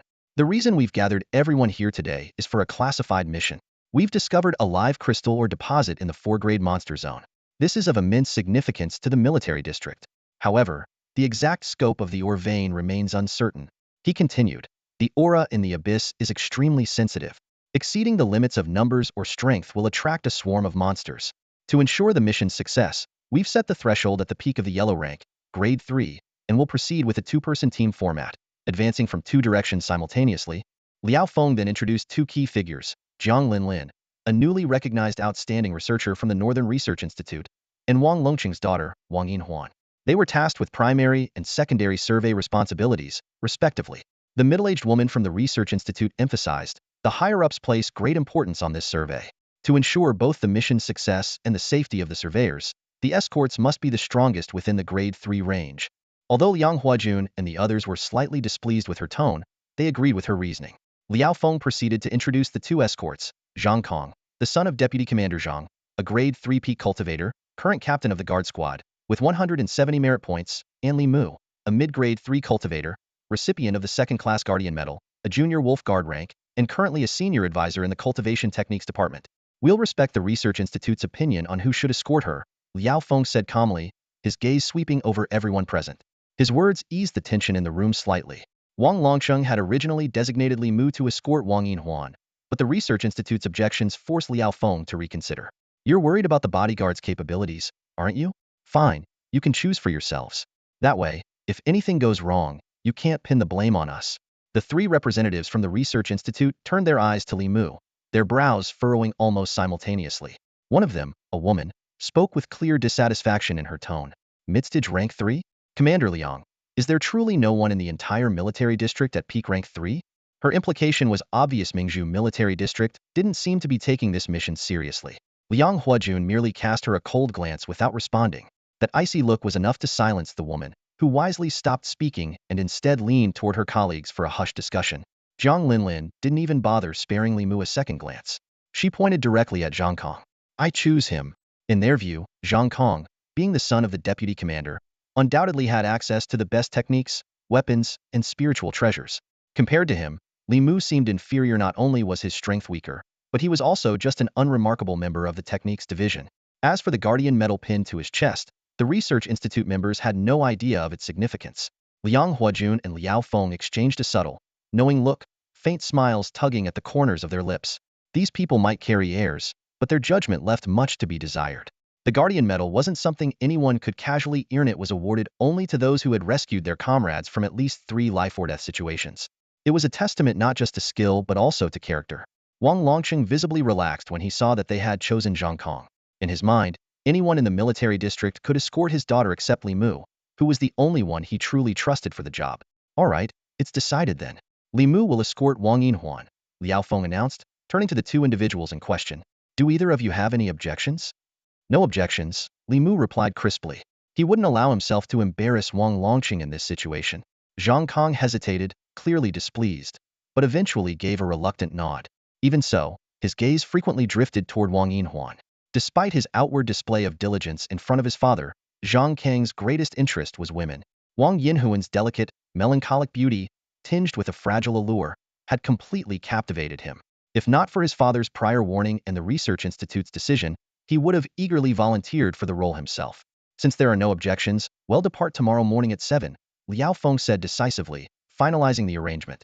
After the meeting ended, Wang Longqing called out to Li Mu and led him and Wang Yinhuan back to the lounge. Wang Yinhuan walked straight toward the tea set, skillfully brewing tea. It was obvious from her practiced movements that she often did this and was far from the pampered, delicate type of young lady. She poured a cup of tea for her father and another for Li Mu. After handing the cup to her father, she placed the other in front of Li Mu and sneaked a glance at him, her cheeks instantly turning pink. Noticing his daughter's reaction, Wang Longqing gave Li Mu a helpless smile and said, "You've probably figured it out by now. My daughter is as shy as a mimosa plant. She's been afraid of strangers, especially boys, ever since she was little. At this rate, we're going to have trouble finding her a husband." Dad. Wang Yinhuan's face turned an even deeper shade of red as she shot her father a reproachful glare. All right, Wang Longqing chuckled, turning to his daughter. Li Mu isn't an outsider. I've told you about him many times. Just treat him like a younger brother after all. You're a few months older than him. Li Mu noticed Wang Longqing's concern and responded straightforwardly, "Uncle Wang, don't worry. Whether or not the mission succeeds, he'll make sure she comes back safe." Wang Longqing nodded firmly. "With you protecting Yinhuan, I can rest easy. Since I'm forcing you on this mission, I should compensate you somehow. Isn't it about time you upgraded your weapon? Head to the armory and pick out a premium-grade weapon. Since you use a staff, which is pretty niche, they might not have one ready. If that's the case, find one elsewhere. It'll cover the cost." Li Mu's face lit up with a grin. "Uncle Wang, is this a reward for me or insurance for your daughter's safety? You cheeky boy, do you want it or not?" Wang Longqing pretended to glare at him in mock anger. Yes, I'll take it," Li Mu quickly replied. "A premium-grade weapon? Those start at 2 million at least." In truth, Li Mu knew that at the premium level, it was hard to find a ready-made weapon that fit perfectly. Most high-level weapons had unique properties and required custom crafting. "All right, off you go. Don't forget to come to the house for dinner tonight. Your Aunt Bai has a few things to tell you," Wang Longqing said with a mix of humor and authority. As he was leaving, Li Mu deliberately nodded at Wang Yinhuan and said, "See you later, teammate." Wang Yinhuan, caught off guard, turned bright red, as if steam was about to rise from her head. Wang Longqing was about to scold the boy for teasing his daughter, but Li Mu had already flashed a mischievous grin, opened the door, and slipped out. After leaving the base, Li Mu reached out to Zhang Jiwei. The Zhang Corporation specialized in metal processing, making it a key player in the upstream supply chain for weapon manufacturing.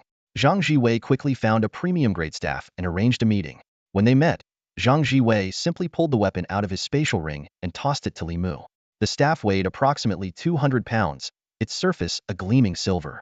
Both ends were intricately engraved with twisted ghostly faces. Zhang Jiwei explained, "This is the ghost face staff. It weighs 220 pounds and is forged from silver radiant iron, with the throat bone of a 7th-grade monster, the ghost face boar, embedded inside. When swung, it emits a ghostly wail. The stronger your energy, the greater the sound's penetration power. It can even damage an enemy's internal organs." Li Mu gave it a swing, and sure enough, an eerie, wailing sound echoed through the air, chilling to the bone. The sound had strong penetrative power but could be controlled within a specific range. Li Mu thought to himself that if paired with the bone-piercing properties of his celestial immortal technique, the armor-piercing effect would be unparalleled. "How much?"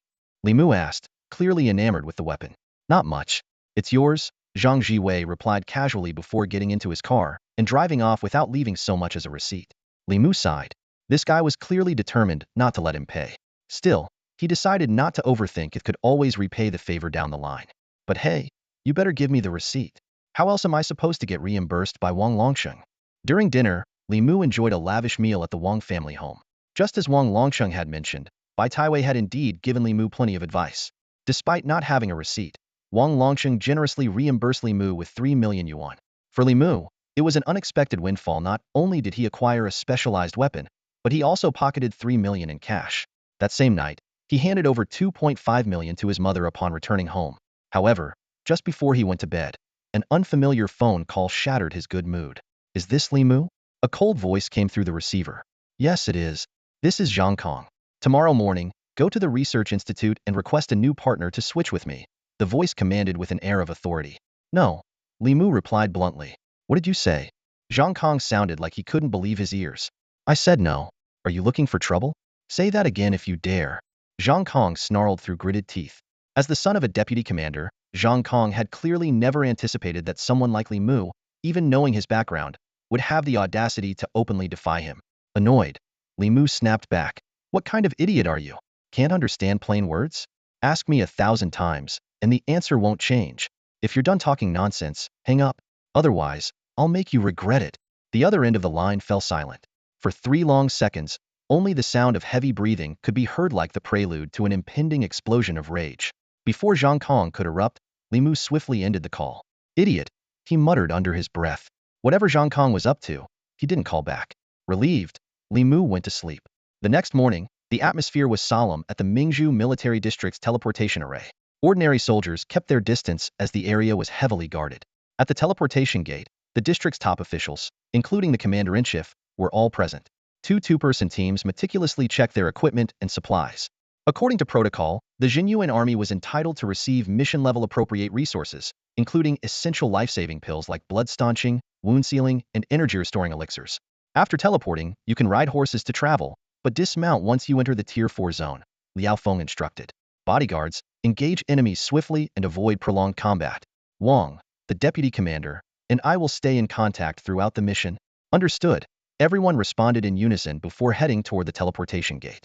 To ensure they arrived at the same location, Li Mu instinctively took Wang Yinhuan's hand. The unexpected gesture made Wang Yinhuan freeze for a moment. She instinctively tried to pull her hand away, but her effort was too weak, and Li Mu's grip remained firm. Her face flushed red instantly. Nearby, Zhang Kong glared daggers at Li Mu, his eyes brimming with murderous intent.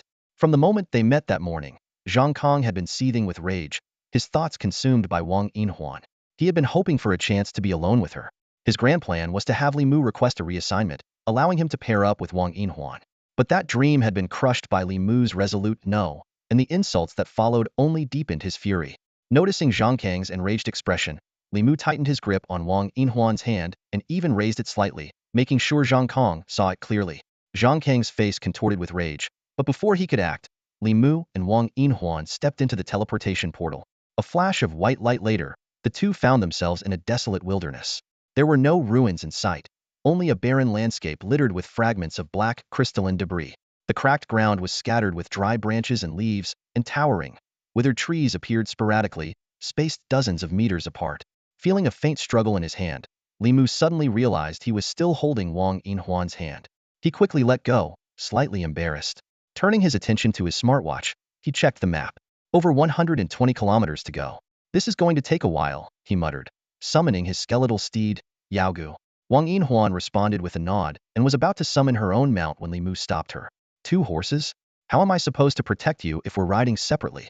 What if we run into monsters and the horses get spooked and scatter? Huh?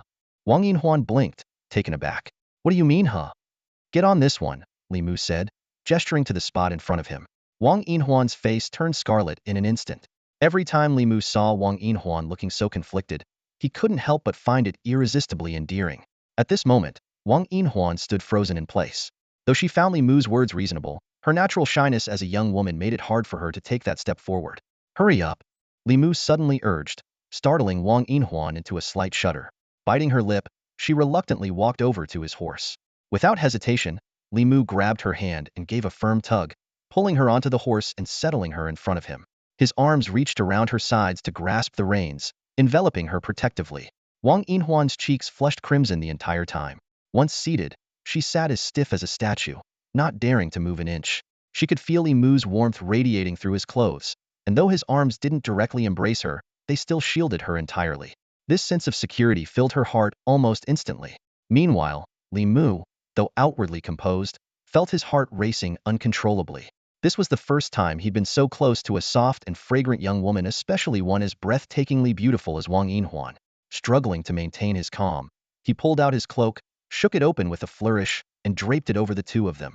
As the cloak billowed, Limu caught sight of the silver ring embroidered on its back and couldn't help but smile. It seemed to perfectly match the Yinhuan silver ring sitting in front of him. But upon closer inspection, he let out a soft huh of surprise. Within the silver ring, a faint, blood-red eye seemed to emerge, so subtle it was almost imperceptible. Limu was certain this was a new development. Previously, the cloak had only been patterned with black and red hues, and the inside of the silver ring had been empty. More importantly, the energy of the cloak had clearly grown stronger. Ever since returning from the Bone Ghost realm, Limu hadn't thoroughly examined it. It seemed that the cloak had absorbed energy from the defeated monsters, allowing this growth-type spiritual artifact to evolve. Moments later, a wave of spiritual information flowed into Limu's mindit. Was as if the cloak itself was conveying its newly acquired ability. Conceal, Limu whispered. The red eye within the silver ring slowly closed, and Limu instantly felt his aura retract significantly. Although it still faintly leaked outward, it had diminished by at least half. He was overjoyed his cloak had gained the ability to suppress his presence. In the perilous depths of the abyss, this was an incredibly practical skill. While it couldn't completely evade the perception of monsters, it greatly reduced the likelihood of detection. Limu began contemplating the possibility of using his system's battle points to further enhance his spiritual artifact. Previously, all his points had been spent on strengthening and unlocking divine powers, but it seemed it was now time to focus on upgrading his equipment. He adjusted the cloak to also cover Wang Yinhuan. The girl froze for a moment before realizing it was meant to mask their presence. Still, the intimacy of their posture made her feel as though steam was about to rise from her head. Could you stop steaming? I can't see the road. Limu teased lightly near her ear. Wang Yinhuan felt her head spin, wishing she could find a hole to crawl into. As the warhorse began to gallop, the jostling motion only deepened her embarrassment. Meanwhile, in the command center, Liao Feng and Wang Longqing sat at separate control stations. Wang Longqing was just about to sit down when he caught sight of the scene on the monitor. He shot up from his chair, his eye twitching furiously. Those nearby could hear him muttering a string of curses under his breath. That little rascal. But soon, he took a deep breath and sat back down. While it did feel like his precious cabbage was being nibbled by a wild boar, he consoled himself with the thought that this wild boar was one he had personally trained. At least the cabbage was still in his own garden. If it had been anyone else, he'd have stormed in to teach that boar a lesson it wouldn't forget. Back in the Tier 3 monster zone, the skeletal horse dashed forward at high speed.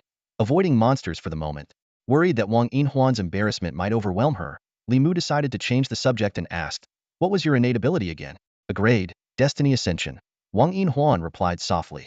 She could feel Limu's breath brushing past her hair and grazing her ear, sending a strange sensation through her.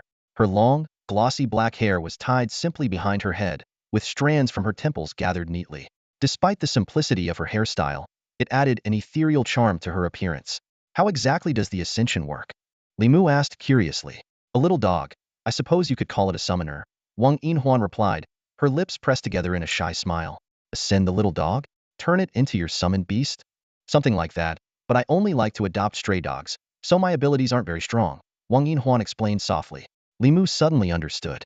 The pet system in this world was quite uniquelo-level creatures from the abyss bred with ordinary domestic cats and dogs, resulting in many beautiful breeds. However, abandonment was still common, and stray cats and dogs roamed the cities. Since humans here all had basic martial arts training, any pet that harmed someone would be killed on the spot, and even many gentle pets often met the same grim fate. Summoners typically focused their talents on enhancing their summoned beasts, leaving themselves relatively vulnerable. Suddenly, a black creature resembling a giant ape charged toward them. It stood over 2 meters tall, its entire body covered in black, rock-like armor that shed fragments as it moved. 2 crimson eyes atop its head glowed with a menacing, bone-chilling light. Wang Yinhuan assumed Limu would dismount to fight, but instead, she heard him whisper, "Don't move." Before she could react, Limu vanished into thin air. Wang Yinhuan was utterly shocked. The creature was barreling toward her, and Limu had disappeared without a trace. Was he planning to use her as bait? To make matters worse, the horse she was on didn't flee but instead galloped straight toward the creature. Stupid horse. Idiot horse. Run somewhere else, she screamed internally, clutching tightly to the horse's mane in sheer panic.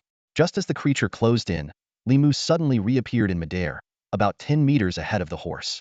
The staff in his hand sliced through the air with a piercing whistle, leaving a trail of dazzling silver light as it struck the creature's chest with immense force. Wang Yinhuan wondered why Li Mu hadn't aimed for the creature's head. But before she could think further, the impact caved in the creature's chest as if it were made of dough. Its entire body folded at the point of impact and was sent flying. Strangely, the shattered black armor fragments momentarily froze in midair, retaining the creature's outlineous sight, both bizarre and awe-inspiring. Even before the fragments hit the ground, Li Mu teleported again, this time reappearing on the horse behind Wang Yinhuan. He suddenly wrapped an arm around her from behind, startling her into a scream. "Shh, quiet," Li Mu said irritably. Only then did Wang Yinhuan realize she was being held in his arms, but her mind was entirely consumed by the incredible display of skill she had just witnessed. What was that? Teleportation? Killing a creature of the same rank in less than a second, and then teleporting back? What kind of godlike technique is this? In truth, Li Mu had been holding back. Using his transformation technique consumed energy, and if it weren't for ensuring Wang Yinhuan's safety, he could have easily killed the creature with a single strike from horseback, saving himself the trouble. Ordinary horses might have panicked in the face of such a monster, but not this one. Yao Gu, his special-grade warhorse, displayed a remarkable trait, fearlessness bordering on recklessness. Not only was it unafraid of the creature, but it seemed eager to charge into battle with it. Though its strength was far inferior to even a second-tier monster, it showed no hesitation or fear. And why was it so bold? The answer was simple: because it was utterly foolish. Inside the command room, Wang Longsheng focused on the surveillance footage. Watching Li Mu use his transformation technique to slay the monsters, he nodded silently. This kid genuinely cared about Wang Yinhuan's safety. On the other side of the command console, Liao Feng leaned back lazily in his chair, arms crossed, occasionally glancing at the battle progress of Zhang Kong and Jiang Linlin. Zhang Kong was undeniably skilled, his long blade swung with ferocity, and the warhorse beneath him was an exceptional steed. However, every time he encountered a monster, he had to dismount to engage in combat.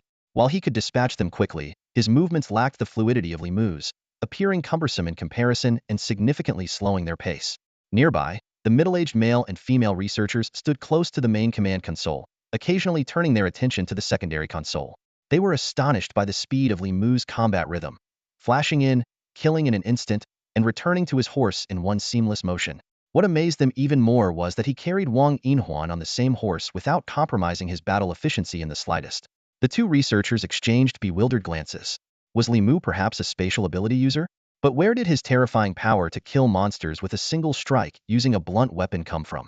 After all, while the end result of using a blunt weapon versus a sharp one might be the same, the technical difficulty was worlds apart.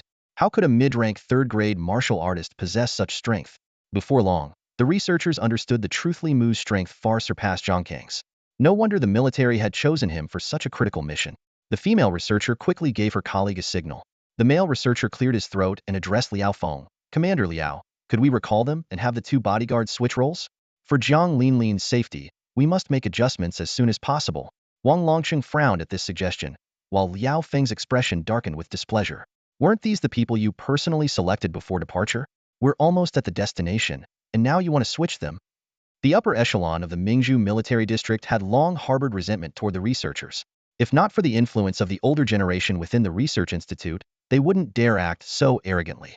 Moreover, the Mingzhu military district already held the lowest status in the northern regions. Alienating the research institute would only worsen their position. Liao Feng coolly replied, "This mission is no trivial matter. What's the reason for switching personnel?" The female researcher stepped forward. "We believe Li Mu is better suited to be Jiang Linlin's protector." "Fair point," Liao Feng sneered. "But that's not up to me. If you feel so strongly, take it up with Deputy Commander Zhang. If he agrees, I'll make the arrangements immediately." The two researchers' faces stiffened, and they fell silent. After all, Zhang Kong was Deputy Commander Zhang's son. Asking them to say, "Li Mu is better than your son," was clearly an intentional provocation. The female researcher huffed coldly. "Fine, no switch then. Don't get cocky just because we praise Li Mu a little. Zhang Kong isn't that bad either." About an hour later, Li Mu's voice came through the communicator. "Commander, we've entered the 4th grade zone. We're 7 kilometers from the target location." On the screen, Li Mu and Wang Yinhuan had already dismounted. The surrounding environment had grown increasingly lush, with green trees, grass, and even small animals appearing here and there. Yet, this outward tranquility only made the scene more unnerving. The abyss was supposed to be a desolate wasteland, especially in areas previously cleared by humans, where even small animals were rarely seen. At that moment, a fanged squirrel gnawed on a crystalline food item, its crimson eyes fixed on the passing duo. Overhead, two massive birds with scissor-like beaks fought fiercely, their screeches chilling to the bone. One bird was defeated, but hadn't even hit the ground before a bizarre creature, twice the size of a typical house cat, leapt out. With 6 claws, it seized both birds, slammed them into the ground, and disappeared into the treetops with its prey. Human researchers studying these abyssal creatures had discovered an intricate connection between them and the native species of Blue Star. The geological features and terrain of the abyss are strikingly similar to those of Blue Planet, almost as if it were a mirror world. Archaeological studies indicate that decades, or even a century ago, this place was practically a replica of Blue Planet. However, with the emergence of supernatural flora and fauna, everything began to change. Creatures in the abyss mutated after consuming these supernatural entities, becoming stronger, larger, and more ferocious. Ultimately, this land witnessed a brutal cycle of slaughter and extinction. The ruins scattered across the abyss silently tell the story of a once thriving civilization, possibly even traces of human existence. Yet, these life forms mysteriously vanished. Were they wiped out, or did they transform into something else? This enigma continues to challenge human exploration. As for the origins of the supernatural energy, no one knows the answer. Li Mu cautiously scanned the area, watching the small animals that eyed him warily. These creatures, typically of the lowest grade, should have avoided someone of his caliber. But just in case, he retrieved a wine gourd he had purchased a few days ago from his spatial storage. Taking a sip, the fiery liquid made him wince slightly. Wang Yinhuan gave him a puzzled look at his sudden drinking, but she soon noticed that the small animals within a 5-meter radius and even farther were trembling and scurrying away. Li Mu opened his system interface. The dozen or so monsters he had defeated on the way had earned him 410 battle points. He spent 300 points to unlock the safe haven technique, a skill that allowed him to draw a circular barrier on the ground.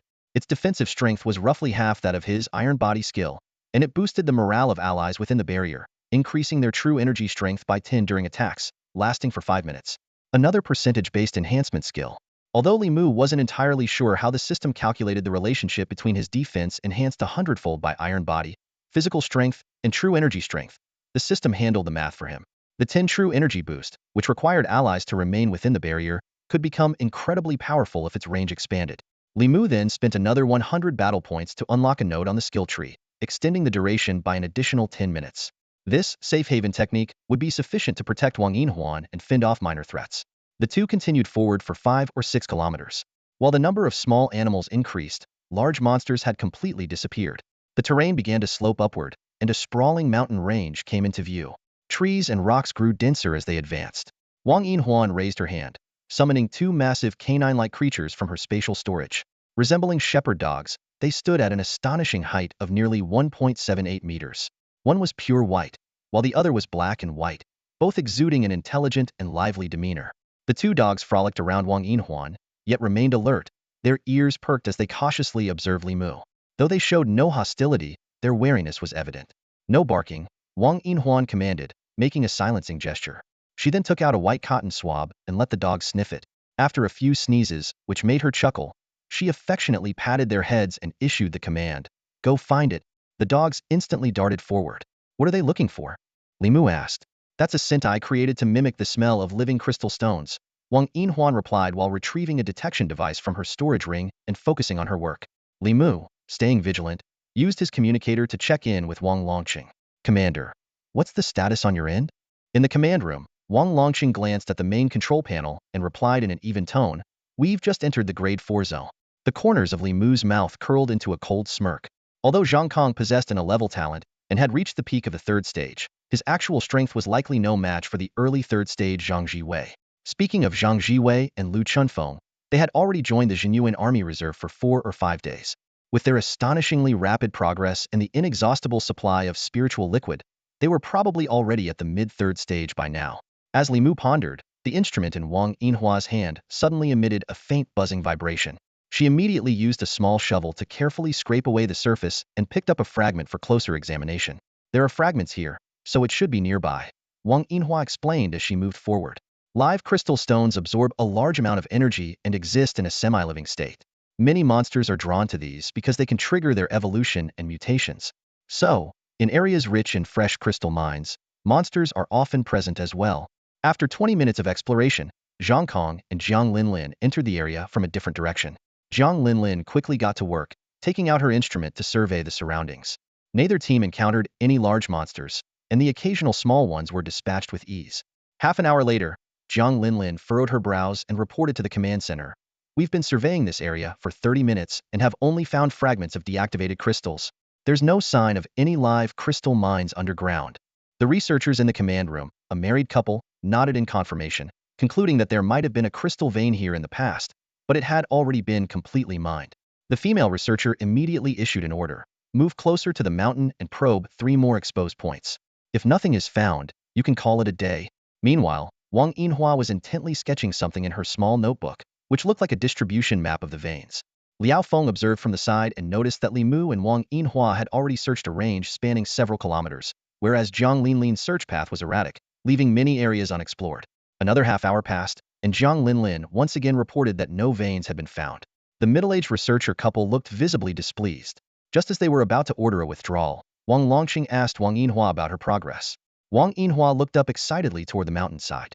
Commander, there's a strong possibility that a mother stone is present here. Her words left everyone present in shock. What's your basis for this? Wang Longqing asked urgently. Wang Yinhua confidently explained. I examined all the crystal fragments in this area. These fragments are distributed in a fan-like pattern, and the farther they are, the earlier they lost their activity.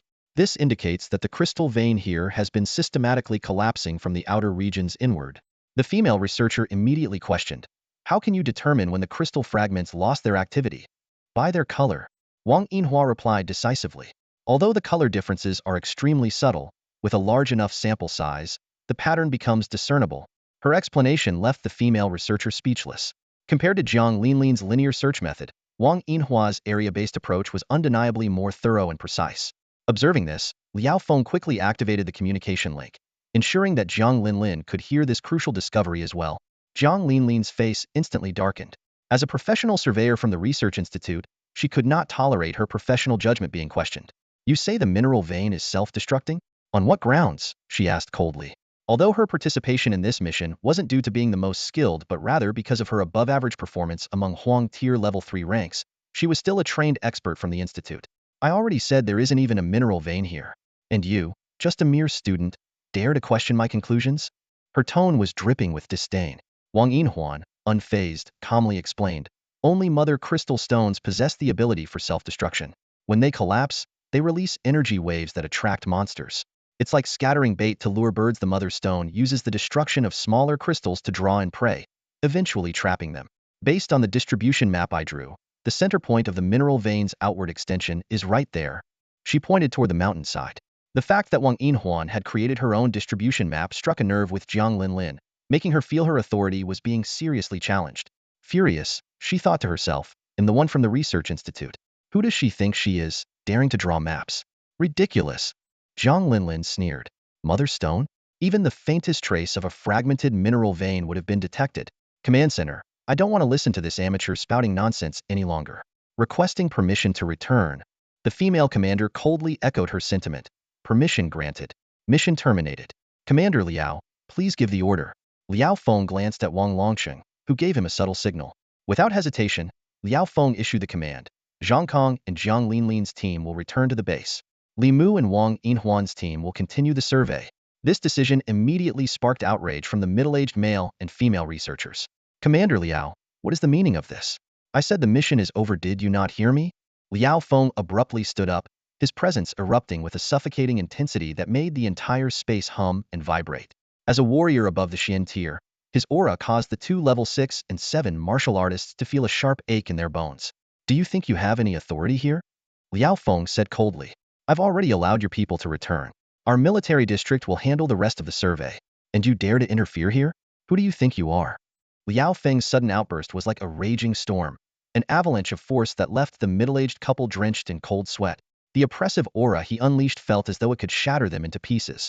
Only when Liao Feng let out a cold snort and retracted his overwhelming presence did the pair finally manage to gasp for air. their hearts still pounding with lingering fear. Looking back, they realized they had indeed overstepped their bounds. They were used to throwing their weight around the institute, where even higher-ranking military officials treated them with courtesy. But Wang Yinhuan's words had challenged Jiang Linlin's authority, which was tantamount to challenging the entire institute. In their arrogance, they had tried to use their status to intimidate Wang Yinhuan, even going so far as to attempt to command Liao Feng. Though still shaken, the two simmered with resentment. Casting a glance at the surveillance monitors scattered across the command room, the female researcher spoke icily. Commander Liao, such a display of power. You greet us with smiles when you need the institute, but the moment there's no discovery, you feel free to berate us? Fine. I will make sure to report your hospitality to the higher-ups. Were it not for the fact that Jiang Linlin and Zhang Kong were still waiting on the teleportation array, they might have stormed off already. Meanwhile, as Jiang Linlin and Zhang Kong crushed their return stones and waited for the teleportation array to stabilize, Li Mu and Wang Yinhuan were following the trail further up the mountain. Since Wang Yinhuan had mentioned the presence of a mother crystal on the peak, Li Mu activated his fiery eyes to meticulously scan the mountain's terrain. While the fiery eyes couldn't penetrate solid rock, they were adept at detecting the flow of qi, which might just lead to the discovery of the elusive living crystals. Although Li Mu's knowledge of living crystals didn't rival Wang Yinhuan's expertise, he knew enough to understand their significance. These extraordinary crystals, capable of moving with monsters, geological shifts, or even floods, absorbed energy to grow and eventually gave rise to entire mineral veins. The mother crystal, as the source, had an unparalleled reproductive rate several times faster than ordinary crystals. Acquiring one would be akin to securing an inexhaustible supply of living crystal deposits. Before long, Li Mu noticed something unusual, a few faint points of qi activity scattered across the distant mountainside. There's something over there. I'll check it out, he said, pointing toward the target. Wang Yinhuan immediately followed. Unexpectedly, the black and white spotted dog darted ahead, bounding toward the source. Moments later, it unearthed a soft, jelly-like crystalline substance. The scent matched what it had been tracking, though the texture was surprisingly pliable. Without hesitation, the dog clamped its jaws around the crystal and began tugging at it with all its might, its hindquarters raised in determination. Suddenly, Li Mu's voice rang out sharply, "Stupid dog, get back!" At the same time, he stomped down hard, shattering the rocks beneath his feet as he launched himself forward like a cannonball. The dog, sharp as ever, bristled at the warning. Its fur stood on end as it kicked off the ground with its back legs, leaping high into the air. Just as the dog left the ground, the earth where it had been standing erupted violently. A massive, gaping maw burst forth, snapping ferociously at the air. The monstrous creature lunged twice at the airborne dog, its jaws clamping shut with a bone-shaking thud. The sheer force of the sound was enough to reveal the terrifying power of its bite. The dog had reached the peak of its leap, but as it began to descend, it was dangerously close to the creature's waiting jaws. In the nick of time, Li Mu arrived, swinging his staff in a powerful horizontal arc. The strike sent the creature hurtling back over 10 meters. In that instant, a multicolored, finger-thick umbilical cord was dragged out from the ground. With a sharp snap, the cord severed, and the creature's tail, along with the disconnected end, shattered into countless crystalline fragments. Half of the monster's body disintegrated in the explosion. The glittering shards scattered through the air, their radiance dazzling even in the dim light. They shone with a brilliance that outshone any fireworks Li Mu had ever seen. The remaining umbilical cord slithered back into the earth with alarming speed. At the same time, the teleportation array on Jiang Linlin and Zhang Kang's side activated. In a flash of light, the two vanished, reappearing moments later in the military district's teleportation hub. The expressions on the two researchers' faces froze instantly, their eyes filled with disbelief. A terrifying thought arose in their minds: could the Mother Stone truly exist here?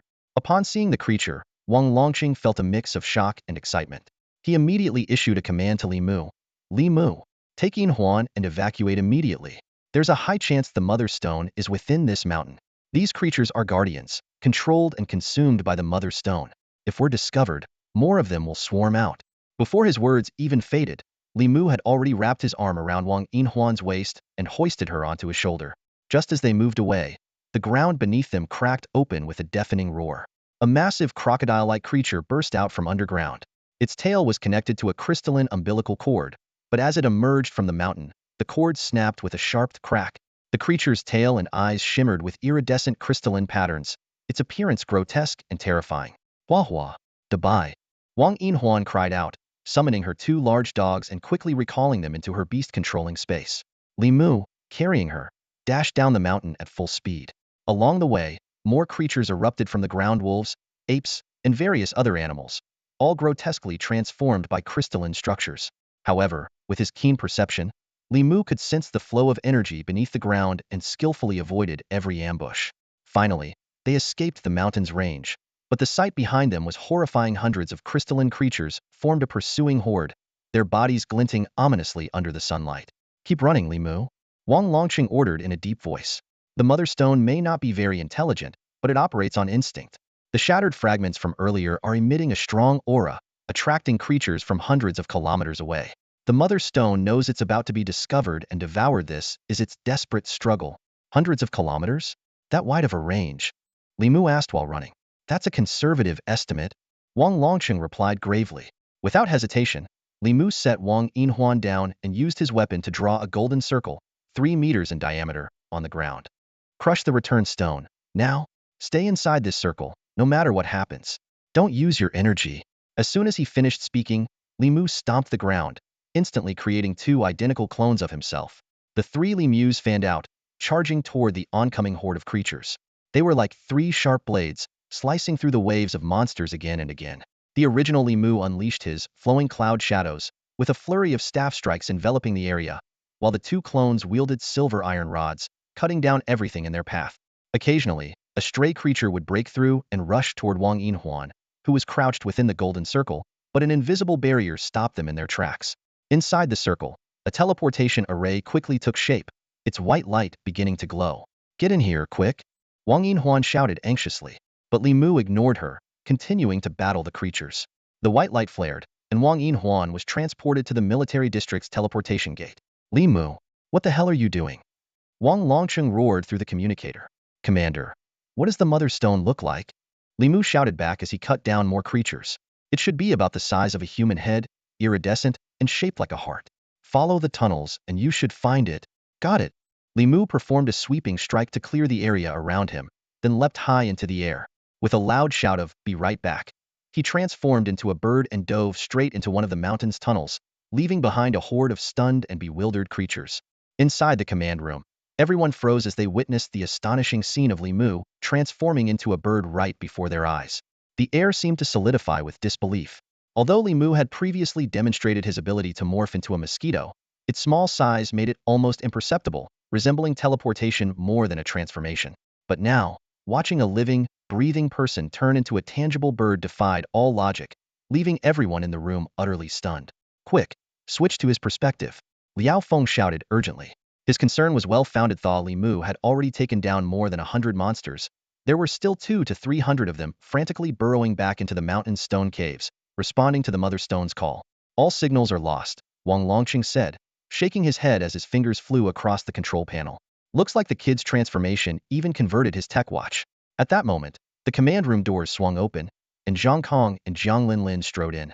Jiang Linlin, her face flushed with anger, turned to the middle-aged researchers in the room and said sharply, "Professor, I think it's time we left. It seems the Mingzhu military district doesn't trust us very much."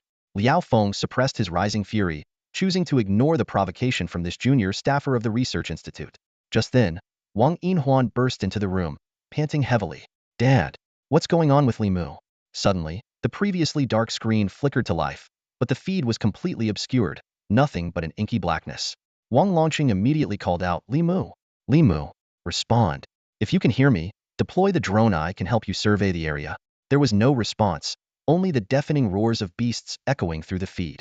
Following Liao Feng's suggestion, they pulled the camera perspective back, zooming out to a distance of several hundred meters. What appeared on the screen was a horrifying sight. An endless tide of monsters charging forward, tearing into one another as they ran. Dust clouds churned in their wake, leaving behind a trail of writhing, dying creatures. The monsters surged toward the mountain at an alarming speed, their frenzy akin to sharks scenting blood. Within moments, they began pouring into the caves, their numbers overwhelming. In less than a minute, the entire mountain was overrun, its passages completely sealed off by the swarming beasts.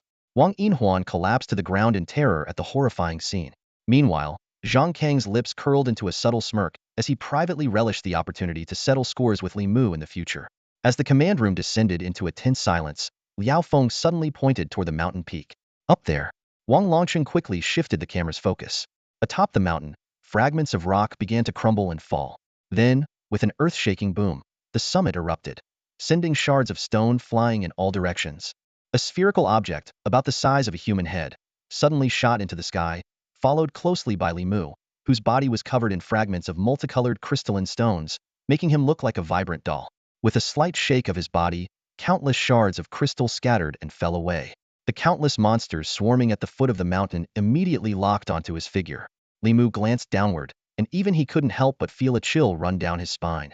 Swiftly, he tore off his cloak, catching the falling object midair with seamless precision, wrapping and securing it in one fluid motion. Without hesitation, Li Mu hurled the bundled cloak high into the air and leapt after it. In the blink of an eye, he transformed into a massive eagle, diving towards the cloak. Yet, just as Li Mu completed his transformation, the image abruptly vanished, leaving Wang Longqing and the others full of questions. Did he manage to grab the cloak? Were any monsters able to leap up and attack him?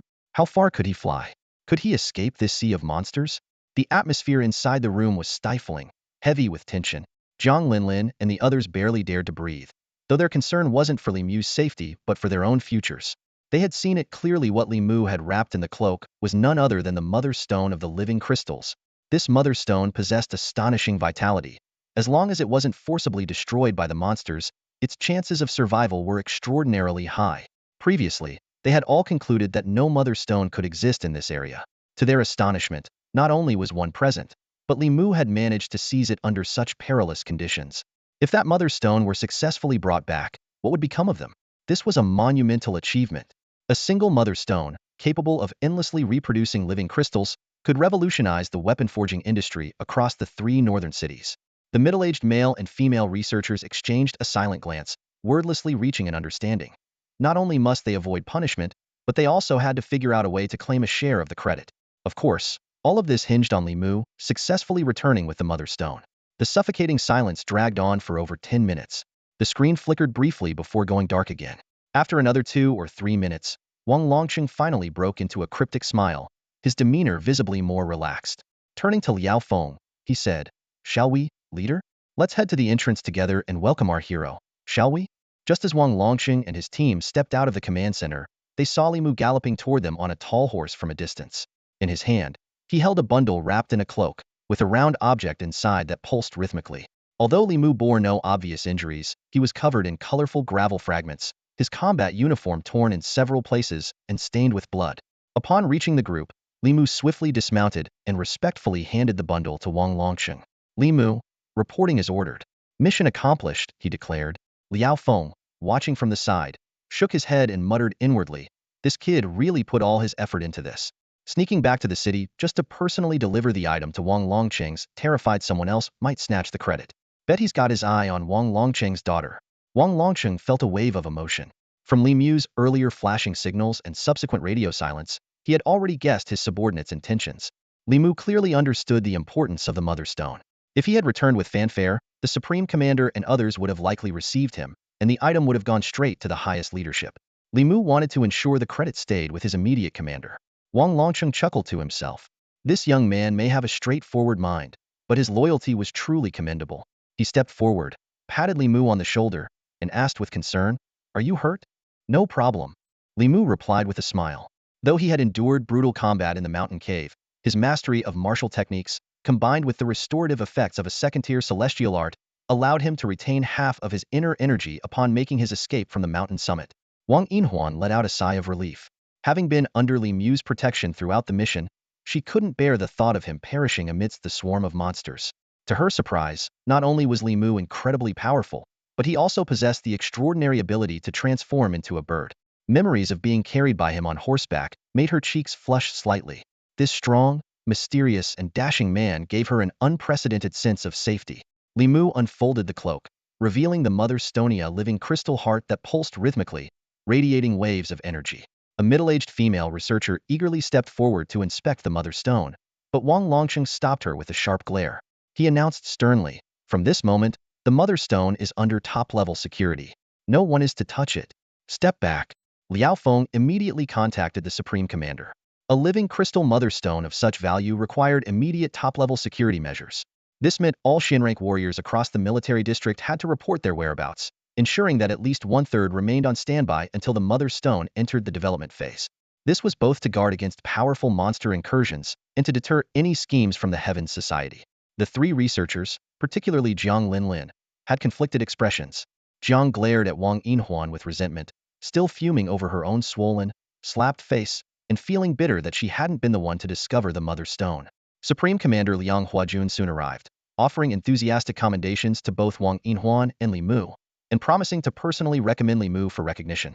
Wang Longxing had long since prepared the command center's full mission records, waiting for this very moment. Following this, Liang Huajun convened a top-level security meeting, during which the living crystal was transferred to a heavily guarded facility. Due to its lifelike properties, the crystal couldn't be stored in a spatial container, forcing Li Mu to carry it by hand throughout the journey.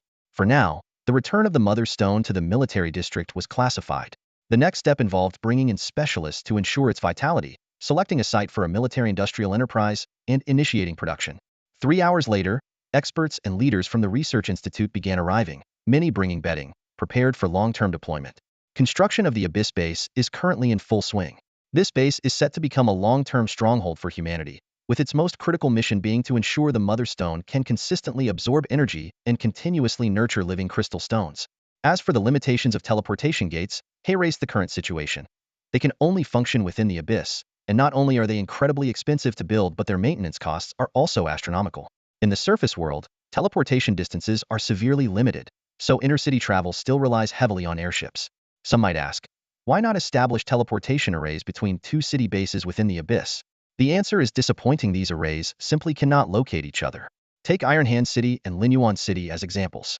The surface distance between them is approximately 2,000 kilometers, so theoretically, their Abyss entrances should also be about 2,000 kilometers apart.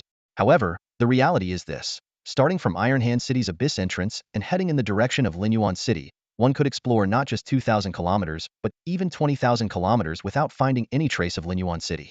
It's as if the space within the Abyss exists in an entirely different dimension from the surface. To date, among the hundreds of cities in Huaxia, not a single pair has managed to establish contact within the Abyss. This means instantaneous travel between cities remains an unsolved mystery. Long-distance teleportation on the surface and interconnectivity within the Abyss have become two of the most challenging puzzles for generations of human spatial martial artists. Entering the Abyss is akin to stepping into a forest shrouded in dark fog. Humanity can only push forward by constantly exploring, dispelling the fog, mapping the terrain, developing resources, and strengthening themselves. Only when the ultimate answers are found can humanity finally rest. As soon as the research team arrived, all 4 high-ranking officials of the Mingzhu military district came out to welcome them. Among the visiting research institute leaders were 2 senior professors, both decorated with over 40 academic medals.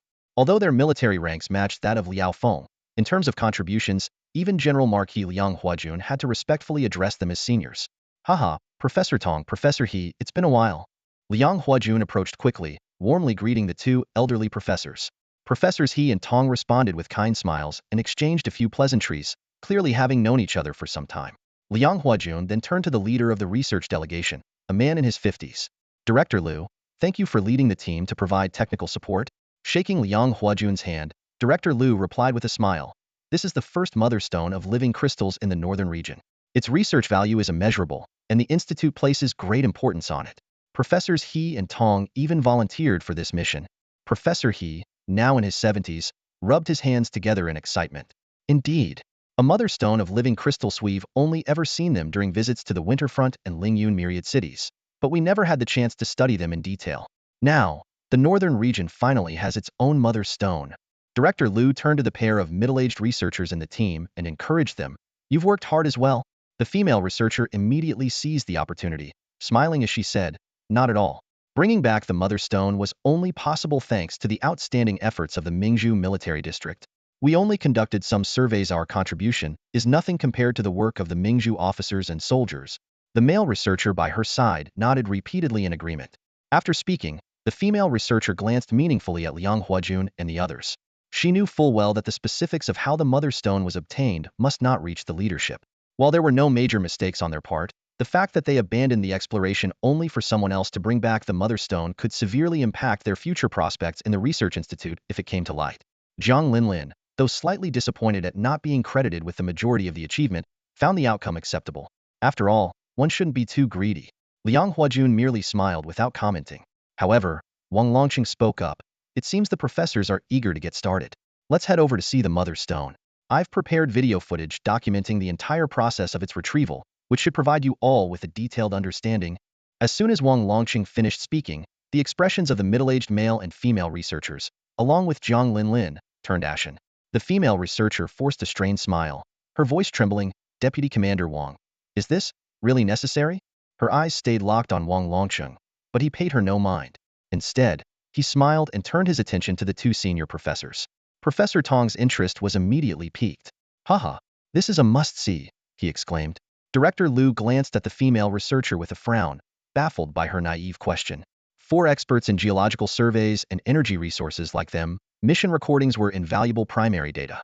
The environment surrounding the Mother Stone, its terrain, habitat, and the types of creatures it consumed, all of this needed to be analyzed frame by frame.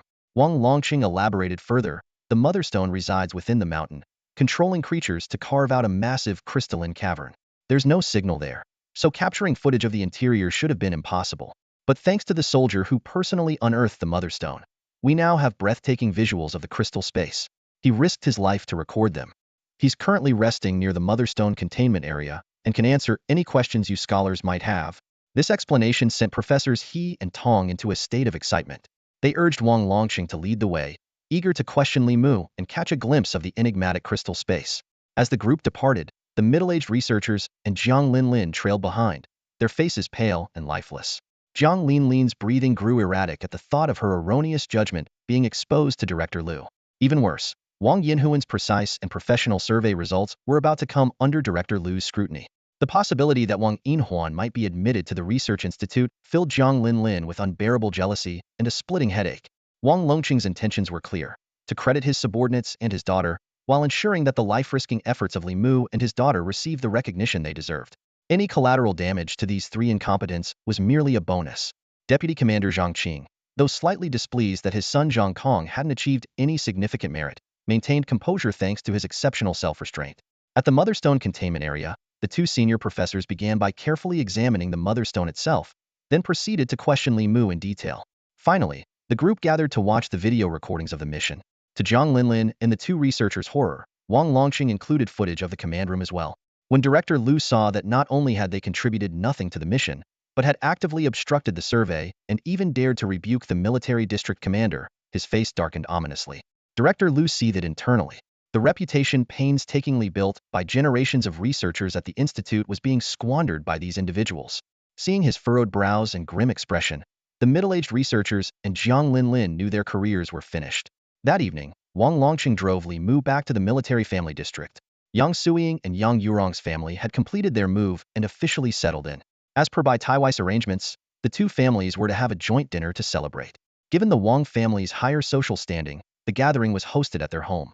In the Wang family's spacious living room, the dinner was a grand affair.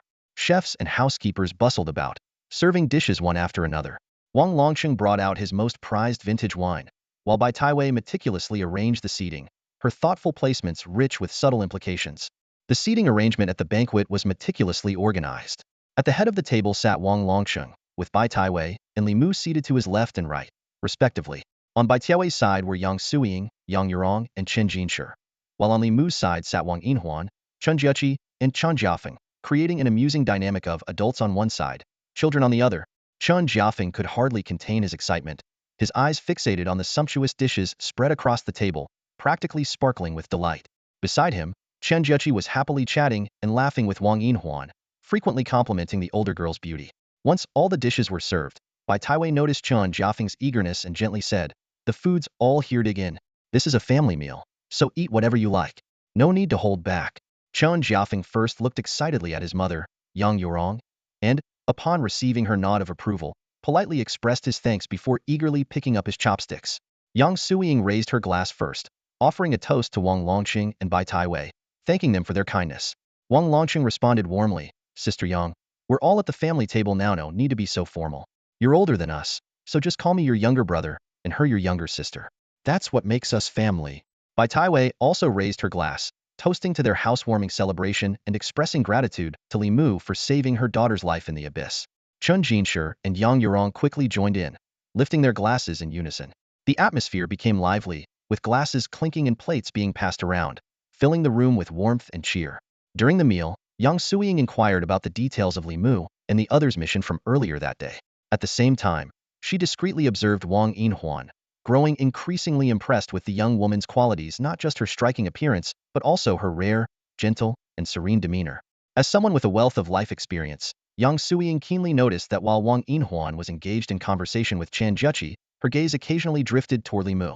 Each time she saw Li Mu engrossed in discussion with Wang Longsheng, a fleeting trace of disappointment crossed her eyes. When she noticed that after Li Mu finished his tea, Wang Yinhuan thoughtfully pushed her own teacup toward him, the scene did not escape Yang Suiying's noticer by Tiao's, who couldn't help but smile knowingly. Li Mu, however, remained entirely oblivious to these subtle emotions. He was fully focused on Wang Longsheng, who was elaborating on critical plans for the future. The next major priority is development work. Once the living crystal stones are put into production, they will significantly enhance our military district's output of high-quality weapons. This will be a tremendous boost to our overall strength and recruitment efforts. Currently, nearly 70% of our energy metal industry is outsourced to a single company since we lack our own energy metal manufacturing enterprise. To avoid putting all our eggs in one basket, we need to consider new partners. I've noticed that the Zhang Group has made impressive strides in the metal industry in recent years. I understand you have a good relationship with Zhang's young master. What's your take on this? After listening to Wang Longqing's words, a faint smile appeared on Li Mu's lips as he shifted his gaze to his unclean law, Chun Jinshi. I do know a bit about the Zhang Group's family background, but when it comes to their metal industry, we actually have someone here at this table who works on the front lines. My Unclean Law's forge has always sourced its materials from the Zhang Group's metal division. Wang Longqing immediately turned his attention to Chen Jinshi. Sitting a little farther away, Chen Jinshi, who hadn't been following the earlier conversation, looked puzzled when he noticed both men suddenly looking at him. Li Mu explained, Uncle Wang is interested in learning more about the Zhang Group's metal industry. Don't worry, just speak honestly. I'm only doing a bit of work-related research, Wang Longqing added. Chen Jinshi quickly gathered his thoughts. Well, I don't know much about the deeper aspects, but honestly, ever since I started using the Zhang Group's energy metals, I haven't switched to anyone else. Their prices are a bit higher, but the quality is top-notch. The best part is their after-sales service. They even handle scrap metal recycling. Their pricing for that is fair, and all it takes is one phone call for them to send a truck to pick it up. When you add it all up, it's hassle-free and efficient, and their products are reliable. Nowadays, most of us blacksmiths who specialize in weapon making use their materials. It's like we've formed our own circle. When it came to his trade, Chen Jinshi spoke with enthusiasm. Wang Longqing nodded repeatedly, clearly gaining a deeper understanding. A frontline worker's endorsement spoke volumes about the strength of the Zhang Group's metal division. Seeing Wang Longqing's interest, Li Mu said, they'll be meeting Zhang Zhuwei tomorrow. They'll gauge their intentions. If they have the capability, they're likely already preparing for the upcoming military-industrial tender. Good. They'll leave that to you, Wang Longqing said seriously. If the Zhang Group is interested, have them send their proposal directly to me. This time, the development of the Mother Stone is under our control. The Research Institute has made it clear that we're not just looking for a subcontractor. We need a bona fide military-grade enterprise. The proposals from those big metal companies are often filled with empty promises. In this kind of high-stakes, connection-driven bidding environment, the Zhang Group's proposal might not even make it to the final round under normal procedures. It wouldn't even reach us. There was a trace of helplessness in Wang Longqing's tone. While the Zhang Group was significant in the East District, it couldn't quite compete with companies that had military backing across Iron Hand City. Since he had a say in the matter, he was determined not to let unqualified companies take charge of the Living Crystal Stone project. It was a matter of critical importance to both him and the Mingzhu Military District. Understood. Li Mu agreed, picking up the teacup in front of him for a sip, only to realize there were two cups in front of him. He turned to glance at Wang Yinhuan and coincidentally caught her sneaking a look at him. Her face instantly turned bright red, startling Yang Suiying across the table, who wondered how someone could blush faster than a boiled shrimp. After the meal, Yang Suiying walked alongside Wang Yinhuan, deep in thought. This young woman wasn't just adorable and beautiful, her figure was exceptional. With her hands clasped in front of her stomach, her posture accentuated her curves. Her legs were perfectly proportioned, her waist slender, and her hourglass silhouette was simply mesmerizing. When they returned home, everyone went about tidying up and heading to their rooms. Later that night, lying in bed, Li Mu summoned the system. This time, he had earned a total of 7,850 battle points, far surpassing his previous gains in the Bone Ghost domain, primarily because he had been fighting 4th-grade monsters toward the end. These creatures, when faced with him now, could barely withstand a single strike. After deducting the cost of learning the Anshin technique and unlocking the transformations of Flying Bird and Flying Eagle from the 72 transformations, he still had 7,150 points remaining. Without hesitation, Li Mu allocated 5,000 points to enhance the Fuyer listening skill. Few ear listening. Store divine weapons in the ear's void, allowing constant comprehension of cultivation at 246 the normal speed. The moment the points were infused, Li Mu felt a tangible transformation in his cultivation speed. The improvement was so significant that his efficiency now far exceeded the results of his full focus, and it was continuous. However, this rapid advancement left him with the sense that his foundation might not be entirely solid, would need to refine it further through combat. After this battle, Li Mu had reached the peak of the 3rd grade. At his current cultivation speed with few ear listening, breaking through to the 4th grade was only a matter of time. Finally, he used the remaining 545 points to enhance his divine weapon techniques. Li Mu spent 545 victory points and successfully performed the divine weapon technique on his weapon. The weapon's weight skyrocketed to 2,000 Jin, and with its original weight, it now totaled 2,220 Jin. Satisfied, he stretched his arms, secretly delighted to have finally surpassed the 1-ton mark. After checking his remaining victory points, he found he still had 1,605 points available. His gaze fell on the small and large cloaks he carried with him, and he began to ponder. In the past, he had always prioritized using victory points to enhance his great sage abilities, almost entirely neglecting the upgrading of spiritual treasures. However, this recent battle had made him deeply aware of the importance of such items, prompting him to experiment with upgrading the cloak. The process of upgrading spiritual treasures was straightforward. Inject victory points to gain enhanced attributes, with more points resulting in stronger effects. Without hesitation, Li Mu decided to go all in, investing 1,600 points to strengthen the cloak. Among the 5 enhancement categories, offense, defense, recovery, mysticism, and domain, opted for defense. The result exceeded his expectations. While wearing the cloak, it granted him 70 of his body's defensive power, and even when not worn, it still provided 50. This treasure can actually borrow my physical attributes? Li Mu raised an eyebrow, calculating in his mind. With the foundation provided by the celestial immortal technique and medicinal pills, his defensive capabilities already far surpassed ordinary people, even without activating abilities like copper skin and iron bones. As his cultivation progressed, the value of this treasure capable of consistently offering 70 of his defense would only increase. Thinking about medicinal pills, Li Mu realized that he needed to further enhance his physical strength, just in time to await the effects of the superior body-strengthening pill. He immediately entered his Fudian space to check on things. Inside the Fudian, his warhorse, Yao Gu, was galloping joyfully. Occasionally, it would stop to release a shockingly potent stream of urine onto the ground before rushing off to the spiritual spring for a vigorous drink. Ever since being brought into the Fudian, the horse had developed an inseparable bond with the spiritual spring, as if the spring was transforming its physique. Li Mu had dug a double-outlet pit near the spring, allowing the overflow to naturally irrigate 2 patches of herbal fields. The herbs there were growing at an astonishing rate, benefiting simultaneously from the fertile Fudian soil and the nourishment of the spring. Their growth was tens or even hundreds of times faster than in the outside world. After just 3 to 5 days, the herbs had already sprouted into small plants, and in another 3 days, they were expected to grow large enough to be used for pill refinement. Gazing at the 2 lush herb fields, Li Mu mentally calculated. Once these herbs fully matured, they should yield enough ingredients to refine 15 to 20 superior body-strengthening pills. However, he couldn't help but worry. Will taking them every day lead to resistance? The next morning, Li Mu headed straight to school. Not spotting Zhang Jiwei, he pulled out his phone and made a call. "Lancer, where are you? I've got something good for you." Before Zhang Jiwei received a call from Li Mu, the Zhang family was in the midst of a critical family meeting. The atmosphere in the spacious conference room was tense. Seated at the head of the table was Zhang Juhua, the current patriarch of the family, now in his 70s. Despite his age, his profound cultivation at the Xian level kept him sharp and vigorous. Yet, his weathered face was clouded with worry. The focus of the meeting was a newly discovered living crystal motherstone obtained by the Mingzhu military district. This rare material, capable of spanning premium, special, and rare grades, boasted astonishing adaptability and compatibility. For the Zhang Corporation, securing the rights to collaborate on the production of this mother stone could propel the company to unprecedented heights, even if it meant abandoning its other 2 major industries. Zhang Jiwei's father, Zhang Chaoyang, had learned of this news the night before. Unable to sleep, he worked through the night with the core team of the Energy and Metals Division to draft a proposal of the highest standards. However, the situation was far from favorable. The Yi family from Nanqing had already secured control over more than 70% of the energy and metals sector in the Mingzhu district. They had even begun reaching out to downstream partners in advance, making their intentions unmistakably clear. "Jiwei, you've been stationed with the Zhenyuan Army for a few days now. Do you have any insights?" Zhang Juhua asked. Zhang Jiwei sighed helplessly. Despite earning the title of runner-up in the Abyss First Battle and accumulating some merit through relentless efforts, he was still a long way from gaining recognition from the military's top brass. Grandfather, I haven't made much progress in the army yet. But Li Mu has been quite active with the district leader. She might be able to gather some information. Just as Zhang Jiwei's mother, Li Ru, brought up the invitation to a banquet hosted by the Yi family's matriarch, Zhang Chaoyang immediately interrupted, absolutely not.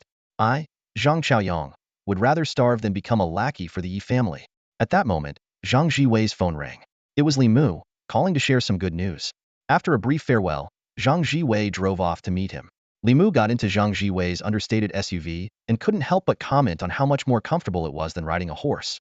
Without beating around the bush, he asked, is your family planning to bid for the living crystal mother stone? Zhang Jiwei looked at Li Mu in surprise, not expecting him to bring up the topic so directly. Li Mu wasted no time and requested a tour of the Zhang family's energy and metals facilities. Once inside the plant, he began asking detailed questions about various aspects of the operation. It was only then that Zhang Jiwei realized the application of living crystals was far more complex than simply extracting crystals from the mother stone and forging weapons. Before losing its life force, the crystal remains soft and pliable. However, once the energy dissipates, it becomes as hard as iron, rendering it nearly impossible to process. This requires craftsmen to fuse the crystal with metal while it is still active, along with adding various auxiliary materials. Only through this process can it be transformed into energy metal, which is then used in subsequent forging procedures. Inside the spacious and well-lit workshop of the Zhang Family Corporation, Li Mu observed the orderly production lines before him. Zhang Jiwei was meticulously explaining the process of creating energy metals. Weapons of different grades and varying attribute requirements all demand precisely formulated energy metals.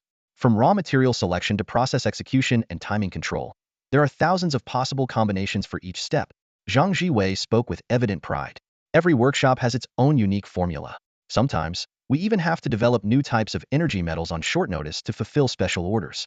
That's why we've invested heavily in building a top-tier technical team. He glanced at the busy craftsmen. These are skilled artisans who have risen through the ranks. They possess exceptional expertise and creativity, and they are deeply loyal to the Zhang family. In all of Iron Hand City, no one invests more in talent cultivation than we do. After carefully inspecting the workshop, Li Mu nodded slightly.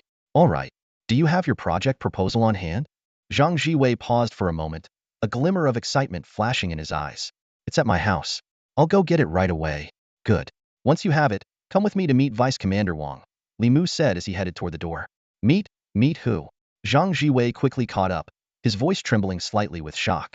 The military district's vice commander, Wang Longcheng. Li Mu replied calmly. You'll hand the proposal to him directly and answer his questions.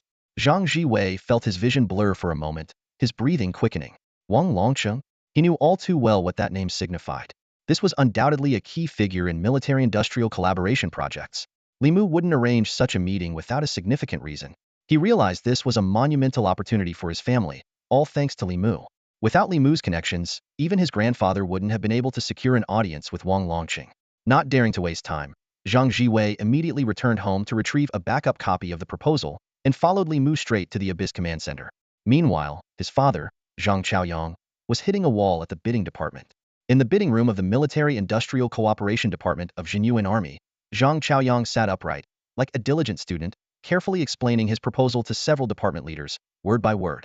Despite his earnest efforts and flattering words, all he received in return was a cold, dismissive, go back and wait for the news. The moment Zhang Chaoyang stepped out of the bidding room, his spirits visibly deflated. Not being informed about a second-round review was a clear sign that his proposal had once again failed. The waiting area was already crowded with prominent figures from the metal industry.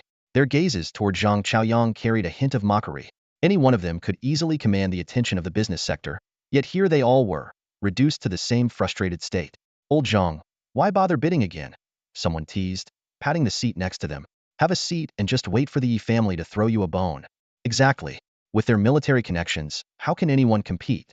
Word is, the moment the news broke last night, the Yi family threw a celebration banquet. They're determined to secure that mother stone. Just as Zhang Chaoyang was about to leave, a middle-aged man with a gold tooth approached, laughing heartily. Ha ha ha. Good morning, gentlemen. Early birds catch the worm, and you all seem to be up bright and early. Though the gathered businessmen were being likened to birds, they could only force polite smiles and exchange greetings. Good morning, Mr. Yi. Judging by your radiant mood, you must have good news to share? Whenever good things happen to me, I never forget my friends. How about we all grab a meal later and share in the joy? Mr. Yi said with a sly smile. Everyone present knew exactly what he meant was scouting downstream partners for the live crystal mining operation. When Mr. Yes gaze landed on Zhang Chaoyang, his grin widened. Ah, brother Zhang, what a rare sight. How about joining us for a meal to strengthen our ties? Apologies, I have urgent matters at home. Maybe another time. Zhang Chaoyang replied calmly but firmly. Mr. Ye's smile faltered slightly. Brother Zhang, it seems you don't think much of people like us, do you? That's not what I meant. Zhang Chaoyang responded evenly. Opportunities only knock once. Our table will only grow bigger in the future, but it won't always be open to just anyone, Mr. Yi said with a pointed tone. His words carried a thinly veiled threat. Once the Yi family secured the Mother Stone, their expansion would be unstoppable. Other companies would either be swallowed up or crushed under their dominance. Zhang Chaoyang's expression darkened. As an industry insider, he was all too familiar with the Yi family's ruthless tactics. Many ethical entrepreneurs had been driven into a corner by their aggressive business practices. While it might not amount to a criminal offense, everyone in the industry knew the truth, even if the Zhenyuan Army couldn't intervene. Goodbye, Zhang Chaoyang said curtly before turning on his heel and leaving. That brother Zhang sure has some backbone, Mr. Yi remarked with a chuckle, draping an arm over another businessman's shoulder. Then his tone shifted. But people with too much backbone don't tend to last long, huh? A shiver ran through the crowd at his ominous words. Meanwhile, in the command center, Wang Longsheng had just received a call from Li Mu, informing him that he was bringing Zhang Jiwei to meet him. After a brief exchange of pleasantries, Wang Longsheng invited the two to sit down. From the fact that Li Mu had brought someone to meet him directly, rather than simply submitting the proposal as they had discussed the day before, it was clear that Li Mu intended for the Zhang family's group to take over the Motherstone project. Wang Longsheng looked at Li Mu and pretended to speak sternly. Didn't we agree yesterday that you'd just bring the proposal for me to review? Now you've brought the person here directly. Are you trying to pressure me? Zhang Jiwei broke out in a cold sweat upon hearing this. Pressure? Who would dare to pressure the deputy commander of the military district? He suddenly realized that Li Mu had already recommended Zhang's group to Wang Longsheng yesterday, and today had even gone so far as to bring him here for a direct meeting. While feeling deeply grateful, he couldn't help but worry for Li Mu. Li Mu chuckled and explained. How could I dare? After visiting Zhang's enterprise, I was impressed by its integrity and thought it might help lighten your workload. That's why I was eager to bring him to meet you. What wouldn't you dare? Wang Longsheng snorted. You're the one who brought back the Mother Stone. In the research institute, your words carry more weight than mine now. Then, turning to Zhang Jiwei, his tone softened. Young Master Zhang, let me take a look at your proposal, shall we? Zhang Jiwei froze for a moment, his mind racing. The Mother Stone was brought back by Li Mu? His influence in the research institute, is this significant? What exactly has happened over the past few days? Snapping back to reality, he quickly replied, of course, absolutely. Standing to the side, Li Mu couldn't help but smirk. The usually composed and stoic Zhang Jiwei, now looking so flustered, was quite a rare sight. Over the next 3 hours, Zhang Jiwei, armed with professional knowledge even more robust than his father's, meticulously presented the proposal. With Li Mu occasionally chiming in to supplement the discussion, the meeting progressed exceptionally smoothly, lasting until lunchtime. That afternoon, at the Zhang family villa's dining table, a groggy Zhang Chaoyang sat down, rubbing his temples. Having had a sleepless night followed by a nap, he felt even more fatigued and had no appetite for the lavish spread before him. Where's Jiwei? He asked. Li Ru replied. He called to say he won't be back for lunch. Zhang Juhua reassured him. He's probably busy running around for the company. Don't worry. Just as the words left his mouth, the front door suddenly swung open. Zhang Jiwei strode in, his face glowing with excitement, his eyes bright as he looked at everyone. Jiwei, what's going on with you? Li Ru stood up in concern. She had never seen her son look so dazed yet exhilarated. I'm fine. Zhang Jiwei took a deep breath and said, Li Mu took me to meet Wang Longsheng this morning. I presented our proposal to him. Those simple words plunged the room into silence. Zhang Chaoyang shot to his feet, his voice trembling. You said, you met him, and then? Deputy Commander Wang wasn't satisfied with the proposal for the military-industrial cooperation enterprise. Zhang Jiwei's words sent a chill through everyone present, but his next sentence filled them with joy. He asked if we'd be willing to collaborate more deeply with the military district and draft a new joint construction plan for a military-grade enterprise. As soon as Zhang Jiwei finished speaking, the entire Zhang family residence seemed to freeze, as if someone had pressed the pause button. A distant housekeeper, who had been carrying dishes, sensed the tense atmosphere and quickly retreated to the kitchen with the tray in hand, instructing the other staff to stay put for the time being. In moments like these, as members of the Zhang household staff, they all knew how to read the room. Although Zhang Jiuhe and Zhang Chaoyang were momentarily stunned, their composure, one as a seasoned Shin-level cultivator and the other as a prominent business tycoon, allowed them to quickly regain their calm. Zhang Jiuhe gestured to Zhang Jiwei and said, Let's discuss this in the meeting room. Without delay, he led the three of them briskly into the designated room. Once inside, Zhang Jiwei began to recount the entire chain of events in a methodical and detailed manner. From Li Mu inviting him out, to the factory visit, and finally to meeting Wang Longqing. He meticulously repeated every conversation and every critical detail without missing a word. When they heard that the mother stone of the living crystal was personally brought back by Li Mu, everyone present was utterly astounded. After all, Li Mu had, until recently, been just an ordinary student with inflexible talent. While he had saved Zhang Jiwei during the first battle in the Abyss, which led to Zhang Jiwei transferring to Heishui High School, the Zhang family's gratitude at the time had only extended to Zhang Chaoyang and Li Ru donating an grade martial arts arena to the school. They had merely intended to repay the young man's life-saving act. Never in their wildest dreams did they imagine that Li Mu would soon deliver such an earth-shattering gift. Even more significant was the nature of this proposal. It wasn't just about subcontracted production. It was about co-establishing a military-industrial enterprise. The difference between the two was monumental.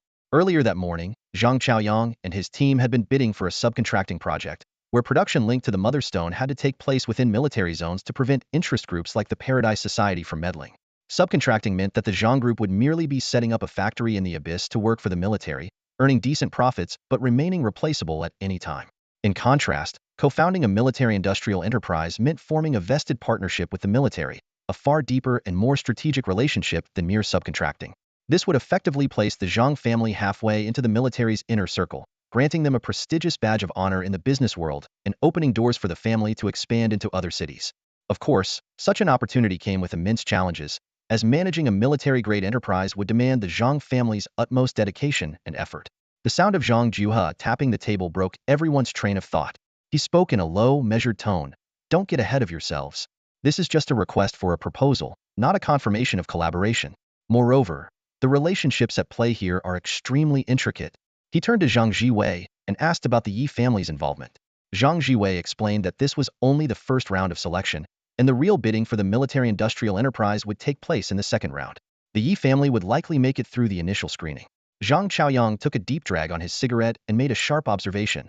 "This is Wang Longqing challenging Vice Commander Zhang Qing." Noticing Li Ru's confusion, Zhang Chaoyang elaborated.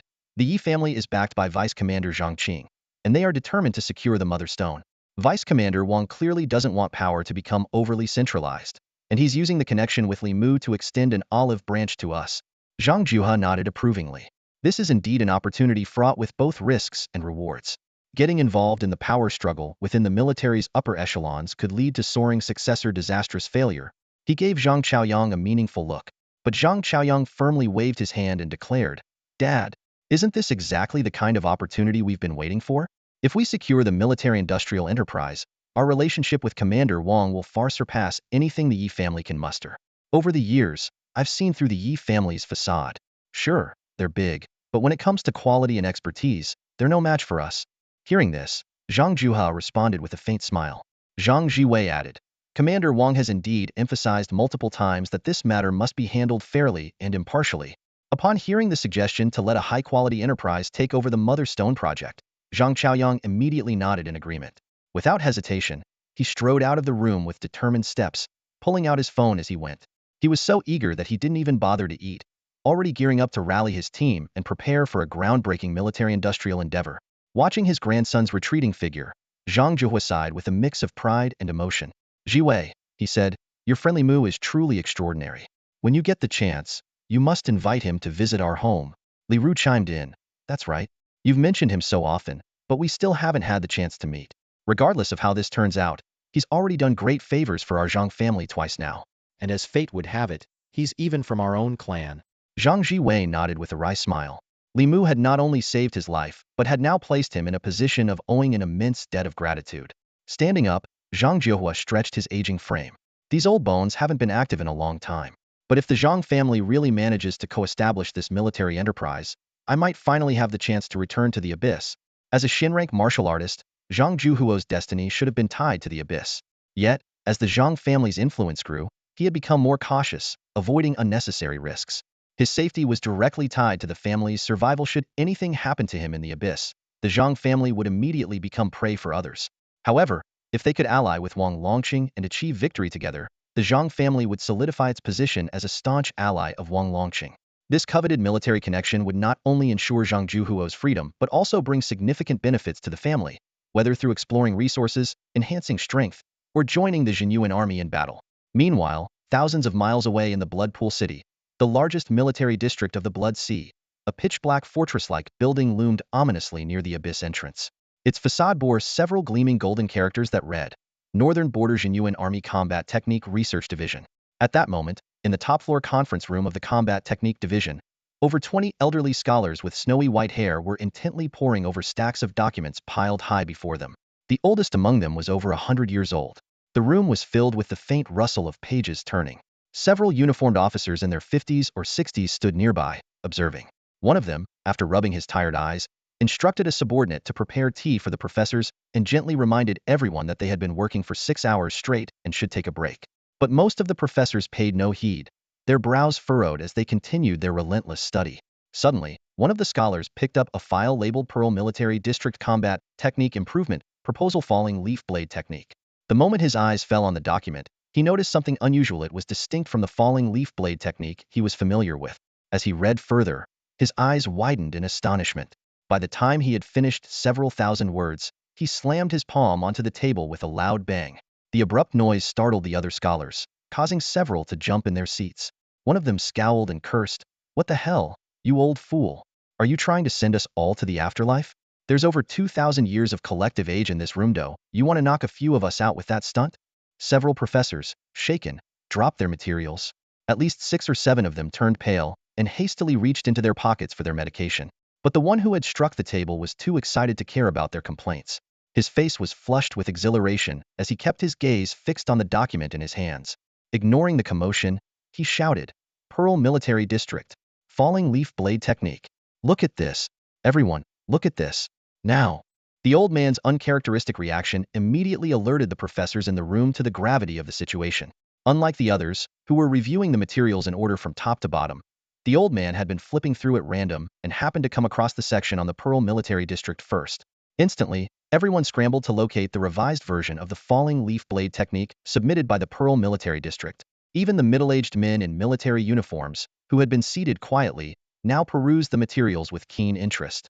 This version of the falling leaf blade technique was starkly different from the dense and overly intricate techniques that often span 20 to 50,000 words.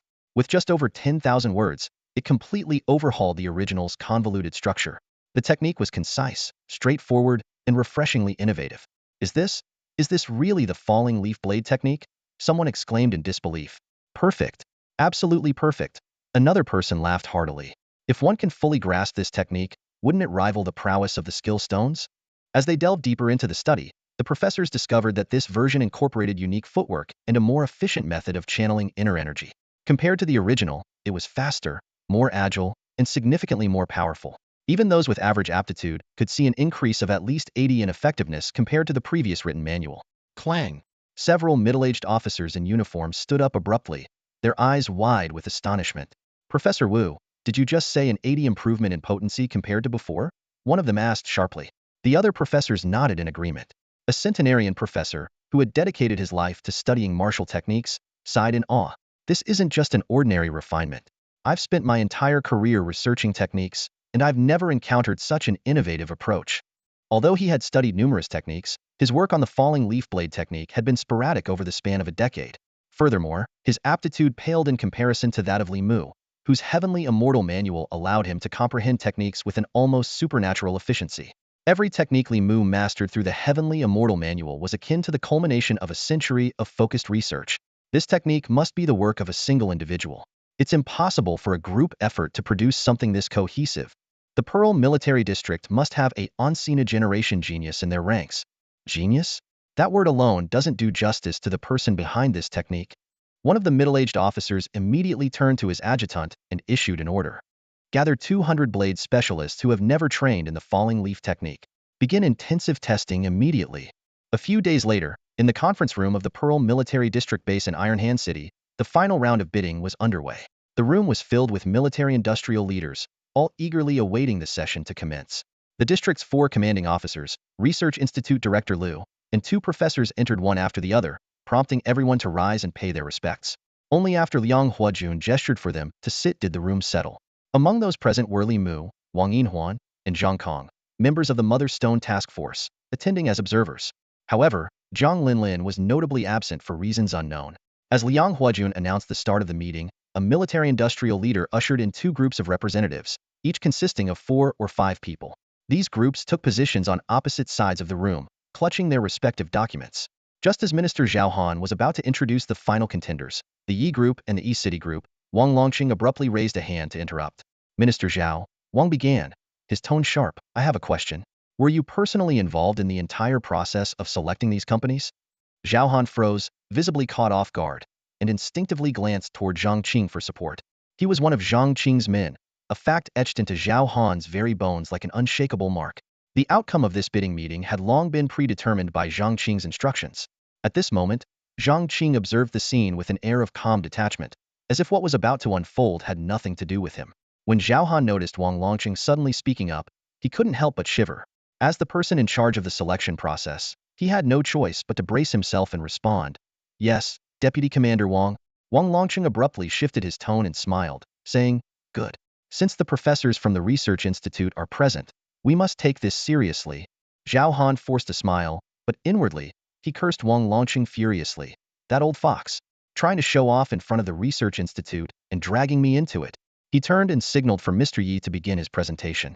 This representative from Yi Corporation was the same man who had attempted to win over Zhang Chaoyang outside the bidding meeting a few days ago.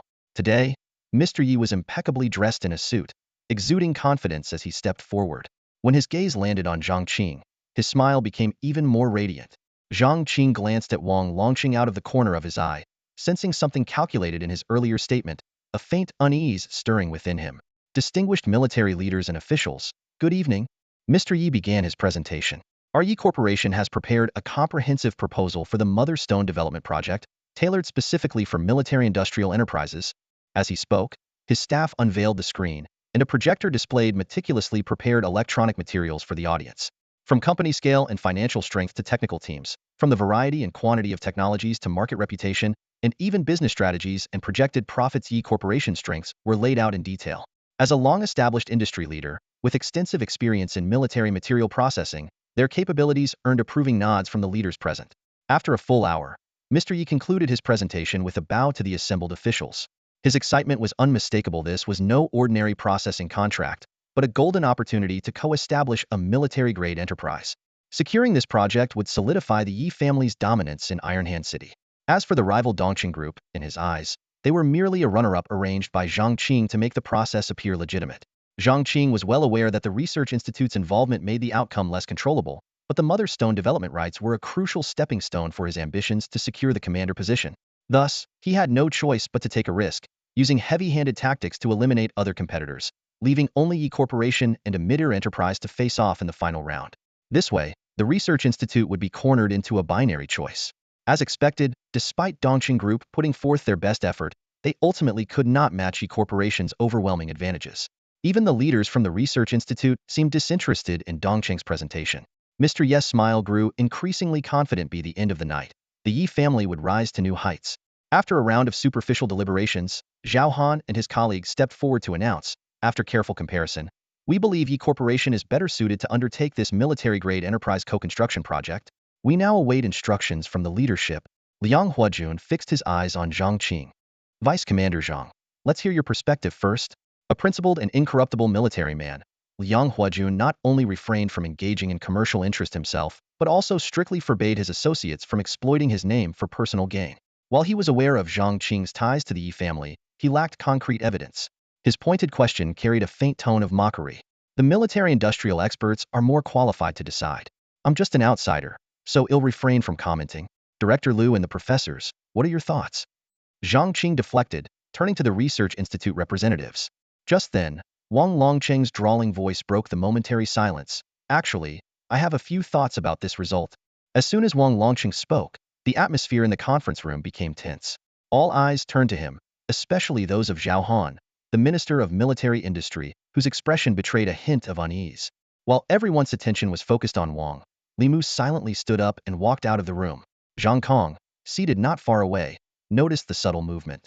His brows furrowed as he kept his gaze fixed on Li Mu's retreating figure. This project involving the development of the Mother Stone is of paramount importance. Wang Longqing said, his eyes locking onto Zhao Han's. His tone was steady. I've paid close attention to the bidding companies from the military industry sector and uncovered some serious issues. He paused briefly. Minister Zhao, could you tell me which energy metal company in Taizhou City has the best reputation? The pointed question caused Zhao Han to break into a cold sweat. Stammering, he replied, the best would be the Yi Group. The expression on President Ye's face immediately turned awkward. It was common knowledge in the business world that while Yi Group was the largest player in Taizhou City's energy metals industry, the company with the best reputation was, in fact, the Zhang Group. This was an unspoken truth, never officially ranked.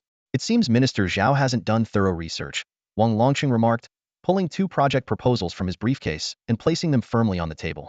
I've spoken with numerous professionals in the field and found that the Zhang Group has made the most significant improvements in quality and reputation over the past 2 years.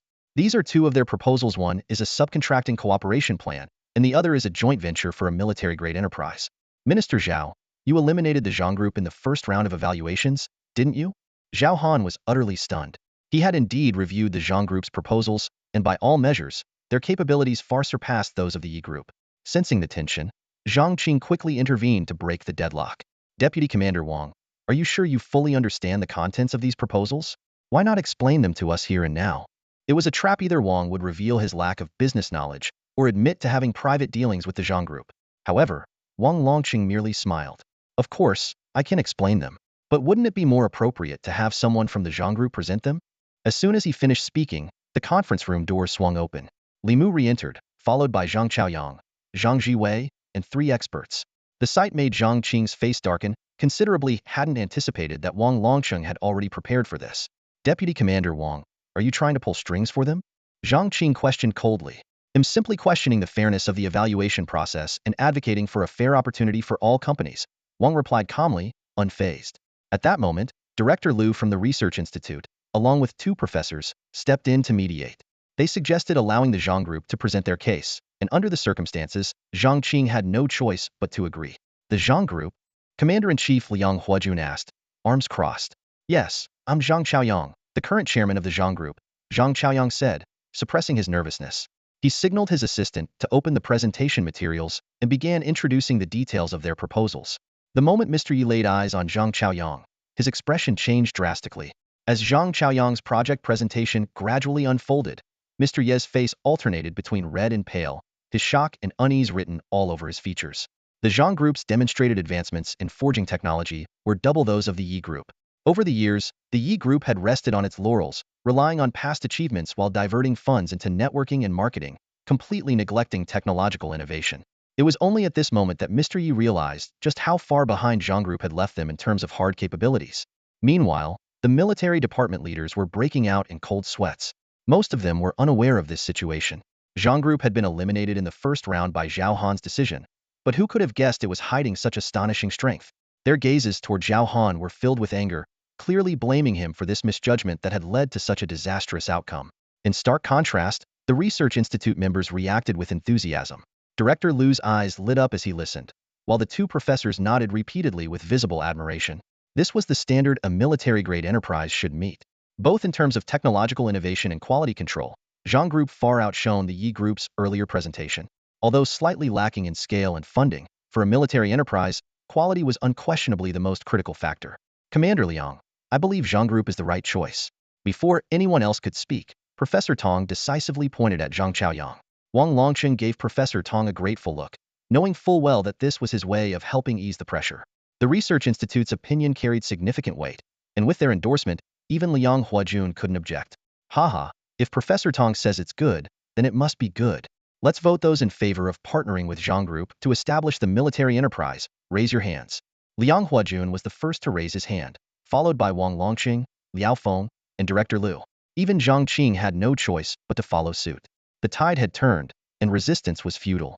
Mr. Yi was utterly disheartened, his gaze toward Zhang Chaoyang filled with a complex mix of emotions, particularly a deep-seated hatred. What had seemed like a sure thing had slipped through his fingers. Zhang Chaoyang let out a long sigh of relief. The sleepless nights of the past few days had finally come to an end. Today's situation had been far more perilous than he had anticipated, but with this victory, the Zhang family had truly secured its footing. Looking at his son and Li Mu, he couldn't help but feel a wave of emotion. The daunting challenges that had troubled him and the old patriarch for so long had been effortlessly resolved by these two young men. Especially Li Mu being able to overcome even the formidable obstacle of the military district was nothing short of remarkable. Truly, the courage of youth knows no bounds. After the bidding meeting concluded, Commander-in-Chief Liang Huajun immediately ordered Zhao Han to be detained for investigation. However, it was clear from the outset that the investigation would yield little progress. Zhao Han worked for Zhang Qing, but Zhang Qing had yet to provide him with any tangible benefits.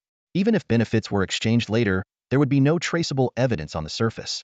As long as Zhao Han denied any connection with Zhang Qing and the Yi Group, the worst he could be charged with was negligence, leaving no leverage for a larger offense. This was the nature of power struggles at higher levels. Violations, if any, were executed flawlessly, leaving no loose ends. Targeting someone recklessly could backfire, resulting in retaliation from the opposing side. Li Mu originally planned to return to the surface with Zhang Chaoyang, but he received a call from Minister Song about an important meeting he needed to attend. Since the location wasn't far, Li Mu headed directly to the martial arts department. The meeting itself was straightforward, was asked to review and verify the newly drafted paper version of the Flowing Cloud 5 Shocks technique. Li Mu suggested a few changes, but made no substantial modifications. After his improvements, the technique was already far more powerful, unlike the Falling Leaf Blade technique, which had obvious flaws. Although this martial art had evolved in Li Mu's hands into the Flowing Cloud Phantom, if it were to be recorded in its entirety as a written technique, it would be classified as a high-grade skill, well beyond the comprehension of martial artists below the 3rd or 4th grade. Documenting it fully into a written form would require far more than 10,000 or 20,000 words, making it a monumental task. Li Mu also had no intention of revealing all his cards at once, wary of drawing unnecessary attention. By the time he left the martial arts department, it was already past 9 p.m., and the abyss was shrouded in darkness. The number of soldiers on night patrol had noticeably decreased. As Li Mu walked, he reflected on his recent progress, estimating that he would be ready to start crafting solid pills in the next day or two. After days of intense cultivation, his level had reached the bottleneck of the 3rd grade. Breaking through to the 4th grade, and then consuming the solid pill would likely increase the weight of his weapon to over 3,000 pounds. He pondered whether taking on a mission might provide the stimulus he needed for a breakthrough. At that moment, 2 figures appeared on the road ahead. Li Mu slowed his pace and surveyed his surroundings. This area was far from the teleportation gate, and the surroundings were deserted. It was clear these two were waiting for him. Li Mu stopped about 5 meters away and got a good look at them. One was a man and the other a woman. The man had a mischievous grin, wore a long robe, and had flowing hair, holding a folding fan as if he were a scholar from a period drama. Although this world lacked literary works like Journey to the West and related cultural legends, its historical trajectory was similar to Earth's, having evolved from feudal dynasties. As a result, period dramas also existed here. The woman, on the other hand, had red and blue twin ponytails, exaggerated heart-shaped stickers on her face, and was chewing gum while carrying a baseball bat on her shoulder, resembling a Western-style Harley Quinn. Both emitted auras that were anything but ordinary. Although Li Mu couldn't clearly discern their levels, they seemed to be around the 5th or 6th grade. Noticing that Li Mu had stopped, both of them laughed. "You've offended someone you shouldn't have," the man in the period outfit said casually, his tone as light as if he were chatting. "Oh," Li Mu responded indifferently. He reached into his ear, and in an instant, the ghost-faced staff appeared in his hand. "Ha ha ha, he seems quite defiant toward you, doesn't he?" The woman chuckled theatrically, addressing the man. The man smiled faintly and shrugged in what he thought was a suave manner. Without further words, he raised his hand and flicked his fan sharply. 3 dark shadows shot toward Li Mu at incredible speed. In the darkness, they were nearly impossible to see with the naked eye, but with his fire eye vision activated, Li Mu could clearly track their trajectories. Li Mu let out a soft snort, and a dragon's roar barrier instantly materialized before him. The dragon's roar, which he had refined over a century, was now far superior to the simple shield it had once been. Not only could it form instantaneously with his will, but its defensive power was on an entirely different level. As for the shield's explosive counterforce, Li Mu found it less useful. The barrier was more effective as a protective measure in front of him. Unless a situation specifically called for it, he rarely allowed the dragon's roar to detonate anymore. Bang, bang, bang. The 3 fanbone-like projectiles embedded themselves deeply into the dragon's roar barrier, their immense impact causing the surrounding space to tremble violently. The barrier fractured and fragments flew, creating small craters on the ground upon impact. Li Mu silently acknowledged the man's strength was at least at the peak of the 5th grade, with astonishing attack power. The man in traditional attire tilted his head slightly, a flicker of surprise flashing in his eyes. Although Zhang Kong had warned them in advance about Li Mu's extraordinary strength, emphasizing that they must either cripple him and bring him back or kill him on the spot if necessary, neither he nor the Harlequin woman had taken it seriously. After all, The man before them appeared to be merely at the peak of the third rank, while he himself was 2 entire levels higher. Whoa! Embarrassing much. The Harlequin woman burst into exaggerated laughter, clearly relishing the moment as she mocked the man in traditional garb. Infuriated, the man in traditional attire lashed out once more with his folding fan. However, Li Mu had already gauged his opponent's strength and was no longer on the defensive. In a flash, he executed the earthly 9 steps, a move passed down for centuries. His figure blurred like an afterimage, and though it seemed as if he had taken only a few steps, he instantly closed the distance between them. Just as the folding fan was swung, it collided Hedon with Li Mu's ghost-faced staff. Amid the piercing wail of ghosts, the man's wrist was shattered, flesh torn and bone exposed. Though the concealed weapon hidden in the folding fan was formidable, it only managed to graze Li Mu's arm. Had Li Mu activated his copperhead iron arm technique, even 3 of these men combined wouldn't have been able to land a scratch on him. The Harlequin woman's expression shifted slightly as she nimbly retreated to the side. The man in traditional attire, now seething with rage, unleashed a surge of energy that erupted from his body. The shockwave of his inner force blasted outward, forcing Li Muho was mid-swing back several paces. The man slapped his chest with his left hand, and 6 long swords suddenly shot out from behind him, each hilt connected by a thread of true energy. With a downward press of his hand, the 6 swords, enveloped in a fierce aura, surged forward, sweeping up dust and debris in their path. Realizing that the dragon's roar technique wouldn't be enough to fully counter the attack, Li Mu immediately switched to the chaos strike on the heavenly palace. His ghost-faced staff spun into a dense web of afterimages, deflecting every incoming blade. As the man in traditional attire stared in shock, Li Mu transitioned into the sea-raging spirit ape technique. With one hand, he swung the ghost-faced staff, its golden light swirling wildly, its power even more overwhelming. A crisp crack echoed as one of the longswords was shattered by Li Mu's staff, imbued with the iron-cleaving strike. The man in traditional attire was now utterly enraged, his remaining protective aura bursting outward in a final, desperate act. This was the moment Li Mu had been waiting for. In the blink of an eye, he vanished. The man, now without a target, was about to curse aloud when he heard a faint buzzing sound, like a mosquito. His hairs stood on end as he sensed a terrifying force behind him. Before he could gather his energy to defend, Li Mu materialized at his back. The ghost-faced staff descended with a colossal shadow, carrying the force of 5 combined techniques: ambush, skull-crushing blow, flowing cloud shadow, overpowering strike, and iron-cleaving slash smashing down directly on his head. Thud! A terrifying, muffled sound pierced the silence. The head of the man in ancient attire was grotesquely deformed under the heavy blow, caving inward into an eerie heart-shaped dent. Even as a peak-level 5th-grade martial artist, his formidable defense was no match for the deadly strike.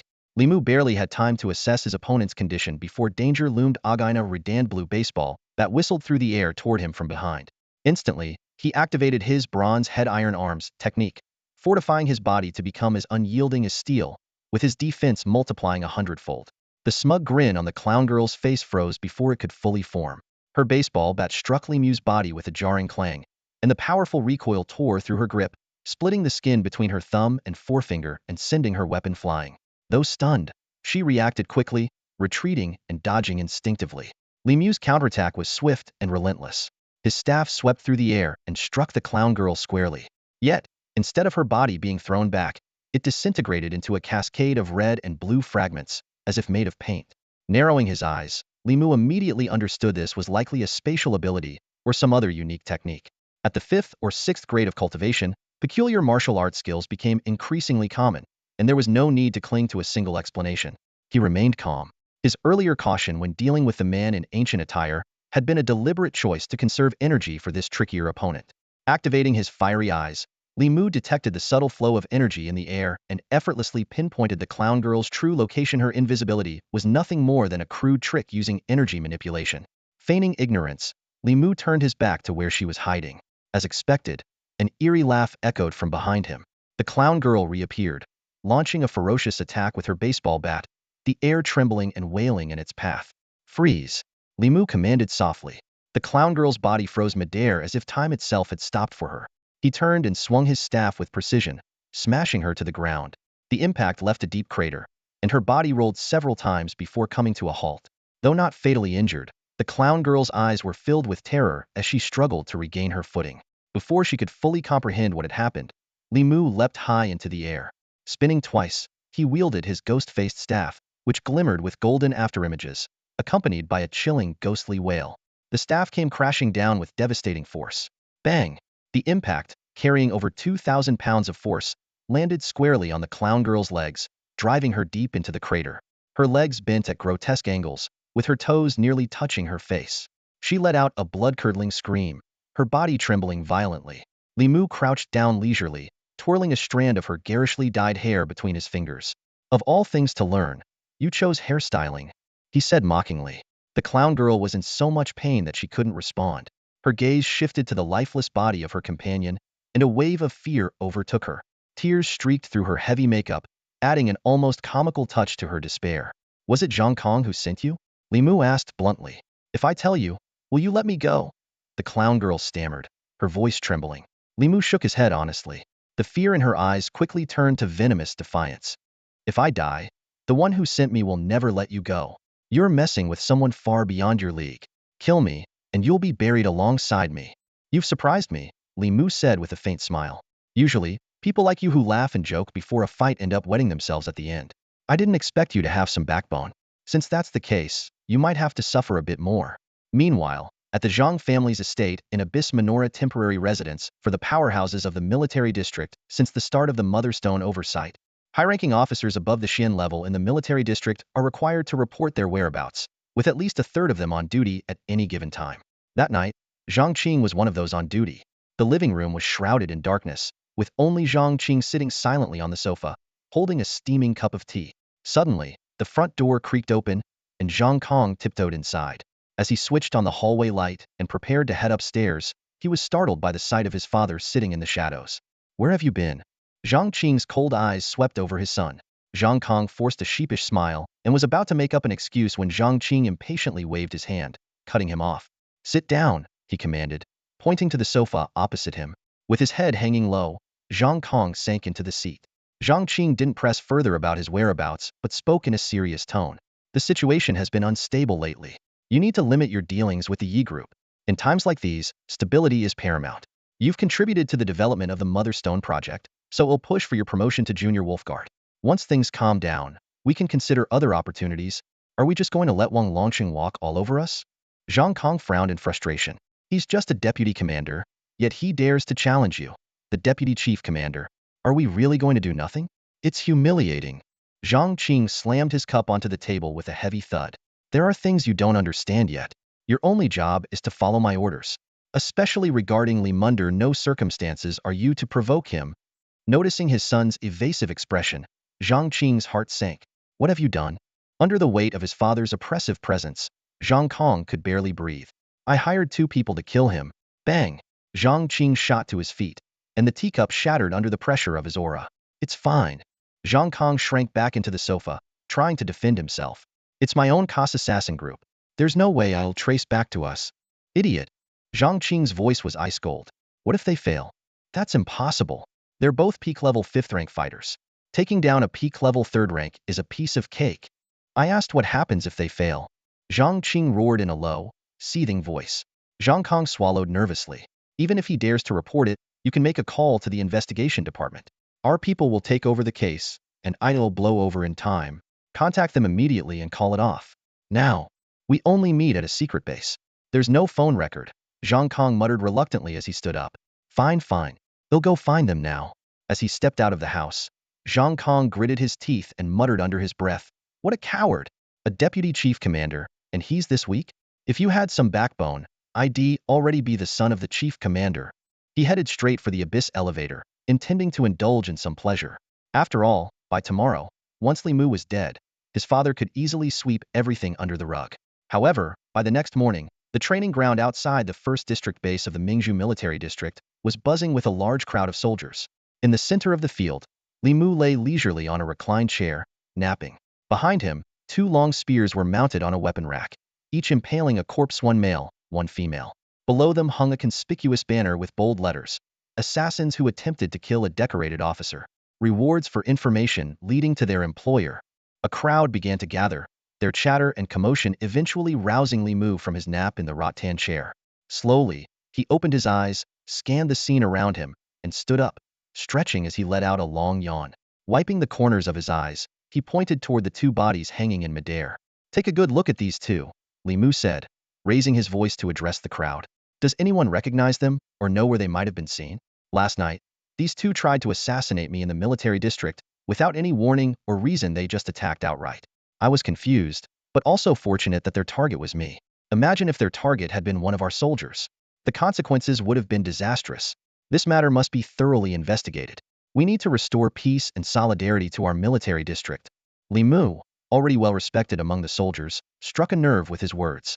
No one wanted to live in constant fear within their own base. He's right. The soldiers shouted in unison, their voices resonating like thunder. The commotion quickly drew the attention of soldiers from other bases, and before long, the crowd swelled to over 1,000 people, creating a scene of chaotic congestion. Li Mu raised his hand to signal for quiet, then continued, "Rest assured, the investigative department of our military district is highly capable. They will undoubtedly get to the bottom of this and bring those stirring up trouble to justice. As members of the Zhenyuan Army, we all have a role to play. Take photos of these two and spread them around. Ask questions, gather information, and find clues." The soldiers immediately pulled out their phones to take pictures. For them, this was the biggest news in the military district in recent times, something to talk about other than battle reports. Soon, members of the investigative department and security team arrived on the scene, and word of the incident quickly reached the district's top commanders. Upon hearing that Li Mu had been targeted in an assassination attempt, Wang Longqing slammed his desk in fury. "That brat, was he hurt?" "No, sir," replied Deputy Officer Zhang. "He killed both fifth-tier martial artists who attacked him. Their bodies are currently hanging in the base's main square as a warning." Wang Longqing froze for a moment, then recalled the events of the previous day. A glimmer of realization flashed in his eyes. That little troublemaker's trying to stir up a storm big enough to shake the heavens. Deputy Officer Zhang quickly caught on to Li Mu's intentions. Even without direct evidence linking the assassins to Zhang Kong, Li Mu's decision to escalate the matter publicly was a calculated move to force the investigative department to dig deeper. The bigger the commotion, the more likely it was that the senior commanders would be compelled to intervene, leaving no room for anyone to cover up the truth. "Sir, should we?" Zhang hesitated, his voice low and tinged with concern. Wang Longqing let out a cold chuckle as he grabbed his coat and headed for the door. "Let's go. That kid is waiting for us. If we don't show up, his little performance is going to fall flat." Zhang immediately understood. Li Mu's actions weren't just about protecting himself, they were also an opportunity for Wang Longqing. While Wang had long earned enough military merit for a promotion to the rank of Lesser Tiger Marquis, his advancement had been stalled due to his lack of progress to the Xian rank. Now that Wang Longqing had finally broken through to the Xian rank, the higher-ups were actively seeking a position for him. Li Mu's move was likely aimed at pressuring Zhang Qing to step aside and make room for Wang Longqing. However, both Wang and Zhang knew that Li Mu's plan was overly simplistic. After all, Wang Longqing was still only a senior wolf guard, and the Tiger Marquis title was still a distant goal. Zhang Qing's rank of lieutenant general is indeed 2 levels higher than Wang Longqing's, making Wang's plans to bring him down exceedingly difficult. Although Li Mu seized this opportunity, the timing was not yet right. What a pity. At this moment, in the base's central square, members of the security team and the investigation unit surrounded Li Mu, trying to persuade him to put down the 2 bodies he was holding onto. However, Li Mu stood his ground, refusing to budge. Emotionally charged, he shouted, "I just made a major contribution to the military district, and now someone wants to kill me. I'm waiting for the leaders to come and give me justice. Anyone who dares to take these people down is an accomplice." The investigators exchanged uneasy glances, hesitant to act rashly. Under the watchful eyes of so many soldiers, forcibly restraining Li Mu would amount to courting disaster. Although the young man was being unreasonable, he did have a valid point. However, as the situation escalated, they found it increasingly difficult to report back to their superiors. Just as they were patiently trying to reason with Li Mu, a voice suddenly rang out from the crowd. "The Commander-in-Chief is here." Commander-in-Chief Liang Huarjun and Deputy Commander Wang Longqing strode quickly through the gathered crowd. Once the 2 senior officers arrived, the security team and investigators immediately stepped aside. Liang Huarjun sternly reprimanded, "What's going on here? Hanging bodies in the military district square, what kind of behavior is this?" Li Mu instantly adopted a pitiful expression and complained loudly, "Someone tried to assassinate me. Are you going to do something about it? If even those who contribute to the district aren't protected, who would dare to achieve anything in the future?" These words infuriated Liang Huarjun, who retorted angrily, "You little rascal. Your contributions haven't even been officially recognized, and you're already trying to boss me around." Still, an assassination attempt within the military district, especially targeting Li Mu, was a serious matter that might be connected to the mysterious Motherstone. Suppressing his anger, Liang Huarjun addressed Li Mu, "All right, I get it, you've been wronged. The military district will ensure justice is served. Well, investigate this matter thoroughly. Now put the bodies down. This statement clearly indicated that the commander-in-chief was taking over the matter, subtly signaling to Li Mu to stand down. However, Li Mu pointed at the woman dressed as a clown and said, "Commander, these aren't just two bodies. The man is dead, but the woman is still alive. I didn't manage to get much out of her during questioning, but if we hand her over to the department, she might directly point us to the mastermind behind this." As Li Mu's words fell, the entire room plunged into a suffocating silence. Every gaze locked onto him in disbelief. The woman, her right chest pierced by a spear, her legs mangled beyond recognition, was still alive. Her wounds were horrifying, her body suspended by the spear all night, with a pool of dark red blood long dried beneath her. Before anyone could fully process the shock, two sudden, muffled bangs shattered the quiet. Bang! Bang! The back of the clown woman's and the man in ancient attire's heads exploded violently, and they fell lifeless to the ground. The abrupt, gruesome turn of events left Li Mu stunned, while Yang Huajun and Wang Longqing erupted in fury. Two experts of the Xin rank, and yet neither had detected any trace of the hidden weapon. Then, a raw, anguished scream tore through the air. "It was me." The crowd parted like a wave, revealing Zhao Han, the Minister of Defense, standing at the center, his face contorted with grief. His bloodshot eyes glistened as he raised a small remote control, his voice cracking as he shouted, "I did it. I hired the assassins. I confess." Immediately, the guards and investigation unit surrounded him. Just then, someone yelled, "The deputy commander is here." All heads turned as Zhang Qing, the deputy commander, strode forward, dragging a battered young man behind him, his son, Zhang Kong. Zhang Qing approached, his expression icy. Before Liang Huajun could speak, he cut in with a cold snort.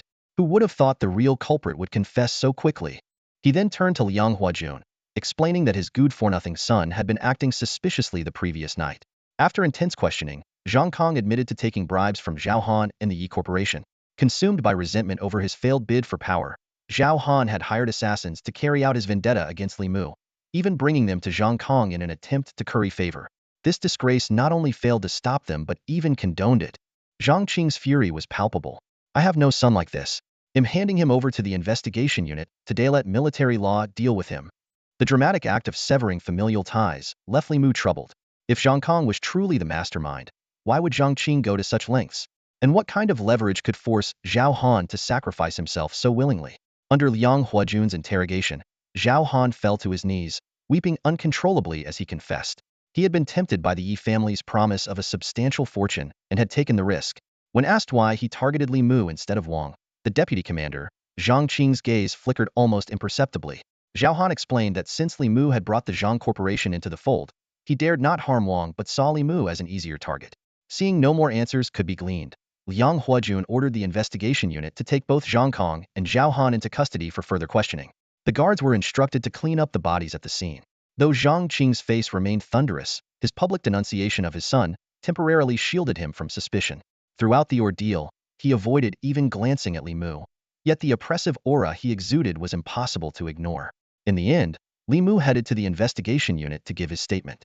Afterward, he was led by Zhang, the adjutant, to Wang Longqing's quarters, where he prepared to voice his growing doubts. Wang Longqing maintained a calm demeanor as he looked at Li Mu and said, "Go ahead, ask whatever questions you have." He didn't rush into an explanation but deliberately left Li Mu some space to think, seeing it as a way to temper the young man. Li Mu frowned in thought for a moment before asking, "Was it Zhao Han or Zhang Kong who did this?" If it was Zhang Kong, wouldn't Zhang Qing be giving others leverage against him by acting this way? Wang Longqing nodded slightly, a hint of approval flickering in his eyes. "You're thinking in the right direction, but you're underestimating the power and cunning of a deputy commander." Leaning forward, he lowered his voice and explained, "After Zhang Qing learned about what happened to you in the square, he immediately adopted a cutting off a limb to save the body strategy. He swiftly arranged everything to pin the blame on Zhao Han. From now on, all the evidence the investigation department uncovers will point directly to Zhao Han. Even if I teamed up with Liang Huajun to investigate, this case would remain murky and would never get solid evidence against Zhang Qing. Why would Zhao Han willingly accept such a fate?" Li Mu asked, puzzled. "Surely, nothing is more important than one's life?" Wang Longqing gave a knowing smile. "Who said he's definitely going to die? Assassinating an officer is a serious crime, but for now, they'll just send him to the death row camp. This is Zhang Qing's clever move. So long as he remains in his current position, Zhao Han and Zhang Kong will still have a chance to make a comeback." Li Mu suddenly understood. In this high martial world, warriors were a scarce and valuable resource. Even serious offenders were sent to the military's death row base instead of being immediately executed. Stripped of their rights, they were forced to undertake the most dangerous missions, but with enough merit, they could earn reduced sentences. It was a way to extract every last ounce of value from the criminals. A flash of cold determination appeared in Wang Longqing's eyes. But don't worry. That scumbag dared to orchestrate an assassination attempt on you. Make sure to pursue this to the end. His sentence will start at 70 or 80 years at the very least. Unless his father becomes the Grand Marshal of the Dragon and Tiger Army, he won't see the light of day again. Just as he finished speaking, Wang Longqing's phone suddenly rang. He answered it, and upon hearing the news, abruptly stood up, looking at Li Mu in shock. Let's go. A leader from the Northern Frontier Military Merit Office has arrived. Me too. Li Mu was taken aback, thinking that receiving such a high-ranking officer should be the responsibility of the military district leadership. They're here for you. Wang Longqing's tone carried an unmistakable sense of urgency. Outside the corridor of the Grand Conference Room at the Mingzhu Military District's Martial Arts Department, the aides and adjutants of various leaders stood neatly in formation. Li Mu followed Wang Longqing through the crowd, feeling the curious and astonished gazes coming from all directions. As the heavy doors of the conference room swung open, a solemn atmosphere immediately enveloped him. Inside, the room was filled with military luminaries. Several middle-aged officers in military uniforms, exuding an imposing aura, sat at the table. Zhang Qing and Liao Feng were conversing quietly on one side, while only Liang Huajun and Professor Su from the martial arts department were seated at the table. Additionally, a few unfamiliar elderly men in martial arts department uniforms, adorned with the insignia of the Northern Territory Military Merit Bureau, were present. The moment Li Mu entered, the room fell silent. Wang Longqing straightened his posture and announced loudly, "Young Wolf Guard Li Mu reporting," awaiting orders from the superior officers. All eyes turned to Li Mu, especially those of the elderly men from the Military Merit Bureau, whose gazes carried a peculiar glint. The man seated at the head of the tablier, a Shaolong general in full military regalia, leaned back with a smile, clasped his hands together, and asked, "You are Li Mu?" "Yes, sir." Li Mu replied in a composed tone, though a slight tension stirred within him. The rank of this Shaolong general was a level higher than that of Liang Huajun, the highest-ranking officer in the Mingzhu military district. "You modified the falling leaf blade technique?" one of the elderly men asked eagerly. "I did." Li Mu confirmed with a nod. The astonishment in the room deepened. After a round of questioning and verification, a Tiger Marquis beside Su Zhenyuan proposed that Li Mu demonstrate the falling leaf blade technique. The group then moved to the open training ground in front of the martial arts department. This time, the audience was far more formidable than the last time Li Mu had demonstrated his skills here. What had once been a gathering of martial arts instructors had now become an assembly of district generals and numerous Shin-level warriors. At Liang Huajun's call, Qin Zhanya, the chief instructor of the military district, stepped forward and faced Li Mu. The two exchanged a knowing smile before Qin Zhanya produced two blades, tossing one to Li Mu. "Use my spare blade. Don't hold back." Li Mu caught the blade, feeling a surge of excitement. He had sensed the possibility of a breakthrough during his battle the previous night, and today presented the perfect opportunity to test it. "Here I come," Li Mu shouted as he launched the modified falling leaf blade technique, surging toward Qin Zhanya like a whirlwind. The seamless flow of his blade work, combined with its terrifying speed, unpredictable angles, and precise footwork, made his attacks astoundingly efficient. Even Qin Zhanya, with his formidable 9th-tier strength, found it challenging to fend off the onslaught with his blade alone. As the fight progressed, Li Mu grew more confident and began incorporating the iron-cutting technique into his blade work. While Qin Zhanya didn't seem overly pressured, he was clearly impressed by Li Mu's performance. Meanwhile, Su Zhenyuan and the others could see that Li Mu was indeed the one who had improved the falling leaf blade technique. They were so engrossed in watching the demonstration that no one called for it to stop. Li Mu's combat style was nothing short of breathtaking. Every move he made showcased impeccable skill. Whether it was offense, defense, movement, or the mastery of inner energy, he seamlessly fused the essence of the falling leaf blade technique with numerous other martial arts disciplines. The seasoned experts from the Military Merit Division, renowned for their deep study of martial techniques, were utterly captivated.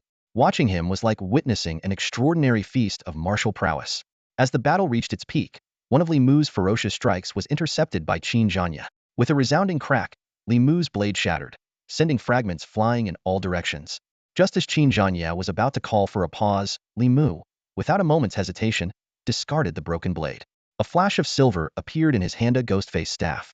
He swung the staff in a wide arc, its immense weight bearing down with unstoppable force toward Qin Zhanya. "Watch out!" Li Mu roared. Sensing the danger of the incoming strike, Qin Zhanya stomped his right foot hard against the ground. A faint breeze stirred, and in an instant, the aura around him solidified, as if a raging storm had been frozen midair. With a seemingly slow yet lightning-fast motion, he reversed his blade to meet Li Mu's Ghostface staff. Li Mu's heart skipped a beat. The Ghostface staff weighed a full ton, and combined with his iron-cleaving technique, it could crush steel with ease. If Qin Zhanya responded as casually as before, he could suffer a serious setback. For a brief moment, Li Mu chastised himself. Why did I choose to spar with Qin Zhanya to break through? I could have just gone to the abyss to fight monsters. If I end up injuring him in front of all these commanding officers, how could I ever forgive myself? But his thoughts were abruptly interrupted. When the staff collided with Qin Zhanya's blade, it felt as though Li Mu had slammed into a speeding freight train. Qin Zhany's seemingly effortless counterstrike carried twice the force of Li Mu's full-powered swing. With a deafening clang, the Ghostface staff nearly flew out of Li Mu's hands, and he staggered backward under the impact. Qin Zhanya, as composed as ever, twirled his blade with a flourish, forming a flower-like arc in the air. He gestured with his left hand, beckoning Li Mu forward. If you want to break through, you'll need to give it everything you've got. By now, Qin Zhanya had already discerned Li Mu's intentions. This young man wasn't just sparring for sport, had reached the threshold of a breakthrough, and was using Qin Zhany's strength as a catalyst for his own advancement. While Li Mu might be invincible among his peers, to the group of 7th and 8th tier experts observing the fight, he was still just a promising junior. From the sidelines, Wang Longqing called out in encouragement, Li Mu, don't hold back. Give it everything you have. Forcing Qin instructor to use his gale-suppressing blade is an honor not everyone can achieve. Li Mu gazed at Qin Zhanya across the battlefield. The scene before him left him utterly stunned. Fierce winds howled around them, kicking up clouds of sand and dust. Yet Qin Zhanya stood motionless, his blade in hand, as if untouched by the chaos. His clothes remained still, his hair unmoving, and even the swirling dust seemed to fall gently to the ground as it approached him, as though he existed in a world of his own. This was the art of the wind-subduing blade. True to its name, its essence lay in neutralizing the opponent's force while amplifying the wielder's own power. Though ranked among the upper-tier techniques, its complexity rendered it rarely practiced. Without deep understanding, it was no more than an ordinary skill. But when fully mastered, it could rival the might of the most supreme techniques. Li Mu hesitated no longer. Drawing his Ghostface staff, he leaped into the air and launched a ferocious assault. This time, Qin Zhanya took the fight seriously, skillfully unleashing the wind-subduing blade. Each of his moves precisely nullified Li Mu's attacks, while seamlessly transitioning into counterattacks that left Li Mu scrambling to keep up. Yet, as the battle intensified, Li Mu's strikes became sharper and more relentless. His sheer strength allowed him to hold his own, clashing fiercely against Qin Zhanya in a deadlock. On the sidelines, Su Zhenyuan and the others watched intently, unable to tear their eyes away. The elderly professors clenched their fists in excitement, their bodies trembling with emotion. They could hardly believe that the master who had refined the exquisite falling leaf blade technique was, in fact, a staff wielder. Li Mu's mastery of staff techniques far surpassed his skill with blades. His signature move, Drifting Cloud Shadow Strike, was particularly awe-inspiring. When the golden phantom of his staff descended, its power was unparalleled. While the technique bore traces of the 3 tremors of the drifting cloud, it far exceeded its predecessor, capable of unleashing devastating force without the need for charging. The battle grew ever fiercer, with Li Mu's attacks increasing in speed and intensity. Suddenly, Qin Zhanya unleashed the terrifying aura of a 9th-grade martial artist and slashed horizontally at Li Mu's face. The immense pressure bore down on Li Mu like a mountain, immobilizing him as if death itself had locked onto him. At the critical moment, Li Mu activated his bronze head, iron arms technique. Even so, the blade stopped abruptly just inches from his face, leaving a thin cut on his ear from the sheer force of the wind. In that fleeting instant, as a single drop of blood fell, Li Mu broke through. A dazzling white light shot into the sky, signifying his advancement to a 4th-grade martial artist. When the light faded, Li Mu leaned on his Ghostface staff, breathing heavily, and looked gratefully at Qin Zhanya. Qin Zhanya, too, was far from unscathed, with sweat streaming down his face. Only the leaders of the Mingzhu military district understood the truth. In a true life-and-death battle, Li Mu's immobilization technique would have been the most dangerous weapon in his arsenal. Excellent. Truly excellent. Su Zhenyuan exclaimed, his voice brimming with pride and satisfaction. Approaching Li Mu, his expression turned solemn. Your identity has been verified. Li Mu of the Mingzhu military district, Junior Wolf Guard. Present. Li Mu stood at attention, responding crisply. Su Zhenyuan retrieved an ornate box and announced, for the successful refinement of the falling leaf blade technique and your outstanding contribution to the Living Crystal Motherstone mission, you are awarded 1,500 merit points. You are hereby promoted to Senior Wolf Guard and granted the first-class Moving Mountain Medal. His words elicited a collective gasp from the crowd. The moving mountain medal was second only to the supreme opening heaven medal in prestige, and only a handful of individuals in the entire northern region had ever received it. Li Mu stood frozen, mechanically accepting the box containing the golden, gleaming mountain insignia. Su Qianyuan continued, "Your merits will continue to accumulate as the falling leaf blade technique is disseminated. However, considering your current level, let us agree on this. Each time you advance a grade, your merits will be settled. Does that sound acceptable?" Li Mu nodded in agreement. He was well aware that his current rank far exceeded his actual strength. His top priority now was to improve his cultivation. The crowd erupted into enthusiastic applause. Wang Longqing beamed with pride, while others displayed a mix of reactions, some astonished, some delighted, some envious, and others visibly displeased. Among them, Zhang Qing's face turned especially dark. Ever since learning that the military's merit office had come specifically for Li Mu, unease had plagued him. Now, witnessing Li Mu receive such honors, he felt an overwhelming sense of threat. What you fear most often comes to pass. Just as Li Mu was receiving his commendation for military achievements, Su Qianyuan's sharp gaze suddenly swept across the room, his eyes as piercing as blades. "I heard someone tried to assassinate you last night. Is that true?" Su Qianyuan's words had barely landed when every gaze in the room instinctively turned toward Zhang Qing. A chill ran down Zhang Qing's spine. He knew he couldn't afford to let anyone else speak first. Gritting his teeth, he stepped forward half a pace, his voice trembling slightly. "General Su, I failed the military." He quickly confessed the details of the incident. Zhao Han, the Minister of Military Industry, and his son had accepted bribes from the Yi Group. After the Yi Group lost the competition for the Mother Stone, they conspired to assassinate Li Mu. Though Zhang Qing had immediately handed over his son, the grave consequences of the act could not be undone. "Please punish me, General Su." Zhang Qing lowered his head, his heart sinking into despair.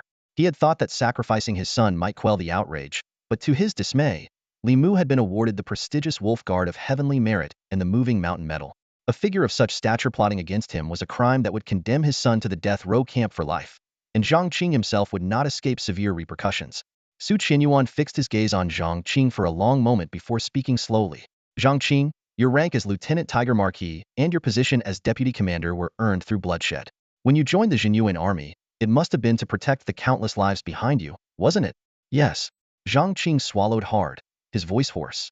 Su Qianyuan looked around the room and continued. "Tell me, those who, after rising to high positions, succumb to temptation, abuse their power to shield unscrupulous enterprises, and trade the lives of warriors for personal gain, are they despicable?"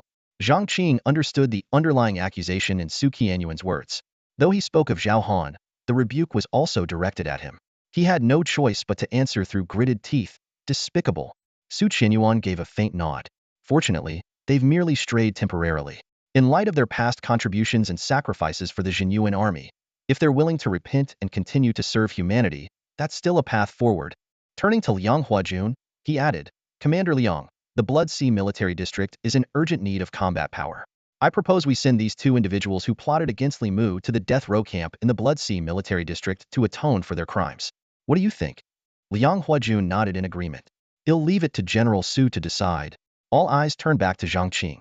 This was a lifeline, a dignified way out, sending him to the Blood Sea Military District to redeem himself through service. Zhang Qing's face was pale, but a flicker of relief appeared in his eyes.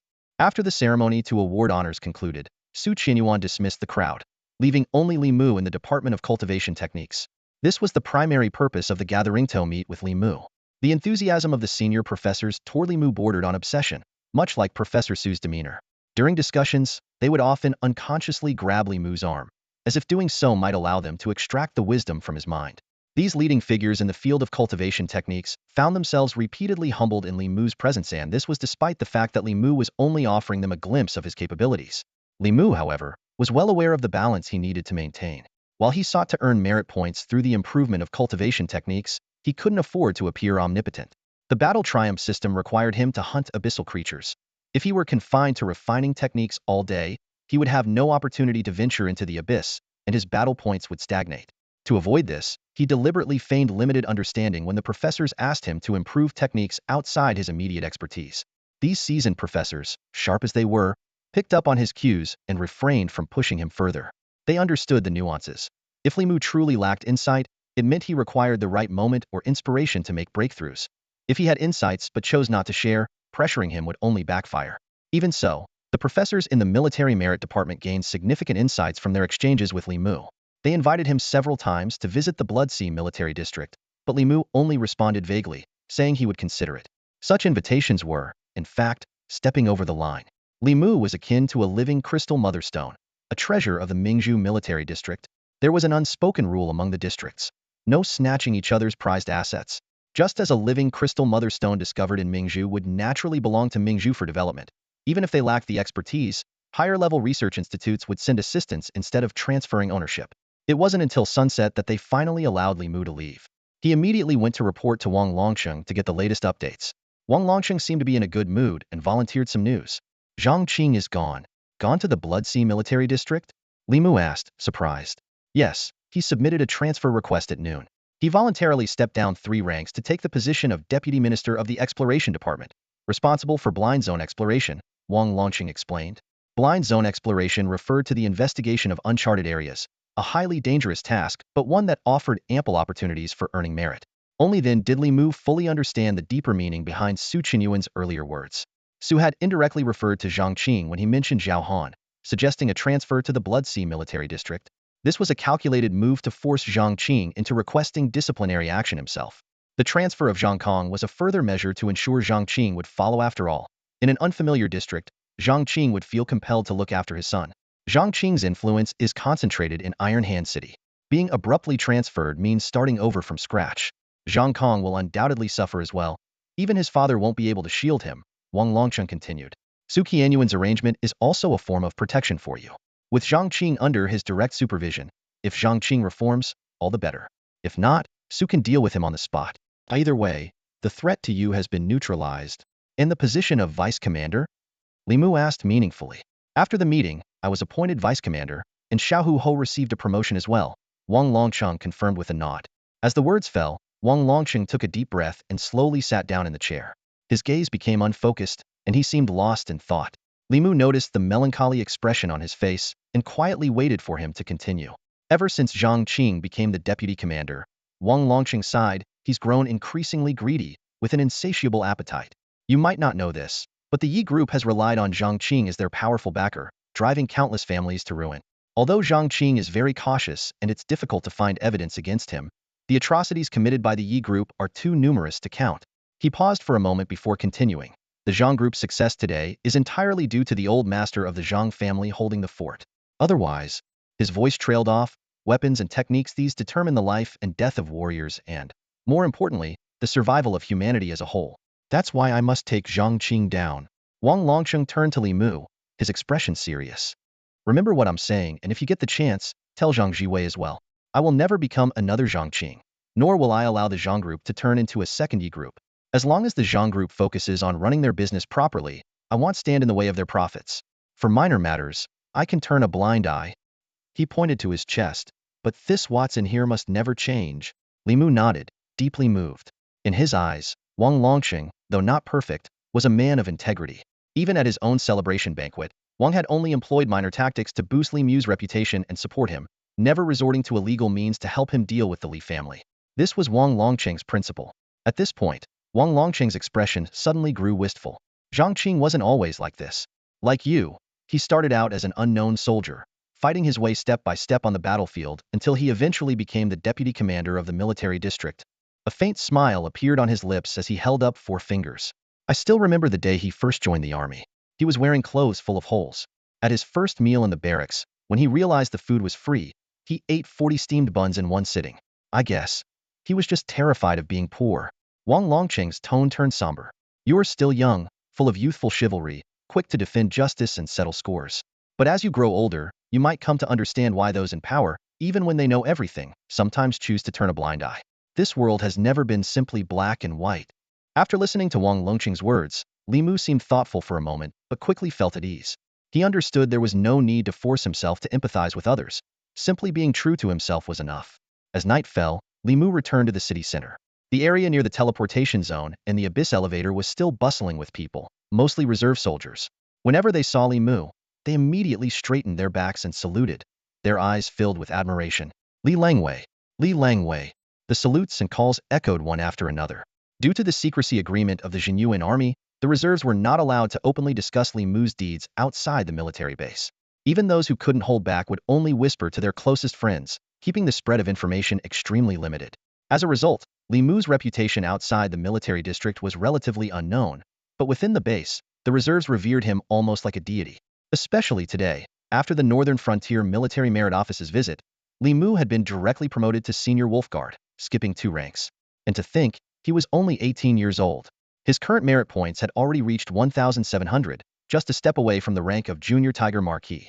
The required merit points for rank advancement were as follows: Junior Wolf Guard 200 points, Intermediate Wolf Guard 500 points, Senior Wolf Guard 1,000 points, Junior Tiger Marquis 2,000 points, Intermediate Tiger Marquis 4,000 points, Senior Tiger Marquis 7,000 points, Junior Dragon General 12,000 points, Intermediate Dragon General 20,000 points, Senior Dragon General 30,000 points. Meanwhile, the ranks of Junior and Grand Marshal required special contributions, with 50,000 and 80,000 points respectively. In comparison, Wang Longqing, who was in his 40s and had served in the army for over 2 decades, had only recently been promoted to Junior Tiger Marquis with 3,480 merit points, thanks to his major contributions during the deadly battle at Paradise Society. An 18-year-old Senior Wolf Guard like Li Mu was truly unprecedented. With a calm expression, Li Mu walked through the crowd toward the Abyss elevator. The invisible aura he exuded made many reserves hesitate to approach him. In the end, only a few students from Heishui High School mustered the courage to ride the elevator with him. As the elevator ascended, one of the students tentatively asked, "Li Langwei, will you be participating in tomorrow's Iron Hand City Zone 4 Elite Tournament?" "Most likely, yes," Li Mu replied with a nod. The students immediately grew excited, confidently stating that even the strength-gifted warrior from Iron Hand City was no match for him. They believed that the so-called strongest student of the century in East District, hyped up by the media, was still far inferior to Li Mu. During their conversation, Li Mu became interested in the resource rankings they mentioned and asked about the aftermath of the previous unfair rankings. It turned out that after Lu Chunfeng and Zhang Jiwei transferred schools, public opinion overwhelmingly demanded an explanation from the resource department. In response, the department announced that they would re-evaluate the rankings after the current elite tournament, offering a vague resolution. When Li Mu arrived home, he was greeted by the rich aroma of wine. In the side hall, he saw his mother, Yang Suying, chatting by a wine vat with the crimson-cheeked young woman, Wang Yinhua. Upon seeing him return, Wang Yinhua quickly excused herself, bidding him a soft good evening as she passed. Yang Suying followed her to the door and watched her leave before turning back to Li Mu with a hint of complaint. "You really have the worst timing, you know that?" "Mom, you never gave me a specific time," Li Mu replied with a hint of grievance. "I'm telling you, this girl is really passionate about winemaking. Ever since she found out I brew wine, she's been coming over almost every day," Yang Suying said with a meaningful look at her son. "Are you planning to take on an apprentice?" Li Mu asked teasingly. Go, go, go, off you go and play." Yang Suying waved her hand dismissively at Li Mu, then immediately leaned over the wine vat, her eyes sparkling with excitement as she focused intently. Seeing his mother so absorbed, Li Mu felt a surge of warmth in his heart. Her passion for winemaking was unmistakable, and her entire being radiated with dedication. Quietly retreating to his room, Li Mu opened the system and entered his blessed field. The rich aroma of medicinal herbs greeted him, prompting him to stretch lazily. After 12 days of waiting, the herbs in the field had finally matured. While continuing to cultivate them could enhance their potency, the limited coverage of the spiritual spring made the pursuit of perfect efficacy less cost-effective for now. The priority was to strengthen his abilities, earn more victory points to expand the blessed field and increase the spiritual spring's capacity, thereby improving the growth acceleration of the herbs. Li Mu harvested all the herbs and used his alchemy skills to refine 4 premium body-strengthening pills. With his current 4th-tier cultivation and disregarding tolerance to the pills, consuming these should easily allow his divine weapon technique to surpass 3,000 gene. Learning from past mistakes, Li Mu only consumed 1 pill this time, focusing intently on the flow of its medicinal power. He quickly realized his earlier estimation had been too conservative. The effect of the premium pill far surpassed that of lower-grade ones. Just 1 pill made him feel as though he had been completely transformed, his entire body thoroughly fortified. Achieving 3,000 gene with the divine weapon technique was now effortless. Unfortunately, the lack of victory points left him itching with anticipation, eager to charge into the abyss and hunt monsters immediately. Just as he was about to consume a 2nd pill, Qin Jiafeng's voice called out from downstairs, "Cousin, someone's here to see you." Heading downstairs, Li Mu saw Zhang deputy officer standing at the door. He quickly stepped outside and asked softly, "Deputy Officer Zhang, what's the matter?" Zhang handed him an exquisitely crafted wine gourd, a faint smile on his lips. The gourd was a striking blend of crimson and black, with a dragon and phoenix intricately coiled around its surface. Its body was adorned with fine carvings, and a red cord with a woven good luck knot was tied around its waist, making it exceptionally elegant. A spiritual treasure. Yinhuan asked me to give it to you, Zhang said. For me. Li Mu accepted the gourd with delight, examining it closely with admiration. Attached to the gourd was a tag, Dragon Phoenix Gourd Premium Spiritual Treasure. The description read, drinking the wine within can stop bleeding, relieve pain, and accelerate the recovery of true essence. Such attributes were already impressive, but the true essence recovery feature made this treasure particularly valuable. Though Li Mu had previously purchased wine gourds, they were ordinary items that couldn't compare to this spiritual treasure. This was a gift Yinhuan had exchanged for all her contribution points at the military supply depot. Deputy Zhang smiled as he explained the situation to Li Mu. Li Mu initially intended to gift Wang Yinhuan a premium stabilizing pill in return, but after some deliberation, he decided against it. For one, his current supply of pills was limited, making it unwise to be overly generous. Secondly, due to the unique nature of such pills, even in a high-powered martial world, it was best not to reveal them too openly. If Wang Yinhuan were to take one, it would be better for him to administer it personally and with great caution. Please thank her for me.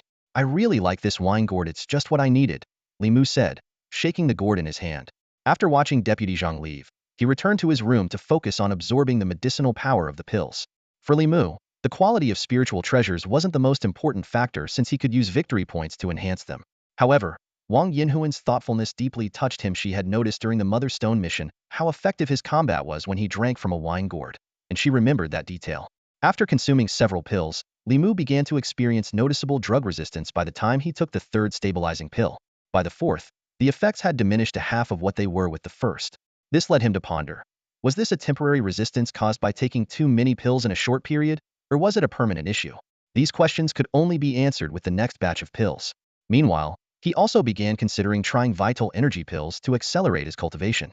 Even though his current cultivation speed was nearly 3 times faster than average, it still felt insufficient to him. Enhancing the effects of his spirit spring and blessed field had become a pressing task. The next morning, the central plaza of Iron Hand City was bustling with activity. A massive arena had been erected, and the banner for the Iron Hand City Zone 4 Elite Martial Artist Ranking Competition fluttered in the wind. The plaza was packed with people, and various schools had organized cheering squads holding banners with slogans like Yin Yin Baby Support Group, Yin Baby Number 1, and Goddess Unstoppable. Li Mu arrived early at the Blackwater High School team's preparation area. From the audience seats, Xiao Lingtong immediately spotted him and cheerfully ran over to greet him. That Yin Yin baby is the S-ranked martial artist, right? Li Mu asked casually. Yeah, you don't even know her name? Xiao Lingtong said with a knowing look. Song Yin. She's the only S-ranked martial artist in Iron Hand City and has already reached the peak of the 3rd rank. Not only is her strength unparalleled, but her beauty is also top tier. She's even more popular than celebrities.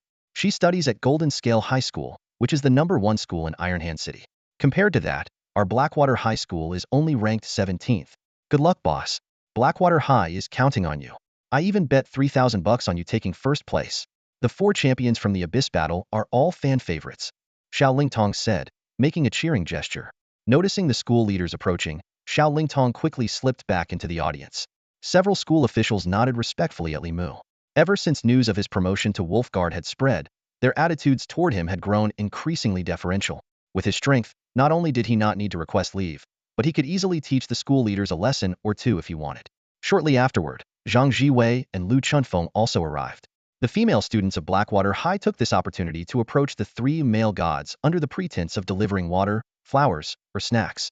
Each of the 3 Li Mu, Zhang Jiwei, and Lu Chunfeng had their own admirers, and some even fancied 2 or all 3 of them at once. Standing tall and imposing in the preparation area, the trio exuded an extraordinary presence that set them apart from the other contestants, naturally making them the center of attention. In a casual gathering spot in Dongqing District, a group of young people was enthusiastically discussing the local rising stars. Did you hear that the top 3 from Dongqing's first battle are all from the same school? Someone asked curiously. How ignorant. Another immediately corrected. They're called the 3 Towers of Heishui. Exactly. That nickname was first spread by fangirls from their school, and now even surrounding schools know about it, someone added before elaborating on the trio's traits. First, there's Lu Chunfeng, the indestructible tower, whose defense is unmatched. Then there's Zhang Jiwei, the Golden Spear Tower, known for his golden spear that pierces through anything. As for Li Mu, he's known as the Screeching Tower, though the reason behind the name is unclear. At this moment, A student from the town Abyss Guard Reserve revealed a mysterious smile. The others were instantly intrigued. Hey, what are you smiling about? You're in the Abyss Guard Reserve, didn't tell me you know some insider info? The reserve student smugly replied. Your sources are no match for the fangirls at Heishui High. Skirching Tower is because Li Mu's abilities are sky high. You only saw him immobilize monsters with a single command during the first Abyss battle. If he joins the town Abyss Guard, then you'll understand the true meaning of skirching methods. With that, he crossed his arms and stood in a deliberately enigmatic pose, refusing to say more no matter how much they pressed him. In truth, if not for the confidentiality agreement, he would have loved to share more. As someone well-informed within the military district, he knew the secrecy was to maintain societal stability. But within the district, Li Mu's incredible abilities were already common knowledge. Shape-shifting, cloning, and other miraculous skills had all been recorded by the Research Institute.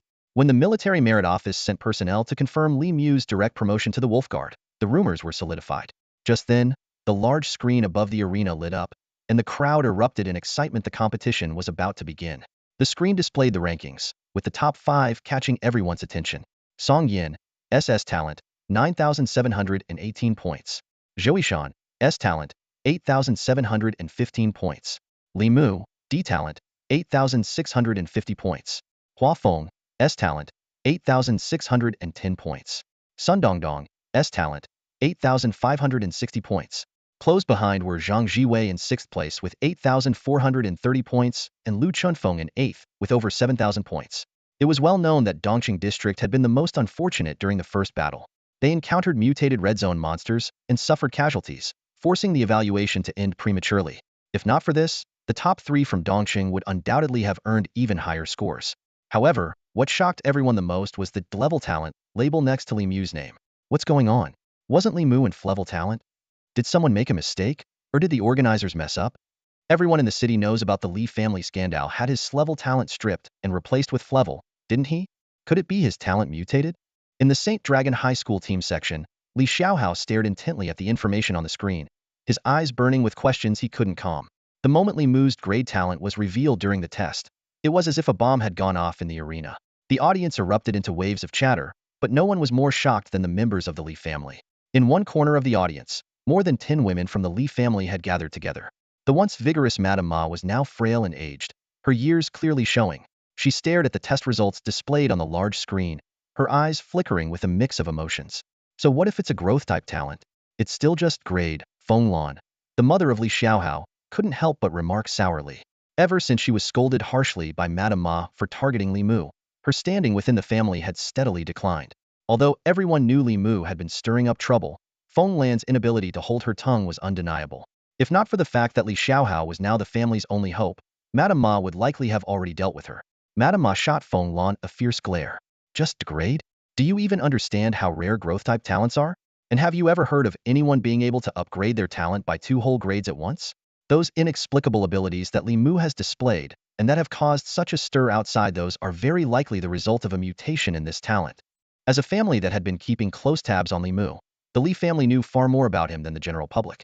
Abilities like immobilization, duplication, transformation, and protective techniques had long been on their radar. They were even among the first to learn about Li Mu's promotion to a wolf guard. Why are you yelling at me, you old hag? Feng Lan instinctively shrank back at first, but her anger quickly surged. Weren't you the one who decided to swap talents back then? If anyone should be mad, it's me. My son can't even fully utilize the potential of his grade talent because it's clearly a mismatch. If we hadn't switched talents, that growth-type talent should have been my son's. On the arena stage, Li Xiaohao's thoughts mirrored his mother's exactly. Hearing the crowd buzzing about Li Mu's extraordinary abilities and then looking at his own grade talent that he struggled to unleash, his eyes burned with jealousy. If the talent swap hadn't happened, these achievements should have been his. Just then, the host stepped onto the stage, his booming voice announcing the competition rules. This was the Ironhand City 4th District Elite Competition, which operated under a challenge-based system. Lower-ranked participants could challenge higher-ranked ones, with the winner swapping ranks with the loser. Each competitor had 2 opportunities to lose before elimination and was required to accept at least 3 challenges. Challenges could be refused if the rank difference exceeded 50 places. The district champion held a special privilege. The runner-up acted as their defender, meaning challengers had to defeat the defender before they could challenge the champion. Meanwhile, the defender could directly challenge the champion, with the winner assuming the defender role. This highly anticipated elite competition also carried significant commercial value. leaving no room for underhanded tactics.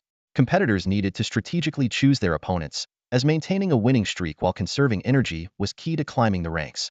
Moreover, rising within Iron Hand City's top 1,000 rankings often caught the attention of major powers, directly impacting one's future prospects and personal worth. The rules of the tournament were straightforward. High-ranked contenders had to strategize on how to fend off at least 3 challengers quickly, conserving their energy to aim for even higher rankings.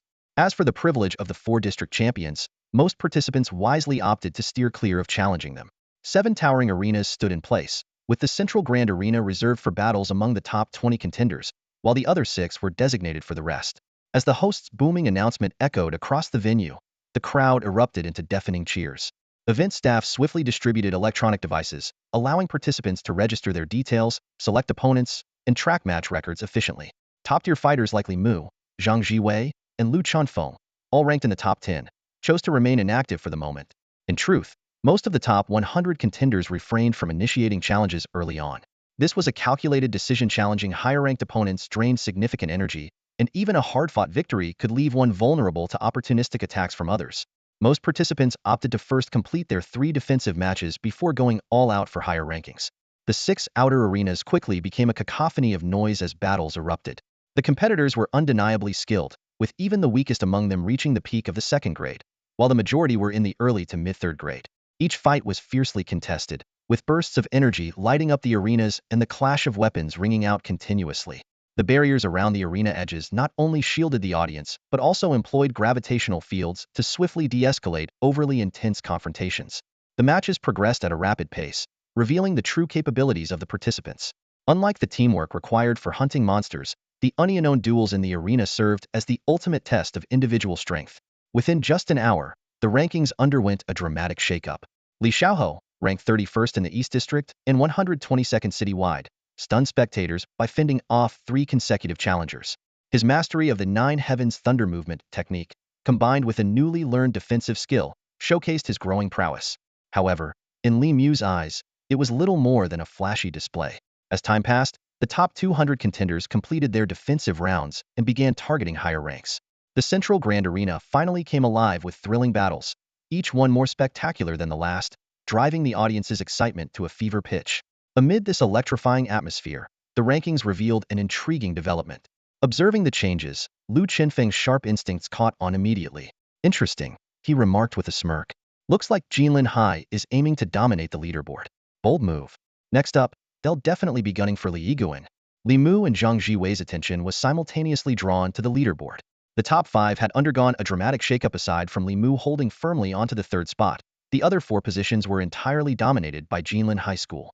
This result was shocking, as the 2nd and 4th places were previously occupied by district champions with formidable strength, each holding the title of Defender of the Ring. Yet, they had both fallen to a similar strategy, being worn down by 2 consecutive endurance battles, only to be swiftly defeated by a 3rd challenger employing a reckless, all-out assault. The stands of Jinlin High School erupted in cheers, with chants of Jinlin, Jinlin, echoing through the arena. Clearly, this was a meticulously orchestrated leaderboard takeover. They not only had the strength but also a well-coordinated strategy and ample resources to back it up. Amid this sea of Jinlin supporters, Li Mu's Heishui High School stood out starkly as an anomaly. Should I take the next match myself? Li Mu asked Zhang Jiwei with a smile, concerned that the upcoming challenge might place too much pressure on him. Zhang Jiwei silently shook his head as his challenge device lit up. Before Li Mu could say anything more, Zhang Jiwei was already striding toward the main arena. His opponent was a lean boy from Jinlin High School wielding a long spear. Like Zhang Jiwei, he was at the peak of the 3rd rank and possessed an A-grade talent. As he stepped onto the stage, the challenger pointed his spear directly at Li Mu in the audience, a provocative gesture that immediately ignited the enthusiasm of the Jinlin supporters. However, the anticipated thrilling showdown did not materialize. From the moment the match began, Zhang Jiwei unleashed a relentless storm of attacks. His spear moved like lightning, each strike aimed to kill. Before his opponent could mount a counterattack, Zhang Jiwei's spear tip was already pressed against the boy's forehead, a single drop of blood sliding down the weapon. The threat of death made the boy's legs tremble, and it wasn't until Zhang Jiwei withdrew his spear that his opponent could breathe again. The second challenge commenced shortly after, and once again, Zhang Jiwei secured a flawless victory, ending the match in just over 30 seconds. The cheers from Jinlin High School noticeably died down, leaving the main arena momentarily silent. In Jinlin High School's competitors area, The stunning Song Yen watched Heishui High School's direction with cold eyes. Around her, murmurs of concern filled the air, with many worried about their dwindling pool of available fighters. It seemed that only Zheng Quan was left to compete, while Zhang Jiwei had barely expended any of his energy. Zheng Quan was idly playing with a small box containing pills. These were short-term enhancement pills prepared by Zhenyuan High School's student council president specifically for this leaderboard domination campaign, a crucial element of their meticulous plan. This pill is truly extraordinary, capable of significantly boosting the user's inner energy and physical strength in a short period of time. While its price is steep, its short-term effects make it perfect for use during the final stages of a battle. Each person is limited to consuming one pill per day. Golden Scale High School's plan has only one major flaw: severe manpower shortages. Even with the enhancement of these short-term pills, defeating the highly skilled martial artists still requires a large number of experts. Although Golden Scale High School's fighters are far superior to those from other schools, their current manpower is insufficient to claim the top spot in the rankings. At this moment, they are stretched so thin that only one capable fighter remains. It was then that Zheng Quan stepped onto the arena. His move left the host, standing nearby, momentarily stunned. After Zheng Quan whispered a few words into the host's ear, a smile quickly spread across the host's face, and he handed the microphone to Zheng Quan. The elite tournament of the 4 districts has always been heavily commercialized, with the organizers' capital interests taking precedence. To them, attention and profit are paramount. A dull and uneventful competition would fail to capture the audience's interest, so the opportunity for some drama was exactly what they wanted. Grabbing the microphone, Zheng Quan strode onto the arena and pointed directly at the participants section for Blackwater High School. Li Mu of Blackwater High School. You, the third-ranked fighter, I am challenging you directly. Do you dare to accept? This was a blatant taunt. Although Li Mu, as the defending fighter, had the option to decline the challenge, Zheng Quan had to force him to fight. As the only remaining contender from Golden Scale High School with enough inner energy to compete, Zheng Quan's last pill had to be saved for the most critical moment. His plan was simple: defeat Li Mu, then refuse further challenges by citing the 3-match limit rule. This was Golden Scale High School's carefully calculated endgame strategy. The arena immediately erupted in chaos due to this sudden provocation. Many spectators began jeering, urging Li Mu to accept the challenge. However, before Li Mu could respond, Zhang Jiwei stepped onto the main arena and coldly declared, "You'll have to go through me first." Zheng Quan glanced at him dismissively and raised the microphone again. "Li Mu, if you're not mute, say something. If you just admit you're too scared, I'll fight your defender instead." The students of Blackwater High School were instantly outraged, shouting accusations that Golden Scale High School was resorting to underhanded tactics and playing mind games. They found themselves in a dilemma. If Li Mu rashly accepted the challenge, it would appear he had fallen for the provocation. But if he refused, it would make him seem cowardly. Meanwhile, the Golden Scale High School contingent had erupted into synchronized chants of "Coward! Coward! Coward!" The volume grew louder and louder. Standing on the arena, Zheng Quan wore a smug smile. Although no other sections joined in the chant, all eyes were now fixed on Li Mu's direction. Finally, Li Mu made his move. He walked briskly down from the participants section and approached the main arena. In truth, he had just been analyzing Golden Scale High School's overall strategy. He had to admit that whoever devised this plan was indeed clever.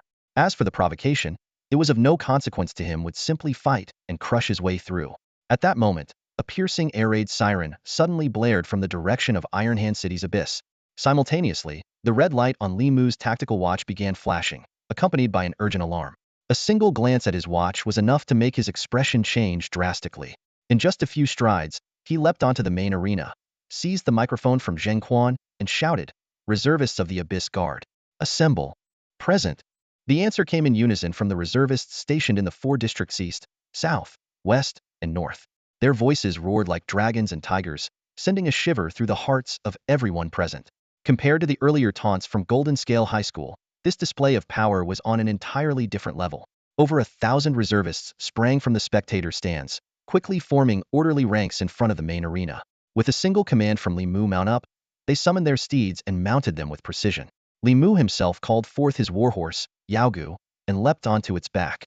Without wasting another word, Li Mu reached into the air, his cape billowing dramatically in the wind. Yaogu reared up with a loud neigh and charged toward the exit of the spectator stands. The reservists followed in silence, their movements synchronized, leaving behind a cloud of dust and a stadium plunged into stunned silence. When the students of Zhenyuan High School repeatedly shouted the words "coward," a cold sneer appeared on the faces of the reserve soldiers from the Pearl Military District. These people dared to hurl such an insulting term at Li Langwai, an act of sheer ignorance. Just yesterday, Li Langwei had hung the bodies of two fifth-rank assassins in the square as a warning. How could someone like Song Yin, with her so-called doubles elite competition talent, even begin to compare to two fifth-rank masters? Not to mention the utterly insignificant Zhang Quan. Fortunately, Li Mu did not take to the stage. Otherwise, the platform might have been reduced to rubble with a single strike of his staff. If anyone dared to use such words against Li Mu in the Zhenyuan military district, they would have been torn to pieces by the enraged soldiers on the spot. After Li Mu led his troops away, the audience fell into a prolonged state of shock. Sitting in the spectator section behind Heishui High School, Yang Suiying caught the comforting glance Li Mu cast her way before leaving. With a heavy heart, she packed her things, pulled her younger sister along, and hurriedly left, determined to uncover the truth behind the events. Song Yin and the other Jinlin High School students were utterly stunned. They had just been shouting "coward" moments ago, only to now witness Li Mu effortlessly commanding over 1,000 reserve soldiers. Soldiers who were usually aloof and proud obeyed Li Mu without a hint of hesitation. This scene made everyone realize that Li Mu's rank must far exceed anyone present. Otherwise, such commanding authority would have been impossible. Li Xiaohua, who had secretly felt smug when Li Mu was insulted, was now dumbfounded upon realizing that Li Mu was actually the leader of the Zhenyuan military district reserves. Madame Ma clenched her fists so tightly her knuckles turned white, her eyes filled with deep regret. If Li Mu were still her grandson, what unparalleled pride she would have felt. At this moment, the Jinlin High School students who had shouted "coward" had become a laughingstock in the eyes of all the spectators. They had resorted to any means necessary for an elite competition, yet when the air raid sirens blared, they could only sit frozen in place. In stark contrast, Li Mu, whom they had mocked as a coward, was already galloping toward the battlefield, ready to fight for the survival of humanity. Meanwhile, chaos had erupted in both the Pearl Military District and the Red Moon Military District. The two districts formed a semicircular defense around the abyss entrance, creating a protective barrier. Li Mu had no time to take the abyss elevator and transformed directly into a diving eagle, hurtling downward. The scene before him made his scalp tingle. Countless monsters were relentlessly storming the outer defenses of the military districts. The military base was structured in layers from the inside out. The innermost circle housed transportation hubs, including airship docks and supply stations. Moving outward were the barracks, military bases, and training grounds, followed by the teleportation zones. Beyond that lay the death row prison facilities, and the outermost layer was the iconic defensive walls. While the walls could not completely block the monsters, they marked the boundaries of the military district. At this critical moment, as the monstrous horde launched their overwhelming assault, the city walls became the last line of defense. The military district swiftly activated the Lianxing Defense Format Iona, nearly impenetrable barrier system constructed from multiple sets of mobile formation flags. Li Mu estimated that fully enclosing the defensive perimeter of both military districts would require the deployment of at least 100 flags. Above the abyssal entrance, the air was thick with chaos as evacuation efforts proceeded at full speed. Abyssal elevators and airships shuttled back and forth like an assembly line, transporting waves of martial artist reinforcements. A large number of independent martial artists volunteered to fight alongside the Zhenyuan Army, as the two military districts were already engulfed in fierce combat. Li Mu rushed to the Mingzhu Military District's first base command center, only to find that Wang Longqing and Deputy Commander Zhang were both absent. Inside the command room, a fifth-grade officer named Instructor Liu was directing the operations. Despite his relatively low rank, years of experience in the command center had made him a seasoned leader. A group of anxious senior professors was also present, clearly eager to head to the battlefield themselves if not for strict orders from above. Instructor Liu, 1,200 third-grade reservists are standing by outside, Li Mu reported as he approached quickly. Hearing this, Instructor Liu's spirits lifted, and he pounded the table with resolve. What's the situation? Where are the commander and the deputy commander? Li Mu asked urgently. Instructor Liu pointed to the surveillance screen, where two massive black clouds hovered in the sky, crackling with lightning. We've activated the dual-tier Libra space. The Libra space was one of humanity's greatest innovations for large-scale warfare. Once initiated, the battlefield would be divided into distinct layers. All monsters and martial artists of the Xian rank and above were transported to the highest tier. Liang Huajun, Liao Feng, Wang Longqing, and other top military experts, along with Research Institute Director Liu, were battling in that realm.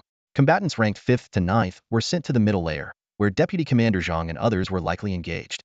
The lowest tier was reserved for forces below 5th rank. This layered strategy minimized the risk of high-level monsters devastating lower-ranking martial artists with a single strike. However, in a world dominated by high-level martial prowess, the ultimate outcome of the battle hinged on the clash of the strongest forces. If one side's Shin-rank fighters could overpower their opponents, the lower-level battles would become inconsequential. Why are these monsters suddenly attacking the military district? This is supposed to be a vacuum zone, Limu said, struggling to comprehend. The Mother Stone. They're after the Mother Stone, Professor Tong declared firmly. That's all for today. Thank you so much for watching. I hope you guys enjoyed. If you wish to have another part of this recap, please give us at least 1,000 likes. Please don't forget to comment and subscribe to our channel for more content like this. Until next time.